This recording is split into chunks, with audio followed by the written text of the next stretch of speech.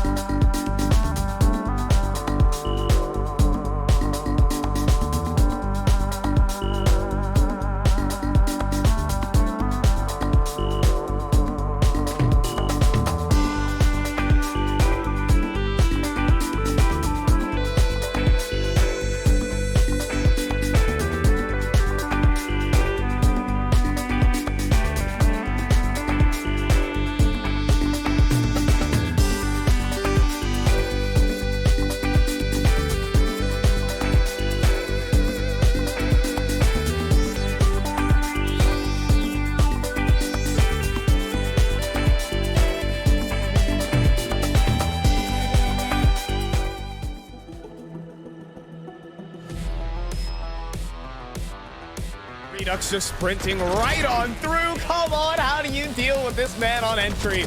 And then the paranoia to follow up. No, this guy's hacking. That's disgusting. No way he hits that. After sure he used, it's Aries to pick up one. Oh my gosh! What? 3 Aries cuts them all down with the Hunter's Fury. Even with the stun landing, dude. A stun doesn't affect the judge, man. They make a nice little sandwich into the kill feed. Oh. The strength in numbers doesn't matter. It's going to take the ace here from Chavez. And he will get it from last round to this. He doesn't let off the gas.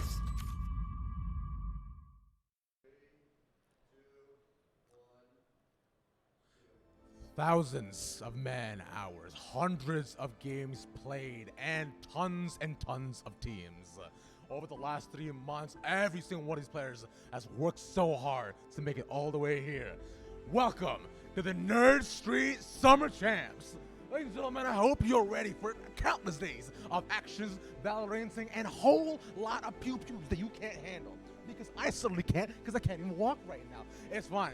I will be one of your hosts for the Elite Ravishing Rabbits, most ravishing men on the internet, and I hope you are all ready for what is about to come your way. We got tons of teams here, tons of excitement. Yo, homies like Nightblood Gaming is here, Levitate is here, Ghost Gaming is here, and also Roy's Kitten Shelter is also here. They need to find a home, so why don't you go ahead and adopt them as well.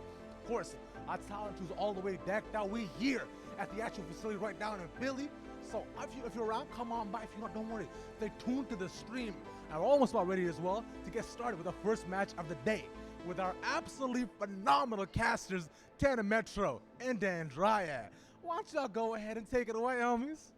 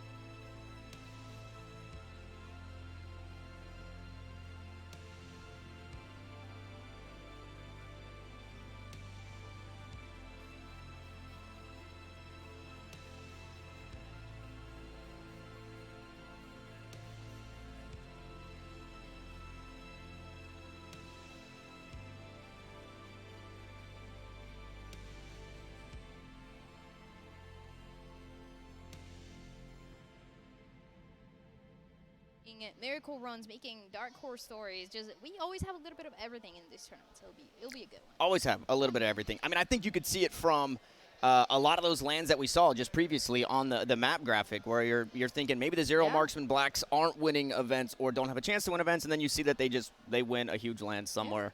in the United States. So unfortunately, I didn't see where that land was, In but the they United ended up getting it done, and we'll see It was if in the United States. yeah, it was in the United States, so we have that at the very least. What we do have as well, our featured matchup for this one is, shout out the homie, Chad Lantis. We've got the Wolfwood Society. Wolfwood Squad is going to be taking on Levitate, and those guys are getting set up on the main stage. I guess I didn't really know what to expect when I got here, and we're just looking right at them. That's it right there. They're We're going to be just able to right there. feel that emotion. They're just right. I like how we actually get to look at them play. Yeah. And then they're probably going to get pretty loud. I don't know what was going on, but we heard some people screaming. So it's going to get pretty loud really soon. I'm sure they're just about to be ready. And yeah, like you said, the two teams that we get to see first, we were looking at them. We were looking at the teams. They had some really good results. So now it's a question of, and I feel like it's always a conversation, right? How are they going to perform when they're here, when they're actually here, when they have the pressure, when they have people looking at them? I feel like it's a different story compared to just playing online. Well, 100%. And for a lot of these players, young players, the Valorant scene is so young and so flourishing. This is probably one of, if not their first event to really play in front of their peers, their friends, the crowd, even some people here in the audience or here, in the pit that are going to be playing this weekend that they probably look up to, you know? So you have these young guns really coming out and putting it all on the line. Now, the format for this one, Dryad, it's a little wonky, but we're going to get through it. So for the LCQ, I believe we had 12 teams show up, and we're rocking GSLs through 3 groups for the 12. Then we've got... Well, it gets a little weird after that. Obviously, you're going to have your auto-qual teams and your teams that get knocked out 0-2, but we're eventually going to be cut down to some of these teams that are going to be 1-1 or 1-2. I think there'll be 3 teams left that are going to be 1-2, one of which who has the highest round differential or something of the sort will automatically get one of those 8 shoo-in spots of the 12 that we have. And then we've also got the last remaining 2 that are 1-2 in the scoreline. They're going to be playing each other for that last remaining spot. But it sounds like we can actually take a look at what's going on in the pit.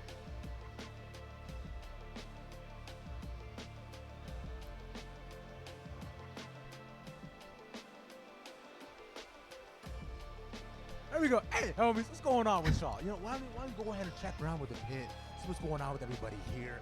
She's just playing some Valorant, because I know everybody playing Valorant. It's all good. You know, because like everybody's here like Radiant or whatever. I don't know about y'all, but I feel like Silver is usually the actual rank to me. That's personal opinion. I see, yeah, well, you want, why do we go back a little bit? We got Ghost Gaming over there too. Everybody looking all handsome. Look at that shiny head top as well. Look at it. Also, look good looking. Practicing and stuff. Matches already going on all across the board. Everybody already playing games. So you better stop playing games with my heart as well. Stop all that. Okay, so let's go. Keep on going. Look, across the board right now. Everybody else around the entire area too. All playing with their own matches too. So yet again, if you're in here, come on by. High five me. I'll high five you back. I'm not giving you $5. Probably not, but that's okay. Look around as well too. Every single one of these rows is filled up, which is the absolute top tier Valorant games going on. My bad, usually with it. Yeah. And I'm sure everybody's having an absolutely fantastic time as well too. The entire day we got games going on. Every single one of these teams is fighting for the chance to get in the main event for LCQ. After this, right, Summer Champs going on all the next 4 days. I hope you're ready, because I'm not.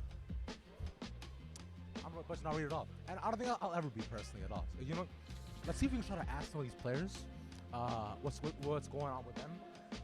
All of them are in matches, so like I don't know if they'll be down or talk to me. Let's see what's actually look. I just see Nightblood Gaming over there too. I wonder if we can get something out from them. Okay, hold on, let's go see. Yeah. So we'll see how they're feeling so far. Let's go see how they're feeling. Go and ask them going on. Sorry. Hey homies, so I wanted to go and ask y'all how you guys doing today. Did you guys have breakfast? You have breakfast? What did you have for breakfast, man? Bacon, egg, and cheese on bagel with a hash brown tucked in it. That's crazy. That sounds delicious. I had a bacon, egg, and cheese too. Whoa, oh yeah. Did you also have bacon and cheese? Yeah. All that. That's you too? I had brioche with Nutella and banana. Oh, you fancy, huh? Okay, I like that. With that brioche. Okay, do your thing. I like that. How about you, homie? Bacon, egg, and cheese. All y'all too, bro. How about you? I had a bottle of Dasani water for my breakfast. That's what's up right there. That's the lifeblood of humanity. That's water. That's agua. In Spanish. Yes, sir. I appreciate y'all. Yeah, that's it. Yeah, appreciate y'all. Thank you. Good luck today. That was Nightblood Gaming. They're all very cool. They got cool jerseys as well, too. I think we can go ahead and check in, too. Also, why don't you go in there, homies? What's going on with y'all, man? Dude, what's up? Introduce you. Yeah, come on, side by side. Okay. Here. Go ahead and say Twitter after me. Yeah, what's going on? Screwface. Screwface? This is Roy. Hi, what's going on, guys? You know, I know you're not age select at all right now, too. We're definitely not. What'd you have for breakfast, man? Dude, okay, no, our coach is like an actual chef. It's amazing. We had a salmon bagel with like onions, green onions, cream cheese, and smoked salmon. So we're gonna be fragging the entire day. Yeah, shout out to our coach Christian, man. That boy put in work. Yeah, my man put in work. Wait, now. Okay, y'all got a match start. Y'all go ahead and start. Yeah, they got. Sorry, bye. My bad. But it's okay. I mean, you know what? I think everybody else at least still have a pretty decent time, you know. Matches still going on as well. I don't know how many more people I can probably grab their kids in the corner playing Fortnite. They'll probably absolutely trap kill me if they most definitely could. I know I'm going to build it on too. Oh, I don't just on stage yet either. Woo, let's go to the stage. Hi, Helen. Hey, look at all the teams playing on stage. It looks so cool. I'm not going to distract them. Don't worry, it's okay. I'll go ahead and let them play. Look at them. Focused, ready, lasered in, locked eyes, right? All they see is victory. Where to feed? Maybe not. We go ahead and go and find out. Oh, wait, we got Maya. Come here. Hi. Hello. Go ahead and intro yourself. What's up? I'm Maya, also aka Mayuri. I'm the manager for Virtuoso. We just got here from Toronto. Woo! Let's go, Toronto, baby. That's what we're talking about. All right, yo, so far. Okay, Maya, what'd you have? I had a bacon egg croissant from Dunkin' Donuts. Man, everybody here have the exact same thing. Did I miss the memo, bro? Everybody have some sort of like bacon, egg, something. It's crazy. That's wrong, guys. Don't do all that. But, all right. But we she's talking to me. Go ahead. Have a wonderful day. It's good seeing you, homie. I'll be back. Yeah, I'll talk to you soon. Yeah, don't you worry. Maya's super nice. We like her a lot. She's Canadian as well, too. So, Canada homies represent. Let's go. Yeah. But, I mean, besides all that, we also got the caster booth way down there too, and everybody else out here is vibing, doing their thing. So, cool, huh? It's a cool time. Hope y'all come out and join us and stuff.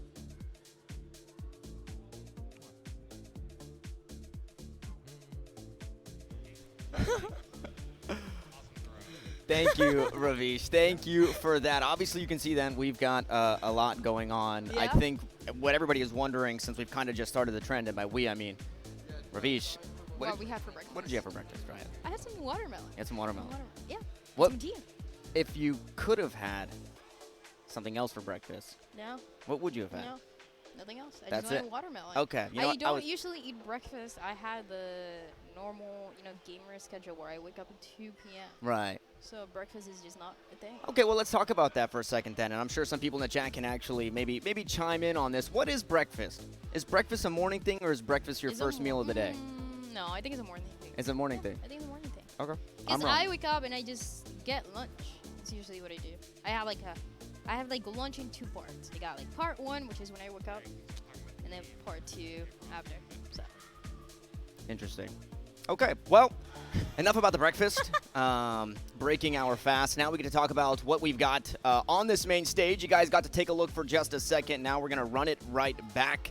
We talked about the matchup. We talked about the two teams. It's Yeah. Levitate. It's Wolfwood. And this Wolfwood squad is newly kind of put together, picked up, but a couple of names that you would recognize. Boltsy, I feel like one that is around the Twitter sphere pretty well known. Shout out Killer Miller. He was once and I don't know, maybe he still is, but a coach for the Cloud9 training grounds when they were putting on their training grounds for the Valorant stuff. But this is exciting, right? These are those two teams, right? These are those players that probably don't have a lot or most of the LAN experience, and they're going to come out here and they're opening up LCQ Dryad main stage.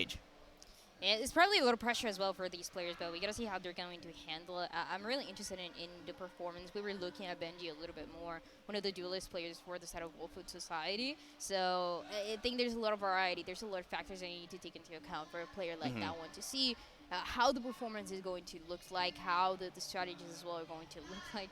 I believe we saw the Sentinels logo for a bit, but we're going to pretend. It's okay. So, no, is back. Levitate and Wolfwood Society as they get ready for this match. And it seems like it's just a matter of just a couple minutes as we get to see the maps now. We get to take a look at the maps, and I think the question that we had coming into this one is, would we see Pearl? Wolfwood says no.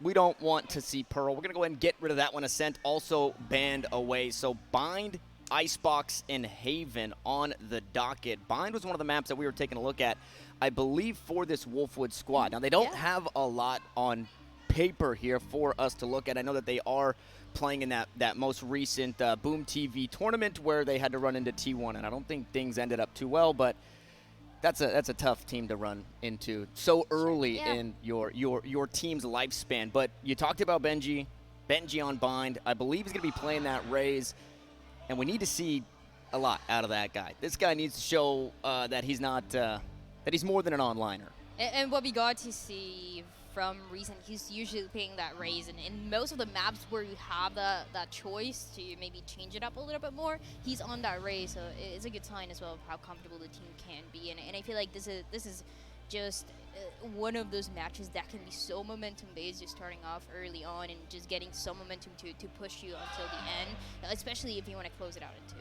Yeah, 100%. And this is, again, LCQ, right? You win 2 before you lose 2 is obviously how the GSL works. Yeah. But there is some extra life kind of on the line. We kind of talked about that format, but we get to vamp no more as we've got this game ready for you guys. Going to be jumping into that pistol round of Bind. I believe it was Wolfwood starting on defense. And you talked about the momentum. I think the defensive side of the map is the best place to start.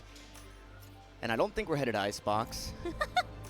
The flyover is Ascent, but it's kind of just like what we have in store for you guys. And it sounds like we're headed to Breeze, actually. So joke's on you. We tricked all of you guys. We kept you on your toes. Okay, it's Breeze. And you know the thing about Breeze? Everybody has been playing the same composition. And though I think this is a good thing, right? If you want to compare the two teams so early on the first match of LCQ, then you want to have that mirror match, see how they're playing against each other. So I would expect exactly the same thing to come through for both teams. Yeah, it does seem we've already got a little change. Ming locking in the Cypher. Benji going to be playing that chamber. So not the Raze that we talked about. It sounds like once we make it out to the beautiful beaches of Breeze, they mix it up a little bit. He's not going to be playing that Raze or even the duelist role, just a general stunner looking to lock in the Jet. But yeah, outside of that, it has been, I guess, fairly, well, I don't want to say stale. Stale seems like a bad word for it, but it is. It's the double initiator, you got the KO, you got the Sova. And we have some variation sometimes. I mean, we've seen Neon in this map, we've seen other compositions. I think recently the biggest change has been exactly what we're looking at right now, whether you want to play Chamber or you want to bring that Cypher. And both of them, obviously, is just kind of what your priority is. Is it going to be playing for contact, like Benji is going to try to do every single time, or is it going to be just having the actual sentinel role to make sure that the flanks are not going to be a thing? So I'm interested in just this small change. Recently, because of the Cypher has been played more, there's more and more setups coming through for what teams are feeling like and how the starting off for this attacking side will end up looking like properly. Yeah, I feel like with the Cypher, though, it's a little bit scarier, right? I'm expecting that Ming is going to be a really, really heavy anchor for this squad. And he doesn't necessarily, not that he doesn't have the same tools, because obviously I just think Cypher has a bit harder of a time doing that. You don't have a tour de force, every other round. You don't have that headhunter in rounds where, you might just be sitting on that pistol. So a lot, I think, when we heard from Baby J back in the day when he had started playing for 100 Thieves, and he was talking about playing with this squad on defense for Breeze and understanding that as a Sentinel player, he really had to learn how to anchor. I believe he was playing the Cypher at the time.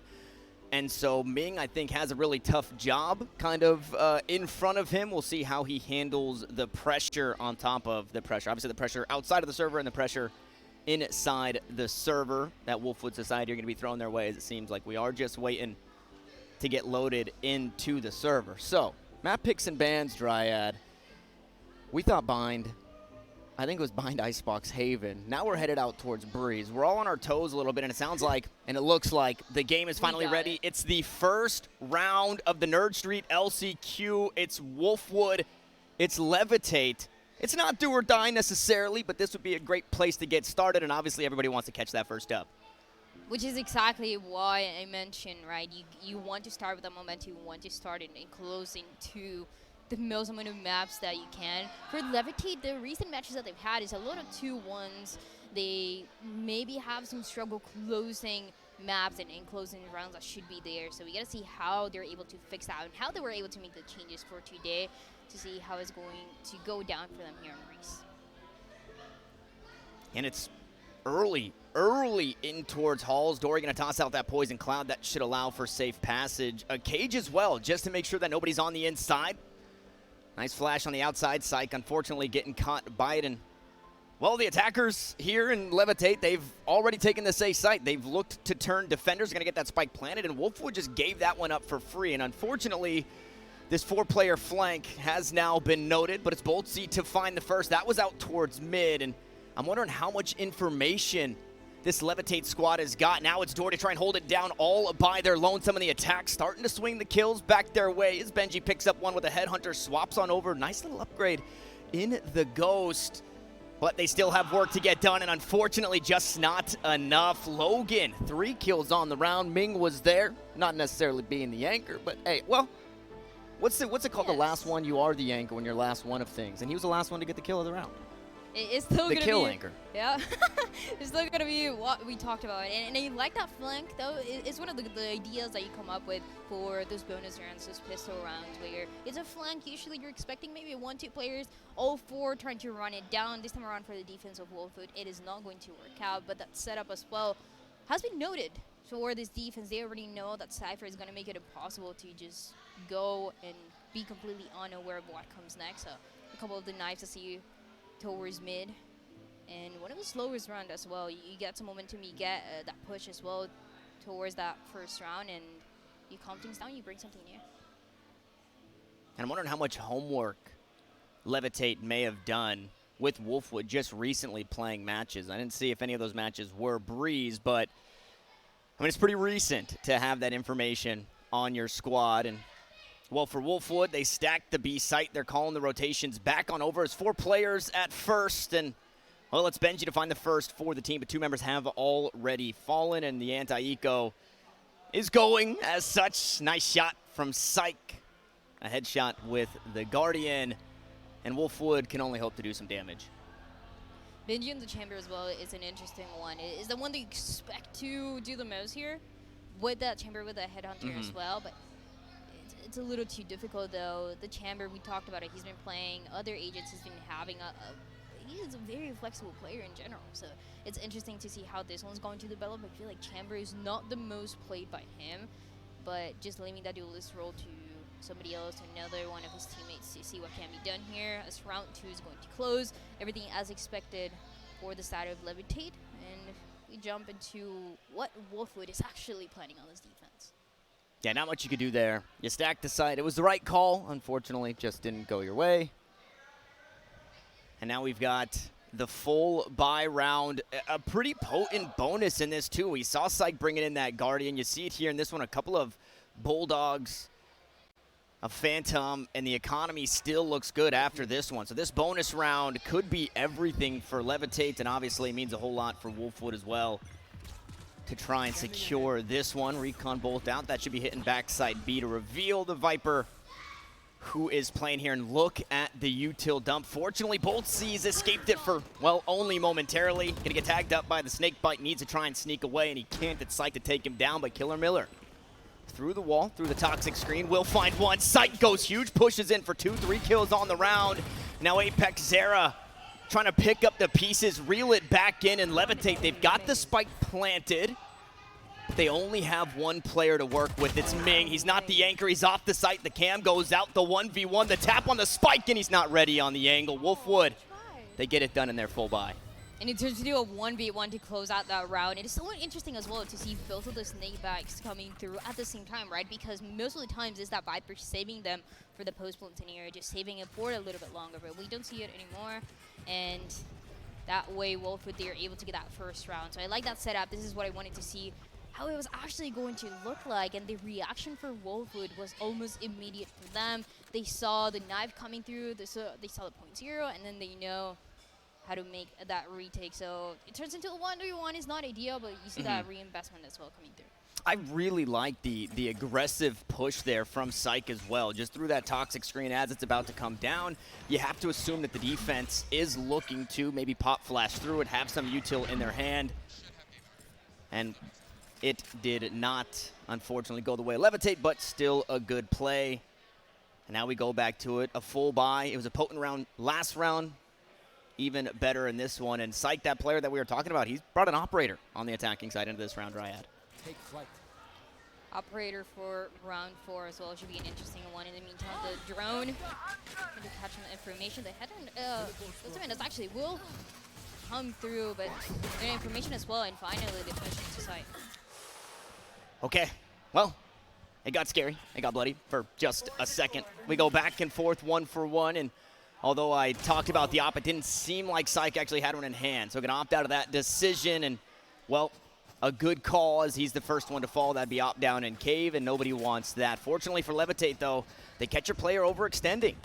Able to grab another kill, and with that, the player advantage, Xanax finds his way all the way up through halls.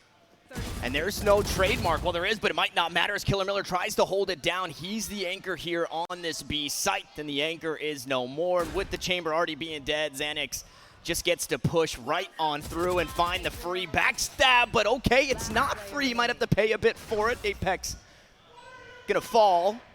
Stunna just on the outside of the pit, has so much to get done, and Xanax does eventually finish what he started. There's a lot of pressure, but when you look at this attacking side for Levitate, they're investing so many resources into taking that side control. We saw it, the ultimate coming through.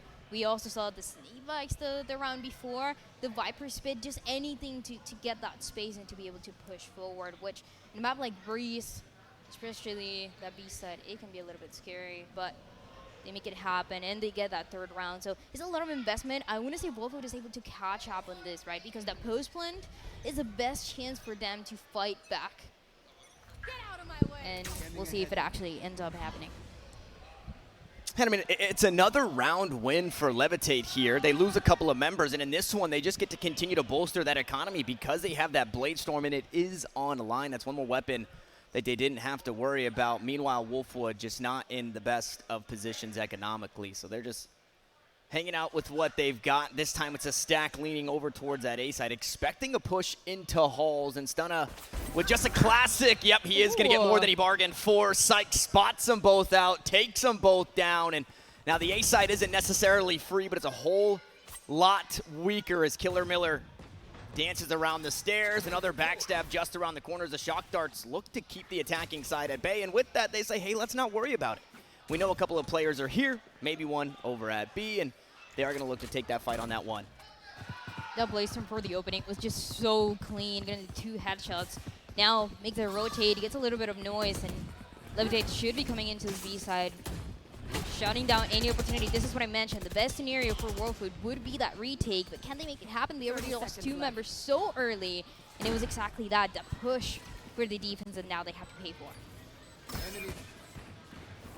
And we highlighted Ming being the anchor for this Levitate squad once they get over to defense, and for Wolfwood, it's been Benji, and unfortunately, he hasn't really been given a whole lot to work with this time. Just the Headhunter once more. Shots through the wall will be enough, and oh no, okay, Ming was looking for a knife on land. Unfortunately, Boltsy too hip to it, so he'll be robbed of that as well. Killer Miller tries to rob a few more of their weapons, but it's a flawless round, and it's a 4th for Levitate. Being able to read Wolfwood here just works so nicely for Levitate. We saw a couple flanks coming through in the earlier rounds. They know it's going to happen again, and so the Cypher is just going to take care of it. That aggression is what we see for this defense just ends up not working the best way possible. It gives the opening with that Blade Storm and allows for so many more possibilities to work with. I like this idea. I like the Blade Storm coming through. It is still the investment of the early resources to get the opening into side, but this time around they change it for the side of Levitate a little bit more. You get the 2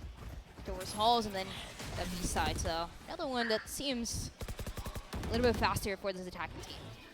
Yeah, wanting to move quick. The blades might slow them down. Stun out towards mid. Can't quite find the first 2 knives, and he'll dash away to safety with the Cloud Burst. Keeping this attacking side at bay for just a second. Benji's got the op in hand and finds the first kill, Dryad. And things change around. Most of the first bloods that we've seen have been coming through for the side of Levitate, but looks balanced with the operator, making it work, doing the job. As everything, all that noise that we heard early on, the knife just shot down for a little bit. The damage has been done, 89 HP, but should be good just to make it next. Yeah, I want to know where that shot went. That looked pretty darn good to me. Unfortunately, didn't look great on the server. Stunna, however, finds a kill on Doming, and I'm wondering if that reset the knives. They are still online. Boltsy will find the next, and the attack continues to be whittled away at now Logan. The only one remaining for this Levitate squad. Knives still to worry about. A flash just at his face, and he can't sneak away in time. It's Apex Zera to take him down, and Wolfwood, they show signs of life once more. And it's the early pick, the operator really making a difference. It seems like every single time that we see a first blood coming through for Levitate, they're able to close it out. So the operator just turns into a great win condition for this defense. I want to see what they're able to do next. It's the most confident round that we've seen for this team, especially now with a couple ultimates, with the Viper's Pit being used early on, especially towards that B side as we often see. Seems like it's going to be towards A if anything. So a little bit more reactive as Wolfwood turns and starts reading Levitate better and better. So for Levitate, that push coming towards B, everyone positioned, that Cypher as well, making sure the tripwire is ready to go. They're gonna make it fast. There's nobody in B, so it's a good opportunity for them. But look at this operator just pushing through elbow. Yeah, but they want to go very quick directly into that site, and that one player that maybe would have come back towards elbow, Ming goes the opposite direction, but the op is not involved. It's Apex Zera to cut down 3 as they take the site. They're immediately taken off. Levitate now down to 2. They will link up Logan and Ming here on this site, but they still have 3 players to worry about. A few ultimates on the side of Wolfwood. We'll see if they do come to fruition. No Hunter Shuri for the spike, though. And Logan, well, Logan gets not only nothing with the drone just yet, but his teammate fell while he was in that piece of utility. So Logan's got to show us something here in a 1v3 Dryad. It's a difficult one, trying to isolate those duels to make it happen, but especially spotted with the operator, there's no chance. Wolfwood, they'll get to defuse the spike, they'll get to move into the next round and make it just a little bit closer to what Levitate was able to do early on. I like the 3K, just immediately shutting down the play, and we saw it. It was all 5 players trying to push towards B. You get that denied, and you get a little surprise. It's what Wolfwood has done in the last couple rounds. Just trying to surprise Levitate, trying to surprise and shut down those plays over and over again. It is now up to Levitate to see how they can react. It started well, they got it missed around, and then now is when it gets delivered and risky for them. Yeah, and that play right there, too, that's not something where they're all pushing into that B site, they get caught up in the choke, and they just get sprayed down by the KO, right? That was just flick for flick for flick coming out from Apex. So a solid play to secure yet another round from Wolfwood, but still 1 round separates these 2 teams as we trade Cloudburst out towards mid. Psych with the dash on, wants to get aggressive, but with that Wolfwood, they back away. They give him absolutely nothing. They say, sure, come over to one of these sites. We welcome you. And that welcome going to be with these rifles. Levitate, always bringing something new, always bringing a new strategy. And this time around is going to be the Viper wall starting towards mid, it potentially going towards A, but those double doors are pretty much shut down by the KO. Doesn't want to move in, doesn't want to give any space. And it is something that we've seen from the defense often, always pushing, always trying to regain that space through elbow towards B. And Levitate, this is the reaction that I wanted to see, waiting and expecting this push for the defense. Hunter Shuri fishing out towards mid. It's not Killer Miller to find the frag. Instead, it was Boltsy, but still a kill nonetheless. And with this Levitate, they seem to be kind of stopped in their tracks. They lean out towards mid. They try and get something done towards mid doors. And A, it doesn't work, so they immediately switch it up and say, hey, let's try and hit this B site. And, well, they've got a tall task, well, a really tall task. It's Benji on top of the boxes, as tall as you could be. And I mean, this doesn't even shut anything off. He's still got the op shots, but they're not needed once more. It's Boltsy to find another frag. He backs away. The backstab comes on through, and Ming is good for 1. But now Ming needs to be good for 5. And with 10 seconds, Dryad, there's no way. There's no chance here. The last one remaining. And look at the operator staring right at Ming, waiting for him to make a mistake, but it's not going to happen. I like this towards out of Wolfwood, slowly but surely understanding that Levitate, what they want is those mistakes to happen towards mid. They were waiting for that reaction. And even though Wolfwood is still playing aggressive, you see them pushing towards elbow every chance they got. But with that operator, it just seems like it changes everything. Now, look at what they have. It's not too much for Levitate. They're going to give it a shot towards A side, but now we've seen a little bit more of the rotations coming through for this team. Something doesn't work out, they slow down, and it's that mid-round shot calling, and then it's to shine the most for a round like this one.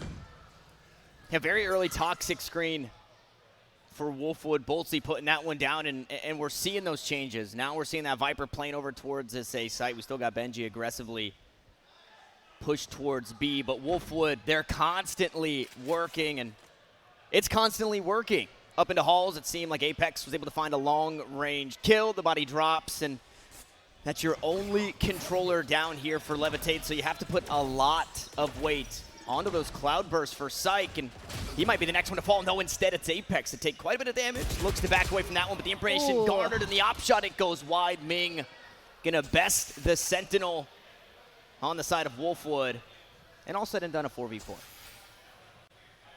So 4v4, if only the operator would have connected. We've seen it a couple times when we mentioned Benji. We've talked about him last time around. At least you're able to get away with your life for a couple seconds just in time for 4v4. Are they expecting this push as one for Bulls? It's every single time the defense catching this attacking side off guard, but there's a couple of trades as well coming through. Spike hasn't been planted. There's less than 30 seconds remaining, and the attacking side has been spotted. Look at them behind. Well, it turns into a 1v2. Yeah, and in these situations, Wolfwood's just been a little too crispy with it. As Logan cuts it down to a 1v1, 10 seconds on the clock, and the spike has to get planted. Stunna doesn't know whether or not he wants to peek, and with that, Logan will be awarded the plant. Shock dart out, but nothing found. A bit lower in HP is Logan, and now he's got 0. Stunna with a huge 1v1 round win. You guys care for the defense. You hear that spike that is going to be planted, then you try to play it together. It ends up working out, and now it's the second time as well that we see Stunna being the last one alive and the one who's able to clutch when things get scary for Wolfwood because it started so well. They turn into a 4v4. You spot the attacking side pushing through double doors, and with no time, this is the problem for Levitate. How are you going to react as the defense over and over again shutting down this plays, waiting for the mistakes on the other side, and working out so well, especially towards this A side. I mean, you have so much set up to make sure it doesn't happen. Ming's really got to be kicking himself with that one. Continues to find these lurks for Levitate, but obviously losing your controller early in the round and now losing one of your initiators doesn't feel good at all. But with that, sure, Xanax falls. That's, well, as fine as it could be, but look what they still have available to them, right? If they take a site here, Dryad, they've got that Viper's Pit, they've got that Hunter's Fury, they have a lot in way of post-plant, but they have to do just that, right? They have to get that plant. And this is what was working out early on in the first round, even the pistol round for Levitate. Luigo are using so many resources. That Viper's Pit can be one. The Snake Bite as well, just to guarantee that side control, but then it gets risky and you get plays like this one. Boltsy was sleeping. He fell all the way asleep and loses the fight, I believe, to Ming. Yeah. Once more, it's Ming. Again. Always in the face, always on the backstab, and now he's looking to do some more. This time, though, he's the tip of the spear for the squad. Not on the back lines, but the front lines instead. The trademark should slow them down. Cage goes out. Ming wants to look to play on through it. Benji forced to TP away with the rendezvous, but there it is. They take the site. They win the fights. It's Ming to do it once more. Eventually, he'll fall, but 2 for 1 on the round, and now a pit to work through, although Wolfwood a player ahead. So the Viper's pit here is so difficult to work around. Trying to spot anyone towards cave, it doesn't get anything. And just playing for the post plan as well. It's going to be shut down. Logan picks it, goes into the angle at the end, was located towards Cave, tried to get the duel, it doesn't work out. And 3 players for the defense, Wolfwood, they make it work once again. How are they getting away with it? Yeah, and you could see what was working there for Levitate, right? That should have been enough. It should have. And again, why do we have to see it? I feel like we already did it enough justice saying Volty fell asleep and then we got it back. Ming, though, really is this player to highlight. I was thinking mostly on the defensive side of things, we really see how well Ming handles the pressure. But when it comes to pressure, I mean, it feels like this map is his. He's been all over the place, finding so much impact for the squad.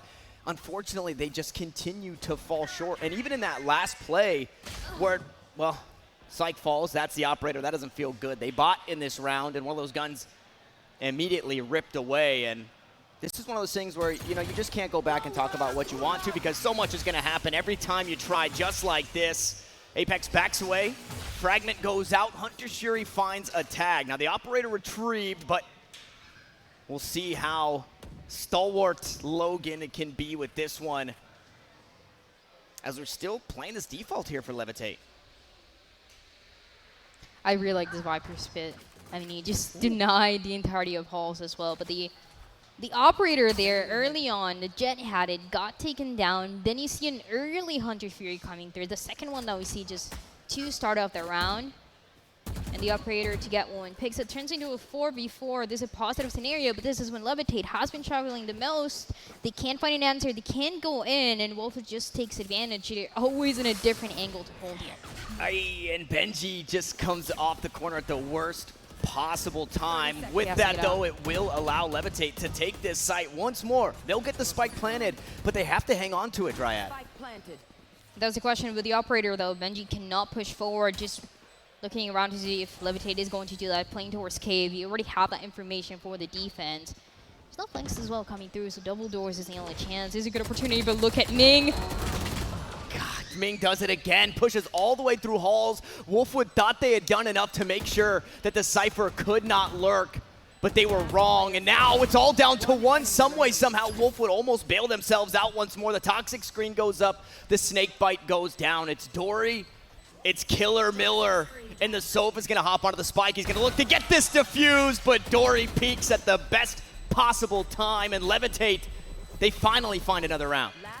They were waiting for a long time to make it happen, but closing into a 1v1. And it seems like for Levitate, this is what we're often seeing for every single duo, every single 1v1 that turns into that Cypher getting some crazy kills, and the Viper as well being able to clutch up. So Wolfwood, a little bit surprised. That was 5 rounds in a row that they got. They had everything going on for them, but just a little that they couldn't keep up with. Now, a Blade Storm coming through for Psych. We saw what he was capable of doing before. Just capitalizing from the mistakes, capitalizing from that aggression of Wolfwood. I want to see if it happens again, because the more rounds that we see, the slower that Levitate has been getting. And it's not Psych to pop the blades. Instead, it's Stunna here in this round. So looking to stunt this push. It's an economy round here for Wolfwood. They're trying to save up what they can. And the Tour de Force already going to find 1 kill, 1 shot, 1 kill. 4 players still to worry about. All 4 are stacked up. Ming here in this round, at least at this point in the round, isn't necessarily looking to lurk around. He's already pushed out towards Brick, and well, if you're trying to take this site, you have to answer to these players of Wolfwood, and I don't think you're going to like that answer. It's Apex to find 1. It's another Tour de Force kill, and look at the space they've got. Levitate have absolutely nothing here. Beautiful shock dart, narrowly misses Ming. And I mean, it's so oppressive here in this round. They had pretty much no time. And look at all that space that Wolfwood is getting over and over again for this last round, the one that mattered the most in the first half, and they're able to close it 7-5. I like what I see for Wolfwood. I love the adaptation. It looks scary for them early on, but look at this. They're always punishing a Levitate that couldn't get into side without investing so many resources early on. Yeah, that looked scary. A slow start for Wolfwood, but they shake the nerves, and they start to get it done. Oh, you almost got me barking on the mic, Roy. You almost got me barking on the mic. I'll get you back, I promise. Now we get to see. Okay, so this is it, though. Ming, star player on the attacking side, in way of lurking, in way of multi-frags, and doing a lot for the squad. Ming did a lot. Unfortunately, it meant a little when it came to the later parts of the round. Now Wolf would have to work towards this very scary Cypher. And let's go and take a look. He's set up all by himself here in the pistol round out towards B. Maybe going to get a bit of help inside the window. And it's similar to what we saw, but not through mid, through halls instead. Aggressive pushes. And Benji might not be ready for this one, Dryad. If they drop vents? Will they though?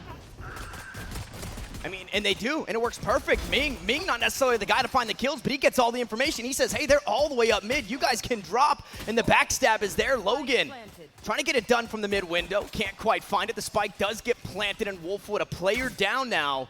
Need to try and hang on to this site. Boltsy has a toxic screen up. Unfortunately, not quite the util you would hope for in a situation like this. Is Apex, the long con, all the way around, and they're both in front of him, and he cuts them both down for the clutch. The clutch not expecting that push at all, and Wolfwood, they get away with what seemed for a second it was going to be lost. This is what Wolfwood has been doing over and over again, but now in the hands of a KO, and the perfect timing, right place, right time, to get the 2 kills with the Ghost. It looks good for Wolfwood, and they really needed this round. They had the advantage already. Now they guaranteed even more. You never wonder what they're saying as well. Yeah, they're sharing. I mean, they're sharing the stage together. Of course, you got to share some words between the two teams. But yeah, Apex there, I mean, has been impressive.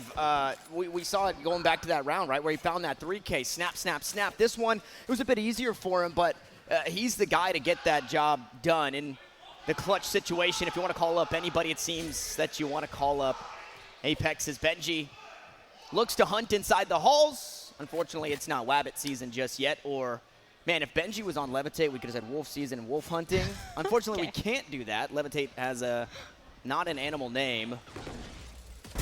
Oof, but, I mean, Psych is an absolute animal. Almost does it again. Once more, where did that shot go? Unfortunately, Benji's bullets just a bit better as the Marshall shots continue to ring here for this Wolfwood squad. They've got a player stuck orange. Do they know that Logan is up top, and do they know that Dory just keeps swimming here on the flank? I don't know. Xanax falls, and oh, Killer Miller, the best possible timing. It was stunning to find the frag, no less, and Logan gets one for his troubles, needs to find a few more. The spike had fallen. There should be no problems getting that one planted, and Benji will be the one to receive the ult orb for it. The round plays so well because Ming gets taken down and shot down. Please don't. Please don't. No, not like this. Not like this. What can Apex do? What hasn't this guy done on LAN already? He will do anything that he can get away with. Just in the couple rounds, we've seen clutches, we've seen the Ghost as well. Now we see even a knife. This is the first match, by the way, of the LCQ. This is the first match, right, and it is already delivered. It is already delivered. Just everything that you can dream of. You got it here. Yeah, the clutches. We've seen snappy flicks. We got robbed of a knife kill, actually. Ming almost had one, and then it was pretty good timing for Killer Miller, I think, to turn around, or maybe it was Boltsy that turned around and ended up just getting shot down, no less. But eventually, hey, the ball doesn't lie. If somebody was meant to get knifed this game, they will. And that's exactly what happens as we jump into another round. It's the bonus for Wolfwood, and it's starting off decently. Boltsy to find the first. Xanax is trying to back away from this one. The Vandal just has way too many bullets in it. 3 kills for the KO as Benji brings it back to a 2v2 here, Dryad. Actually makes it possible for this attacking side, and the damage, anyways, has been done for Levitate. There's a 2v2 as well, and there's been so many flanks, there's been so many scenarios, but right now, let's Cypher and Ming from Levitate just staying that position. Dory will be the one to get first contact, and look at that, all that utility already invested. There's nothing to work with, just the kills, just the Vandal. Spots when Intermission goes back, though. Yeah, and, that's it. I mean, that's enough. That is going to work out. That'll do it. They damn near line up for him. I was going to say, the weaponry, you heard it. You heard a Bulldog, you see the Vandal, you think Dory is in a very winnable situation. Only takes a couple of shots to the heads of the two players, and that's exactly what Dory found. But that's exactly what Levitate needed. That had been 5 in a row, I think, broken up by 1 or 2 rounds, and then Wolfwood just started to put it right back on. Levitate needed a round like this to not only build back up their confidence, but to steal some away from this Wolfwood team. They know how much that round mattered to them, but now it comes next to that .0, starting off for Wolfwood. They still have the advantage here.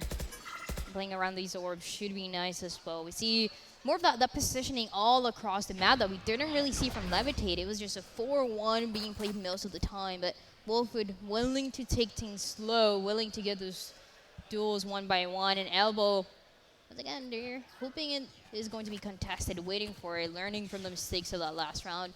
It's not going to happen just yet, though. But not just yet. A reminder that that was just the bonus round for Wolfwood, so they bring a bit more into this, and well, the way that Apex Era has been playing, he's already got that ult online, a Viper's Pit. Should they take the site in the Cloudburst?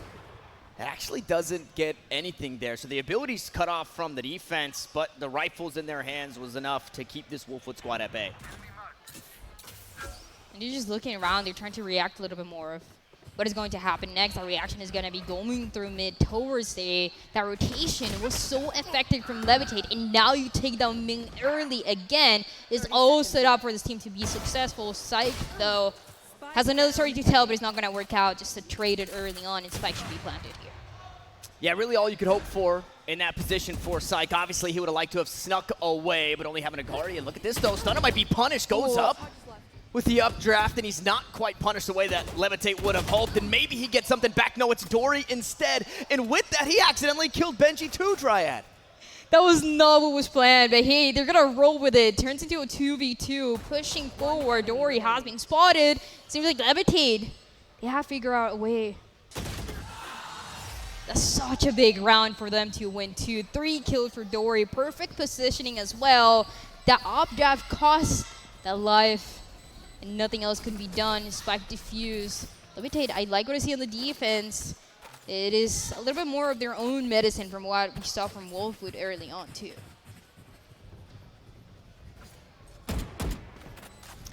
Well, from Ming to Dory, oh, we got to see it right there. He hops down, obviously fighting the jet here, and Benji, wrong place, wrong time, man. There's just nothing you can do about that. You just look to go next, and that was an important round in way of economy, especially for Levitate. Yeah. They had 2 members left on their bye round, so you had to reinvest into that one, and to find another win, it doesn't look like it quite reset this Wolfwood squad, but you are working that way. And look at the ults that are still available for the defense. Ooh, well, that gets a little scary now that Benji's got the tour de force. They're going to give it an attempt here as well. The Hunter's Fury coming through. Does actually get Ming again. Shot down 3 times in a row first. There's nothing else that can be done. Spike should be planted, and this is the risk. Levitate, now you don't have the numbers advantage to work with, and everybody's playing around the site. And tour de force still going to be holding the sight lines here. Okay, maybe not for long, though. Out comes the null command. That should turn off some of, if not all, of the abilities here towards the site as they push on up, though. Oh, Stunna gets revenge. It's Logan this time getting caught leaping through the site. Eventually, Stunna sat down, but Levitate, they have to do more than that, and they will. They're going to invest the Viper's Pit here in this one. Nice flash drive just on the outside to try and keep these attackers, turn defenders at bay, and Xanax just wants to hold it down. It's a shock dart to finally get it done, but the spike is halfway. Dory gets revealed, and Killer Miller takes him down.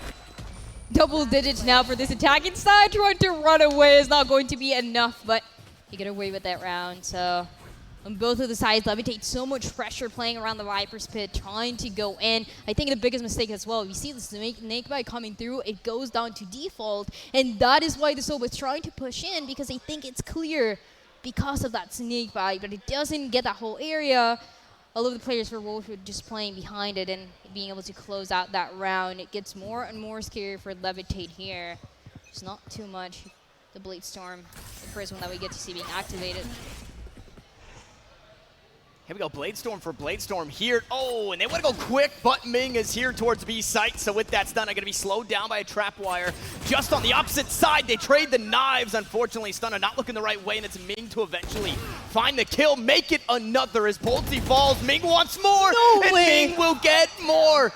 You cannot stop this Cypher. They thought they had him figured out, but he's back in full force. And they don't even have weapons here, Dryad. 3 kills for Ming, make it 4. He can close it out just with the Sheriff. He was getting taken down first in every round that we saw, but he was mad and he was ready for revenge. No, there's only one player, Benji, the last one alive, 40 HP, nothing to work with. Spike hasn't been planted. It's a 1v3 to close it out, and it's a high-low as well. What a thrifty round as well. What a performance from Ming. What a performance from Ming. And just with the Sheriff. Just with the Sheriff. And I think the third kill was with like 10 health onto Apex, who'd been the strongest player on the server thus far. And you have to give a little bit of love over to Sykes. I think some of those blades were enough that allowed Ming to hit that shot on Stunna. But everything else. And then everything else. It would have been poetic if he got the ace. He picks up the Vandal. Unfortunately, Benji does deny that, but what a round from a player who needed that round. Like you said, Ming was going down early at the start of the rounds prior to this, and he was kind of looking the strongest on Levitate going into this second half. So now finally, they've got a bit more to play with Dory really starting to step up in the rounds prior, and now Ming back on the table. That was such a good performance for Ming. We got to see if he's able to keep it up. But a thrifty round feels good. The first one that we get to see for this LCQ, for this match especially, between Wolfwood and Levitate. What can they do next? We see that hesitation coming in for Wolfwood. And the thing is that the mid-round plays that we've seen, most of them have been from Wolfwood. Levitate usually just trying to react. And look at the damage that Syke has to take, because of that snake bite coming through, just read so well. 22 HP in the damage as well for Logan. Waiting to take the duel, but has to back up. Suppress as well, but gets a kill through even just a box. Trying to overwhelm here with just the pistols, and it's all right for 1 kill. Stunna gonna net 1 onto his counterpart in Psych, but 4 still stand. And with that, Levitate once more, signs of life. Somebody broke out the defibrillators. Maybe a couple of shock darts was enough to bring this team back. And now we're within 1, 10-9. And towards the latter half of the first half, this was looking like Wolfwood's game. It looked like they just needed a few rounds to settle in, but now it feels like anybody's here at this point. Now Psych with the operator too, just feels like anybody can take it. Getting to double digits for Levitate is what they're going to be fighting for here. And Wolfwood potentially just trying to play a little bit faster, playing for that contact towards Hobbs, but it hasn't worked out for them too many times. The operator hoping to change things around for Levitate, getting that opening pick, and they're so aware of that push. It came through last time, it came through the snake bike as well to put that damage, but it wasn't just enough for the kill, so things shot down as the operator tries to get that information when the push will come through for Wolfwood.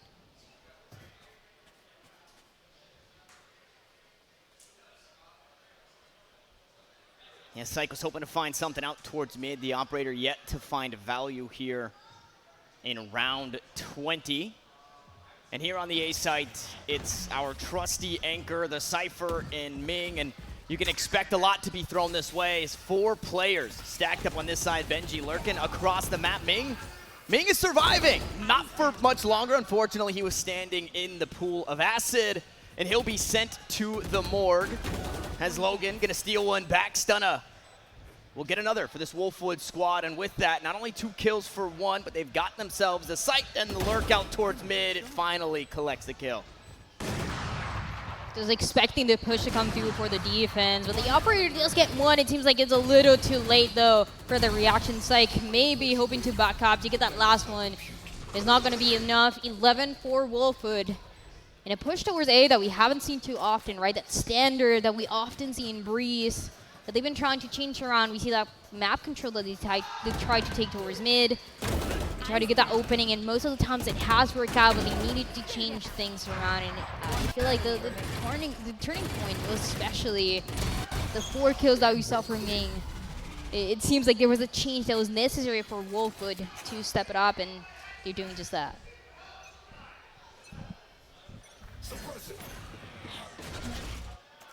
And they're expecting some type of aggression, none given early into A main or shop. Psych, again with the operator, out towards mid. This time he's pushing a bit more aggressively, and he's punished for it. Had the tailwind on, but couldn't sneak away, and it's Benji to collect the op kill, and well, Benji wants some more. He's on the hunt. All the last couple rounds that we've seen, the only one that is holding this A side is the Cypher, and is going to be the first one contested as well. As the back caps come through, they tried to push through Cave. It's not going to work out. The Cage is going to do enough for that spike to be planted, and the Cypher as well spotted. Wants to take the duel, but there's so many angles to take care of. Just too much to worry about, and a whole lot to ask of Logan here in a 1v4. He found the only kill on the round. We'll need to find the remaining. If not, Wolfwood will find themselves on map point here in map 1. And he's just going to back away from this one. Hunter's Fury a few pips away. But the weapon a bit too valuable in this situation, so he'll walk away with it. Scary though, match point for Wolfwood as they get that entry to side, and it's very similar to what we saw early on. It didn't happen faster. What he said is just the Cypher, he's usually the one holding this A side. He was asking for backup. Then you see that KO pushing through Cave, but it's just impossible to deal with so much from Wolfwood. They like to play it so aggressive, and nothing else can be done. The guns can even be kept in this match point for Wolfwood. They need one more to close it out. And the first time that we see a timeout. Okay. Okay. Right here towards the end. I mean, no better time, I guess, in a situation. I feel like I'm thinking of a call. Okay, maybe there were some better times, but at least in a situation like this, it gives them some extra time to figure out, because the economy it's bad. It's in the gutter. It's not great. Yeah. It's not great. So this extra minute gives them time to figure out, hey, how do we want to shuffle things around? I saw Ming with some cash on him. I'd seen somebody else, I think, just over 2,600 credits. So, yeah, I mean, again, there were sure maybe better times, but I think this a good time to just figure it out, to try and hang out on Breeze. For the last one as well, but this comeback, especially for Wolfwood in the way that they've been playing, right? Everything that we've seen from this team has been rounds and rounds in a row. On the other side, we don't see that happening too often, right? Levitate, they might get one or two. They got that early pistol round, but you don't see them being able to benefit from that economy, just like the other side for Wolfwood has been doing over and over again. So it's a concern. You take the timeout as they close down. Is the last chance for Levitate to stay alive in this first map. And it's the best it gets. A couple of light shields, but rifles for the most part. We know how deadly Sight can be with that Guardian, so not something that can be glossed over. Unfortunately, I feel like the ultimate test here for Levitate is not only winning the round, but you cannot give up a Sight. With the Viper's Pit available, that is so much for Wolfwood to just hunker down and secure this map. Yeah. But for now, Wolfwood, off the back end of a timeout, they're expecting something cheeky to happen, and Levitate give them nothing. You take the timeout, and now we change the setup. Like I said, the Cypher has always been positioned towards A. All the Cypher utility towards A. Now you change it towards B. You put 3 players A, which is usually the site that the side of Wolfwood has been hitting every single time. It might be slow towards the beginning, just like this round, the spike on the floor, but it always end up being towards A unless there's a crazy pick that we see. Like it has happened a couple of times that changes that full rotation. So I like this change. I like the setup. I want to see for Levitate if it actually ends up working out. Yeah, out towards mid, no contention for Wolfwood as they drone up. Elbow clear, tunnel, unsure.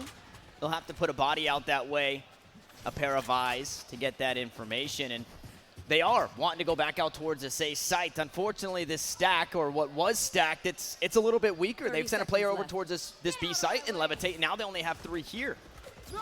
And that means the entry should be pretty much free. The Hunter Sphere is going to come through, but again, it's an early one. It doesn't get any information. It doesn't get anything with the drone early, so just fighting for the kills. The defense trying to answer in time, trying to do it, but only a couple of trades is what they get.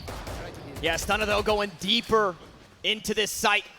With 6 seconds left, that spike has to get planted, and there's no way to delay for the side of Levitate. Now they just have to push in a 2v3, and all 3 are stacked up default, but there's nothing to flush them out instead. Psych will find a body shot onto Killer Miller. Stunna still going with 18 HP, and the pit is down in Psych. Now the tallest task with a Vandal in hand. A 1v2 to try and stay alive here. They still have more map to play, even if he clutches this out, and he's just unsuspecting of the players on his right. It's Boltsy and it's Wolfwood to find map 1. They came back and forth. They started losing the early rounds that pissed them around, but after that, it was round after round for Wolfwood, especially on that second side. I wanted to see what could be done for them, and I love the way that they answer over and over again. There were so many insane plays for the team, just so well set up, which for Leviton, I feel like that is what was missing, right? I mentioned it early. There's a lot of resources that they invested early on. They were not able to play for post-spawn the way that they wanted to initially, and after that, I just went from back to worse. Nothing else could be done, so they don't win that first map. I want to see what comes next. Yeah, and I think we have to talk a little bit about that Cypher and that Chamber difference, right? Where I don't want to necessarily say it was a direct difference, but in one round specific, that round where Ming was on the site, had all his util there, but had a snake bite at his feet, had his player on his right, and he couldn't really do a whole lot. In a situation where you get all that information, if you're a Chamber and you get that information, you just teleport away. Yeah, you teleport away, your team is already rotating over, and then you can look to fight back into it. When you're on that Cypher, you really have to collect on somebody hitting a trap wire or catching somebody off guard as you go through that toxic screen to make sure that you're finding those early kills. And unfortunately, that just didn't happen, but a solid game to get us started here in map 1, and there's plenty to come. And we forgot to tell you guys that today we've got all of the action. We have 4 best of 3s on the day to make sure that we get the LCQ all cleaned up. And well, a lot of these players, well, maybe you've seen them online and maybe you've seen them in other places. I thought you were going to wave out some winning. In other places who are looking to do some winning here and looking to teach you how to do some winning, and they do so on Metafy. Guys, gamers around the world are becoming better, faster, and stronger after just a few sessions on Metafy, and you can get trained by the best pro players in the world, or the best pro players at the Nerd Street lands. You guys can book a live session right now, and you can use promo code STREET20, that's STREET 20, for 20% off. So please do check out our friends over at Metafy and get yourself some coaching should you need it, or maybe you think you want to take your game to the next level. You can do so with that coaching. There it is again, once more, that promo code STREET20 for 20% off all lessons, replay reviews, and training plans. And well, Dryad, while everybody's looking to do that, maybe we'll do that as well because we've got some time. We're going to hop away for a short break, but obviously the action continues in just a moment. We're headed into map 2. With Metafy, you learn directly from the best players in the world. They'll review your gameplay, show you new perspectives, and outline the steps you can take to shatter the bones of your enemies, or just raise your skill rating. Book a session or replay review right now on metafy.gg.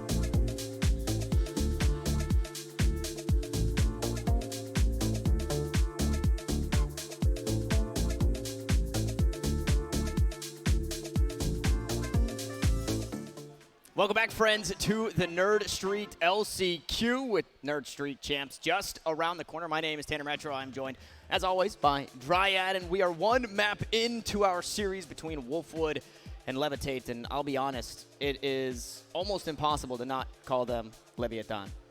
Every time it is so hard. And I feel like, yeah, you have direct influence with the Latin scene. We're also dressed in blue, so I feel like we were influenced, but... We're influenced.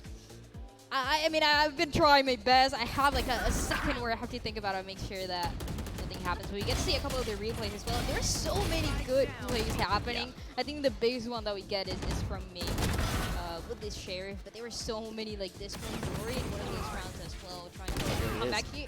This was so good. This was so good. And it's one of those things where, is it so good or is it so bad, right? Apex obviously just gotten that kill. 15 HP, and Ming is just hitting him with the rope-a-dope. He's bouncing around. He's bobbing and weaving. He's dodge, duck, dip, diving, dodging. What really made up for that play to be so good is it felt like a comeback story from Ming. He was getting shot down 30 rounds in a row. And finally, he was looking for some revenge. He was able to get it. So it's great to see, but I wonder what that map 2 is going to look like as well for him and everybody else. Yeah, for map 2, it is going to be that bind. So I know that map graphic earlier was a little wonky, but obviously we've got you guys. A player that we now have to talk about, or well, I guess that we wanted to talk about when we were thinking bind was map number 1, is Benji. Benji played the chamber here on Breeze. Moving over to bind, I believe we're going to see Benji rocking that raise. So a bit more of that duelist role. And I liked Benji on the chamber. I liked Benji with the operator. But I feel like when you get over to those raises and things of that nature... Yeah, he's usually playing that raise. Yeah. It definitely comes from a place of comfort. That works out so well on the map number 2 that we're going to get. So, yeah, it is one of the players that I'm looking at. I want to see what can be done for Benji and how those roles change a little bit, because like I said, Benji is such a flexible player. We've seen everything for him. I believe that the Sentinels as well, that we know he feels comfortable playing, just like the Chamber. He's also played a little bit of Killjoy in the past, but that raise is always that number 1 for me. So it's just a matter of time we get to see that raise probably by him, even though it seems like the entirety of Wolfwood by themselves, they are so flexible, they're willing to play anything and to adapt. Yeah, that is, I think, well, now going and also having a map, I feel like really on any pick, the comfortability is just going to be there. They get the first game jitters out of the way, and we saw the way that they really started to come online. It did slip away a little bit when you mentioned Ming, obviously doing Ming things. He had a couple of good rounds. He's able to find his way back into the game. But obviously with one map up and going into map 2, Wolfwood going to be feeling all right. This is also a team, like we talked about earlier, that is relatively new. I think they played in a monthly. They're playing this weekend or this past couple of days. I don't know what day of the week it is, unfortunately, sometimes. The past couple of days doing the Boom TV stuff. So they are just series after series after series. Obviously, this one a little different because Gompers is out here, Dryad, in a... What is happening? Maybe we shouldn't spoil the content that will be coming, but shout out Gompers for doing what she's doing. And it actually sounds like we can take a look at what's going on down in the pit.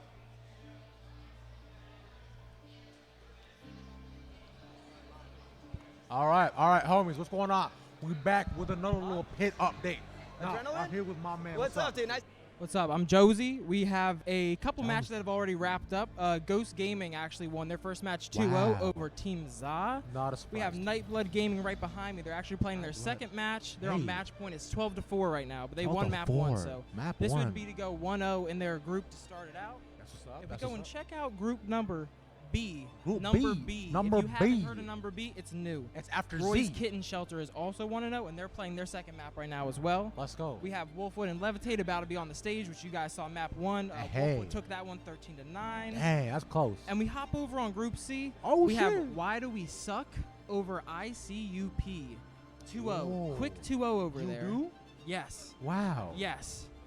I'm Rocket scared. Jeff Esports also right behind you. If you check that out, Rocket they're Jeff on Esports map number behind 2 us. as well. Wow. They What's took going on map there? number 1, and if we take a look, we They're are over here on Fortis. Ascent. Wow. They're down 6-4. Oh no. Ungodly scenes here, but What you love to see is there's a second half coming up right around the corner. There's a great op pick. You missed it. Cameraman, you missed it. You missed Check it out. Look, Check it out. You're no. missing it. Don't, You're missing the action. don't get that. Don't get that. Don't get that. All Don't get right, that. you don't want to see it. It's not looking That's good. bad. It might be No, a that was bad. 4 That to was 8 bad. half, No, not a no. 9-3 curse like we were looking for. You got But opt. I'm getting word that we do have the Levitate versus Wolfwood match on the stage coming up. On I the believe we stage have right now. some casters who would love to cast that match. too. Casters? Casters.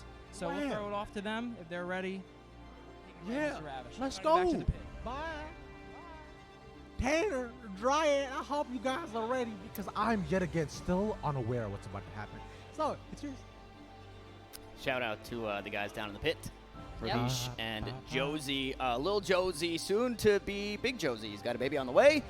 And, I mean, if you couldn't tell how big he is, he's a pretty swole guy in general. So, Little Josie, he's really downplaying himself quite a bit. But it does seem like we've got the players sitting down dry. The last time we saw them, they were standing up, and they were still moving some things around. But they're ready to get back on to the server. And once more, that map, it is going to be bind. And we actually get to jump into Bind and see what, which one of the agents that we talked about, that race potentially being played, and if it's going to get locked in. You know what I love? I love Fade. I've been enjoying Fade, both playing it and just watching it any chance that I have. So this being the first one that gets locked in, it's great. It's great. As we've got the agent select, we'll pull it up for you guys here in just a moment. There it is for you. Everybody cooking on this. Okay, I was going to say, hold on. They've got stuff that we don't even have yet. Holy moly. But we do have Levitate locked in here. Psych going to be transitioning from that jet to the Rays, which isn't uncommon here in this. Although I do believe Wolf would like to run the double controller. I think we are going to see a Brimstone. We are going to see a Viper as Boltsy hovering that Viper here in this one. Obviously, just a swift transition, right? Viper on Breeze, now Viper on Bind, and instead, it might not be the Brimstone. We're going back to the AV here, maybe, Dryad. And it's interesting to see. I like this composition a lot from the defense, but like you said, the controllers were an interesting story coming through for this attacking side. Sometimes it can be difficult against a composition, like we see for this Fade, for this double initiator, and for the combos. Choose your agent. Just turned into a classic for that Seize and Pain Shells combo, and every corner they get the chance to play them. So. Yeah, we got robbed. It is the Brimstone lock-in. Yeah, It's not going it to be is. the Astra. Like you were mentioning, I like Brim. what you can do with the Fade, Levitate obviously will have that, and Wolfwood It's a will big not. advantage, Yeah. It's a big opportunity as well. It's a composition that I would say it's one of the most interesting ones with the Fade, with the double initiator. You get a little bit of everything too. So Wolfwood, without this composition, starting out and getting into the sites might be a risk for them now that they're not starting on the defense like they did before. Yeah, not starting on the defense, which means we get to take another look at what Levitate can do there. Ming on the Sage this time around. Once more, not necessarily an uncommon pick here on Bind.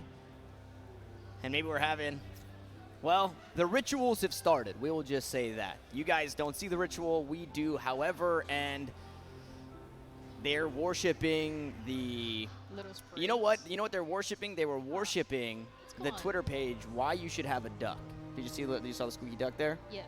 There is a Twitter page that says why you should have a duck, I've and seen it's it. I like adorable. it.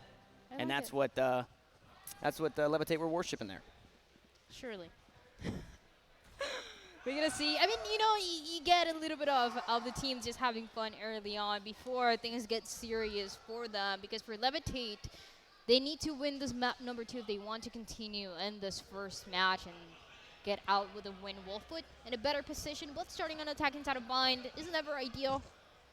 Everyone trying to avoid it as much as you can. You don't get to do it this time around, and now we get to start off with their rounds. Again, look at this Levitate. Every time they can push forward on the pistol rounds, they will do it.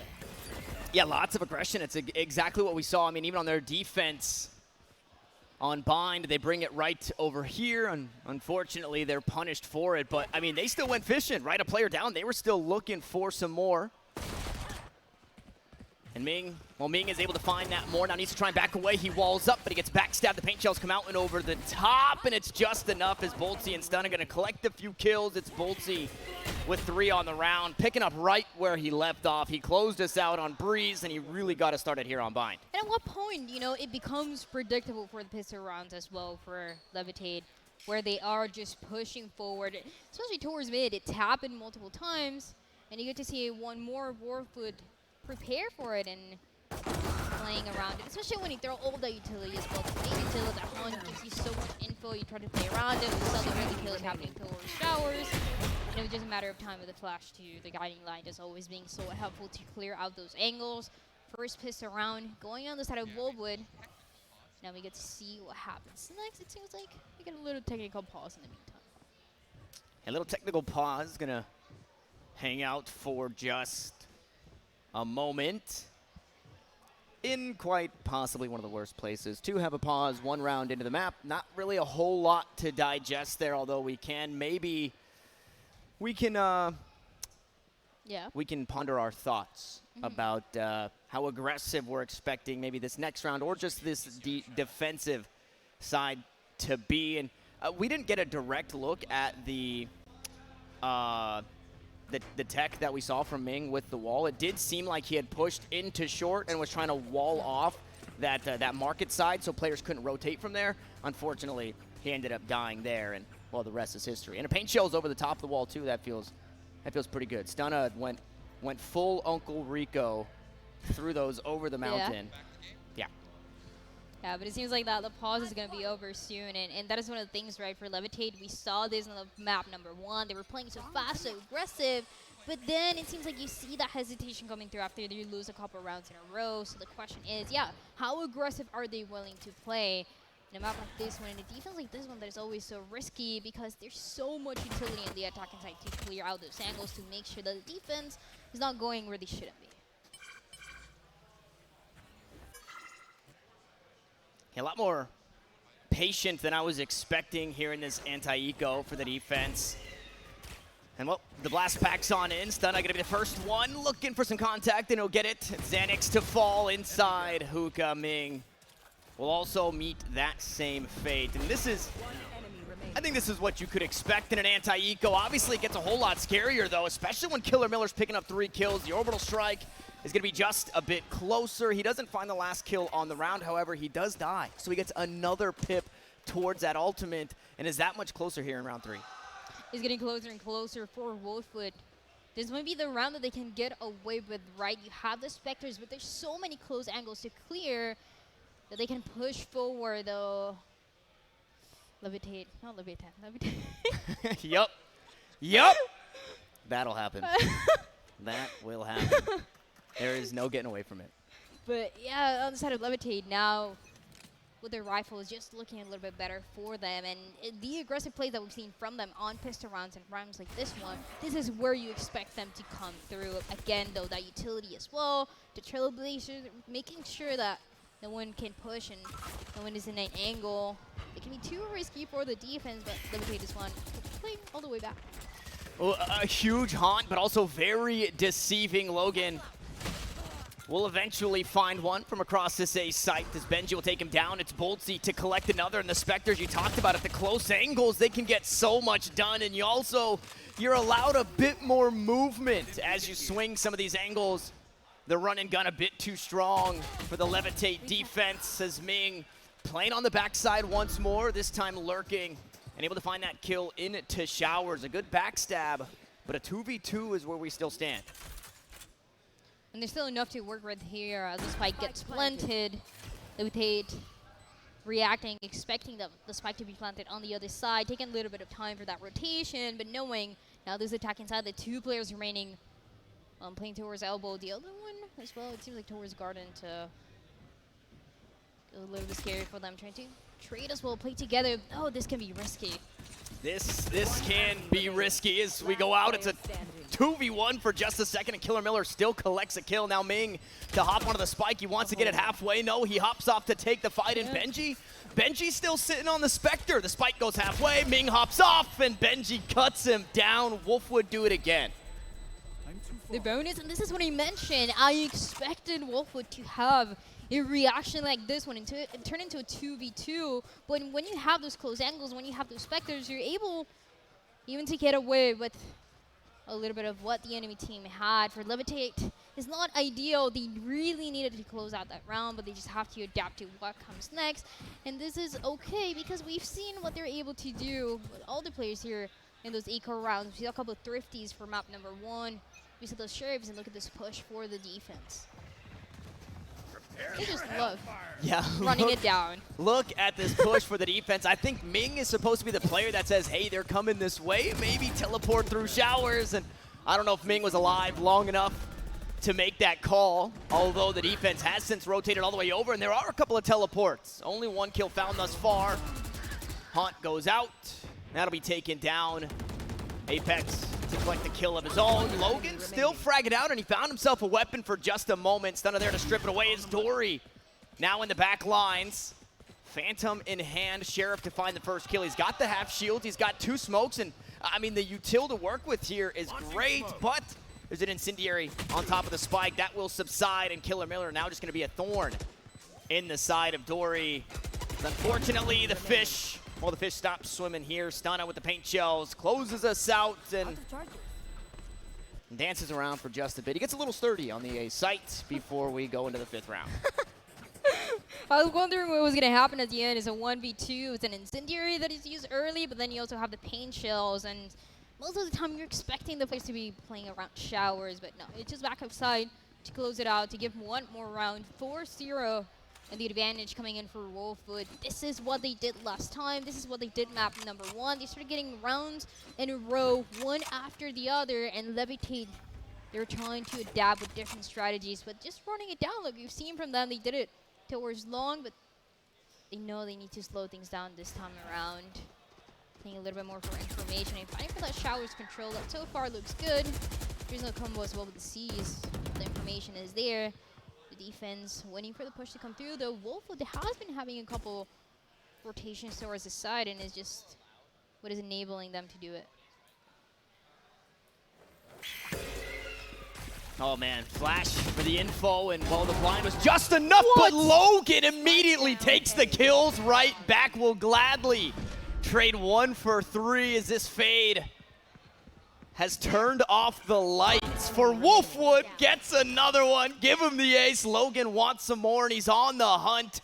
And the last one remaining is just around the corner, but of course, Stunna won't allow it. And now can maybe look to answer back for some more. The blast pack out, but Xanax ready for the play. And well, Levitate, they find their first, but that was heroics from Logan to get it done. What a play from Logan as well. Gets all headshots.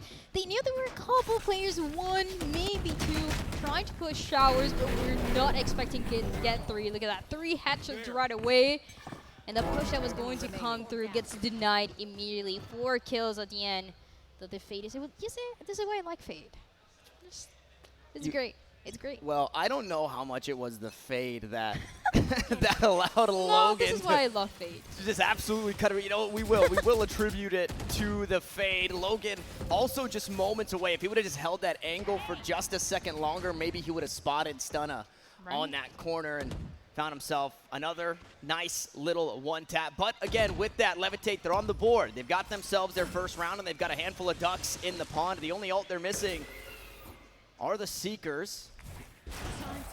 And, well, information's still going to be garnered, no less. Trailblazer taking it down over the top of the wall, and Ming once more, the first to fall for this Levitate squad. But they get slowed down for just a second. The Nightfall comes through. It marks up a few. It decays them down, and Wolfwood, they hit the brakes for a moment. I've got your trail.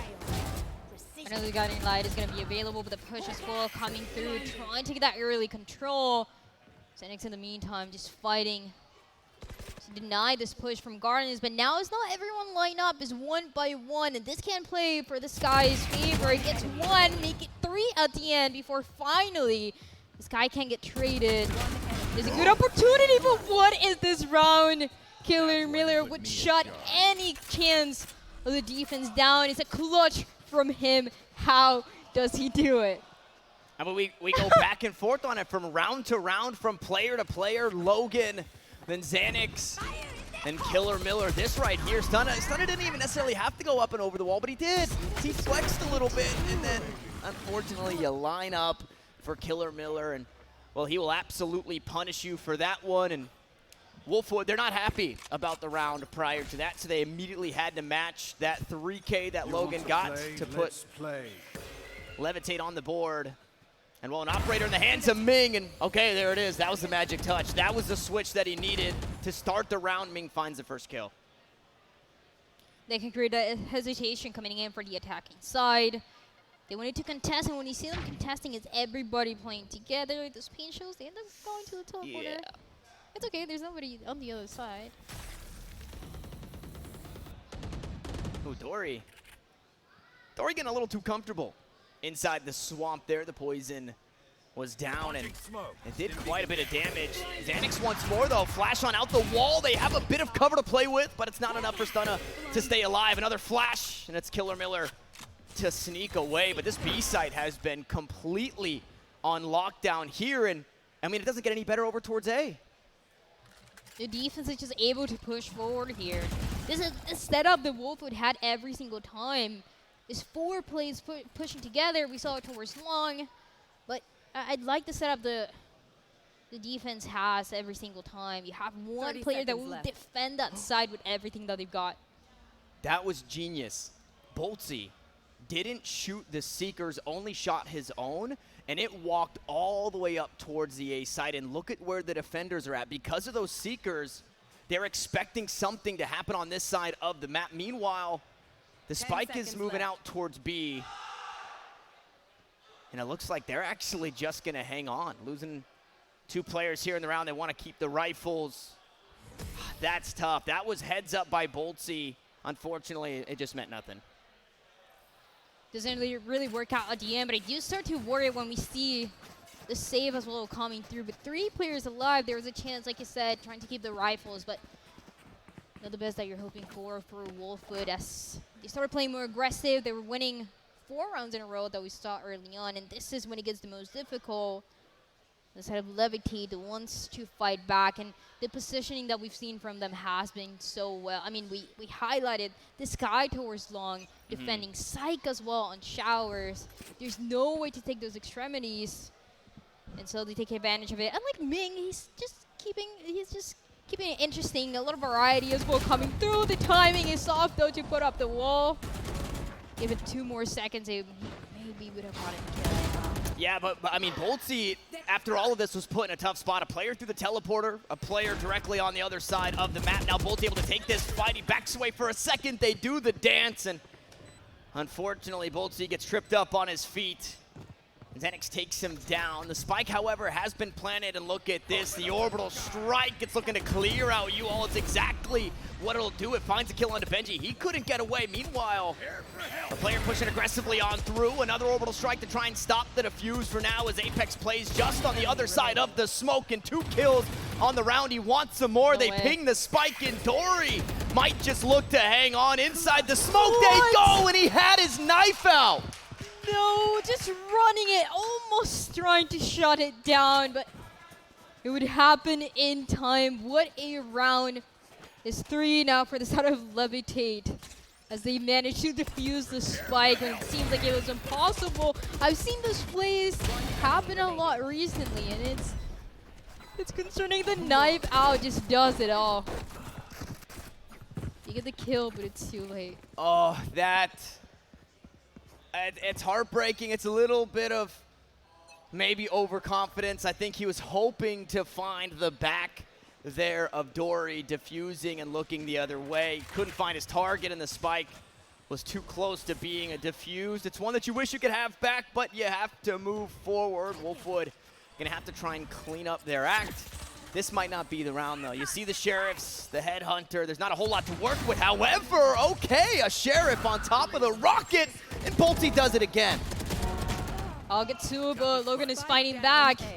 Trades out for the team, and it turns into a 3v2. What can be done? The spike hasn't been planted, but now there's more opportunities. Look at how far forward this attacking side was able to push to make sure they guaranteed this, that their rotation would be denied. The retake would not be possible, and Ming being the last one alive. Can't resurrect a player, but he really Want to bring it back. It seems too difficult to win now. Yeah, really tough. Is going to get psyched back. However, we'll toss out the walls, what allows for a bit of safe passage, but only one avenue of approach. Never mind, they go up on top of the bench. A dink from one, a dink from the other, and Psych will equalize. But, I mean, it might be all for naught. There's just no time to try and defuse, and Stunna still in a great spot. The spike planted for him. The paint shells, if not Killer Miller, would have been enough, and Wolf would find their 6th. Yeah, I feel like the timing as well was what ended up not working out, because then you have the Resurrect coming through, you're back in the game, but the time is running out, you don't have the numbers advantage as well, and you can't really close it out. I like the Sheriff plays that we've been seeing, especially here for Showers. He shut down that showstopper. It's a little too late, the damage has been done. So positioning as well to make sure this happens has always been on point for the side of Wolfwood. You always have the paint shells before it goes back sight. Now it's towards lamps, and now you look a little bit better. 6 rounds already for this attacking team, and Unbind, I mean, this is all that you can ask for. It really is. It really is on the attacking side. It's a great start for Wolfwood, and they obviously want some more. They've done a pretty good job of getting that spike planted. Sometimes hanging on to that site is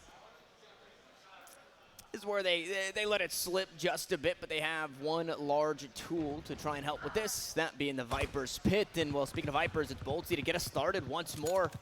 Inside the Showers, the kill is found. Dory picks up a couple, though, with the Sheriff, not before his teammate falls, and Stunna now backs himself into a corner. Now, the problem with this is that's the spike down. They have to look to retrieve, but we might find ourselves a good thrifty victory on the opposite side. As Ming gets spotted, he was wary around the corner, and for good reason. Benji was there, but just like a magician does, Benji disappears, and Ming wants to get some more and will.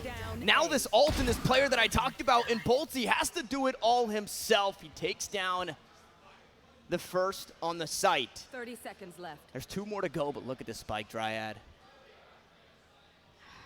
This positioning as well is so difficult. We saw that rotation coming through from so long ago, and it was at the same time by Ming as well.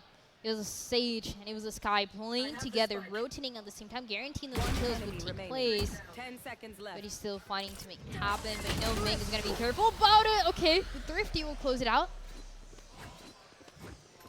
Ming played that perfectly. Not only obviously finding a couple of Sheriff kills, but not being seen as Boltsy was crossing back towards that side. He didn't give up his position out towards short, and obviously Boltsy has no idea he's there at that point. And the timing just worked perfectly. Hats off to Dory. I mean, Dory and Ming, those have kind of been the names that we've been saying continuously throughout the last couple maps. Well, Breeze and this one. And they do it again here in a round where you're just never expecting it. That right there is something, I want to say it's something you can't teach, but I guess you could spend some time in the range with the Sheriff to make it look that good. It's really nice as well, because Ming knows that there was a trademark, takes on the trademark. The Chamber was expecting it to happen, but then is not able to connect the kill, so it just puts him in such a nice position for this team on the defense that are fighting to get some rounds back, and they're on the way to do so. But look at this, they're trying to play aggressive. They get the opening as well. Yeah, taking this B side has been pretty difficult for Wolfwood. They have met lots of contention. A lot of it is really kind of Xanax fall, but, well, again, speaking of the Sheriffs, it's Boltsy this time to get the better half of Psych with the Sheriff once more. Logan able to mitigate damages. Nice flash on out, and Ming will collect. But again, this B side, Xanax has done such a good job for the team, whether it be out towards Octagon and holding long, or even this time working alongside Ming. The Sky locking down the B site has been everything. I think that's why we've seen so much on this A site for Wolfwood. Hookah is just so difficult because of that. There's always a crossfire going on for the defense. You can't really contest it. You go for it, and most of the time for Wolfwood, if they're going to hit up that side, it ends up being towards long, and it ends up being a shot down just like this one. The Seekers are finally available. They come down as well for Apex. This fight should be planted. There's barely any time remaining. 10 seconds left. And 10 seconds on the clock. They got to look to get that spike planted, but they're both tagged up by the Nightfall. The shots through the wall will eventually land, but the spike does get planted, but Logan will get it done. He hung on for just enough, and Ming wasn't even needed. The seize was so good, he can't run away. You know, there's a player showers, but he can't contest it. There's barely any time, and there it is, the hesitation coming in for Warfoot, where you don't know exactly what's going to happen. Just had to levitate, always in a different position, especially there. And I go back to it, the fade, I mean, it just plays so well. Now you actually get to see the fade utility making a difference there for that seize, and not being able to get away, so good positioning here for Levitate. It started with so many rounds lost, but they were able to make a comeback, and they might make it 6-6. This is their last round, and it's going to be everything on the other side, an operator even for them. Yeah, we saw Logan playing 2 different types of Valorant. The type where you just aim your weapon and shoot, and the other type where you do use all of the utility that is available to you to eventually secure a round. And well, looking to secure just one more. 6-6 maybe available as Ming rips stun out of the sky. Killer Miller there to equalize once more. And that right there, that's the sky down. That is the largest tool for this defense to try and keep this B site on lock. But even with that kill, knowing that the operator is there, it looks like Wolf would want to back away and play elsewhere. Benji, I mean, this is perfect, right? This is not just your chamber lurking up U-Haul and saying, hey, things are clear and there's a player in showers. They also had Boltsy in showers, so they know that this site is completely clear. Now, that's not the way that you want that duel to go, but at the very least, look at what's available. A player down, but the spike is planted, so Levitate are working against the clock. Now things are equalized, and they've got an orbital strike. This one, though, the defense to clear out U-Haul. Nothing to go up and over the truck just yet. Oh, Killer Miller, he's doing it to him, Dryad. He's doing it to him. He's got the lineups queued on up, psyched to find the kills. Apex eventually falls, and here comes the Incendiary. How much does it do? The spike looking to go all the way, and okay, that is just enough, but the spike is half, and the orbital strike is still available. Tossed on out, Dory gonna go for the kills, he'll find it, but where's the clock at? I don't think there's gonna be enough. The spike is halfway, Dory hops on, it's down to the wire, but it's the clutch once more for Killer Miller. I got worried a bit again about what was going to happen as well with that clutch. You see the lineup, you know there's an Incendiary coming out, but there was a lot of trust that the Incendiary was going to land, so the positioning as well working out so well for Killer Miller. It's the second clutch that he's got into there. I feel like even more in a scenario like this one. In a post one that we haven't gotten chances to too often, it's just kills happening right and left, but trying to looks a little bit better. You know what you mentioned about, you know, getting the Valorant where you're just getting kills and the Valorant where it's utility. So in Brazil, it's a name for this. So it's called jail Valorant. When it's just like you're running it down, you're getting kills. You have really good aim, you have really good mechanics, and you do it. And then I think it's like suburbs Valorant there, when it's more utility. So jail versus suburbs. Yeah. Something like this. I know jail Valorant for sure. I don't know about, I think suburbs. I don't know how the translation works exactly, but now you know the lore. Well, we're getting a little bit of that. We've got a little bit of both. The last couple of rounds really showing us how the utility can be used to secure a round on both sides. And now we flip the coin. We've got Levitate on the attacking side as they lean out towards this B site. Benji queued up, aiming down sights and Octagon with the Headhunter. Going to reposition as Killer Miller now going to look to hold that angle. And the Sky Smoke for just a moment will keep the attack on their heels. It's a lot slower as well for this Levitate team compared to everything that we've seen, especially the pistol rounds. They just want to run it down and all plays together. Now this is the time to act. This is the time to play fast. With Benji waiting on the other side, we'll only be able to trade for one.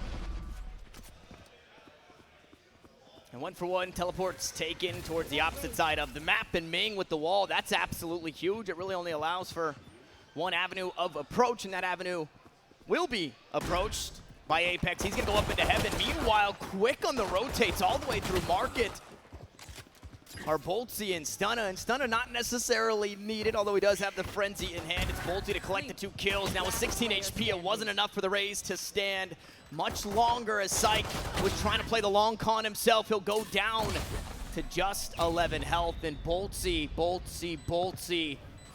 pistol rounds.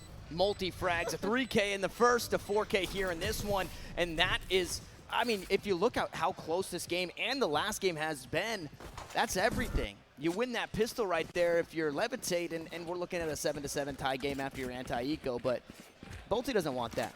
Bolty maybe wants a little bit of a break between series. He wants a quick 2-0 here in this one before he goes into his next.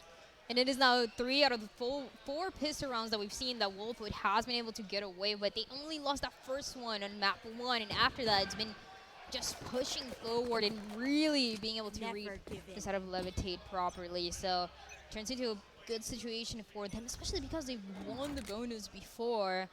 We gotta see, it's not quite that round yet, but the step closer to getting to that. And the setup as well for Levitate. Everybody, 3 of the players pushing towards showers, everyone else scouting as well, getting some information that won't be gathered to defend just as far back as possible on the A side. Yeah, Apex playing the jump peaks here. Oh, does he see something? He does. He's going to try and take the shots, but sometimes a Spectre gets a little wonky at these ranges, and the Ghost a bit better here at this one. The Classic, however, that one's not going to win the duel for Ming. So 1 for 1 thus far. Smokes are down in the site. It's starting to be stormed here by Levitate. At the very least, they might get themselves a spike plant, but it's taken a second to get it there. Dory slowly working their way on up. Spike will come down. Psych will fall. Dory taking heaps of damage as well. Will back away from it, and he actually can't even complete the plant. Finally will do so. So some extra credit sure headed their way, but a good job in delaying here in this round for Wolfwood. But now Levitate, they got to find some more damage. They got to do a bit more, try and make this bonus round hurt going into the next. And, well, Killer Miller with the Bucky. Killer Miller's playing a different game. That was some Quake stuff going on. I don't know what that was. He's jumping around, shooting the shotguns, and it was just enough. You know what I will say, though? The way that Wolfwood purchased into that round, do they have to reinvest? Is Killer Miller really going to stay with that Bucky here in their bonus? Why not? Why not? I think this round will show us why not. We'll see. I could be completely wrong. I hope you're wrong. How about this? If Killer Miller makes his Bucky work in this round, and I don't just mean survive, but he makes it work, maybe finds a couple of kills or something, finds a kill with it, okay, your shirt is purple. No, if he doesn't find a kill with it, your shirt is, wait, no, opposite. Your shirt is blue. If he doesn't find a kill with it, your shirt is purple, and I was right all along. But it's not about right or wrong. What it is about is baiting out that Boombot and rendezvousing to safety. I wonder if they're expecting Stunna to be here now. They definitely are. Usually pushes as well come with a couple members towards Hookah. Like you mentioned before, it's so difficult to make happen, but instead of Levitate, they're going to give it an attempt. They already lost 1 player. They already lost that Sage as well. So even less of a positioning. We can see sometimes getting on top of the wall that was even used, unfortunately. So the Spike on the floor, looking to get a couple kills here for Levitate, but the defense, again, just following exactly what you would wait for them to do and making sure that no one is close enough, just holding lamps. Here it is, Levitate is pushing, but they're expecting this angle. They're actually able to look down and look at that low gun, gets 2.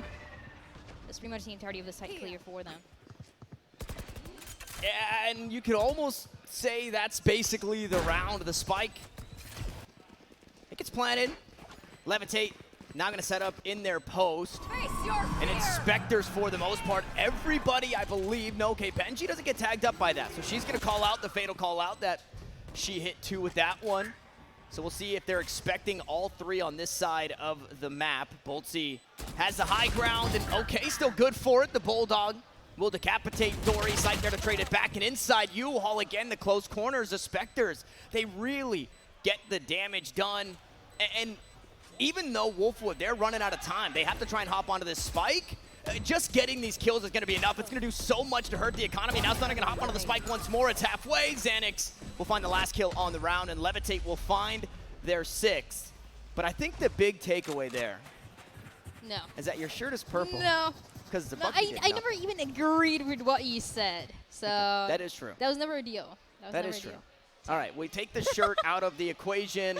The Bucky, unfortunately, you probably wish you had a better gun in that situation if you're Killer Miller. Maybe, but also, I'm okay with the Bucky. He could have done something else. Just unfortunate as well for those angles that are clear so often more than not. But Wolfwood, now with full equipment, with their rifles pushing forward, the guiding light as well to let them know that, hey, there's someone playing all the way back.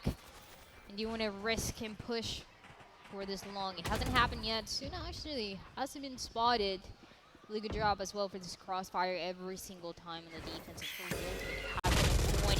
As well, but the flashes, it doesn't matter. Dory was not expecting to get 2 there. Yeah, playing counter flash beautifully. I think he was just inside the sky smoke before coming out after that flash popped. He picks up 2 kills for it. Yeah. Levitate find another pushing onto this site. They punish the Wolfwood defense. They punish the Wolfwood aggression. And with this, it looks like the call is just to save. They were not expecting that push to come through, and it seems like Dory every single time comes out of nowhere, pops off, and gives that round for the team now. On the attacking side, yeah, like I said, it's just going to be about saving here. Wolfwood in an uncomfortable situation. That first map look a little bit more of round after round for them, but Levitator putting a challenge. You know, no one else will be coming forward.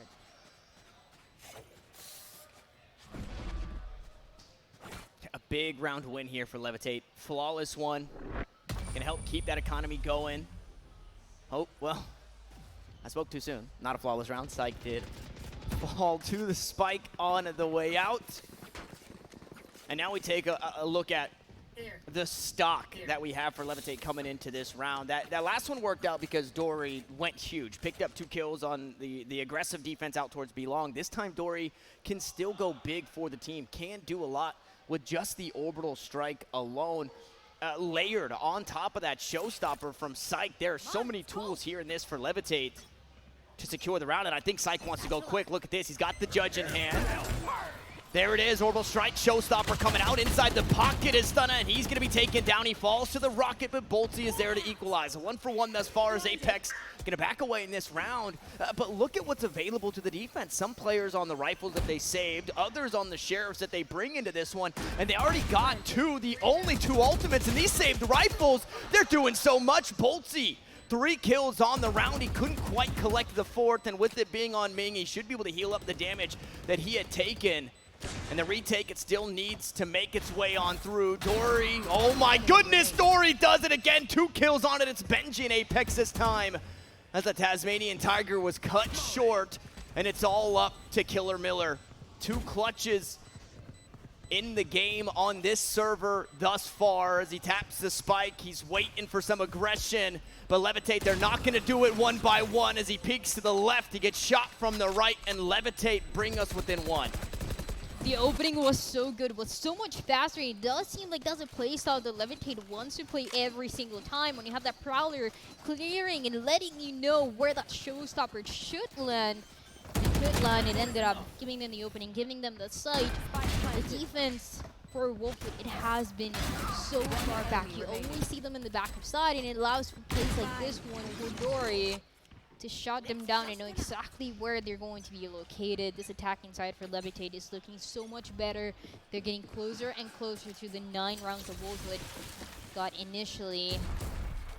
Now they push forward, they change a little bit more, they take another angle because Long on this defense hasn't been working out for them.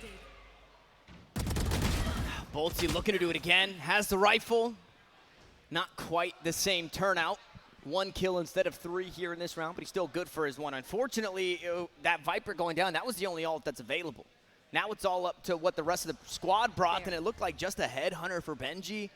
You're seeing it here, just a sheriff for Stunna. So both of these rounds have been awkward in way of economy for Wolfwood, and I think we're just around the corner from a tie game, Dryad. All 4 players said we're short, but on the other side, they're going to be waiting for that trade to happen. 2 players alive in the meantime. The hunt is going to be good. Just for that information, but you play around it. The Prowler just following them as well. There seems like there's no chance as well. Wolfwood finding as well. There's still 3 players alive, and Spike hasn't been planted. Can teleport as Benji was rotating, so he's going to go back into U-Haul through Market. He's got himself a rifle, spotted the planner. Unfortunately, doesn't have information. Well, I don't know if he knows where Logan's at, and he'll be able to call that Dory is leaning out towards Octagon. Now Logan looking to get something done. It's low HP, though, for Apex and Killer Miller. Nice shots on Dory, who gives up too much now. Logan in the 1v1, but who better for Wolfwood in a situation like this? He's only got a Sheriff. And it's Logan for the clutch this time as Levitate tie us up. Everybody being able to get clutches like this one, and in that 1v1, not really having that information and thinking the player's still all the way back, hiding, being a little bit more reactive. Not really the case. So 9-9, I like what I see. Levitate coming back on this attacking side, and you just have so much utility to clear it out. We saw it initially with the showstopper with the Prowler coming in at the same time. And then for this one, you also have a guiding light. So there's so many resources to invest. They're giving that space for Levitate to work with. Also different things here. And that TP is going to be enough. Betty always getting the opening, but what happens next? Well, that's another good kill. Opener after opener. Good aggression, too. Not unbridled, right? It was Bolty going through, had Apex right behind him with the flash, and while that was happening, Stunna was also pushing all the way through showers, trying to take that space away from Levitate. And I think Wolfwood, are what they're seeing here in the last couple of rounds now moving into this one is, what are we doing? Why are we afraid of these guys, right? Let's just take the fight right to them. That's what Bolty's been doing for the last couple of rounds, and that's what he does again here in this. So 2 players the lead are Wolfwood as that spike gets planted. The operator goes unchecked. The orbital strike, though, however, stuck in the iPad, but Dory will escape. Ming also able to make it out with that kill found on the site. Xanax now back in the equation. Bolty, though, gonna find that kill through the smoke. Psych has lurked all the way around the site and is in enemy territory. Is Killer Miller gonna hop onto the spike? Nobody knows where this raise is at still. Orbital strike is on. Paint shells now available, and all they have to do is buy time as Bolty jumps on through with the classic, but look at the health bars. It's only gonna take a couple of stray rounds, but is there enough time? Bolty, round after round after round, will do it again and finally get the win for Wolfwood. Barely any time, but getting that first half was everything for that spike to be denied. No opportunities there. That was so well played from Betty. Gets the opening pick, gets the last kill as well. And allows Wolfwood as well to stand a chance. The classic, I mean, we saw everything from this Viper. Had to get 4 kills. And you can see as well that frustration. It came so close. It could have been anybody's round, but finally double digits, what Wolfwood has been waiting for so long. And he feels so much more confident here. The play, though, changes a little bit now through showers. Okay, the Incendiary already bought out early in this round. There's 1 minute and 25 seconds, and that's a huge molly. Now off the table. Although it does feel like you really have to try and hit this A site unless some way, somehow you can get something done inside hookah. And I mean, the piece of utility for Levitate that started the round was a boombot. That's the piece of utility you want to have in this situation to try and flush out this Viper inside hookah. But instead, they're either going to have to go long or push right on into it. And I don't think they have the weapons to want to be able to do that. So difficult, but there's pretty much no other chance here, and the Prowler is just going to clear one of the sides. The Viper, though, goes down, and so does the Viper's pit. Suna just fighting to stay here. Doesn't want to recontest. It also has the showstopper, too. Will guarantee 1 kill. Will maintain that hook at control. Yeah, for just a moment. 8 HP is what he survived with. Dory, again, a couple of stray rounds was just enough as Ming plays around the wall, and shots from all different sides. Means Apex just had too much to worry about. The spike is planted, and if you didn't have a weapon before for Levitate, you definitely have one now. They're scattered all over the site. And with that, Killer Miller and Benji in a 2v3, the flash reveals nothing out towards elbow. Benji has the tour de force, but there's a smoke right in front of him. It's so impossible to work through. He's gonna try and do it though, and he walks right into the crosshair of Xanax.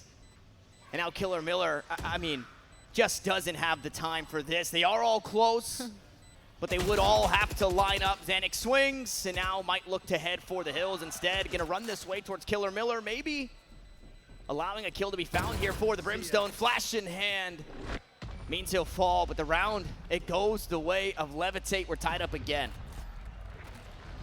For the defense as well, it was played so well. You throw the Viper's pit towards hookah.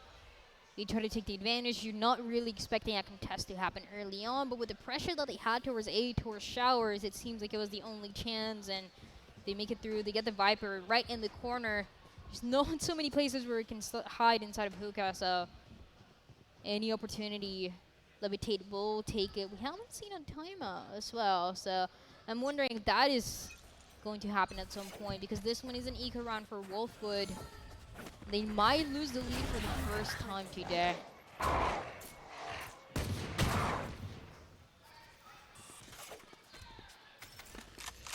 Util out towards long sight. Ooh, the flash is there. They try to go aggressive again. Stunna punished. However, Apex Zera there to trade.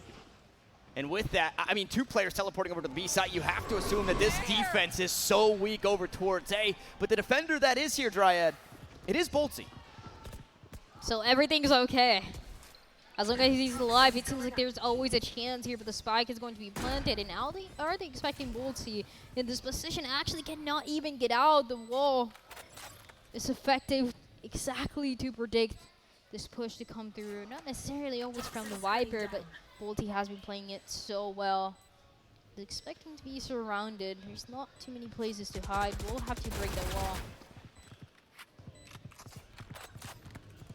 Unfortunate that Boltsy couldn't get a whole lot done. Now there's no hunting for kills. Benji to find the first, Apex Zera to get the next. If we go back and forth, but this round should be swinging the way of Levitate. Boltsy's been good, but unfortunately, with the pressure of the spike ticking right behind him, he won't be good enough for the 1v2 at the end, and Levitate will find themselves the lead now, 11-10 here on Bind.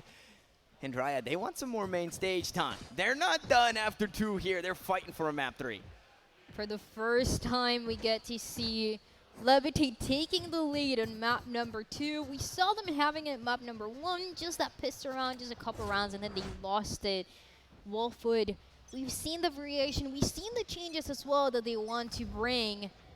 They're good as well, but Levitate is expecting them every single time. So Wolfwood every single time as well, changing things around it, pushing forward, bringing that Levitate strat that we've seen from them before. Yeah, a few rounds ago for Wolfwood, it was catching Levitate off guard. Now they're welcoming this aggression. They're ready for it. And with that, Wolfwood, they've been forced to back off just a bit. Benji, however, not really backing off. Going to find that kill onto Logan. Rendezvous to safety, and sure, he won't be able to teleport for just a second, but that kill still stands, and Psych now going to look to challenge. Plays the shoulder peek. I think he spotted Benji here, back sight. And he's going to change an elevation, but as he does so, Killer Miller rips him out of the air, so Benji not even needed. The smokes are there, the incendiary now in hand, and Benji, well, Benji's staring at a sky smoke.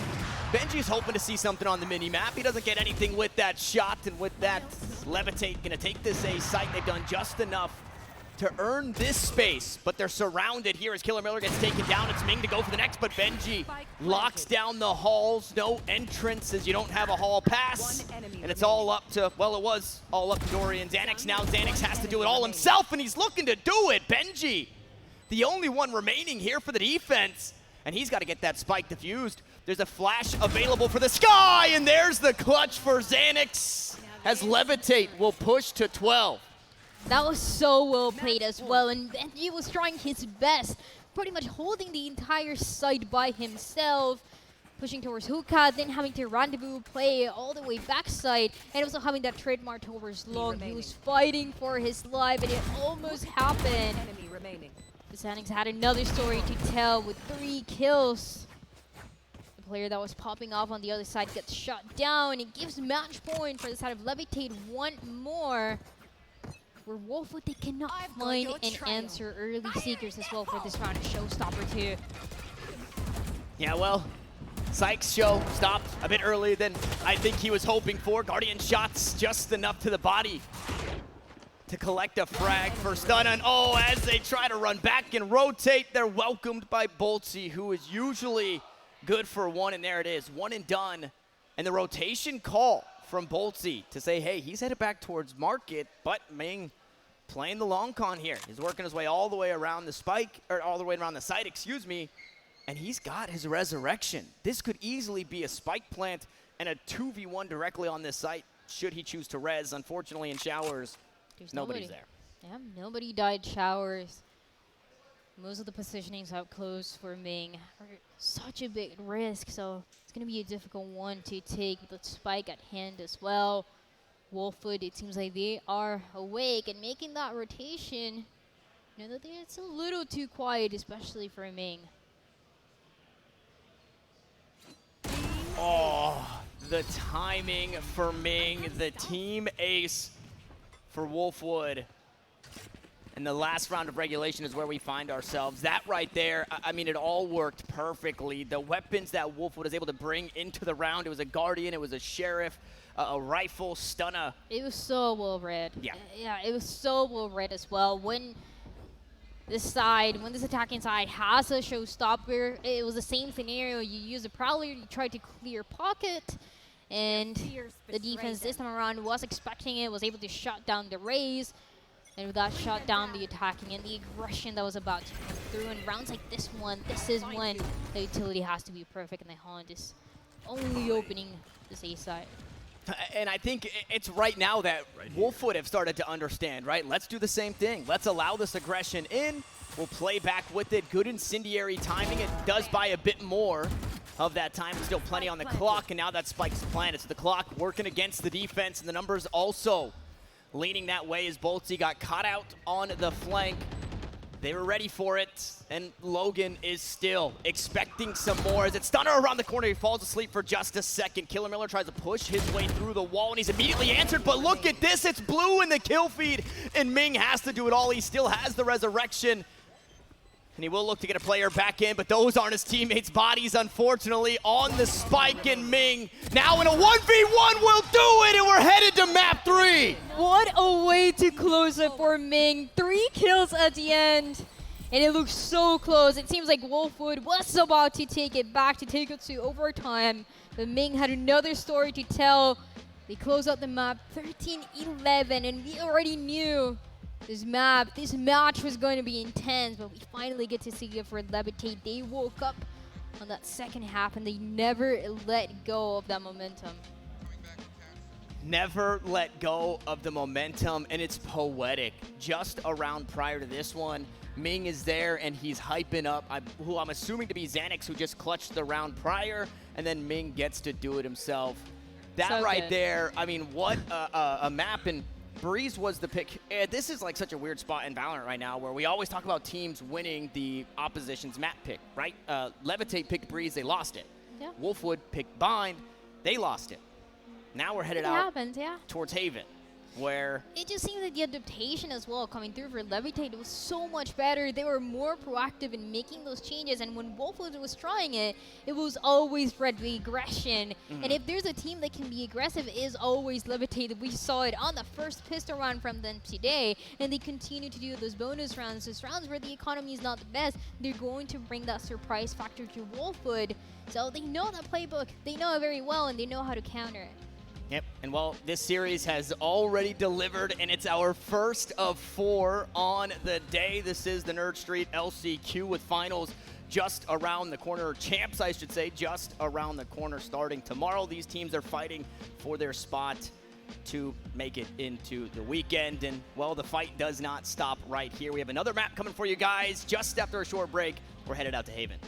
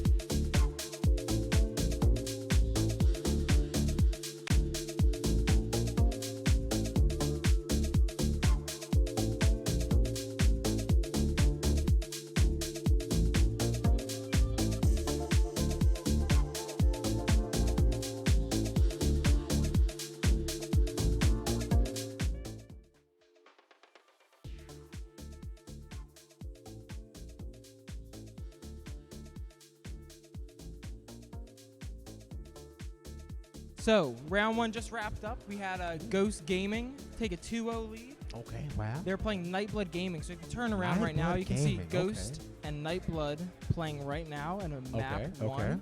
Looks like they're on Pearl. They are. Okay. All right. I like that a lot. It's 7-8. Looks like Ghost Gaming is about to go up 9-7. So 9-7. Close map 1. Ghost Gaming, walking into the LCQ thinking they were going to roll over, but here's Nightblood Gaming giving them a little run for their money on map 1 on Pearl. Already, huh? Look at. Can we go ahead and get a shot in of the computer right here? Just see what's up. Oh, we got attack pause coming through. We got attack pause coming through. They're in timeout right now. Very interesting stuff. We're going to see what they're going to call up. But yeah, close game over there. And if you turn around, we actually have Rocket Jeff Esports right over here. Okay. This is a map 3. So this is going to decide who's actually going to be in that upper bracket matchup in their group. So if they win this, they win one more, they're done for the day. If they lose this one, they got a long day ahead of them. They might be playing 3 more best of 3s. So 9-7. Looks like he's going to try to retake here.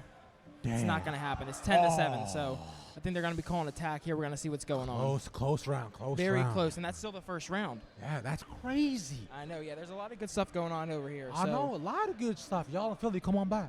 And if you check out Group C, the rest of it, why do we suck? We talked about it earlier. They already had that 2-0, so they're going to be playing whoever wins that match. So they're overweighting in the next round, waiting to see who wins this one. So right now, Rocket Jeff down 7-10 there. Okay. Wow. Close games all around already, man. Yeah, and we still obviously have the stream match going on right in a second. So we have Levitate Wolfwood going to map 3. Almost had overtime. It was 13-11. Great game, yeah. Great game. Yeah. All right, Ravish. I'll let you get back to your thing. You can throw to Tanner and Dryad. We got a map 3 coming up. I heard the players are ready. Yeah, players are already warmed up. They're all clicking their fingers. So y'all, let's go. Let's get it. Caster, start it up. I feel like Ravish really put a lot of pressure on us. We've been telling literally everybody in the world that the casters don't start the game, and you don't.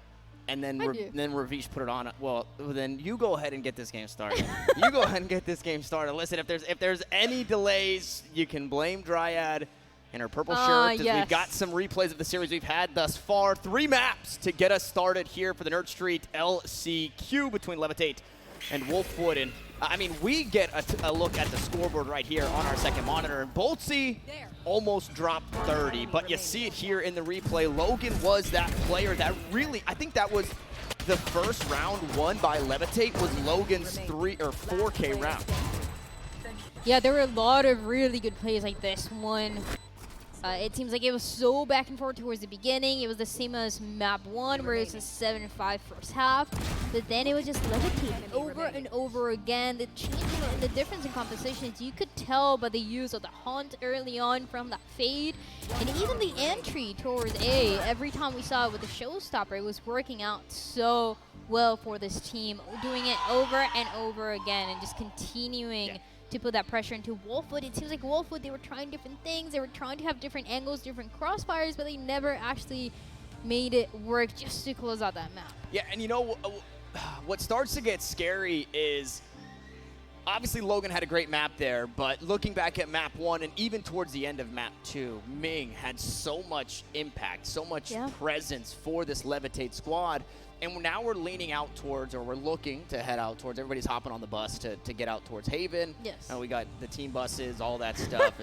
It's terrible to sleep in, just like any buses ever. And fortunately, Haven's not that far away. But the map is big, just like we saw on Breeze. Yeah. So now I'm a little bit worried for Wolfwood as to what we're going to be able to see and how they try and slow down or stop this attacking side. Because I'm expecting Ming to just do whatever he wants here on Haven.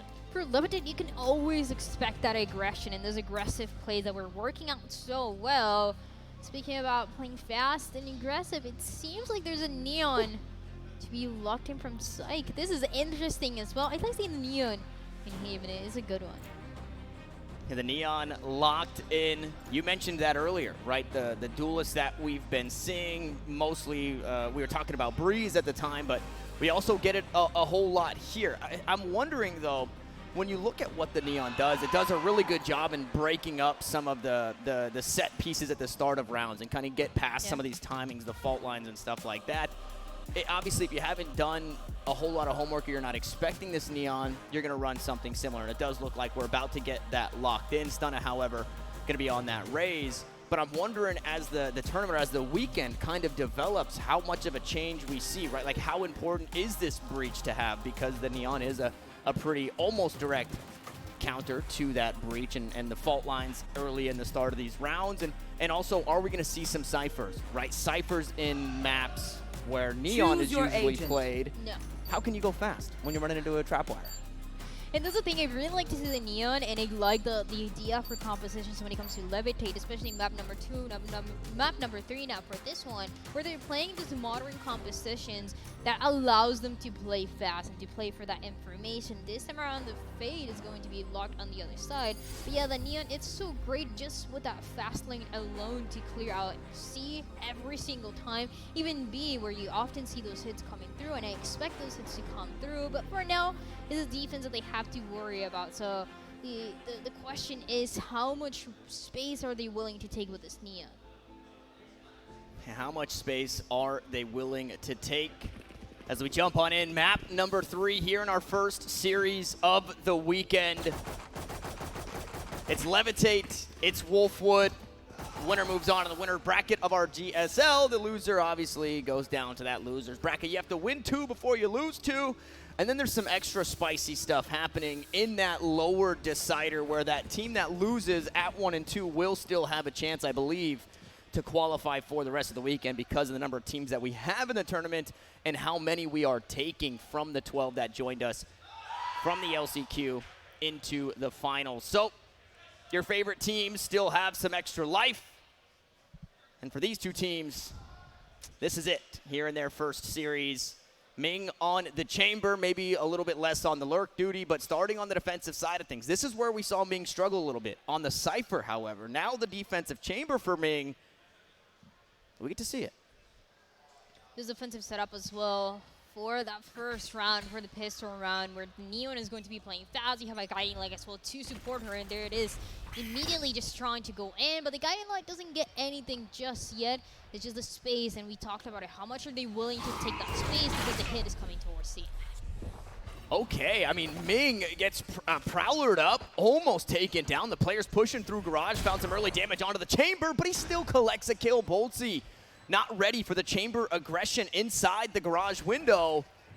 And however, although a player down, Wolf would still have that spike planted, so the extra player being the clock for the team in a situation like this, and that relay bolt that delays for just a moment.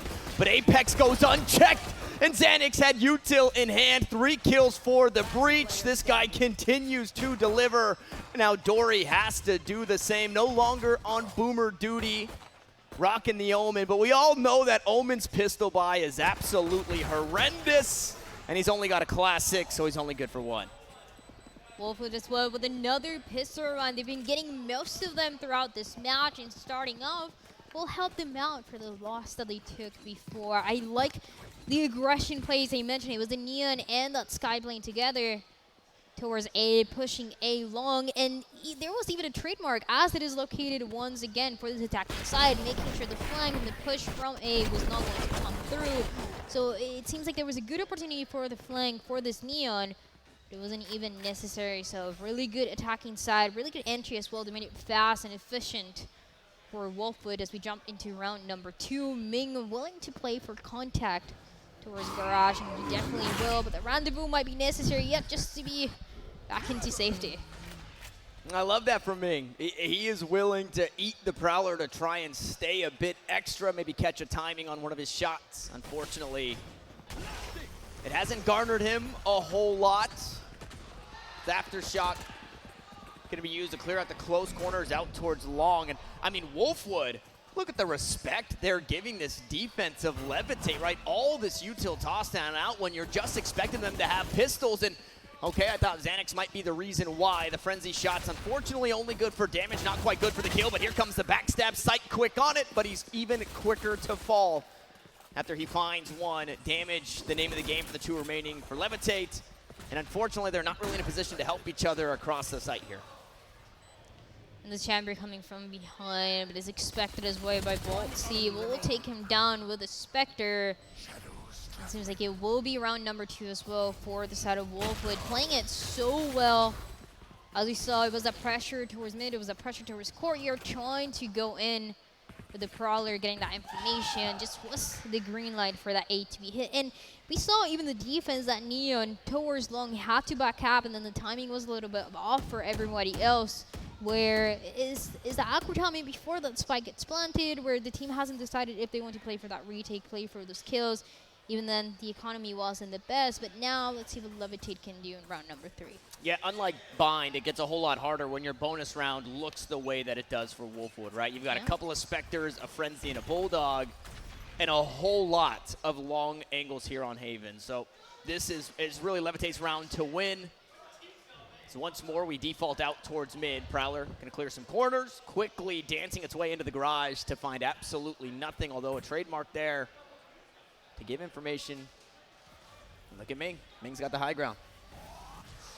Oh, Ming actually might lose the high ground. He's forced to teleport away only before finding a bit of damage, as Logan also looks to sneak away, but hey, damage has been done. He got his kill. In a round like this one as well, you get a little bit of information. Trying to go in towards B. There was no one located, but the retake should be so winnable coming in. The spike hasn't been planted. There's a couple of the Prowlers that fade as well. Doesn't get too much. Now they have to go for it. Flawless. It's going to be a flawless as well. Yeah, that's the way to do it. That is the way to do it. And even coming into this one, again, Wolfwood, what they had, you're kind of expecting that. They look to take the closer angled fights moving out towards this B site. It still didn't really matter. Once you're on that site, you assume that site. You've still got the long angles of A-Link, the long angles of C-Link, and well, it proved to be too much. So flawless round for Levitate as we get that full buy. And look at Benji, Dryad. Operator on attack. Benji's feeling himself. Yeah, I mean, why not bring it out? We've seen some really good plays with it. Oh, it's not very common, but every time definitely leaves a statement for that player. In the meantime, the attacking side trying to push that, and that angle, nobody's expecting it every single time. Ming gets away with one. And I mean, little by little, brick by brick, what has Ming been doing, right? He sets up, he hangs out for just a second, he's got his rendezvous, he stays for maybe a bit longer than he should, and he teleports away. This time he is finally given something for his efforts. So finally works out for the Chamber, teleports away, and with that, Wolfwood, a player down, as once more, they lean out towards this B site. They're given nothing almost immediately, and now they look to head elsewhere, but Ming set up once more.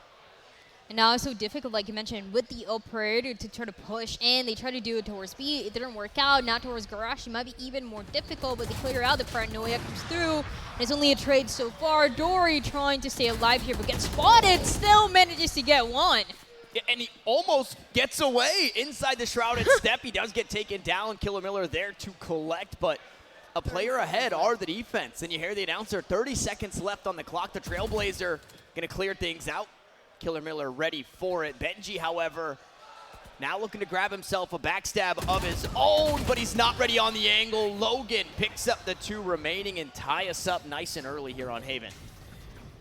And this is when Levitate, they start to wake up, and they do it early for this map number 3. Trying to close it out for them as soon as possible.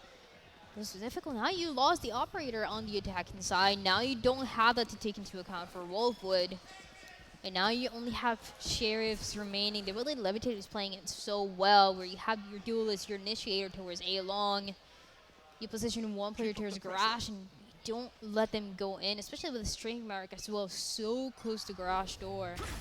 There's no chances to get anything else done, so seems like it's a slower round here, and the operator waiting on the other side.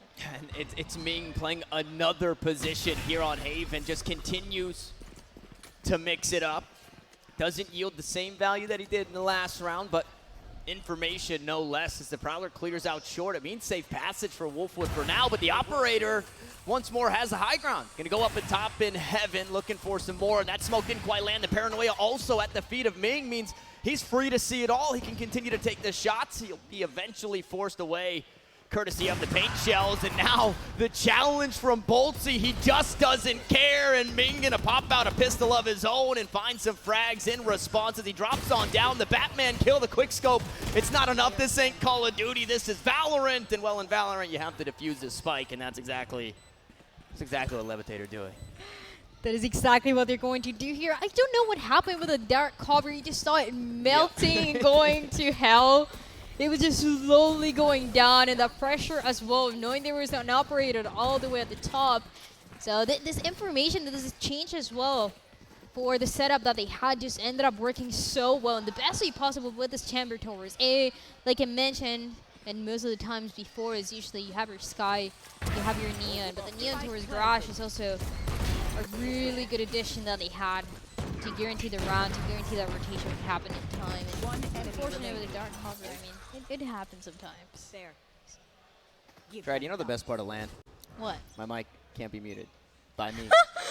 My mic can't be muted. I can't beat Tanner Mutro at LAN, fortunately, of my own volition. Somebody else would have to do it. I was thinking about that as I muted to take a drink. I thought, it can't be stuck muted. I can't be stuck muted. And unfortunately, Stunna, he doesn't have much to say in this round. He's taken down early through the dark cover. The Rays will fall. And the ultimates are available. These are the ults that you want to layer on top of one another, but, I mean, it's scary. No, it's not. Boltsy, again, the aggression, but it's punished almost immediately this time. Levitate, they've got themselves the answer every time Boltsy tries to take an inch. They refuse to give him the mile. Instead, they take the mile back, and with that Wolfwood, they're down to their last two. The op shot, fortunately for Wolfwood, it doesn't land.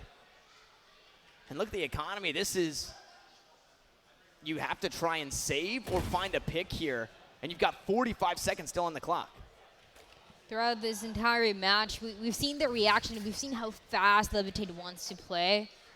And especially with the Neon, they're conditioned to do so every single time. It's working out with the Neon going from B to C, guarantees 2 kills, shuts down the attacking play coming through for the side of Wolfwood. And like you said, they don't have too much to work with. This is not what they were planning would happen if they push C long. One by one, they got taken down, and the dark cover actually going right in the middle. That deep smoke was what did everything for this defense. So another round here for Levitate. They will take the lead early on, not by 2 rounds.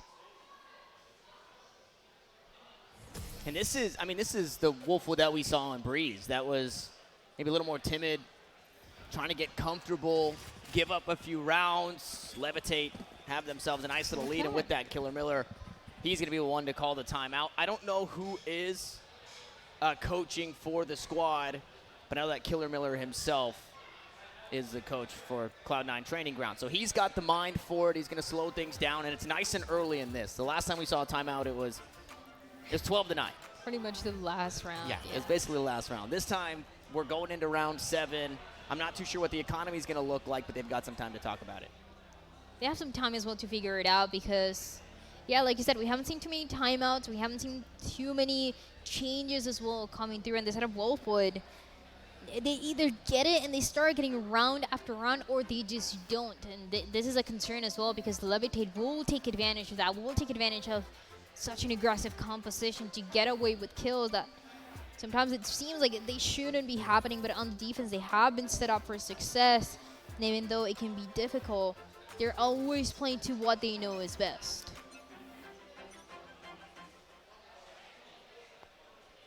It's been a little bit of overconfidence that's killed the cat here, or killed the wolf for Wolfwood. Curiosity kills the cat. Overconfidence kills the wolf. Pack mentality, Sure. You need that. And Boltsy was acting a little outside the pack in that previous round. They also, they didn't have anything to layer on top of that dark cover out towards C Long, so they thought they could creep up for free, but because sightlines are just trained to down C Long on that smoke, they can take some shots, and they were awarded with a couple of kills. But now we come out of that timeout. The same ultimates are still online for Wolfwood. Those are the ults, again, that you want to layer with one another if you can, not only to find the stun, but to cut off the sounds. And okay, here we go, aggression again. It's not necessarily Psych pushing all the way up. Instead, it's Xanax, tip of the spear. And he'll find 3 kills. This is punishing for Wolfwood. They just called a timeout, and the round looks like this. That was so good as well. They were considering, they were waiting a couple of seconds to see if they could hear steps. A Long decided to pass that cover and playing together. Sure, the Neon gets taken down, but Xanax would make that situation even more winnable than it was before, even more than a trade. Just 3 kills coming through at the end. for this defense. And this is the thing about Levitate. They're always changing that strategy. Even though they're always looking towards long, they're usually playing together with the Sky and the Neon. Changes a little bit with the dark cover. It gives them that indication of what the setup Wolfwood was planning on doing. And so now you're shut down. You have only 2 players left. There's nowhere to go, nowhere to hide. And the defense still playing it so well, so patient, waiting for any noise, any reaction. They can definitely have it now. And another save. A lot of time once more for Wolfwood to have to hang on to these weapons, and they will do so successfully. But that hurts. That's, again, they called that timeout, and they get punched right in the gut. They only get 1 kill for it, but the lead still continues to grow for Levitate. And it's been Wolfwood unable to even get into position to try and hit one of these sites, right? They're struggling to be able to get Apex down into sewers, to get Fade out towards long, to be able to try and work with Apex and Killer Miller to get these ults online, to hit these sites. Levitate doing such a good job, just refusing to give up any space for free. That's a confidence. Yeah, looking forward. It was also what they were expecting, right, for Wolfwood. They were expecting that push to come through, but the guiding line was just too good, and that coordination to guarantee that crossfire as we hear the ultimate coming through towards B. Yeah, Rolling Thunder out, Haunts, back sight. Unfortunately, that didn't really do a whole lot. It's got the players here around the links. Nightfall out towards the C site. This should reveal the 1 player back sight, and Apex actually picks up 2 with the Aftershock there. Huge kills from the utility. It wasn't the Rolling Thunder that got a whole lot done. Instead, it was just the Aftershock on top of the Nightfall that opened up the site, and Levitate down to just 3. But they've got the Seekers, they've got the From the Shadows. They can look to get some information, but we'll see how much they use in the retake. It's so difficult when everybody's playing towards long. There's no one inside. They can just try to shoot. They can try to get the kills here.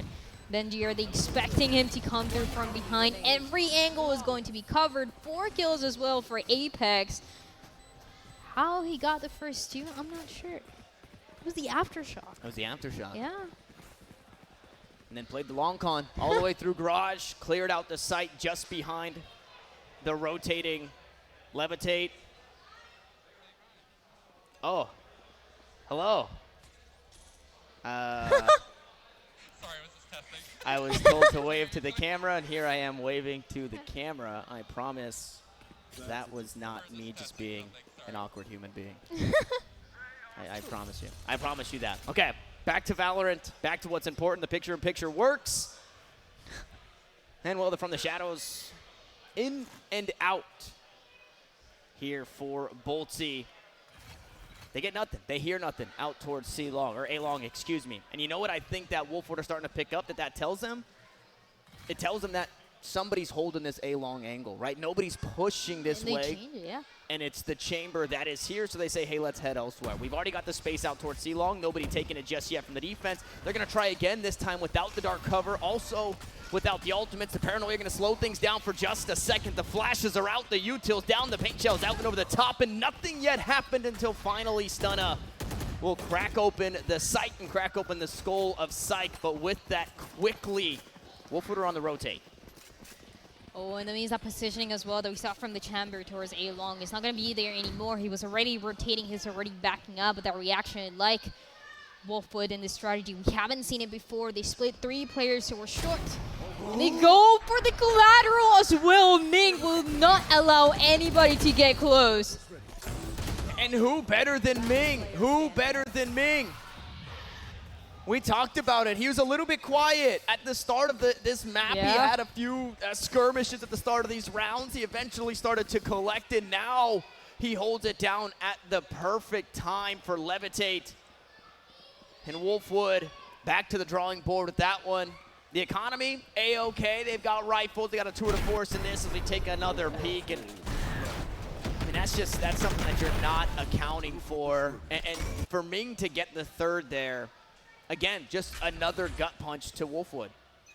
So good as well with the Headhunter, guaranteeing that third kill before he got shut down. Now Showstopper coming through on the other side. He hasn't connected. It was the Neon actually looking to play aggressive, and it doesn't work out at all. Ooh, good aftershock though, flushes out the angle. Xanax eventually will fall. Boltsy didn't quite get to collect, and Psych at the start of the round, guys, was flashed up. That's why he was shooting the wall. Now Stunna can't see anything. He's looking at the minimap. He's trying to find those kills. Instead, it's Killer Miller to push their way on through and open up the site. Dory there to collect. Ming finds a leg shot. Good time shot through the dark cover. But again, it gets a whole lot harder here for Levitate. Wolfwood quick in response to the aggression. That was Levitate. They take the site, they take the extra space, and they take the round. Now 6-6 is still on the table, but I don't think Levitate are giving up that easy. 2 rounds ago, it seems like this was the strategy that Wolfwood was trying to bring towards A long. Just pushing forward, expecting that aggression from the Neon, being able to shut her down and just planting the spike as soon as possible, denying that retake. It didn't work at the first time, but with the Neon being stunned, being flashed as well, it was finally that round that Wolfwood was able to get. The question is how many more, can they get in this first half when it's been all about the side of Levitate, all about that control.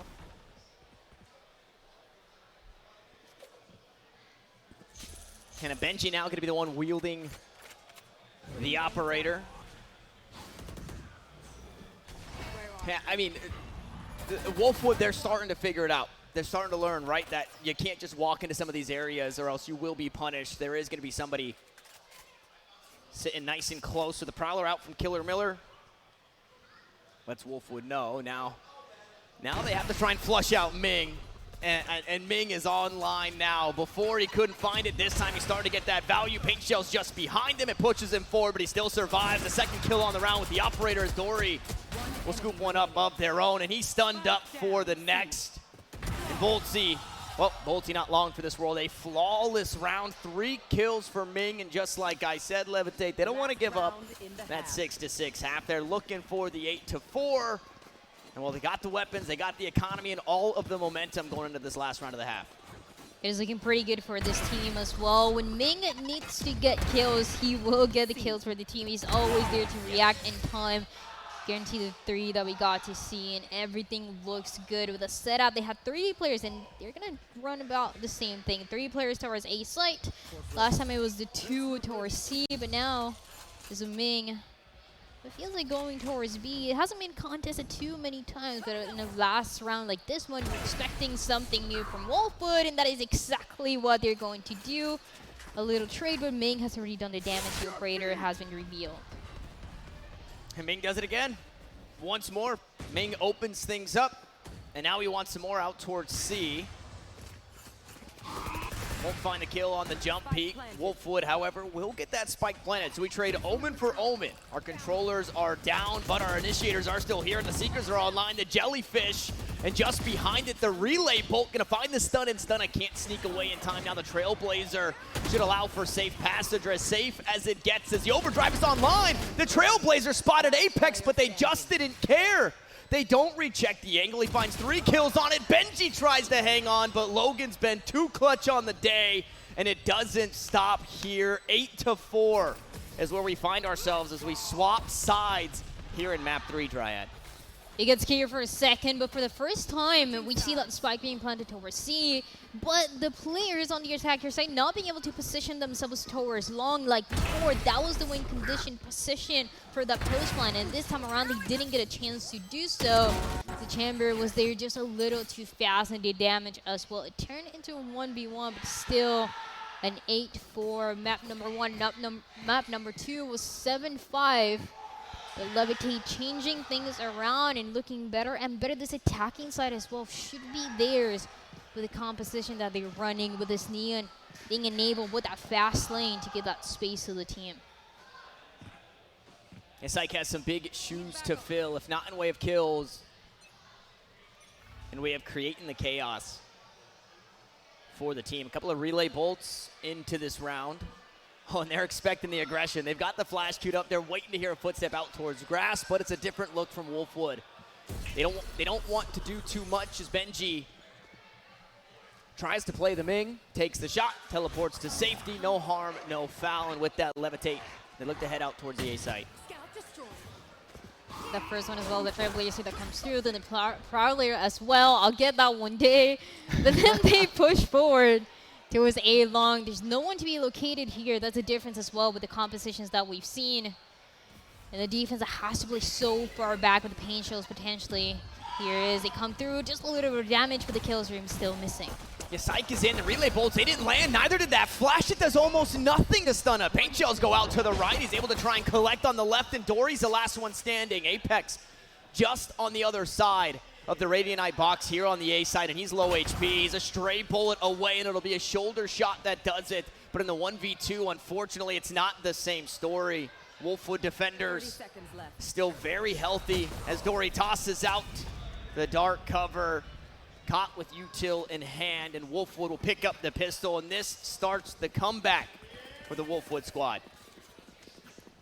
All of the pistol rounds being able to go their way except for one, and this is the one that they need the most out of all the maps, the 3 maps that we've seen so far.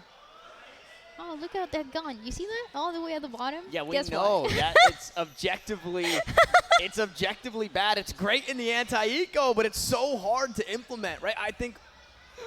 I don't even know if he gets to hang on to it, but it's one of those things where when you're in that full buy for Levitate, you just have to sit in garage and hope that that Bucky actually gets some value. So we'll see. Maybe I'll be made a believer. There was also Boltsy, I think he bought a Vandal coming into this one, which means he's got light shield. So maybe it takes one less classic shot to take him down. Wolfwood would absolutely love to walk away from this round losing, well, flawlessly. They'd like to do it flawlessly if possible. And they're going to give it a try here as well, but the B contest is a little too predictable, especially for this composition. How many plays have we seen with that Neon going towards B, using that fast lane, Wolfwood trying to read it to the best of their abilities. There's no kills yet, and Levitate for the first time playing it so slow. Benji's going to find it first. A nice shot from Benji. That's what he tried to do in the pistol round with the Headhunter, and he was unsuccessful, but he does it with the Sheriff, the lesser of the 2 weapons. Sming, 3 shots in the Headhunter, really feeling the chamber nerfs as we are on that patch 5.03, as you see on the screen. Sight goes sliding on through, and nope. He slides his way right into the bullets of Boltsy, and it is that flawless round. That is how Wolfwood wanted to take it. And now I don't care what happens in round 3. We need observers only to watch Killer Miller with the Bucky to see what he does. Because I'm still in question about it. I don't know if I'm quite a believer yet. No, I'm a believer. I think this is the round. He hasn't been having the best performance. He's getting quite a lot of information as well for his team, but when it comes to kills, he's trying to step it up, and I think this is the best way you're going to make it happen. Yeah, I do think, I mean, the transition from Brimstone to Fade is, you got a lot going on, right? Any of these initiators, it's so easy to get caught with this util in hand or caught not using the util when you should be doing so. So I don't blame him for making this transition and having a bit slower of a game. It's not as simple as just tossing out smokes for the team and stimming them up so they can run in quickly. There's a lot more to worry about. Oh, the Trailblazer doesn't get spotted. However, the relay bolts come through. There's no way Killer Miller makes it out of this one. He's going to try and work with this. He's got to put it to K. No, it's not enough for the kill, but Stunna was able to collect. It was just enough damage that the headshot landed from the Spectre and the body dropped. But a 1-for-1. I'm still not a Bucky believer, but I might be a believer in this Wolfwood round. Boltsy to find the next. This is the Vandal that he picked up in round 2. Light shield still. And the dark cover to slow things down. A 4v3 as Levitate head out towards the C site. Some fortunate situation towards Garage, but now towards C. Spike hasn't been planted in the defense. We'll take advantage of it. Clean round as well. Just a little bit of contesting. There was a lot of utility invested as well. Everything that we saw from that Fade early on, that C is first coming through. And unfortunately, it wasn't enough for the set of Wolfwood. As Levitate, they're just getting away with more and more opportunities. Wolfwood at the end, they're being able to close out the round. They shot down any of the rifles. They steal even a couple of the enemy team as the operator's in the hands of one of the players.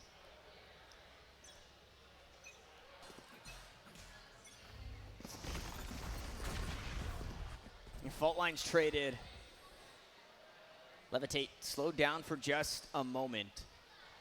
And a reminder that this half started 8-4. Wolfwood scoop up the last 3, so the economy hurting here for Levitate in round 4 of the second half, or round 16 holistically. Okay, Headhunter in hand, but Boltsy just too good on the corner. Didn't even need some extra help from Apex, but he'll get it out towards Long. The breach turns around, collects the frags, and he closes it out on the ankle of Logan, trying to jump around the corner. So the full house, 3 kills for 2 kills between Boltsy and Apex in a tie game. If you expected anything less, you'd have just been wrong. Is 8-8, and it started a little bit more one-sided towards the side of Levitate, but they've been catching up on the other side. Wolfwood, now the second time today that they win the bonus, and they just keep it going on this side. The defense having to play so far back is so crucial for them. The paint shells that we see being thrown every single time, and the entries that are limited with this composition too with the Neon. Oh, look at this. Rolling Thunder all the way through. Paranoia to follow up, but nobody to be found. Benji, however, did pick up a kill out towards mid, I believe. Garage towards that spawn area. You see the X on the map. That's being taken down. Rocket gonna be popped. Boltsy takes down Sight, finds another shrouded step to safety, and the Rocket did so much damage. It didn't find the kills, but they're eventually able to collect the deaths of the 2 players out towards A Long. A flawless round once more for Wolfwood. And yeah, this is a great time for a timeout. Right now, Levitate, they're struggling to get this one under wraps. Yeah, it's a good opportunity here. We gotta see what can be done, because the last 2 rounds, they might have been the fastest rounds that we've seen today for this defense. And he mentioned it, right? Usually you see them playing back, but you take 1 kill, 1 advantage, and you see that Raze pushing forward, that Omen as well helping out with the Paranoia, making sure there's no chance, no visibility.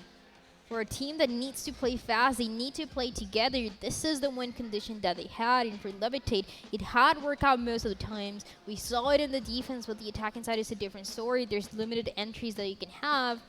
It's a big risk as well to even get sprayed down through that fast lane that we haven't even seen enough of. So I want to see what can be done here, because you lose the lead, and it's more and more that Levitate is fighting to get back. Again, when we were looking at this Wolfwood squad, right? Our takeaway really from their previous match history, and this was a Knights monthly that we were looking at, was that their cast was relatively low, right? The individual plays, right? They would play as individuals, and nobody really there to answer back in a trade. So to your point, right? Once they start working together and once they start kind of piecing not only the utility, but having an extra body when somebody wants to get aggressive, or an extra bit of utility like that Rolling Thunder coming all the way from A-Link, it means so much for this squad, because that is where they were falling short and losing close matches, right? 13-11, 13-10, 13-9, whatever it may be. So they try and right their wrongs here against Levitate, and now they've got themselves a lead again. Just wait 1 round, though, so we got to see what Levitate is able to do here. He had 3 players looking towards C, 2 players looking towards A, but with the operator just playing all the way back, it's such a massive risk. Then you also have a trademark that denies any entry, and we've seen this chamber. Something new that we haven't seen before. Actually, the spike being planted towards B, and Apex hiding, hasn't been spotted, and does get the kill at the end. It's just a trade, though. It is a trade at the end of the day, but Ming traded out once more. Aftershock to come on through. Killer Miller taking a bit of damage. This time, though, he doesn't have the buck. He's got a bit better weapon as Dory was caught out trying to play the lurk. Now Xanax doing the same as he walks his way through C-Link. The weapons were just abysmal for this Levitate squad, and it's Wolfwood here in map 3, first to double digits. And you would love to see one of those entries as well from Garage, using that fast lane, using that Neon, trying to get to the back of side, surprising the enemy, but every single time it gets denied. There's so much this defensive setup has to deny any opportunity like that one. I mean, look at that, 4 ultimates available, almost 5 coming in for Levitate, and this is a big round for them. So pretty much now or never, the economy is going to be ruined. And most times that we've seen them use those ultimates is 1 after the other, maybe 2, 3 in a single round to guarantee it.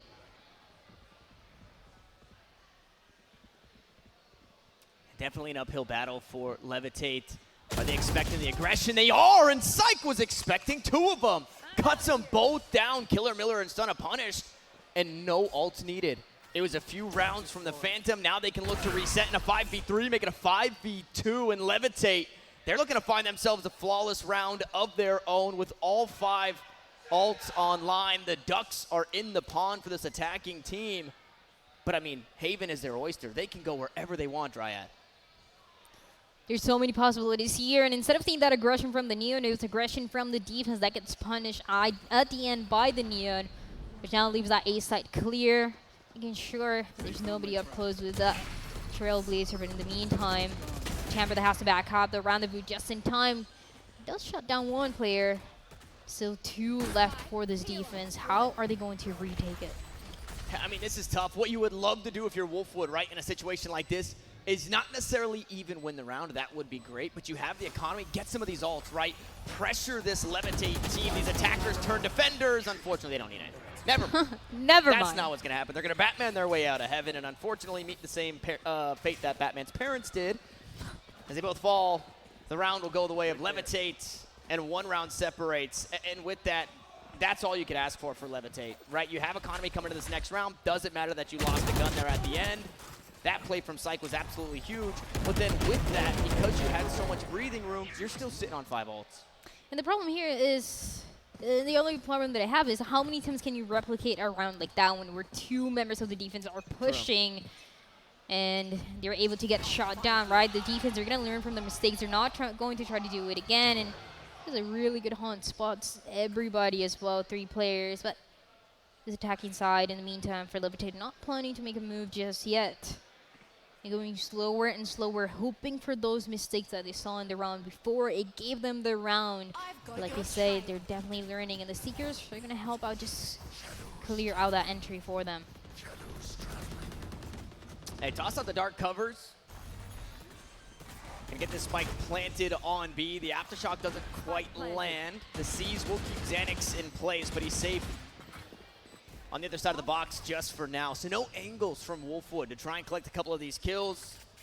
And that spike, it has been planted. So working against the clock now are the defense, but they are 5 alive. But again, those 5 ultimates we're using, 1 of which the Seekers go out. The Rolling Thunder to follow. Stunna able to pick one up here as Dory playing the back lines. Bolty was completely unaware of the positioning as Apex looking to get something done for the team. Dory gonna go atop the box, and now he's got the high ground. They had no idea until they did, and they've done it. Wolfwood, they hang on for another one. That spike halfway means they get the defuse, easy peasy, 4 seconds left on it. Wolfwood, they're getting that confidence back. They're getting that momentum back, and they're getting it done in the scrap, right? In the chaos. They don't flounder. They spot out Dory, and they take him down. It's also every single round that we've seen, both on the attacking and the offensive side, players trying to go B, and just it ended up all going wrong every single time. I mean, look at this play as well, all the way up top, trying to spot where this Omen was until it finally got shot down. It could have been a miracle, but all those ultimates, yeah, you wonder, and they work for a little bit, but coordinating them is the most difficult part. So another entry here, a little bit faster as well coming through. The trademark gets shot down in the C entry as well from Garage. There's an operator on the other side waiting for it, and it gets 1 kill, make it 2 for Benji. Yeah, Benji just gets some more. He just plants his feet and finds an extra kill on top of it all before looking to rendezvous to safety. And guess what? He's still alive. The operator is still a problem. There's a tour de force on the opposite side, but how much is that going to be for Levitate? They're 2 players down, and they're so far away from anything else. The only bit of util they're going to have in a situation like this is the fault line in just about 10 seconds. And for Wolfwood, they just get to sit right on top of the spike. Such a good positioning for Wolfwood in a run like this, when it opening up with the operator. Every angle and every aggressive play for the side of Levitate has been shot down. As they try to go for the kills, the tour de force still available, but how are you going to clear that hard left? Does he get spotted? Yep, he got it with a classic. Oh, man. Quick on the flick away from the flash, but then everything else, right? Paint shells come out. He wasn't expecting somebody in the close corner. Just that distraction, yeah. Both of the players have the boom bot, then you have the paint shells. The player only thinking about taking down that raise that you hear and not expecting this right on the other side of the door for the last one remaining. This is going to be match point here for Wolfwood, as he lost the lead for a little bit, but they're able to get it back when it matters the most. A little too hungry for the kill, but it's okay. It's 12 for Wolfwood, 9 for the side of Levitate. Match point. And they're wanting to hang on to that gun there. I don't think the economy's in a really great spot. 9-12, we've seen this before. It was on Breeze, and Yes. Wolfwood were able to close it out. We talked about what Psych needs to do for this squad, and unfortunately, it doesn't seem like he's able to fill those shoes.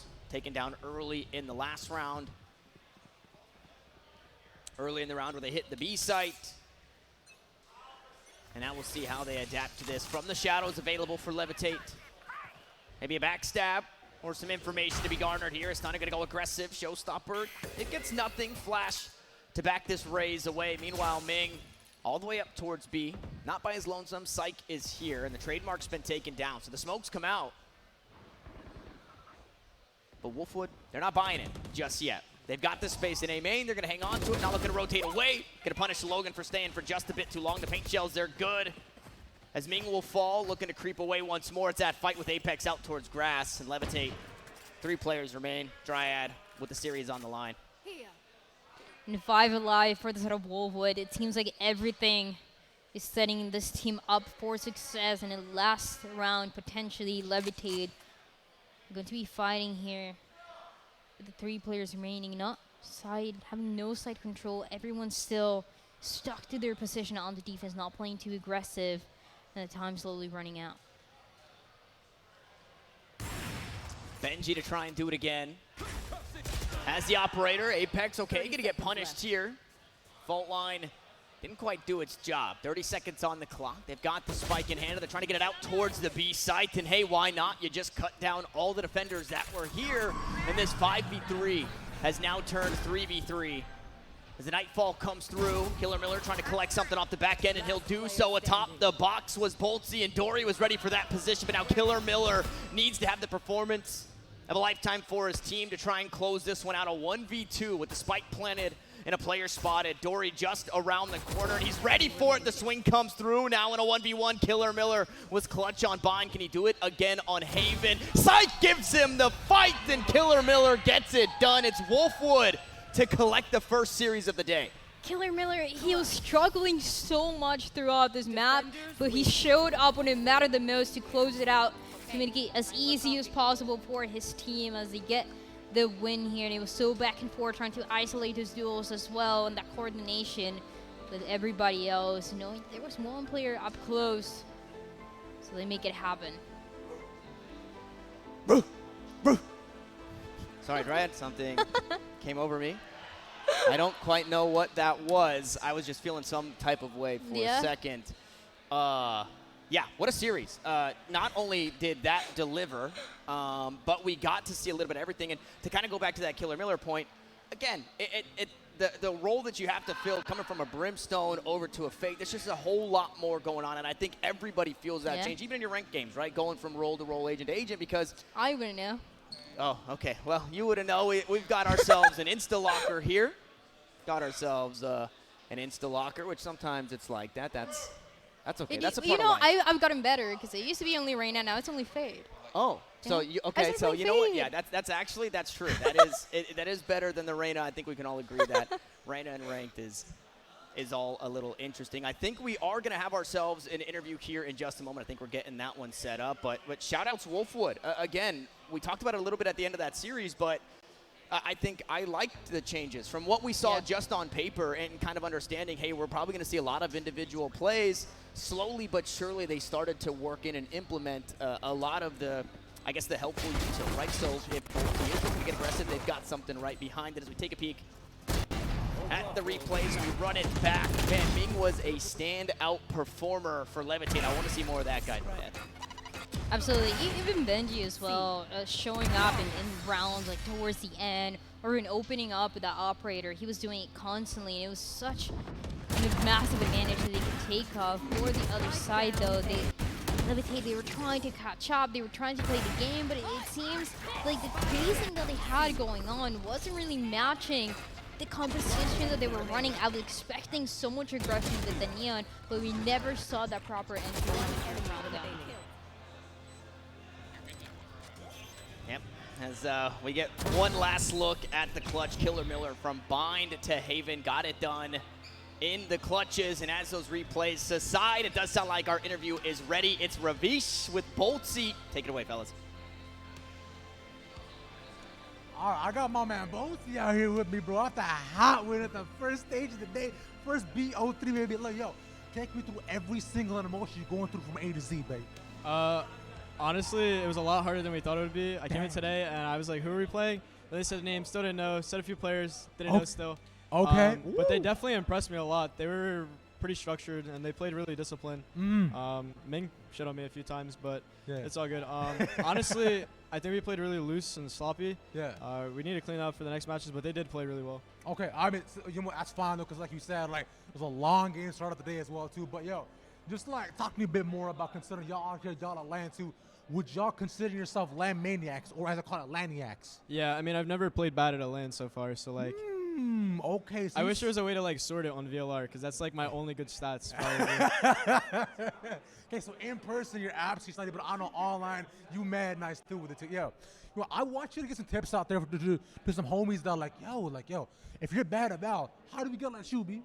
Honestly, I don't really know how to say it because I have like almost 6,000 hours played in 2 years. Damn. So like a lot of time and effort, but I think the biggest part is to make sure you're not just focusing on like your aim. Yeah. A lot of players overlook like reviewing themselves and making sure they're not making like stupid plays 24/7. Yeah. And a way that I got better early on, like during beta, I wanted to be an opper, but I didn't really know how. I used to watch Wardell in class for like 3 hours a day and just see like how wide he would hold angles and like how tight he would hold circuit angles and stuff like that. Okay. And that's how I kind of got better at opping. So just watch pro VODs. Making sure you're self-reflecting a lot. Yeah. And then obviously death matching and stuff like that. So. Okay, all right, so that's what we're talking about. That case, because y'all make sure to watch my man, bro. Go ahead and get better at the game. That's what we're talking about, of course. Now, the thing is, too, y'all new out here, right? Yeah. Wolfwood, I know y'all go ahead and try to make a name for yourself, too.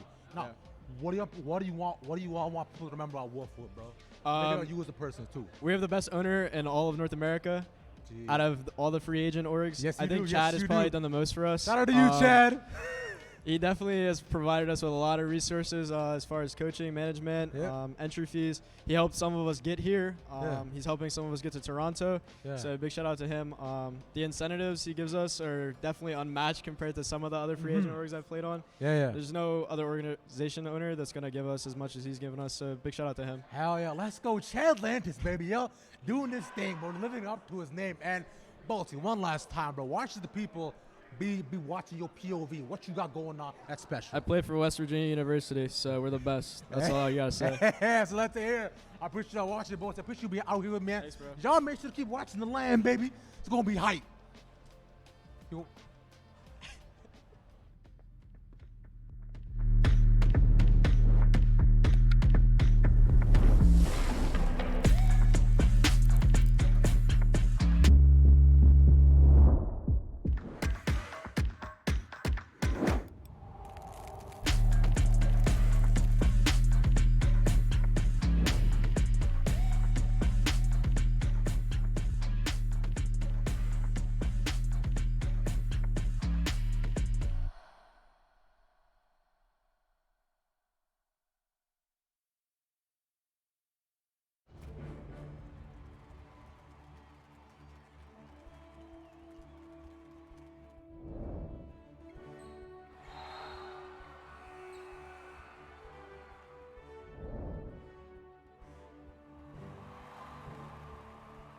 When you're treated like the pros, you'll celebrate like the pros. Rothman Orthopedics gets you and your favorite athletes back in the game.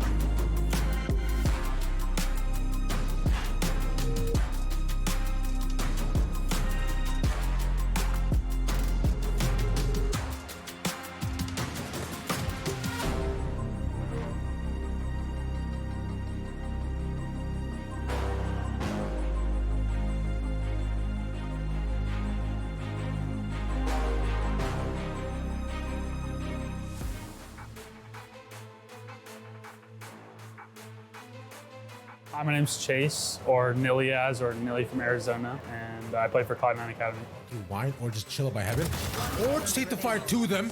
And the spray is good. That's the 4K, but he's revealed there's only one way if we get a potential ace, and saving it for Cloud9 Academy.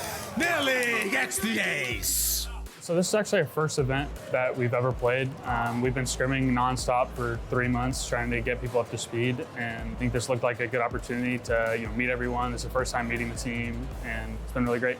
I would consider myself a ranked demon. No one really knew about me. Arizona doesn't necessarily have a big scene, and so I found online events, and that's how I made a name for myself. And so I think making teams and just building chemistry with that team, not team hopping, every 2 weeks, and having some confidence. If you lose, it's okay. You learn. Losing's learning, and being able to play in these online tournaments has been really great. And now I'm in a position where I'm on C9 Academy and able to play in this land.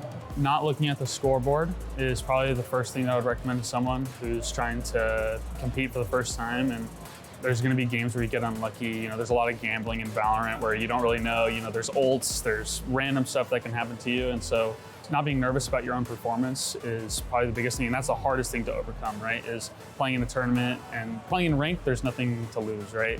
But in tournament environments, you're worried about your reputation and everything. And so I think if you are trying to be an up-and-coming player, just focusing on yourself and not worrying about, the outside noise of, oh, you played bad, oh, you did this. Like, just keep grinding and keep playing your game. Just be confident, have fun. I mean, that's the biggest thing. All the C9 coaches try to just tell us, just try to have a fun time. Like, that's the whole goal, right? I mean, obviously we want to win, but the whole goal is to just have fun.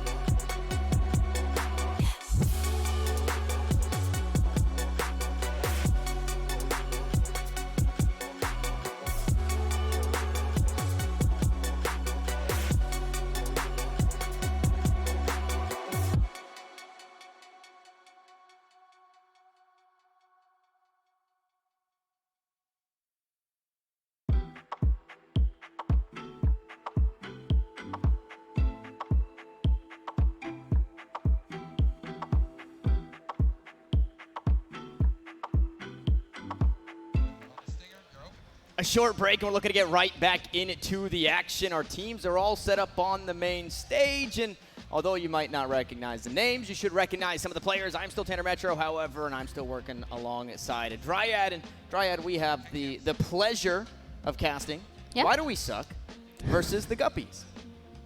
It just feels like we're going to end up asking that question to ourselves, but we're just saying the name of the team. Let's go, Why Do We Suck? So we're going to see. There's a couple of known players as well. It's just a team, one of those that come in last minute. Everyone trying to see how far they're able to make it. So we're going to see what the expectations are going to look like. The maps as well for this series. I mean, we already had 3 maps for the first match. So. That we did, and obviously these players getting ready on the stage, they're sitting themselves nice and comfy in a Mavix gaming chair, logo. which if you guys don't have a Mavix gaming chair, you need to get one, and I'm not going to give you the same thing that you guys always get. What I am going to tell you is that the LMX is the competitive advantage that you have been waiting on. Featuring cooling, heat, and massage, the LMX will keep your gaming sessions going even longer with body temperature regulation and increased focus. Guys, quite honestly, the future of gaming is here. So please go shop now at Mavix. mavix.com, and should you do so, you can use code NSG to save $55 off your Mavix gaming chair. So obviously all of our players here are sitting nice and comfortable of one of their own, and I mean, who doesn't want heating and, well, maybe not heating because it's summertime, but the cooling sounds pretty darn good. The massage sounds pretty darn good. Yeah. And what sounds even better is trying to hop on into this series. We've got our maps ready for it here.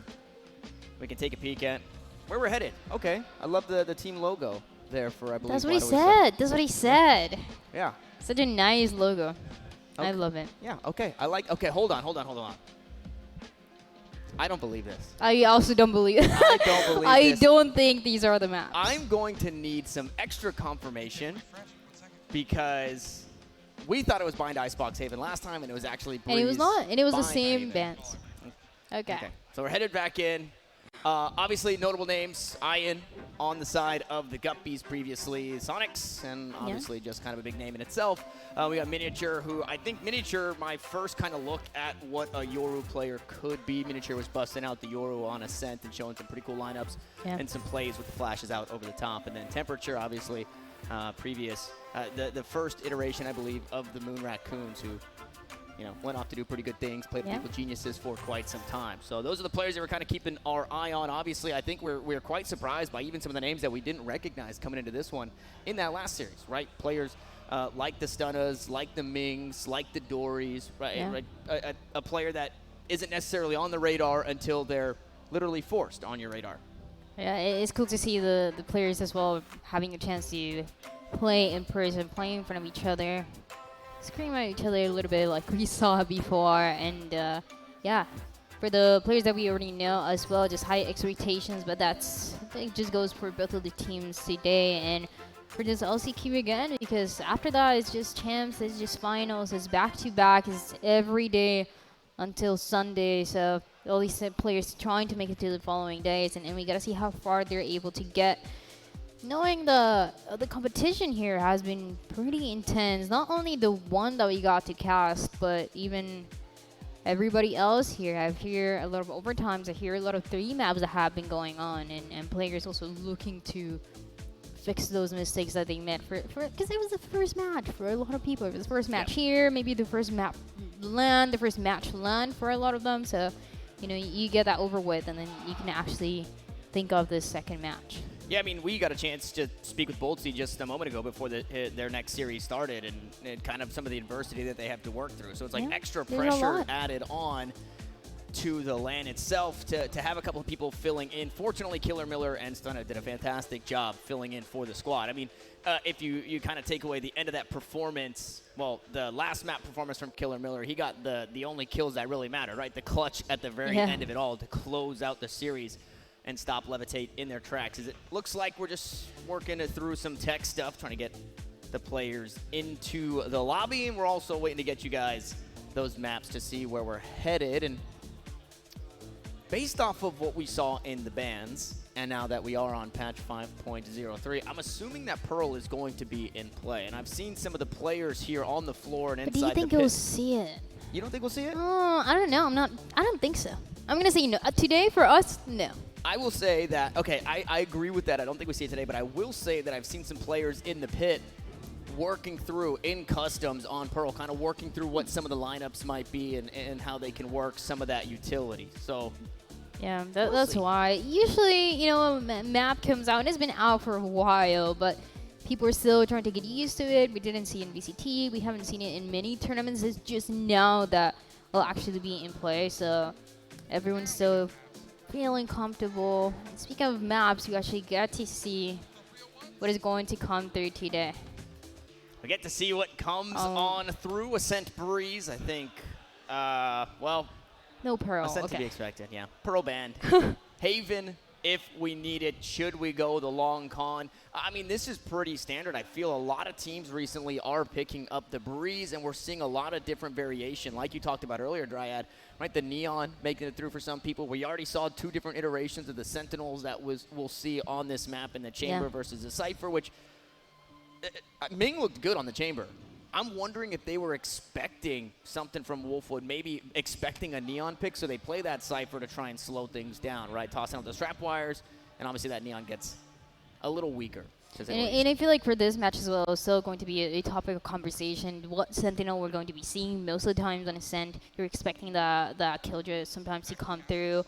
Doesn't happen every time, and it goes back to the play style that teams want to bring. So oftentimes we get to see the fast plays that we saw from Neon, or what we expect against maybe a Killjoy that is just locking down the side with all the utility. So you have the variety, you have the possibility, but we got to see what teams are able to lock down today. Yep, we'll have to see that, and I'm happy that we get to see Ascent. I feel it's a very honest Valorant map, and you can get a lot out of a team in just way of kind of what they bring to the tactical shooter that is Valorant through playing Ascent.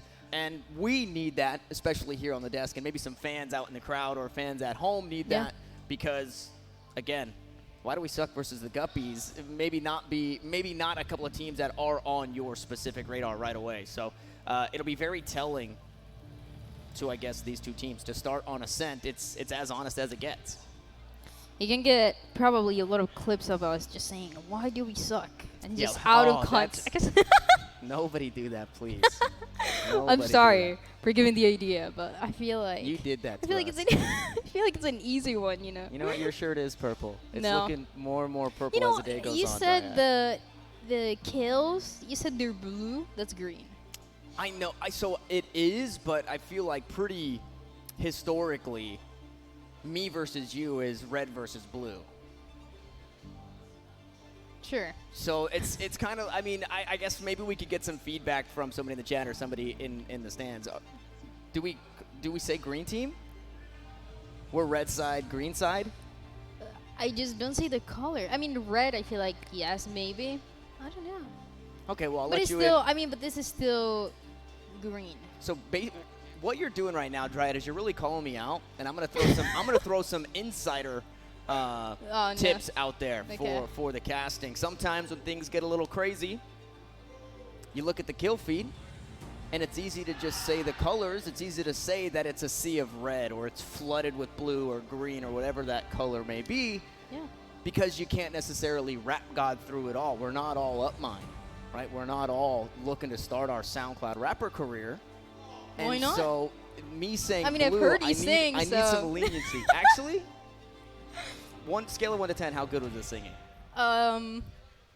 You know, after I listened to it this morning, it went down to a 3. Oh, okay. But it's a start. It's a start. It's a start.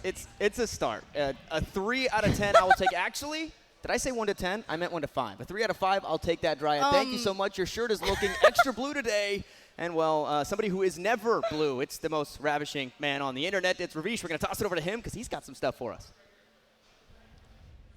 Hey, hi, welcome on back. So instead of just like having Tanner and Dryad like talk about the game or whatever the entire time, so why don't I go ahead and talk to some people around here for Street Hit the streets with me, Ravishing Rabbits, most ravishing man on the internet. Let's go find out what's going on around here. All right, shall we?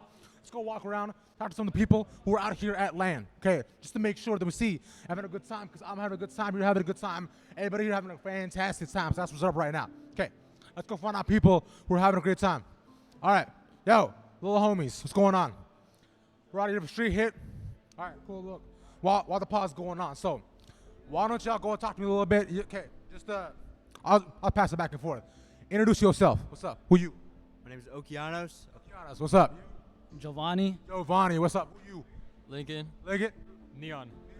Pancakes. All right, Neon Pancakes. All right, cool. I like that. First, I love pancakes every day for breakfast. Okay, yo, I'm going to ask y'all something real simple, real quick, real easy question. Look. With the tech pod's going on, look, y'all all play Valorant. Y'all pretty good, bro. Y'all all competed and stuff. Now, let's say the other team got a tech going on. What are you realistically talking about to your squad? Huh? I just get on my phone and chill. You get on your phone and chill? Talk during tech pauses. Oh, that's crazy. Y'all don't break through. That was a test. Yeah, we either be singing songs or making fun of the enemies. Yeah. Okay. All right, now, could I get one of those songs you sing, though? That's the thing. What songs do we sing, Jake? I'm singing my own songs. I don't know what songs you got. Yeah, he's usually singing his country songs. I don't know. Ooh, could I get a little thing of a country song? Take you for a ride on my big green tractor. Yeah. Oh, but you gotta keep that going, bro. I'll go with you, man. Come on, bro. Yeah. Take you for a ride on my big green tractor. We can go slow or make it go faster. Down through the hills and up through the pasture. As long as I'm with you, it really don't matter. Yeah, that's what we're talking about. That's what's up right there. By the way, you have a voice of a gosh darn angel. I hope you know that. Oh, that's gorgeous, brother. Now, look, my man right there saying too, bro. So what do you got for me? We just gotta sing what he sings. He's gonna sing. Okay, fine. So let's see how you do then, there, brother. What? That's crazy. Yo, George, you ain't got me? Man, that's crazy, bro. You know what? It's fine. Y'all don't want to sing, but I bet I know who got the voices of an angel. That's Tanner and Dry. Back to y'all. Thank you, Ravish. The voices in the crowd. Thank you guys for the singing. Shout out to the homies who we'll put on. You know, because karaoke's fun. Yeah, you think so? Yeah, karaoke, it's not bad. It's not bad. Even if you do only sing a 3 out of 10, that's A-okay. But we get to talk a little bit less about singing and maybe sing some of the praises of the players as we are looking to get these maps underway or are looking to get right on into the action. Once more, we take a look at the Guppies versus Why Do We Suck, and there are some notable names here. Now, this is tough because usually we'll kind of go over the matchup and talk about the players, but most importantly, we'll talk about how to pronounce some names. And no, I think pretty. I've been fighting to say Prowler today. Yes, I don't know why. I just woke up and I forgot how to say words. So Yep. Chiquita is what is typically how I would pronounce C-H-Q-T-A, and that's what we're dealing with on the day. So that's kind of where we're at. If we're both wrong, then yeah, if we're both wrong, if we're wrong together, then that's, you know, it's strength. You know, the links are bonded together, and that's okay. And if we're both wrong, who's to tell us we're wrong? You know, then we're the casters. A lot of people and the players and the actual player. That is true. You know, Dryad, you always find a way to bring me down back to reality, and I appreciate you for that. Let's go ahead and take a peek at our agents, what we've got locked in here as we head out towards Ascent. And okay. We get a Viper. We get a Viper. It's been so long. I can't even remember how long it's been since last I saw a Viper being played here. I'm really interested as well in this composition. I want to see if it ends up, it is going to end up being that Jet on the other side. But that means there's no duelist for the defense. No duelist for the defense.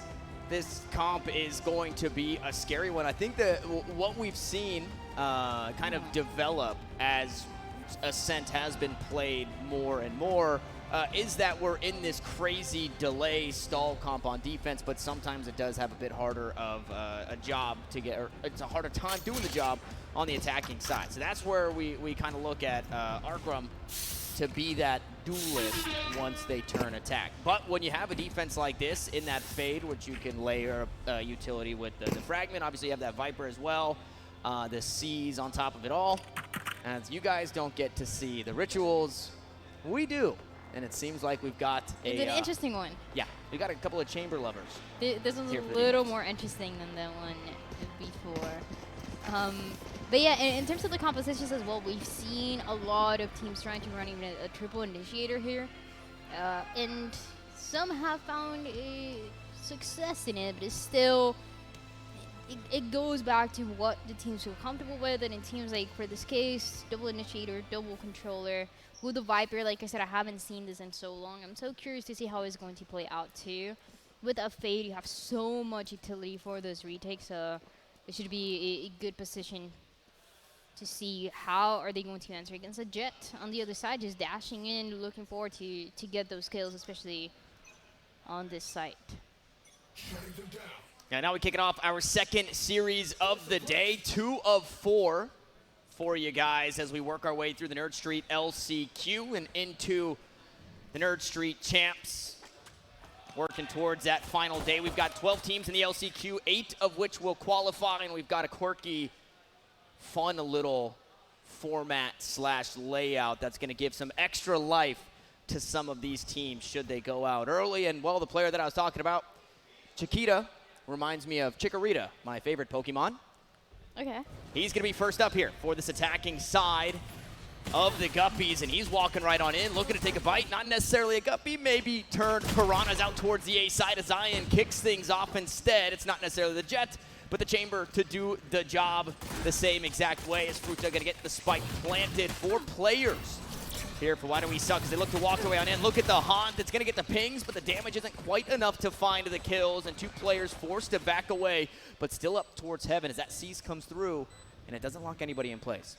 And everybody's so low on this side of Why Do We Suck, so this retake at the same time can be effective, but I like the angle coming through as well from Catwalk, surprising a little bit more. This defense, we're dropping 1 by 1, and they're also dropping kills. It ends up going on the side of Why Do We Suck. I hear a couple of them screaming. Energy from round number 1, I like it.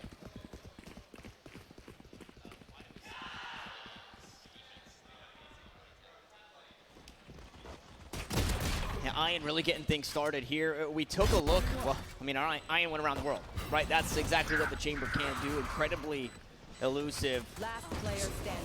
As the defense did what they could, jumping into that site, just trying to play inside that chaos. And unfortunately, it didn't go their way. Now they've got pistols in their hands, and well, they're stacked up aggressively here inside B main. The Prowler to reveal the Spectre just around the corners. Cactus is a bit too prickly with the Spectre in hand.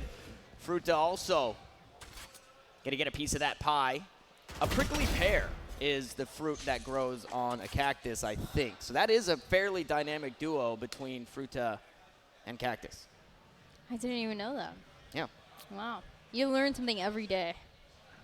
So for this one as well, it's the first time that I see such an aggressive push coming through. I mean, you want to make it fast as well. You don't have the full equipment to make any of the plays.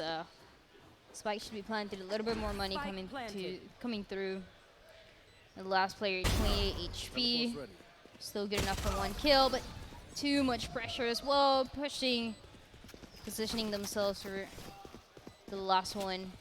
That second round, so everything going as planned for this attacking team. I want to see what can be done next. We talk about the difference, and I even mentioned a little bit of the Sentinels that we usually see in this map is often a Killjoy recently. It's always a Killjoy, but this time around, there's no Killjoy to be seen. It's all up to the Chambers to deliver that result. And again, it's just playing for that contact, playing for those kills like we saw in the last one, what the players are hoping for. But that means a little bit more presence is going to be needed on a site like this one. Okay, well, things are getting loud inside B main. No command on. This attacking side, they want to try and take it fast, but Temperature is here to answer. Arkram also going to get a piece of that pie. Is chilling, making me a Stinger believer, but only good for 1 kill. The Vandal proves to be just a bit too much. As Ian opens up the site, unfortunately, their KO just out of reach. Fruta will eventually fall, be punished for the aggression, but gets a bit more information for the squad. As Temperature gets a few more kills for himself. Now just a Spectre for Cactus. Shots through the wall. The rifle's a bit too strong here for the defense. And that's going to be Why Do We Suck finding their first round. As the Guppies are attacking. And Why Do We Suck are defending. We're a little mixed up. It's okay. It's okay. We're a little dizzy. It'll be okay. Instead of Why Do We Suck, like you said, getting that first round too. And a quick entry into side to make it happen is a big difference for them to see how they're able to transfer everything they got into this one. And we talk about the duelist, all that pressure onto this Jet to be able to execute into side, especially when they want to have that A hit. You know, you usually see that Cloudburst, that dash come through, just allowing that Jet to be inside to clear out at least one of the corners. But in the meantime, he's going to continue to be B for now in a defense as well that continues to play aggressive. The Prowler around this time trying to get the kills too, but there it is, the Jet that we talked about performing and getting that first kill. Yeah, picking up the first and quite a bit of utility tossed out from Why Do We Suck, right? A snake bite to start the round. Now the C's already used from this comp that is looking to layer these bits of utility to try and slow down this attacking side. It gets a whole lot harder now that not only are they missing their Viper, but they will be missing that C's. And now the Nightfall is online here for the Guppies. That could be the go button for the squad. 3 of these players as well that are going to contest Mid control, we're gonna see if it's gonna be possible because the defense is looking up, especially that chamber 2. Small angle, but pushing to 1 is good enough to tour the force. As everybody push forward, that Nightfall actually barely connects. 4-7. Keep a look at that reveal, right? That Haunt getting so much information, it forces the op off the angle, so Arkram has to leave. Takes a bit of damage as well, about half HP as Cactus looks to go aggressive through the door as it breaks, and Potato is anything but, well, drops him like a sack of potatoes. That's what I should have said. Unfortunately, I had to double back, and it sounded less cool the second time around, as why do we suck?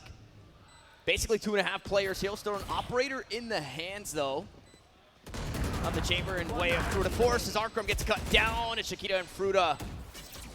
And now Potato all by his lonesome. A couple more sacks to drop here as they're just playing the waiting game. They don't have to give him anything. And Potato, even if he got the kills, he'd run out of time. That's not even how it plays out as Ian closes us out for a third round. The Guppies looking pretty darn good thus far as we jump on into round 5. It is looking pretty good for them now, 3 rounds. And even the third round, there was already no command available. There was a no command used that didn't get too much value, but now we even get to see the Tour de Force. So a lot of early ultimates coming out. And it's a big difference even compared to the first match that we had, right? But everyone in the team were just stacking those ultimates, maybe using 2 at a time. But now you're able to rotate with them just a little bit better.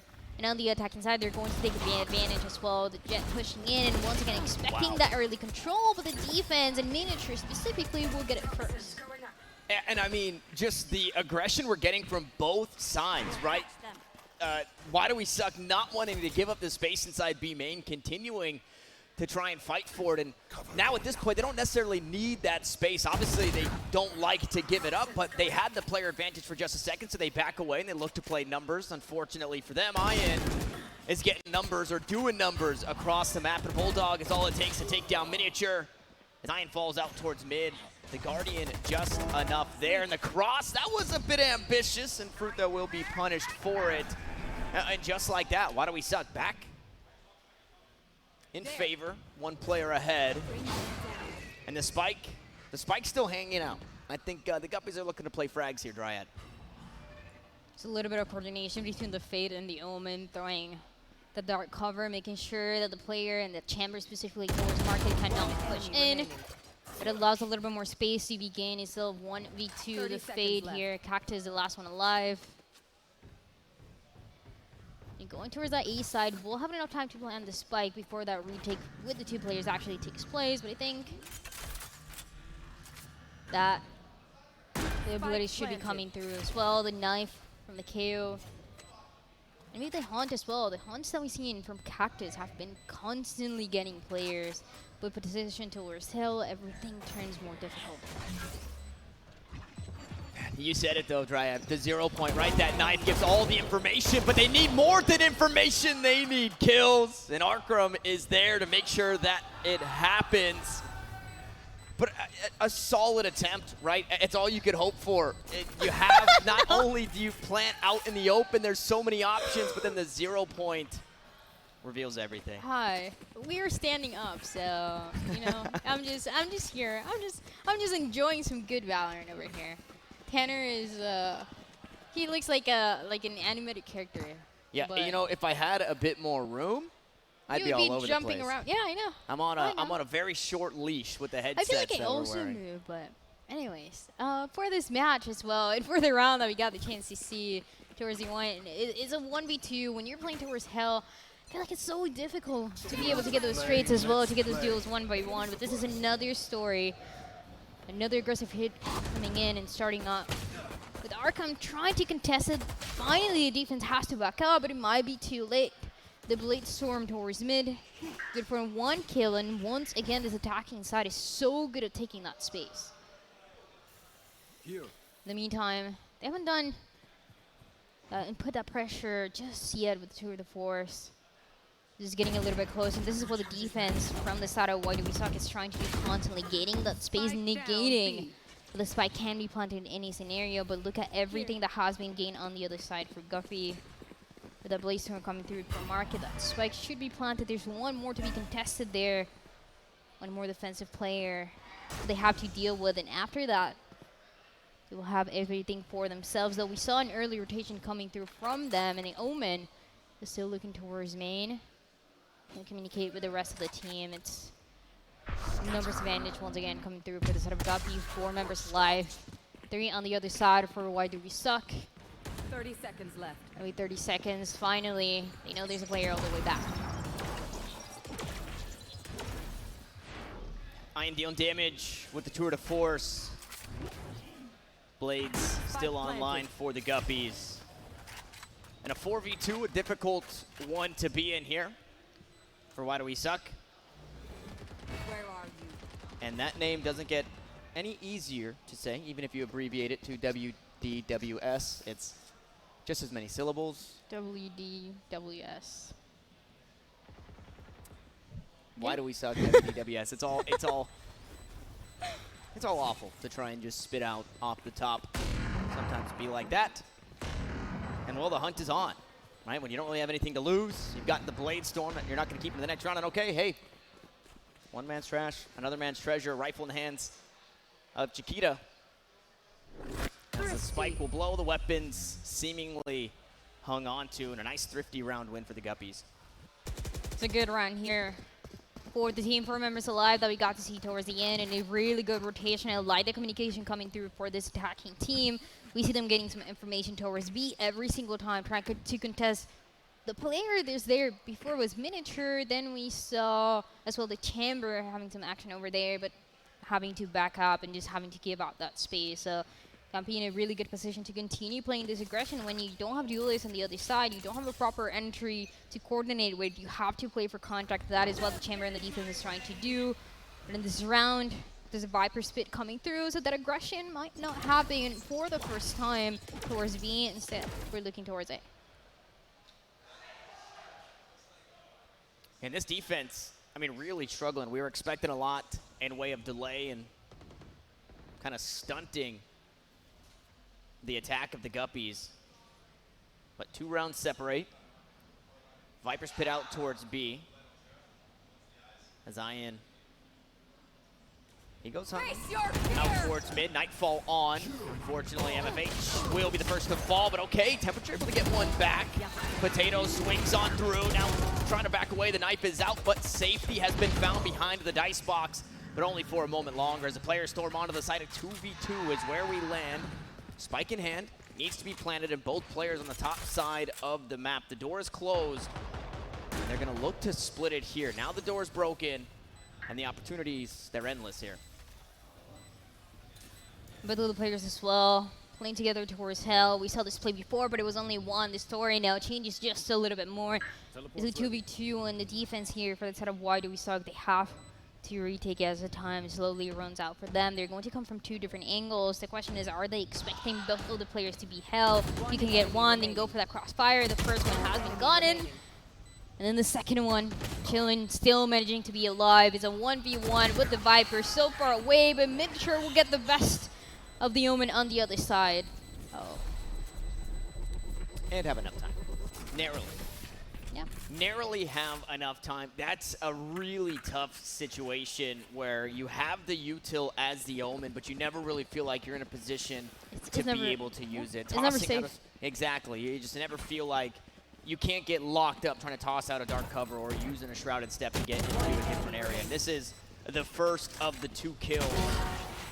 And there's the second. So Miniature going huge. I don't know if that's necessarily a Viper on Ascent thing or just a Miniature thing to win that 2v2, but he did so pretty seamlessly. And Why Do We Suck now closing that gap?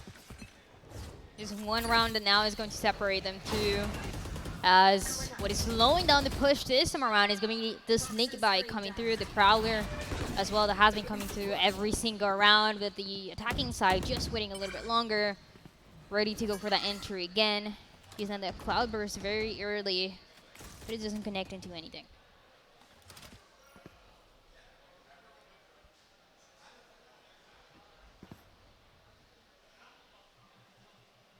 And the Guppies just kind of moving around as a 3-man unit just to see what they can find.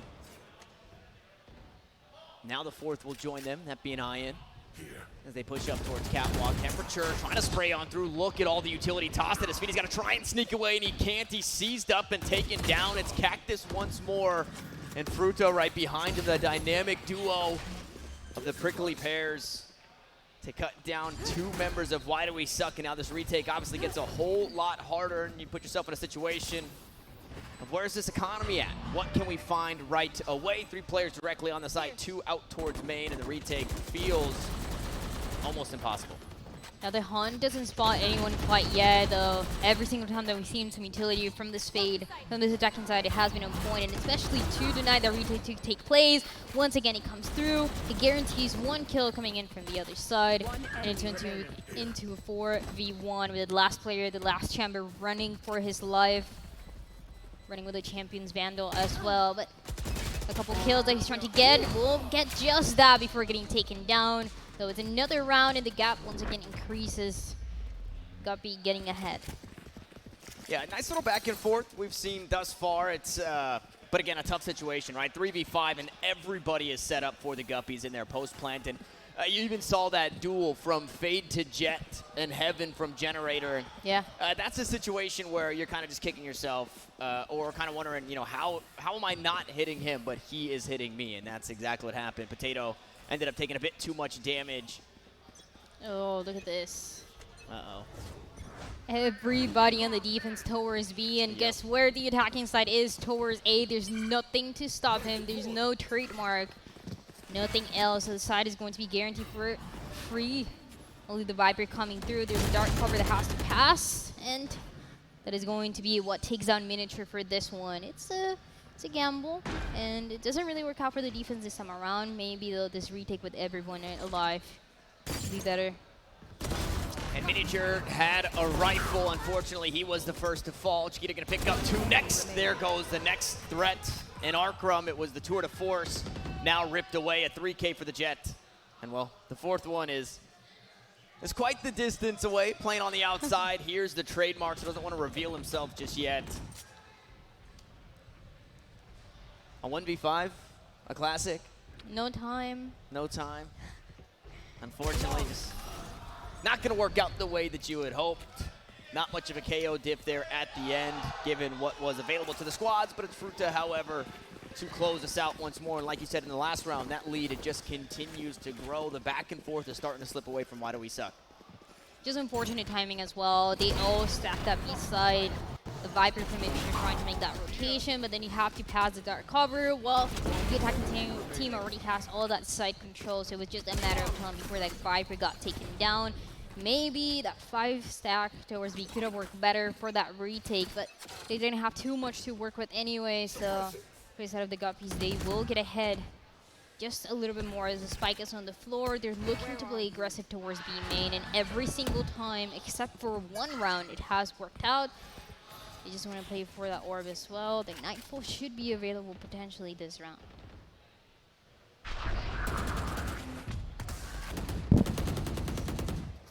From the shadows, immediately answered. Here.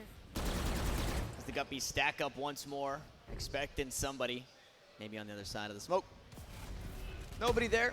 However, Potato will be trying to hold it down inside tree. Gonna toss out some util of his own. Now wants to push aggressive. Look at the Haunted, pings them all. But it's Potato to finally collect one. Temperature gets one from across the site, but he's traded out. A 2-for-1 for Why Do We Suck, but once more, the site's been given up. And what util is available to this squad? Obviously the knives here for Chiquita, but he's got a rifle in his hands. Maybe some smokes for Chillin'. Ian playing off the site, and another retake situation for Why Do We Suck, and a member already taken down. The Nightfall comes through. Chillin' picks up 2. He doesn't need to hear him to frag him out, make it 3 in another round for the Guppies. They get 3 for Chilling, and another round as well for the Guppies as they get ahead more and more. This team, they know how to enter, they know how to deny that retake to take place, and at this point, for the side of Why Do We Suck, they're fighting so hard to deny that space, and they end up losing it so early. That spike gets planted, and the retake usually means they have less utility to work with. A couple players down as well. It doesn't really help that case.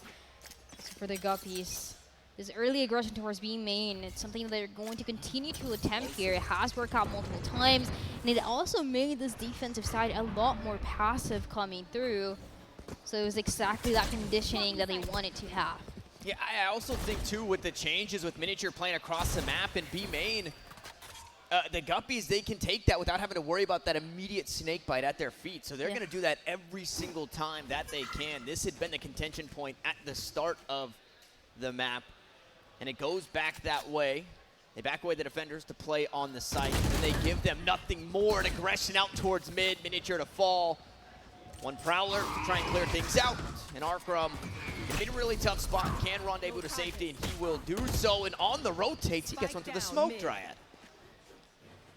The mid as well hasn't been contested too many times for this attacking side, and the Viper wall makes it even more difficult for them. So they're going to respect that space just for a little bit before the kills come through on the other side. And it seems like for the first time in this late round, things are even. It's a 3 versus 3, and the Paranoia does connect. The little shooting should be enough. And it will guarantee 1 kill for the defense. Finally trying to catch those rotations of guard, and they will be able to do just that for the Gumpies.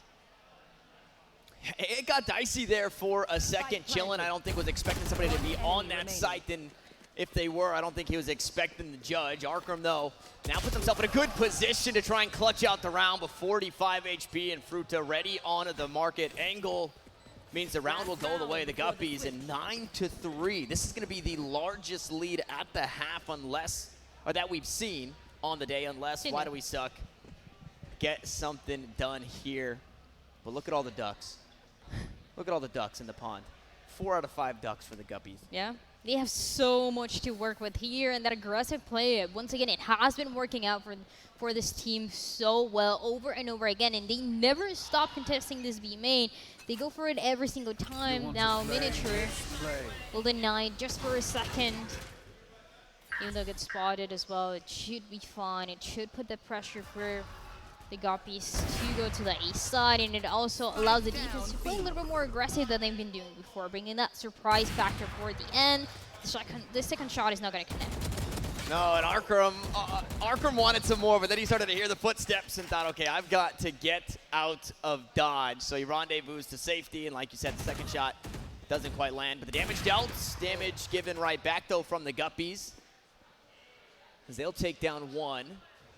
Well, it's one of the controllers gone. They do still have that Viper to work with out towards B. And the Viper outside the pit, kind of far away. A trademark down as well, just in case anybody's doing anything crazy. Is Miniature able to duck his way onto the inside? And I don't know if anything is showing here. Nightfall queued up. That going to be tossed out. No command is on as well. And there it is.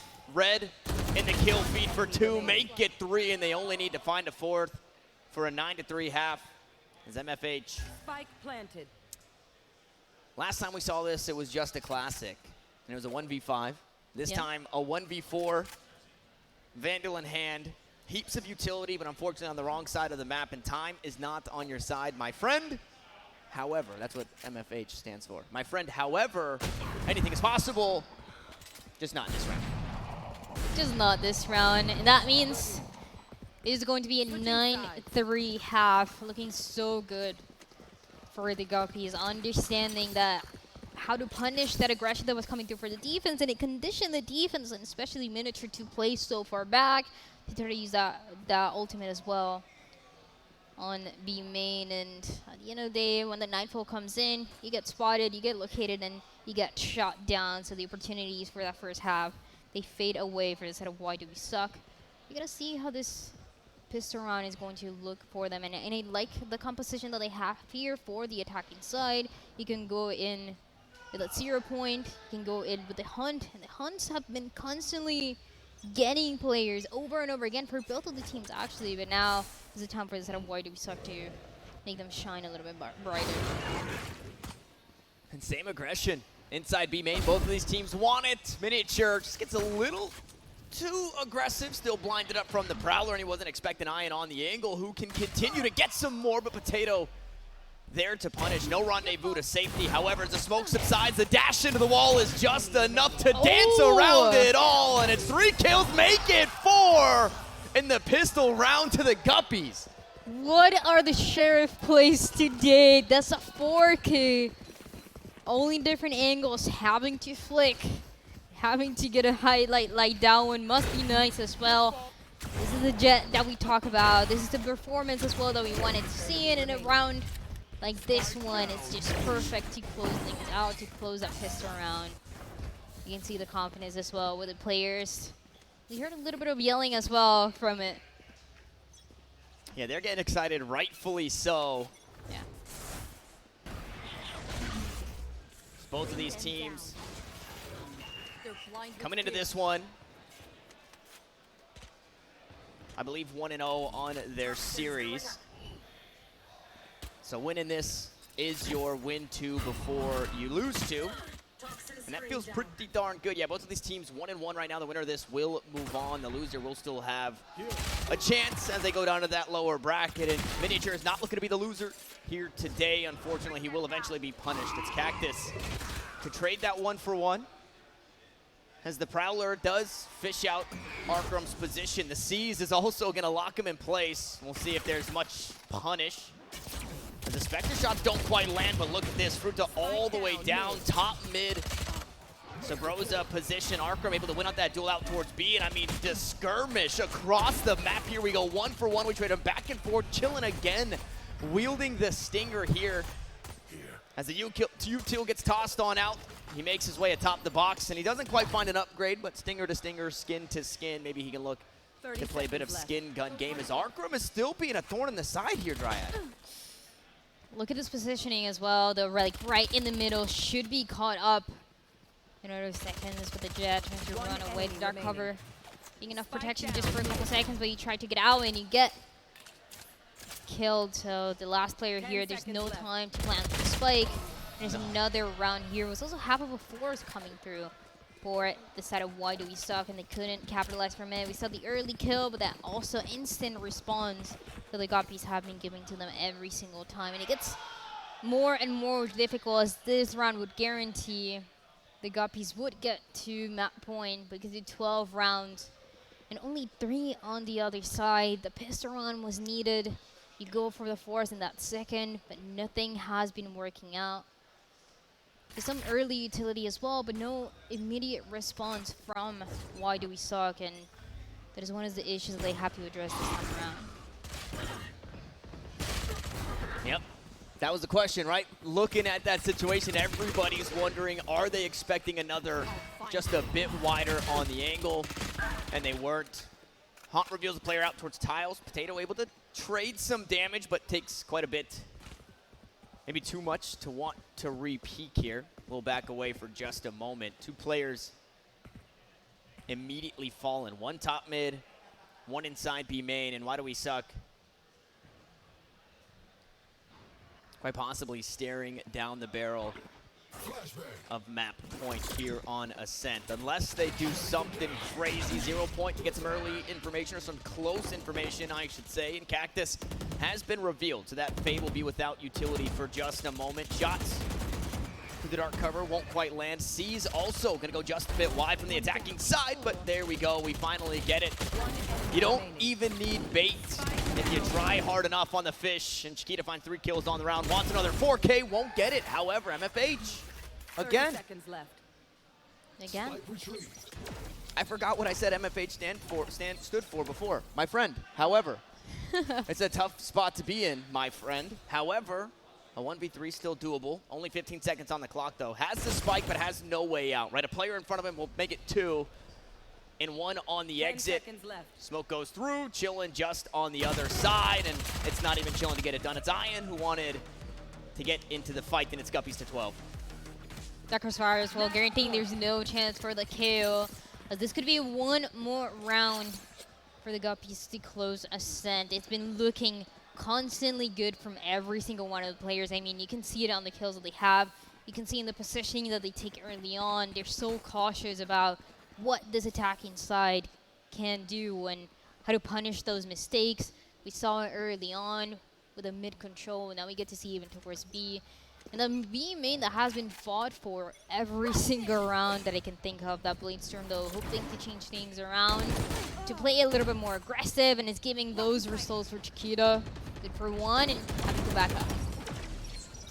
Yeah, incredibly impressive too. That flick was not a right click. It was a left click to the head. It reset the knives, and okay, Arthram says, never mind. Let's go ahead and sit those knives down, try again, put them back in the silverware drawer. But as he pushes out towards mid, Ian there to receive. A 2v2 now. That spike is yet to be planted, will eventually go down. Cactus gonna break the door. Seas goes out. Nobody home here at Generator. Well, we know that they're just on the other side, and then 2v2 Temperature.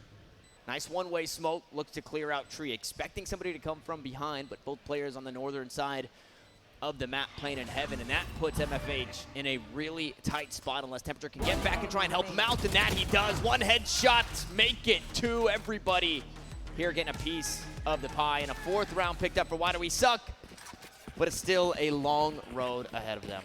That pressure point, he managed to stay alive for one round, but how many more of those can they replicate?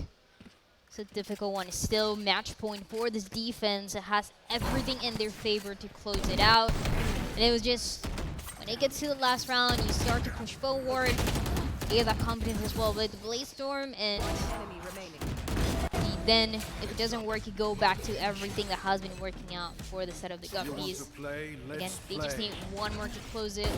The 0 point comes in early. That information has been gained for the defense. They want to play aggressive again, but they want to play it at least for a couple trays in both of the extremities of the map. Oh man, I mean, just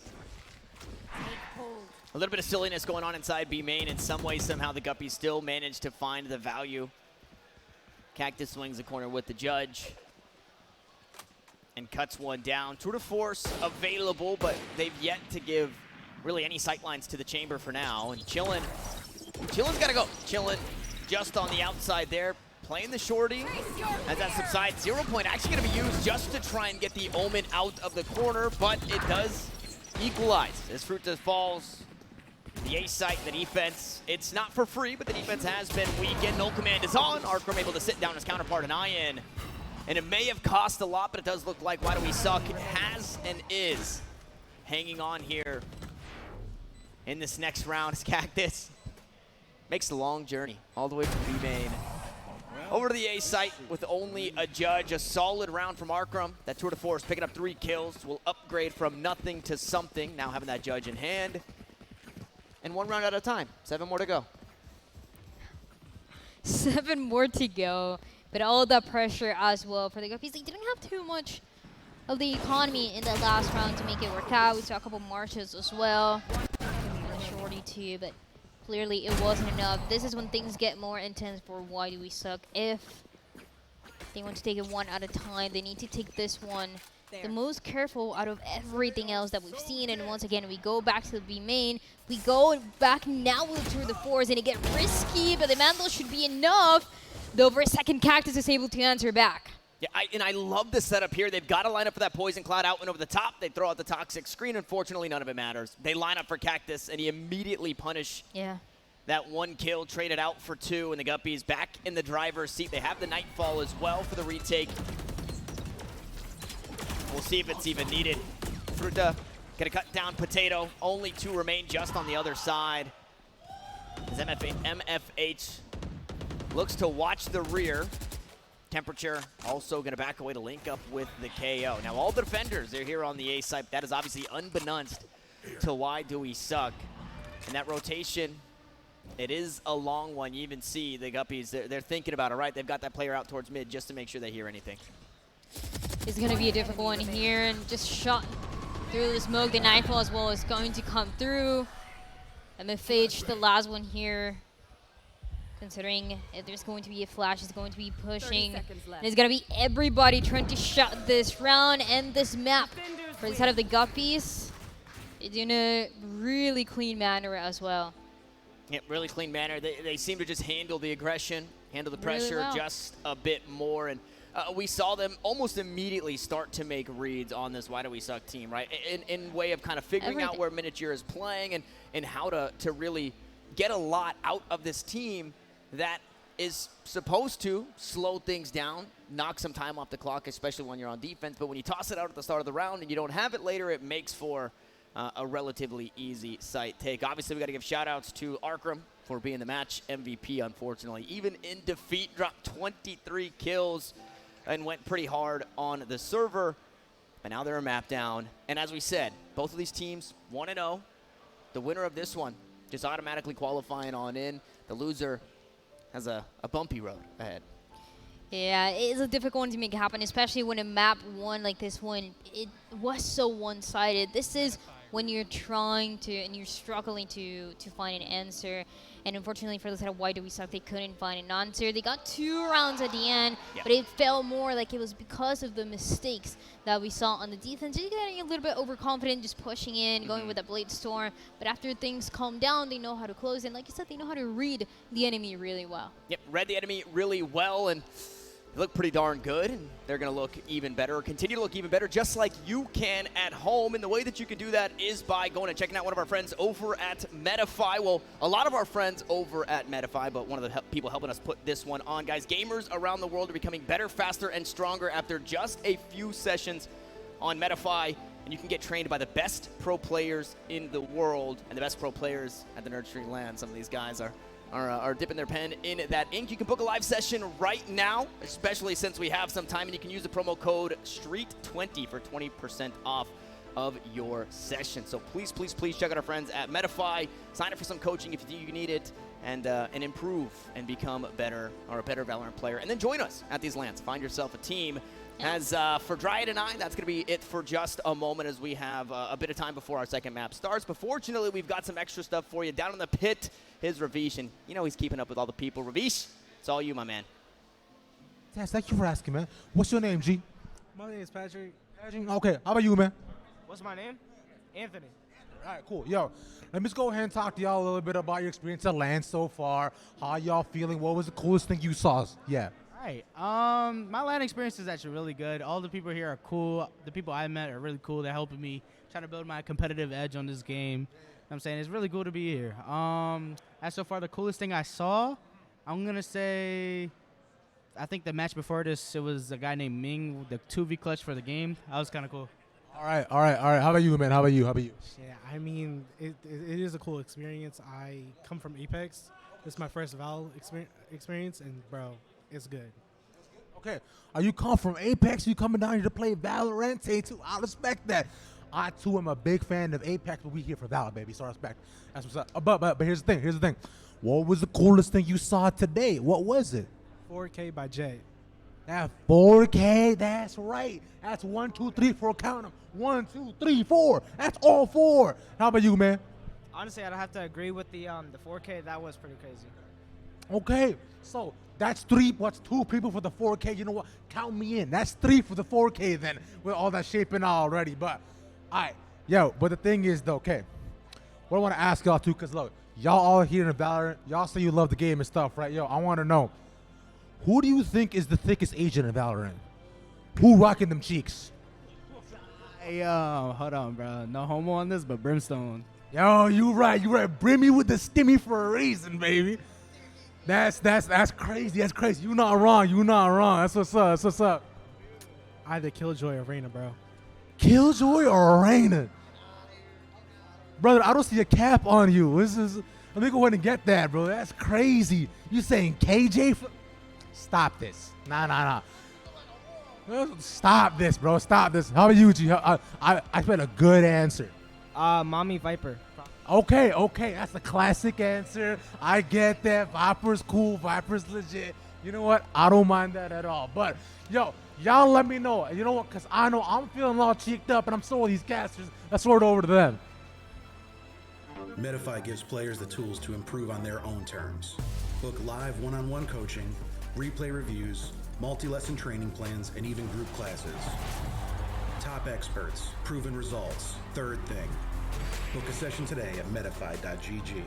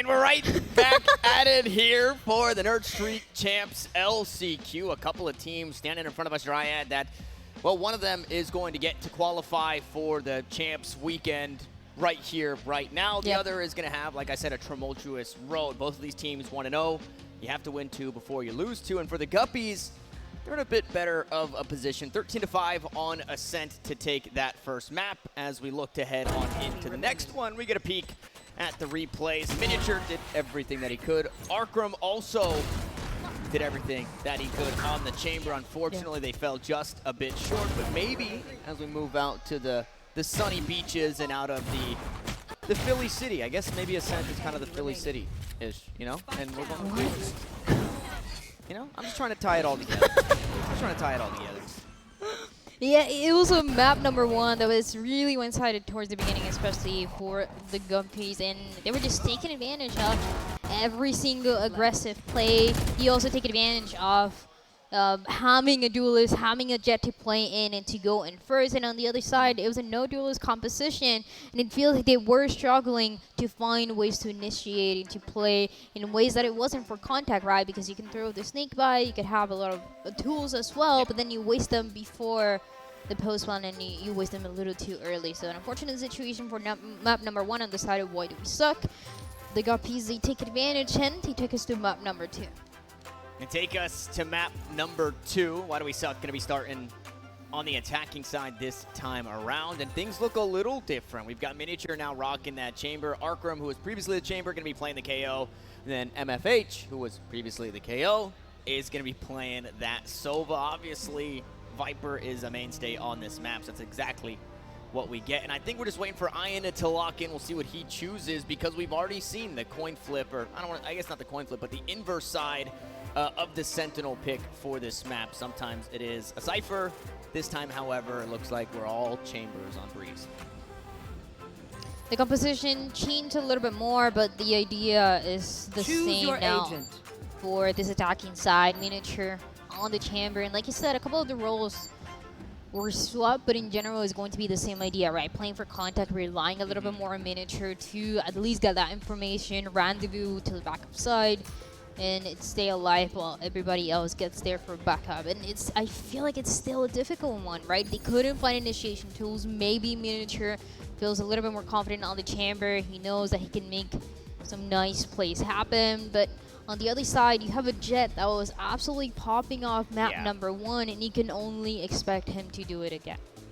Yeah, and having no duelists, right, on this attacking side, you're really hoping a lot out of, I guess, whatever Miniature can get done, right? Kind of acting that as that chamber duelist. Pressure. You can also kind of do the same. I guess the Omen does bring a bit of wonkiness. We don't hardly ever see the Omen, but I'm almost thinking the immediate space taken, I'm wondering if they're going to play it kind of like a Jet, where you can toss out a dark cover and Shrouded step into it, right? Yeah. Or from A cave, from A main, you can go ahead and use that Shrouded step to get to bricks, and you can get, you know, those small micro advancements for some of this space. So all eyes on Temperature, rock into the Omen here on Breeze, as we had a slight tech pause. Now we're looking to get right back into the action for the Guppies. They win this one, they're going to find themselves qualified for the Nerd Street Champs, and they're going to be playing throughout the weekend.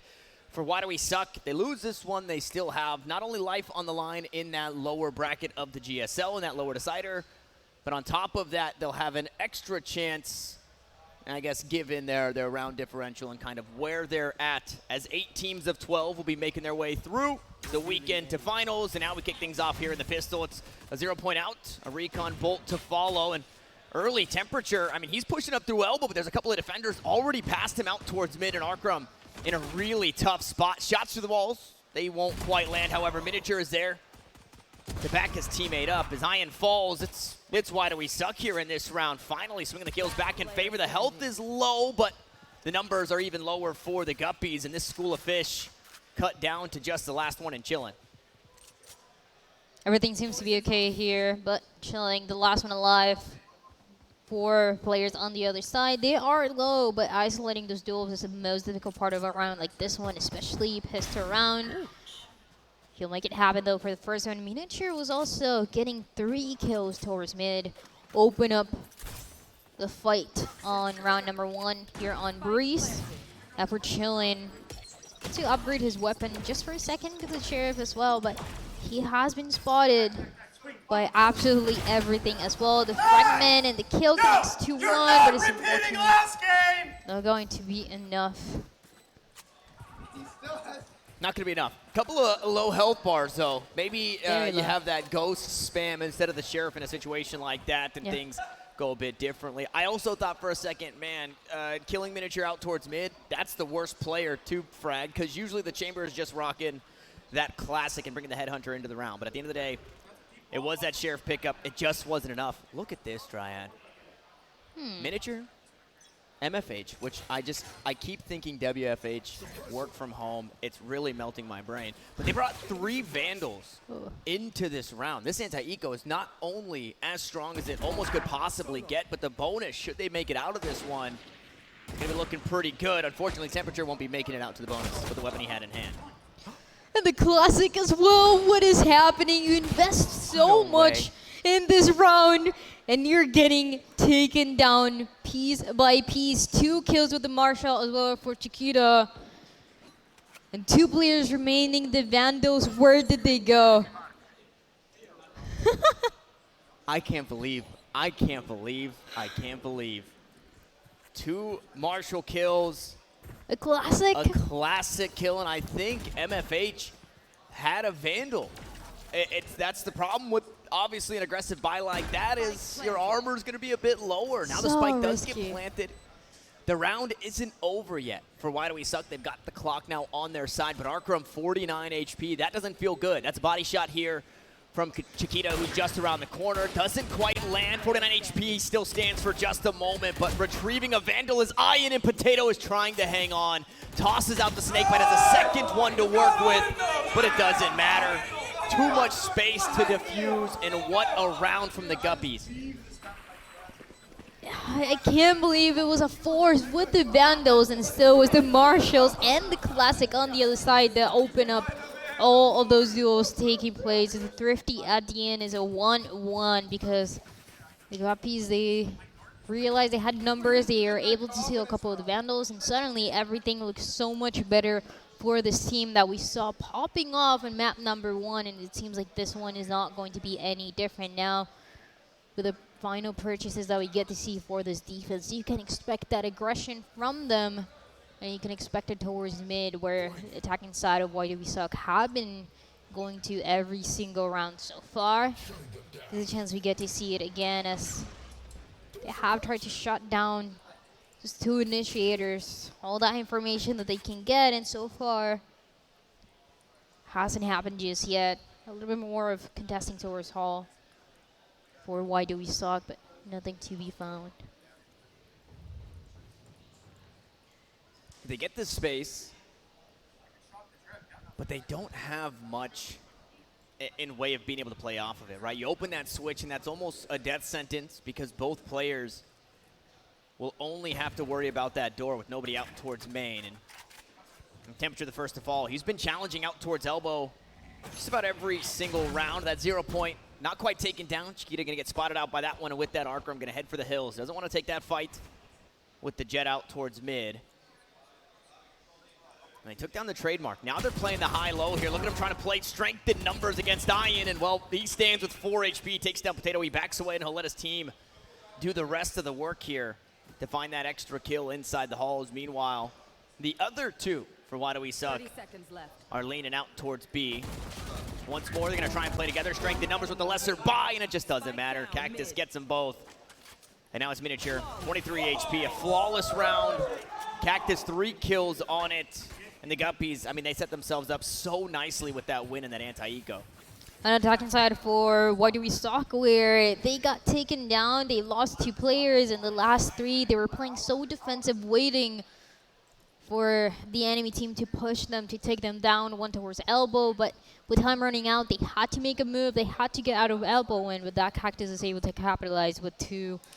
And the Vandal sprays that we've seen a lot of so far makes an uncomfortable situation for Why Do We Suck. But I want to see this aggressive play coming through. All players close to the B side, and the only one that they have to contest is going to be the Viper playing backside And a Chamber that wants to push forward was also once again expecting that aggression towards mid, but there's no one towards mid. It'll actually be hit that should be coming through. Yeah, Chillin gonna try and receive what could be some aggression from Why Do We Suck, and like you pointed out, for a moment he was the only one, but with the recon bolt headed that way, look at this, the rotations all the way across the map. You've got Chiquita pushing through the attacker side at spawn, and he's just a problem. He's just tossing out these jabs, able to get a bit of chip damage. Now Temperature gonna try and take the duel. Close angle, but Chiquita doesn't quite win it out. Now expecting somebody to push through the spawn once more, and unfortunately Fruta was not expecting the tour de force to be here. How much more can Chiquita get? The players just continue to escape, and this Anchor and Chillin, although not alone, is doing the Anchor's job. As a couple of kills swing the way back of Why Do We Suck, and now Ian has to try and hang on in a 1v2, but directly on the side of 1v1.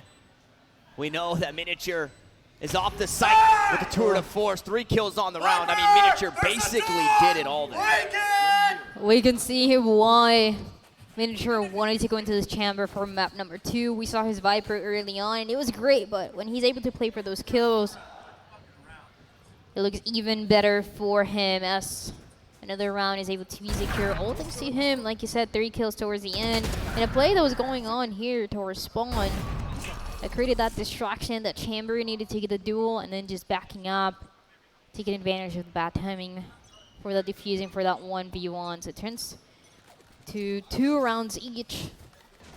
In a positioning for the defense where they want to play fast again. They're going to be pushing forward. Chamber pushing towards cave, and there's going to be a trademark there. Will slow things down in the meantime, but slow plays is also what they started Why Do We Suck is bringing. Man, Chiquita's been so impressive, from Sheriff to Vandal, whatever gun is in his hands, the knives even on the Jet.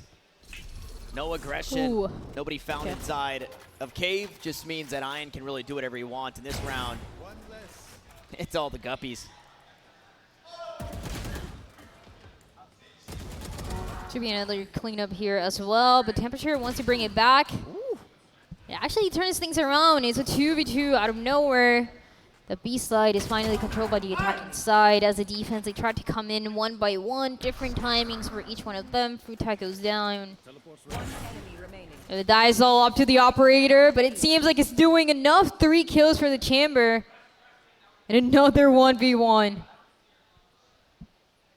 And this would hurt. This would hurt after everything that Temperature's done to try and get this round back in favor of Why Do We Suck. He's sitting on 5 HP.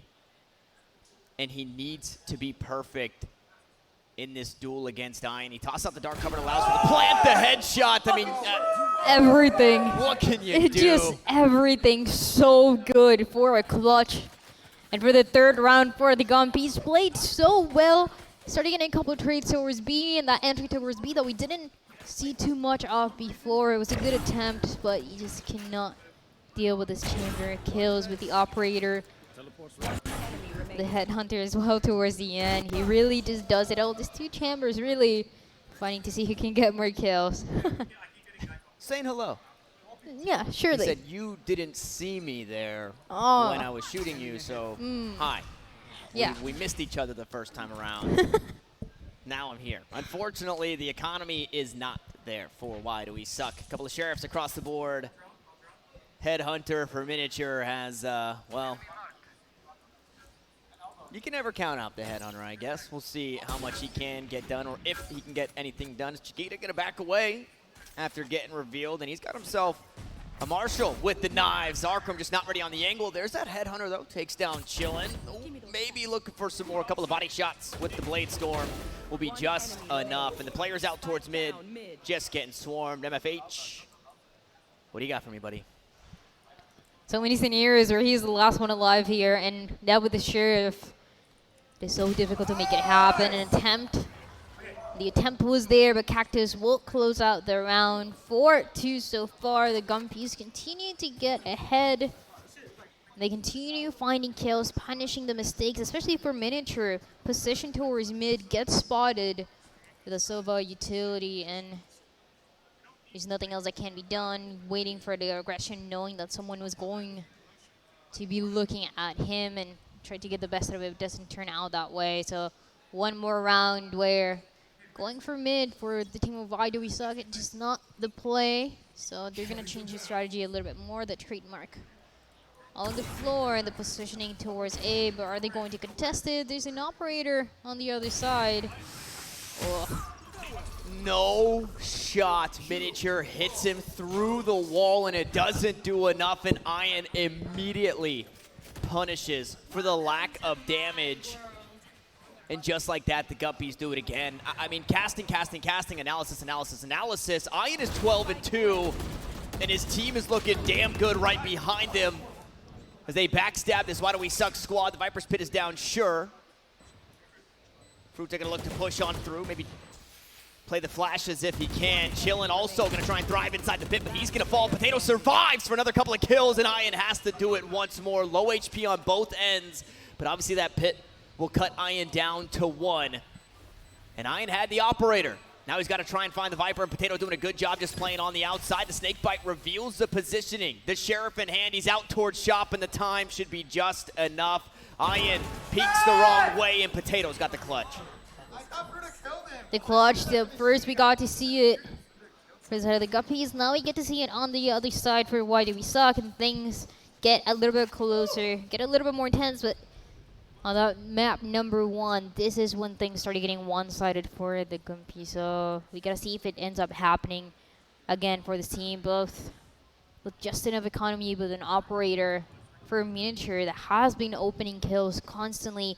This is a team that likes to contest mid as early as you can. The spike this time around is on the floor. They position themselves all around, and they're going to look for exactly this, especially now with the tour de force on the other side. Every single time wanting to play aggressive for this defense. It worked out before.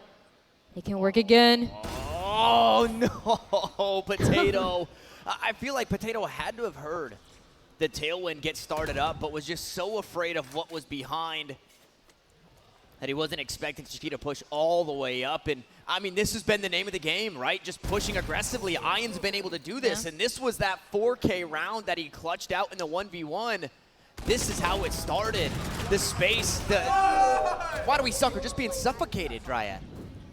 There's no space to move, and like you say, yeah, you just hear that push coming through from Cave. You know someone has been constantly pushing from Cave. And then another surprise of another pushing from halls. There's every single angle to watch out for this defense. You never know what their next move is going to be. It's the first time that they play so aggressive towards halls, and look at this, they know how to punish the enemy perfectly every single time. Like I said, around this time is when the Guppies got ahead in map number 1, but this map number 2, this Breeze, is a different story. At least that's what the side of Why Do We Suck, and that is what they want to do here.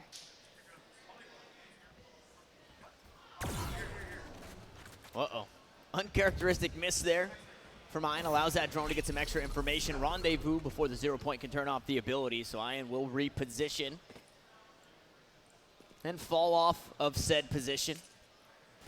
Not the best round once more in way of guns brought to the table from Why Do We Suck, but we've seen crazier things. We've seen thrifty rounds before, and it could be this Hunter's Fury that really gets things started. Instead, it's the Guppies doing Guppy things. It's the Jet pushing aggressively. It's Ian being a nuisance on the opposite side. And Fruta here to receive the 4 remaining of Why Do We Suck. And it seems like the information that this attacking team is getting is just helping the defense to play aggressive on the other side. We saw it towards elbow, it guaranteed 1 kill.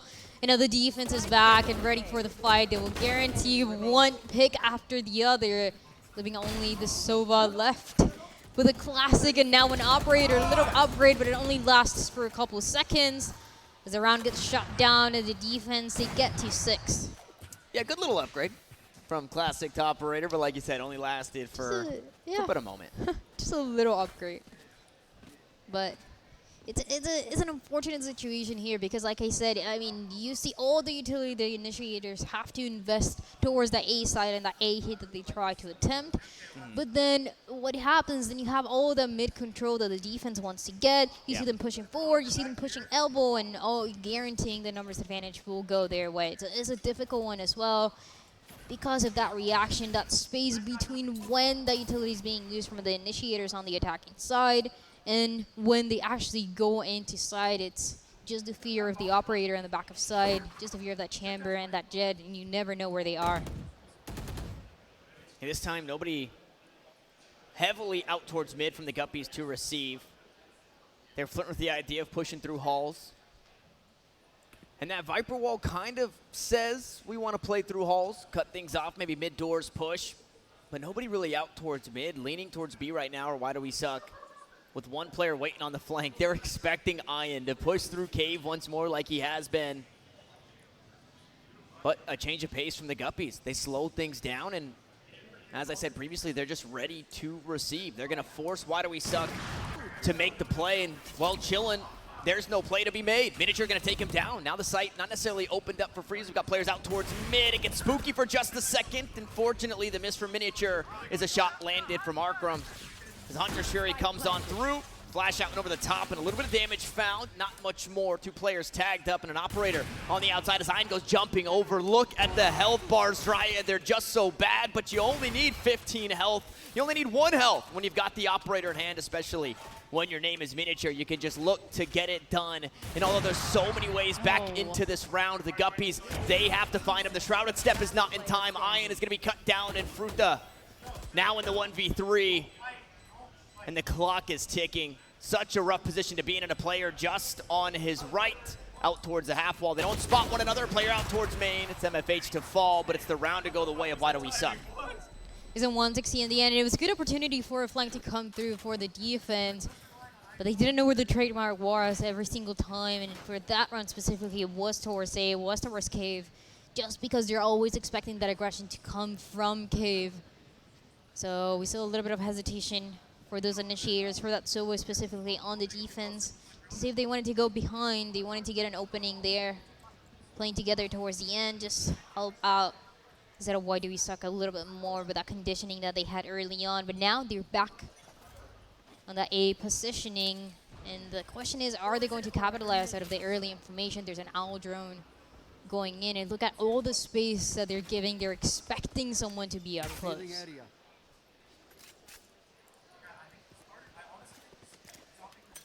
That they are. And look at the buddy mission out towards mid. There's a quick dash from Chiquita. Right behind him. A KO just in case anything happens. And I mean, you go out towards the A site, you have to throw so much at Ian to try and get him off the angle. And in this round, they throw absolutely nothing. They put a body on the line.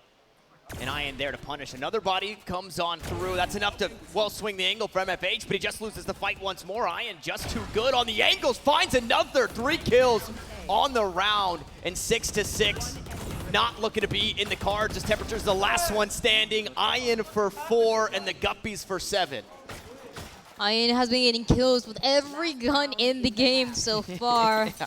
And just holding that A side pretty much by himself early on. Such an open angle to hold, and such an open positioning. The Miniature on the other side made that kill easy, made the opening easy. Also, Ian, he's been holding different angles, he's been holding different positions, and this is where the fear comes from for the attacking side. They never know where this chamber is coming from, and if he's going to push cave, if he's going to be playing back, if he's going to be holding the corner, you never know what to expect, and now it gets even harder. There's another operator and a Blade Storm too. Oh, the Stinger doesn't quite close out the kill. That is, well, it's not worst case scenario, but it definitely could have been better. Flash around the corner to snake bite right at the feet. Gonna make sure that nobody pushes on through. Cactus falls, the backstab huge from Temperature. Now the B site, it's not necessarily opened up. You got to take the long way around. Well, you had to until Chiquita fell. And look at Temperature. He wants to go aggressive into the spawn to catch the rotators. And Ian, you've been good, man. You've been great, even at 20-5. Nobody else even in double digits for the squad. 21-5. Hunter's Fury gonna force him off the angle. Second shot, third shot, those will go wide too. And it's 2 kills picked up. 3 more to be had, but a pit to work through. The Swamp Dryad.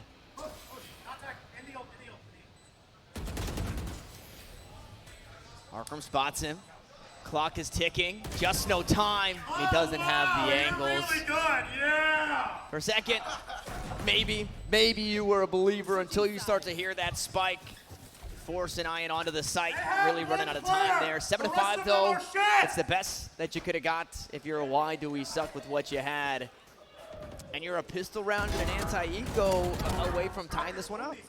It was a good distraction as well. You used to push towards elbow, and that allows Temperature to position himself where he was, got all the mid control that for a while, just had a why do we suck, they stopped contesting, so that he does it again. He takes advantage of that distraction. He gets 2 kills, opens up all the opportunities for why do we suck. So at the end of the day, this first half looking a little bit more even. That one we saw in map number 1, but why do we suck? They need to win this pistol round. It can be a little bit too difficult to recover from a round number 8, potentially 9, if the God pieces are able to take it.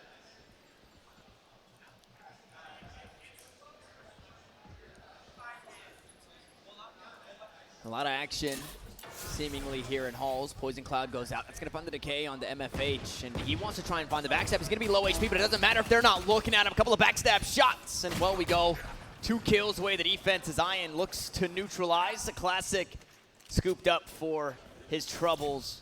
And the site's been taken, but a player down. Make it 2. Look at that. The backstab, huge miniature. Immediately neutralizes the threat here on the A side, and Cactus has one of the tallest tasks anybody could have here in the pistol round. A 1v3, the spike not in hand, but he's got information on 1, maybe 2. Player up in Halls as well.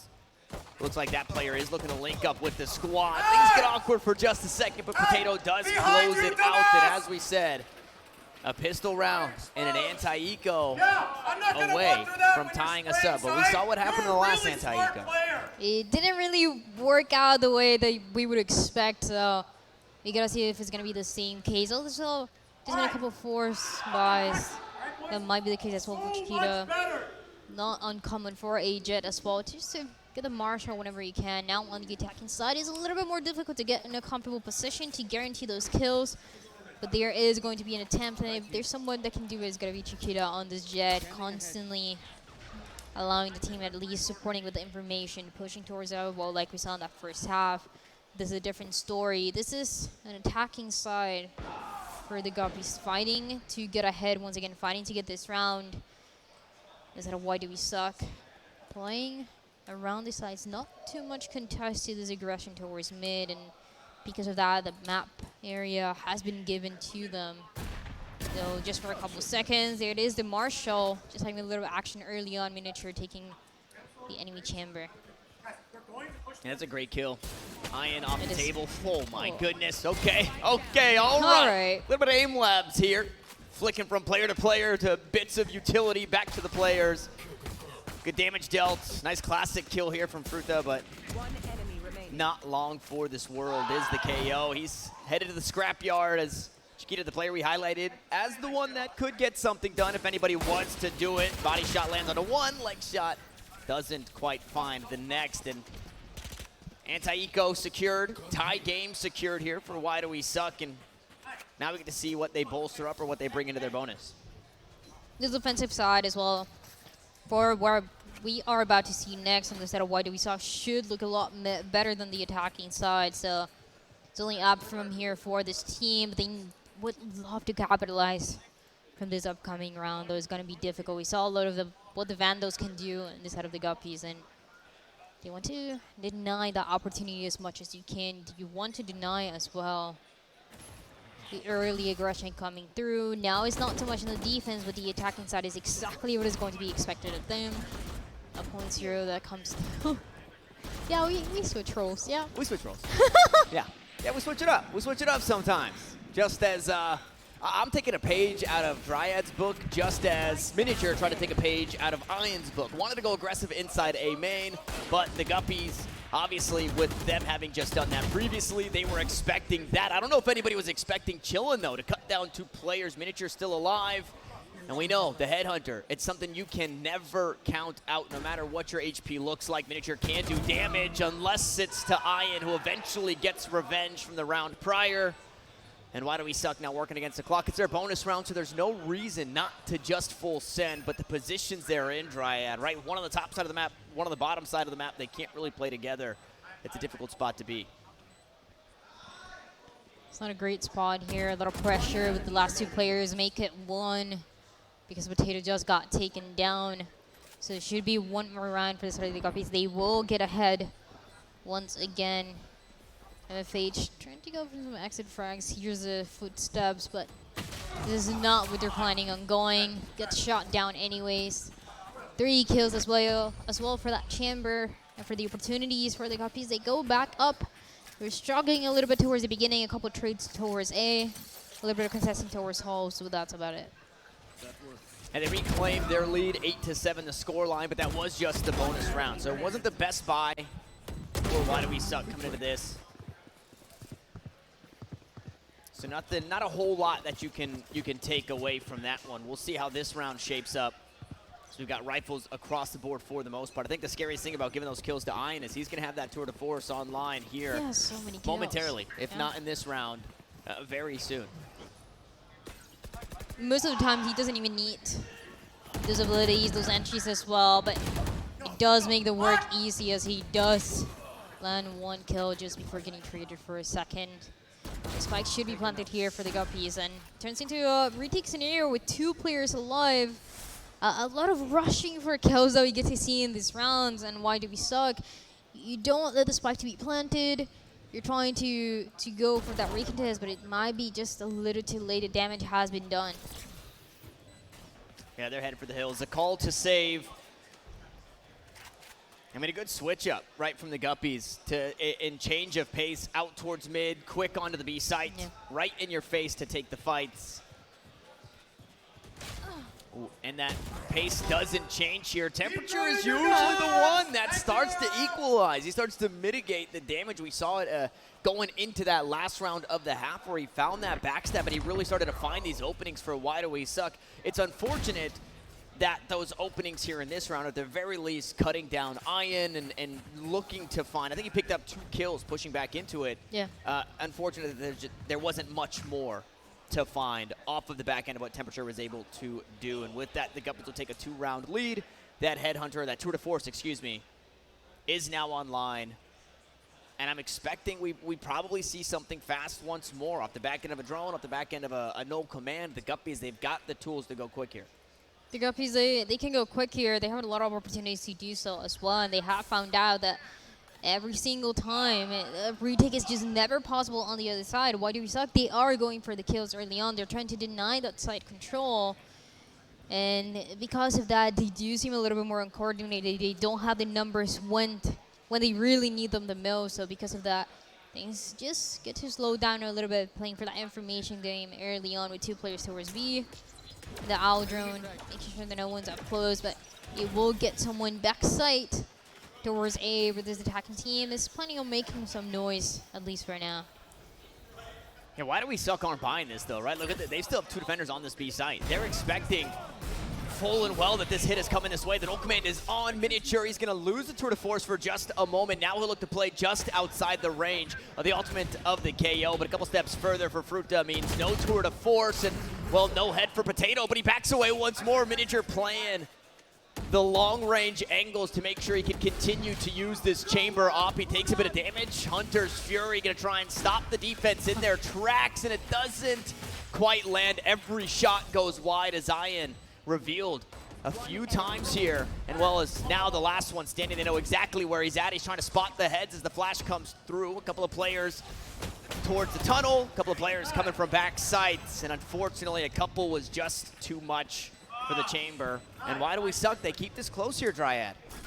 They get one more round here. They were able to completely surround that one last player, the one that might be the most scary, as well as the chamber has been popping off, but you denied that opportunity. You have a little bit of a quicker entry towards B. The question is, how many times can we see this entry happening when 2 of the players are so far back, all the way backside, having to rendezvous as well is not the greatest scenario for this defense, but at the end of the day, they're able to answer in time. So they got peace, and still a positive scenario. Things haven't been tied up just yet after that last 2 rounds, but it can happen with the 2 players. Everyone spread all across the map for this attacking team, looking for the aggression of the defense, but a defense that is holding strong to their positions, not looking forward to taking those duels early on.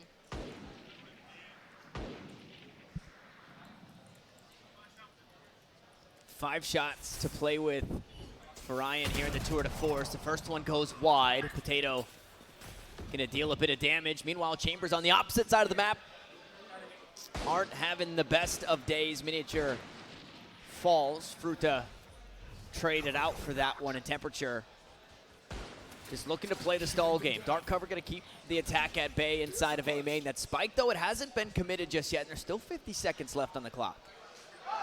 There's a lot of time to work with here on the attacking side, and this is something that they're looking forward to. I like the willingness of slowing things down, not using the Viper wall too early, just coming in when it's needed, and just waiting for the first duel that they had to take. But is already last. Temperature trying to escape from the damage, but it's just a matter of time. 30 seconds remaining.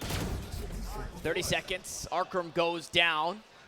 No command, however, still pulsing, so the ability's not available for a few moments longer as Potato walks his way on up, caught with util out. Potato cuts down 2. Now Chiquita tries to find the frag on him. A body shot would do it. A body shot would do it, but how about a snake bite as Potato gets the res on the teammate, gets the kills on the round, and why do we suck? Tie us up at 9. Once again tied up in a good position, because what we saw early on for Why Do We Suck, they were fighting for that early contest, and I mentioned it, they were fighting to get those kills. They were trying to deny the enemy team to take that map control, but those 2 last rounds that they got, it's just been retakes that have been more effective. It have been a little bit more coordinated, and this is what we needed to see for Why Do We Suck to make that proper comeback. Though they've never had the advantage against the Guppies, but this can be the round that changes everything for the Guppies. On the attacking side, they might be looking forward to playing it faster, yep. Yeah, this could be the round, but the Guppies also have weapons this round. Yeah. So it's tough. This is the round that you want to try and keep that momentum moving forward, but Ian has something else to say about it. 2 kills on the round as Potato just doesn't know where to look. There's so much tossed out on the site, and Chillin collects the first, will collect the next. And now Miniature has got to look to do some scalping here. A 1v4, an Operator with 4,000 credits in the back pocket, looking to just play exits and hang on to this one. Sometimes you just need to change the pace, which is exactly what this side of the Guppies on this attacking side is able to do. They were playing it a little bit more reactive, a little bit more all across map, but this one was a rush towards B, and it ended up working out, catching Why Do We Suck by surprise. They couldn't get away. They couldn't save themselves from the damage as well. Miniature spotting Fruit down the other side. But once again, it should be the Guppies being able to take the lead. With this one, they get to double digits too. Yeah, double digits, slowing things down for Why Do We Suck just when they were getting some wind in their sails. And that's a question, right? Do they continue playing this one a little bit faster like that last one, right? You don't want to condition the enemy too much of those fast plays, because they can also be shut down by that 0 point, especially where all the utility is not going to get any value, especially with this KO position towards A, where the attacking side is planning on going. They don't know it yet, but they always see it towards the doors. It's just an assumption. It doesn't get anything, and with the Viper Spit, everything turns out to be a little bit more difficult, a little bit more uncomfortable. The attacking side, they still want to contest it. And that they do, they're going to use the Owl Drone. Well, they find the tag, unfortunately. They just can't get the angle. No, yes, they can. Fruta goes huge with the fragment. Ian finds a kill of his own, and in this setup that they had to try and throw this off, right? The toxic screen out towards B to give Temperature something to play with. The pit out towards A. It means absolutely nothing as the Guppies now have a pit of their own, and 5 players still standing as MFH falls. Temperature only good for 1 as the From the Shadows found him in this retake with the team. Now Arkram was our match MVP from map 1. Looked so good on the chamber, needs to try and reciprocate here in a situation like this where it'll be a 2-round lead. Now vulnerable is the robot, and dead is the robot. An 11th round for the Guppies, and again, it's these explosive rounds. They refuse to let Why Do We Suck kind of wrap their heads around what's actually going on, and it also sucks that your Viper gets caught in a fragment and dies. I mean, out of everyone they could catch with the Owl Drone, catching the Viper that is having a Viper spit right in the middle just is an ideal situation. The fragment, is what really saved that round and that saved the entry that the Guppies were looking for. It was a little bit more risky. They had some players positioned all the way back, looking forward to maybe going from another angle, but you take down the Viper, you use your own Viper spit, and everything looks better and better. And yeah, it is a faster plays. The more that we saw from the Guppies early on, the more they were trying to slow down, trying to react a little bit more from Why Do We Suck, and that is why things got just a little bit closer. But yeah, they're back in the game. They're back to the faster entries. The Viper spit out of the way so they didn't even have to worry about such a big win condition that the defense had early on.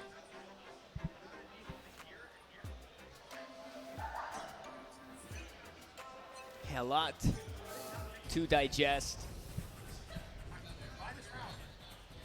That round was supposed to be the round where they received the aggression. They were hoping that the toxic screen would be enough out towards B to allow Temperature to anchor the site. 30 kills. Do I see that right? Yeah, that's 30. Okay.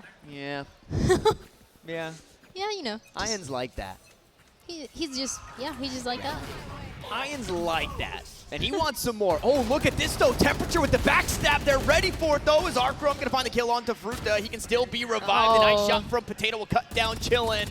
And Arcrum is going to stand in the face of Cactus and kill his teammate. The backstab, though. Okay, Miniature going to take down Ian as Cactus. 3 kills on the round. Now the last one standing with 10 HP and a dream to try and find 12. Cactus will back away. Answering the aggression with more aggression coming in for the defense. This is the first time that we actually see it for Why Do We Suck. They tried towards mid before, but they never tried it towards cave. And look at their response. Completely catching the Guppies off guard and leaving just one player behind. This idea, this timeout, it worked really well. And it just, once again, it goes back to conditioning the Guppies to waiting, to reacting to what is going to happen next, to waiting for them to wait for a push. So even though the round should go for the side of Why Do We Suck, they could potentially get more just from this idea, just from this change of pace, where it creates a hesitation on the other side. Still 10 HP, Cactus making some noise. We'll try to plant a spike, can't even get it. Miniature just waiting for it. The entire time! Get something new! You shit! Well, words exchanged. A good read from Why Do We Suck, though. There were a lot of things that could have happened in that one, but with the trademark over towards the B site, there was still a chance, right, that up through mid, into tunnel, onto the B site, that could have been Cactus's route, but he was rooted. He wanted to find himself on the A site, and narrowly gets that spike planted, but he was red. He was taken down, and now double digits for Why Do We Suck. And they go back to it. Like you pointed out, that timeout, they knew what was coming out from this Guppy squad, especially with the ult they had available. And Miniature is doing a damn good job to make sure that Why Do We Suck is staying in this game. It takes the Guppies back to what they were doing before, just positioning themselves all across and finding to get the kills. They're able to get a couple, but it's still a little bit more that's going to be needed as a 4v4, and it's a defensive team that was willing to play aggressive that last round, but it's also willing to slow things down towards A. You know, there's not too much pressure, too much presence there just yet. So we got to see what can happen with the 4 players. Everyone is waiting for the timing to be right as a defense. Look how far back they're playing, potentially for that retake too. It's a good opportunity. We saw 2 of the rounds that Why Do We Suck got were just effective retakes that they can prepare for once again. So they're giving out that space too. You know, there's a Viper wall all across as well. Ready enemies at any point as the rendezvous does get set up. And now their retake actually gets to take place. And look at this, chilling in a tough spot. Vulnerable, Hunter Shuri gonna try and stop the defense. Finds a tag onto one, Ian sprays down another, and Cactus is able to convert that kill. Now the last one standing. Arkram again, man. A 1v3 this time, but map and series points been found by the Guppies. They switch up the pace. They still find themselves on the A site. And now they might find themselves qualified for the Nerd Street Champs. Only one more round here for the Guppies is going to be needed, and it was back and forth. We heard a couple of them screaming as well in the past rounds. I'm not sure what they were saying. Probably something really nice. Yes, probably. I love that we're doing this and we're sharing this moment together. I think is what I heard. But one more round here that is going to be needed, and on the attacking side, I mean, the defense for on the other side for Why Do We Suck, they gave so much space. They tried to play for that retake, and it just did not work out. They couldn't clear out so many angles at the same time, and the Viper wall ended up going down, which put them in a vulnerable spot. As for the Guppies, they want to have another A executed, and they will make it happen. Yeah, I'm not sure if we're playing Icebox or Breeze, the amount of times that we're just hitting this A site over and over and over again. But hey, if it's working, it's working. This time, a bit more quiet, and Arkram just wasn't expecting it. Nobody thinking that they would push up the back end of the toxic screen. But that's what it's for. And Why Do We Suck in such a tough spot? The chamber rotating all the way over. Miniature tour de force, 1v5. He finds the first to Chiquita to fall. He's still healthy. He's got 7 shots in the Headhunter. Unfortunately, that's not going to be enough. It's Ian. How poetic that Ian will get it done. 30+ on the map. And for the Guppies, we'll see you guys this weekend marching their way on through. And they don't have to worry about the LCQ woes any longer. Nice victory here for the Guppies. They were struggling for a couple rounds. They're trying to find their footing again after What Do We Suck starting looking better and better on the defense. But those A executes, they were simply working out, and we've seen those A executes so many times, so many different games for Valorant where it's exactly the same thing, right? The Viper wall and going in. The defense usually tries to shut them down with a fragment, with a snake bite, but there was nothing. It was just the space given for free. It was just a sphere on the other side that the Guppies, they just took advantage of every single time. And yes, they were struggling, especially that, I mean, that first half, it was so back and forth, but they're able to close it in 2. Yeah, we had, I mean, I think the entire way, just about a nice little back and forth. There was some time where the Guppies started to pull ahead, then Why Do We Suck reel it back in. I think we were 7-5 at the end of the day here on Breeze as we swapped sides. I think what we've seen from this Guppies team is you can't just give them the space, right? If you're not playing that default, they are going to take it for free every single time, yeah. It was not only on the attacking side that we got to see last, but on defense, if you think of them, they were pushing Cave every single time. They were pushing Elbow every single time. I mean, they will take that space no matter what it takes.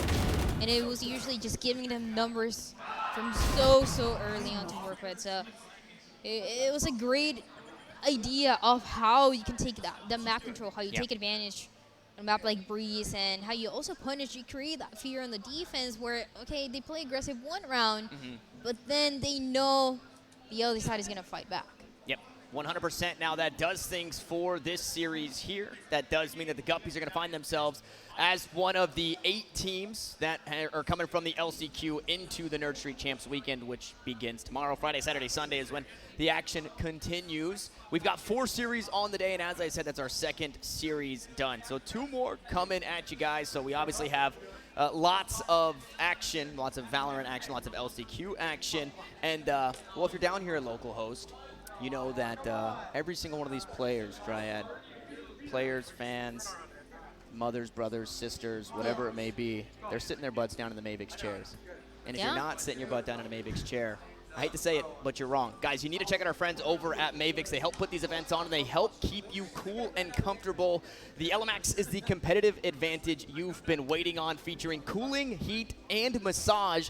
The LMAX will keep your gaming sessions going even longer with body temperature regulation and increased focus. Guys, it is hot, and I don't know how some people don't have air conditioning. It doesn't make sense to me, but some people don't. So get some air conditioning in your seat. Why don't you do that, guys? The future is here. Shop now at Mavix.com and use code NSG55 to save on your Mavix gaming chair. And with that, we head to the stage with the most ravishing man on the internet and the winning team in the Guppies. Take it away.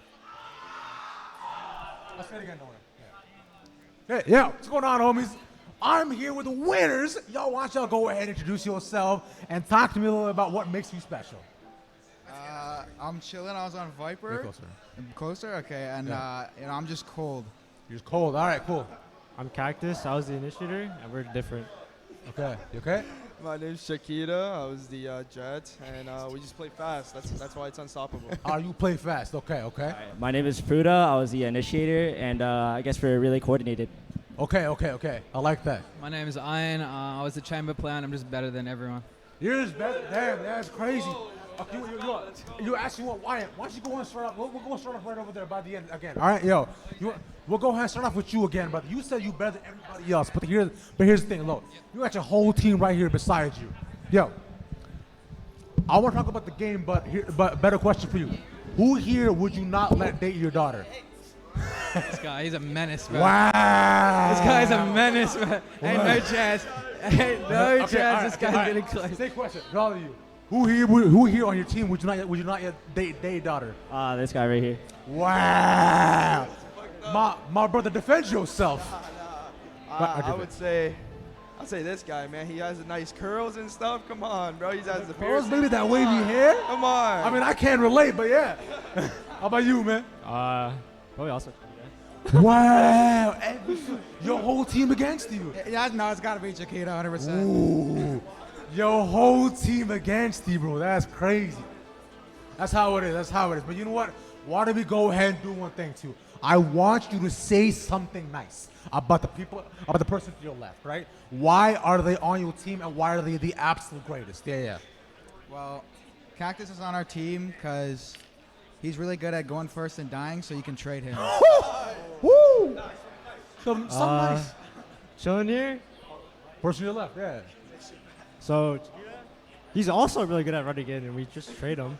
But also, he's also pretty inconsistent, but he does get his frags up most of the time. Okay. Consistency, I like that. Yeah, someone about Fruta.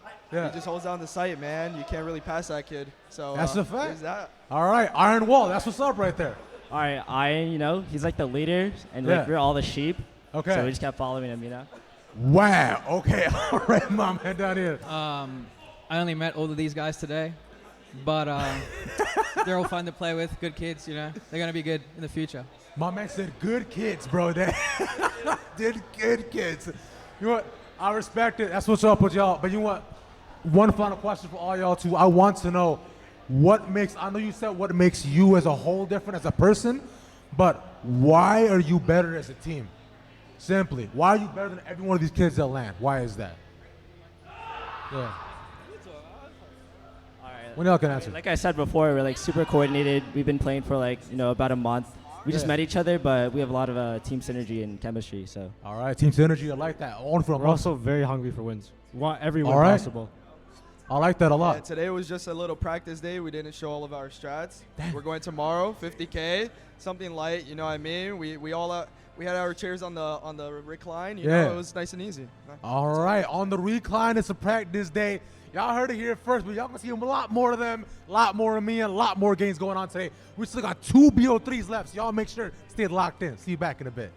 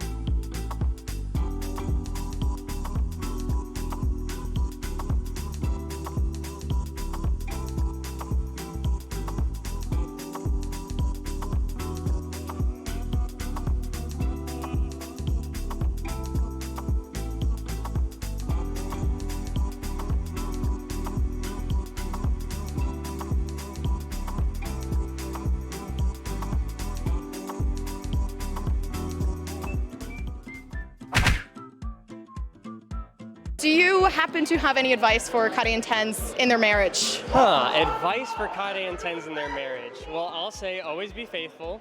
As a single person, no, I do not. Do you guys have any marriage advice that you might want to give out? I don't know. I don't think I got anything. I'll tell you what I've always been told, right? Go out there, be yourself, right? Be nice to people. Read social cues. If you ever have something that you're mad at them about, write down how you feel and send that as a note. Make sure it's well thought out. Don't just be spouting out your emotions. Always think that through. Shorty's here, what's going on? Hit up my line, what's going on? My DMs are always open. Say, make sure to articulate your words when you're giving your speeches and stuff during the actual ceremony. Yeah. That's pretty important. I feel like just take it on your own pace, understand each other. Life is going to be good at that point. And, make sure to get people's names right. I think that's also pretty important. Okay, no, that's valid. So you look gorgeous. I love your makeup. Are you a married woman? No, you're not. I'm not either. Honestly, the only advice I could think of right now is keep a separate peanut butter jar for the feet. That's it. Remind me not to come to your house and eat peanut butter. Where did that come from? Please communicate your feelings. What are you doing? You are shut the down! Don't yell at your partner. Do you have a daughter? Wait, what? Well, I never know. Are you married? Okay, do you have any marriage advice for Kade and Tens? Just make sure it's not like 99% like e-dating. I think like the real deal really could like set the standards, because you don't want to be like, you gotta get like a lot of dates down, before like you could decide that kind of tenseness, of like marriage, I wouldn't say like you're eating unless like you met each other at land first, Yeah.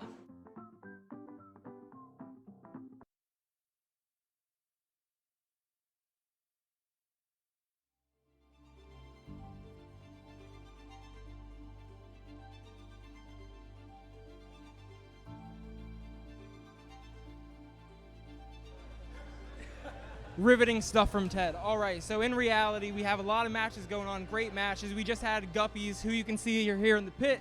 They just wrapped up their match on stage. They're going to be going on to tomorrow with a record of 2-0.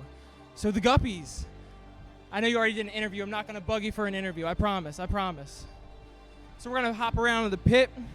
Right now, we got some matches going on. We have Nightblood Gaming playing Realism Esports for the last spot in their group. We can see them in the middle. It looks like they may have just wrapped up map 2, so they might be going to a map 3 here in a second. If we come back here, we can see Levitate. They're playing over here against Brooklyn, New York Mist, and they are also in a map 3. Just started 0-1, so very quick update for you guys. Not a lot to report on here. And if we look, we can see what the last score was. Nightblood Gaming, real quick. What was the score of your last match? 13-6. Yeah. 1-0. Yeah. All right, so we have Nightblood Gaming up 1-0. They're going to go into map 2 in a second over here, and that'll be for the last spot in their group. And then we're going to go into the stage match coming up next, which is going to be, we have Why Do We Suck playing ICUP in a rematch, and that's going to be on stage. So right after this break, we're going to go hop up there, and we're going to see what's going on with the stage match. Back to you guys.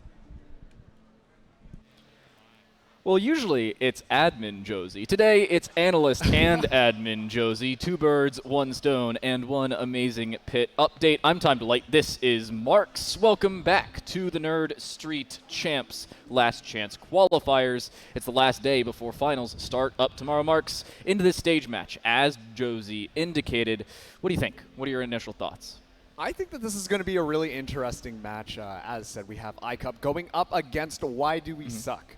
And we saw quite a bit of a performance there. Honestly, in that last map, even though the series is going to read to you 2-0, it looked like a pretty competitive map. And there definitely were points that definitely shined. And so, you know what? Hey, they're not necessarily playing for elimination, but there is quite a bit on the line here. So I think that this is going to be a pretty spicy match coming up. There is. Our GSLs indicate that 2 teams go in per group. Plus, the 3rd place team from each group will be put into a tiebreaker where we fill those final 2 spots to get into the finals tomorrow. 8 teams move on from today. We've already seen 3 do so. We will see 5 more of the 6, of course, remaining do just the same. Marks, this game means a lot. You either automatically make it in, or you're basically into a coin flip of map differential to try and make it. There's a whole ordeal of games, but one game at a time, one match at a time.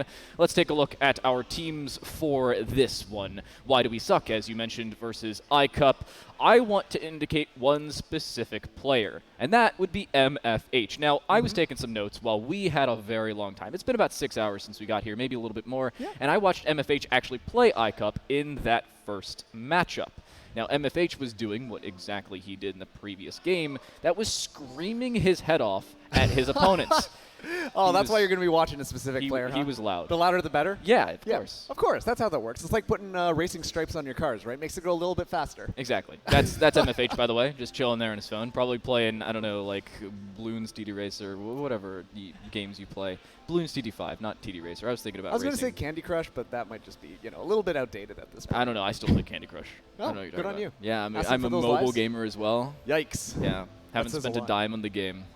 Loud guy, MFH Loud guy. Thank you very much, production. And shout out production, by the way. The reason that we can do all these things, we have a massive production team in the background alongside our observers, not only for this matchup, but for the B stream and the observer-only streams tomorrow. They are awesome and the unsung heroes of broadcast. But you've seen the teams, you've seen the rosters, you have seen our matchup. Let's see where it will be played. As we have 3 maps ahead of us, let's see what they become.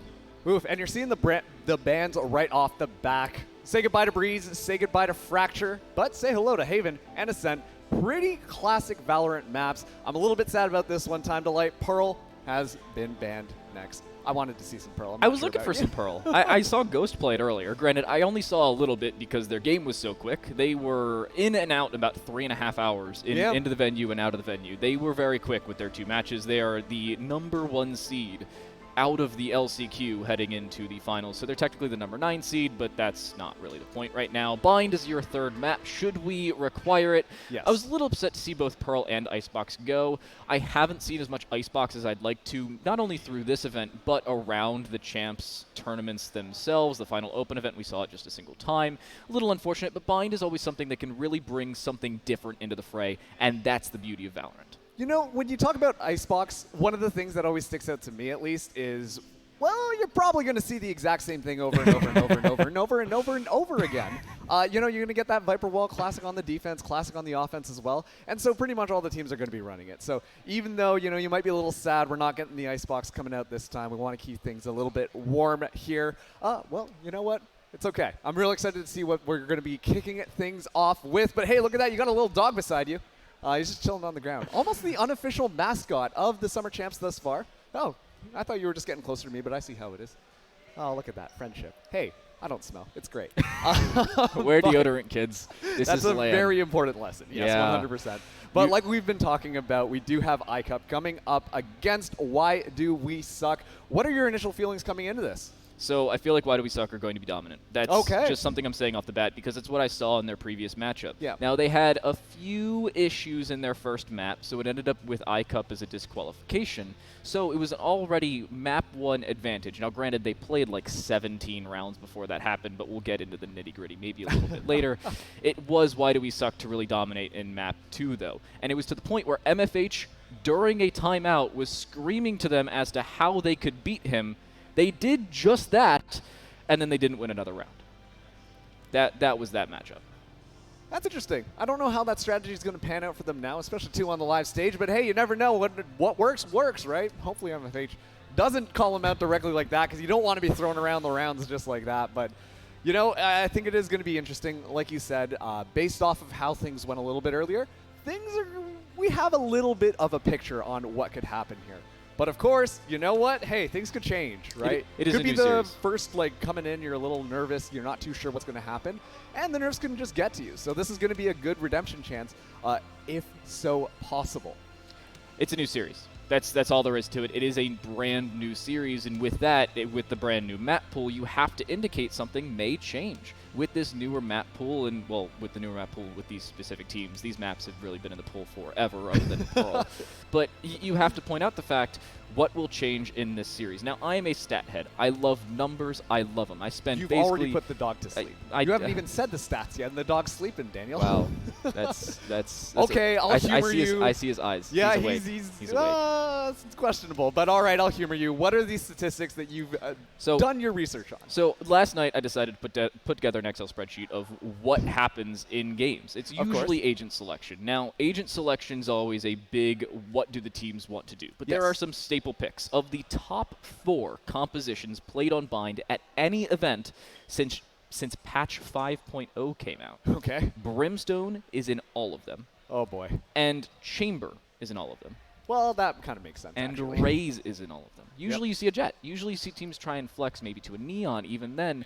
But you have to point out the fact that consistency is key. While, yes, changes help, you have to point out that stats matter, and knowing what works helps with how you can play your games, and I think that's exactly what we're going to see here. If we do not see a Brimstone, Raze, and Chamber on both of these teams, on Bind at least, because that's the map I wanted to bring up, then I will be surprised. Assuming, of course, we actually see Bind, because Why Do We Suck could 2-0 him. iCup could immediately turn it around and 2-0 it back the other way. Yeah, I mean, hey, you know, we talk about the stats. Personally, I consider myself to, you know, embrace the chaos a little bit. I want to see some Yoru coming out here today, buddy. I don't think that's going to happen. The agents that you mentioned, that is very standard stuff that we do see. I mean, Chamber right now, you can't run a composition if you're not bringing Chamber in with you. There's just so much power. Even though, you know, things are going to be changing in the near future, a lot of people are still holding on to that Chamber just to make sure that that fits into the team composition, just because of how well Chamber does. Yeah, you were talking about wanting Yoru. If we could come back to cameras really quick, I wanna show what the dog doing. Yeah, show. Fine.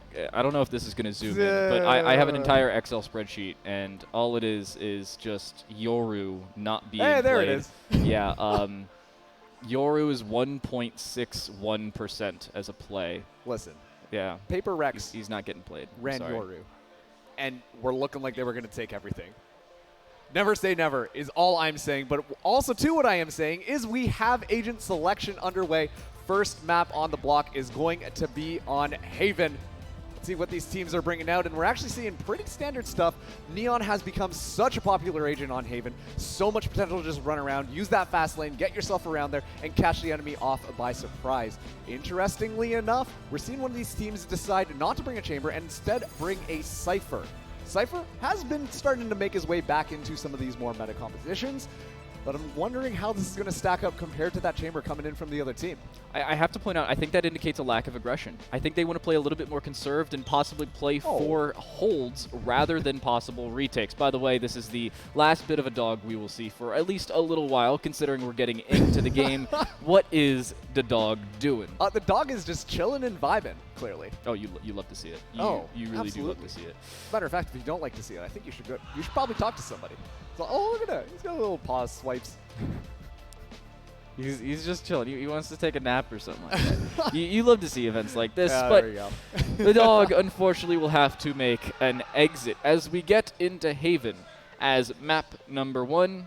I want to point out some differences between the squads. Absolutely. One thing we saw was a Fade and Sky difference. That is the #1 flex choice between teams, where you opt for either double flashes with maybe that Tasmanian Tiger, or you opt for the Haunt. And I love the Haunt selection, the Prowler nice as well. Basically, the Tasmanian Tiger is just a little bit easier to use and puts you in a less susceptible position.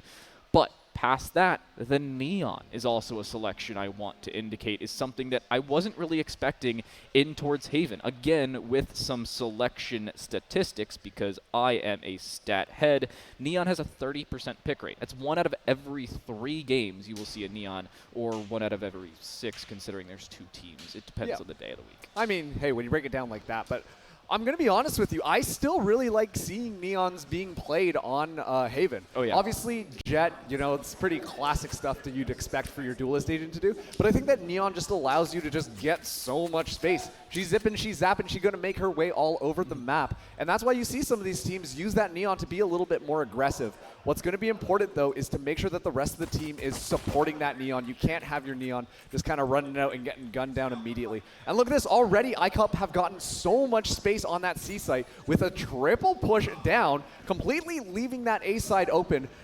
That's going to be Why Do We Suck, just starting to move in.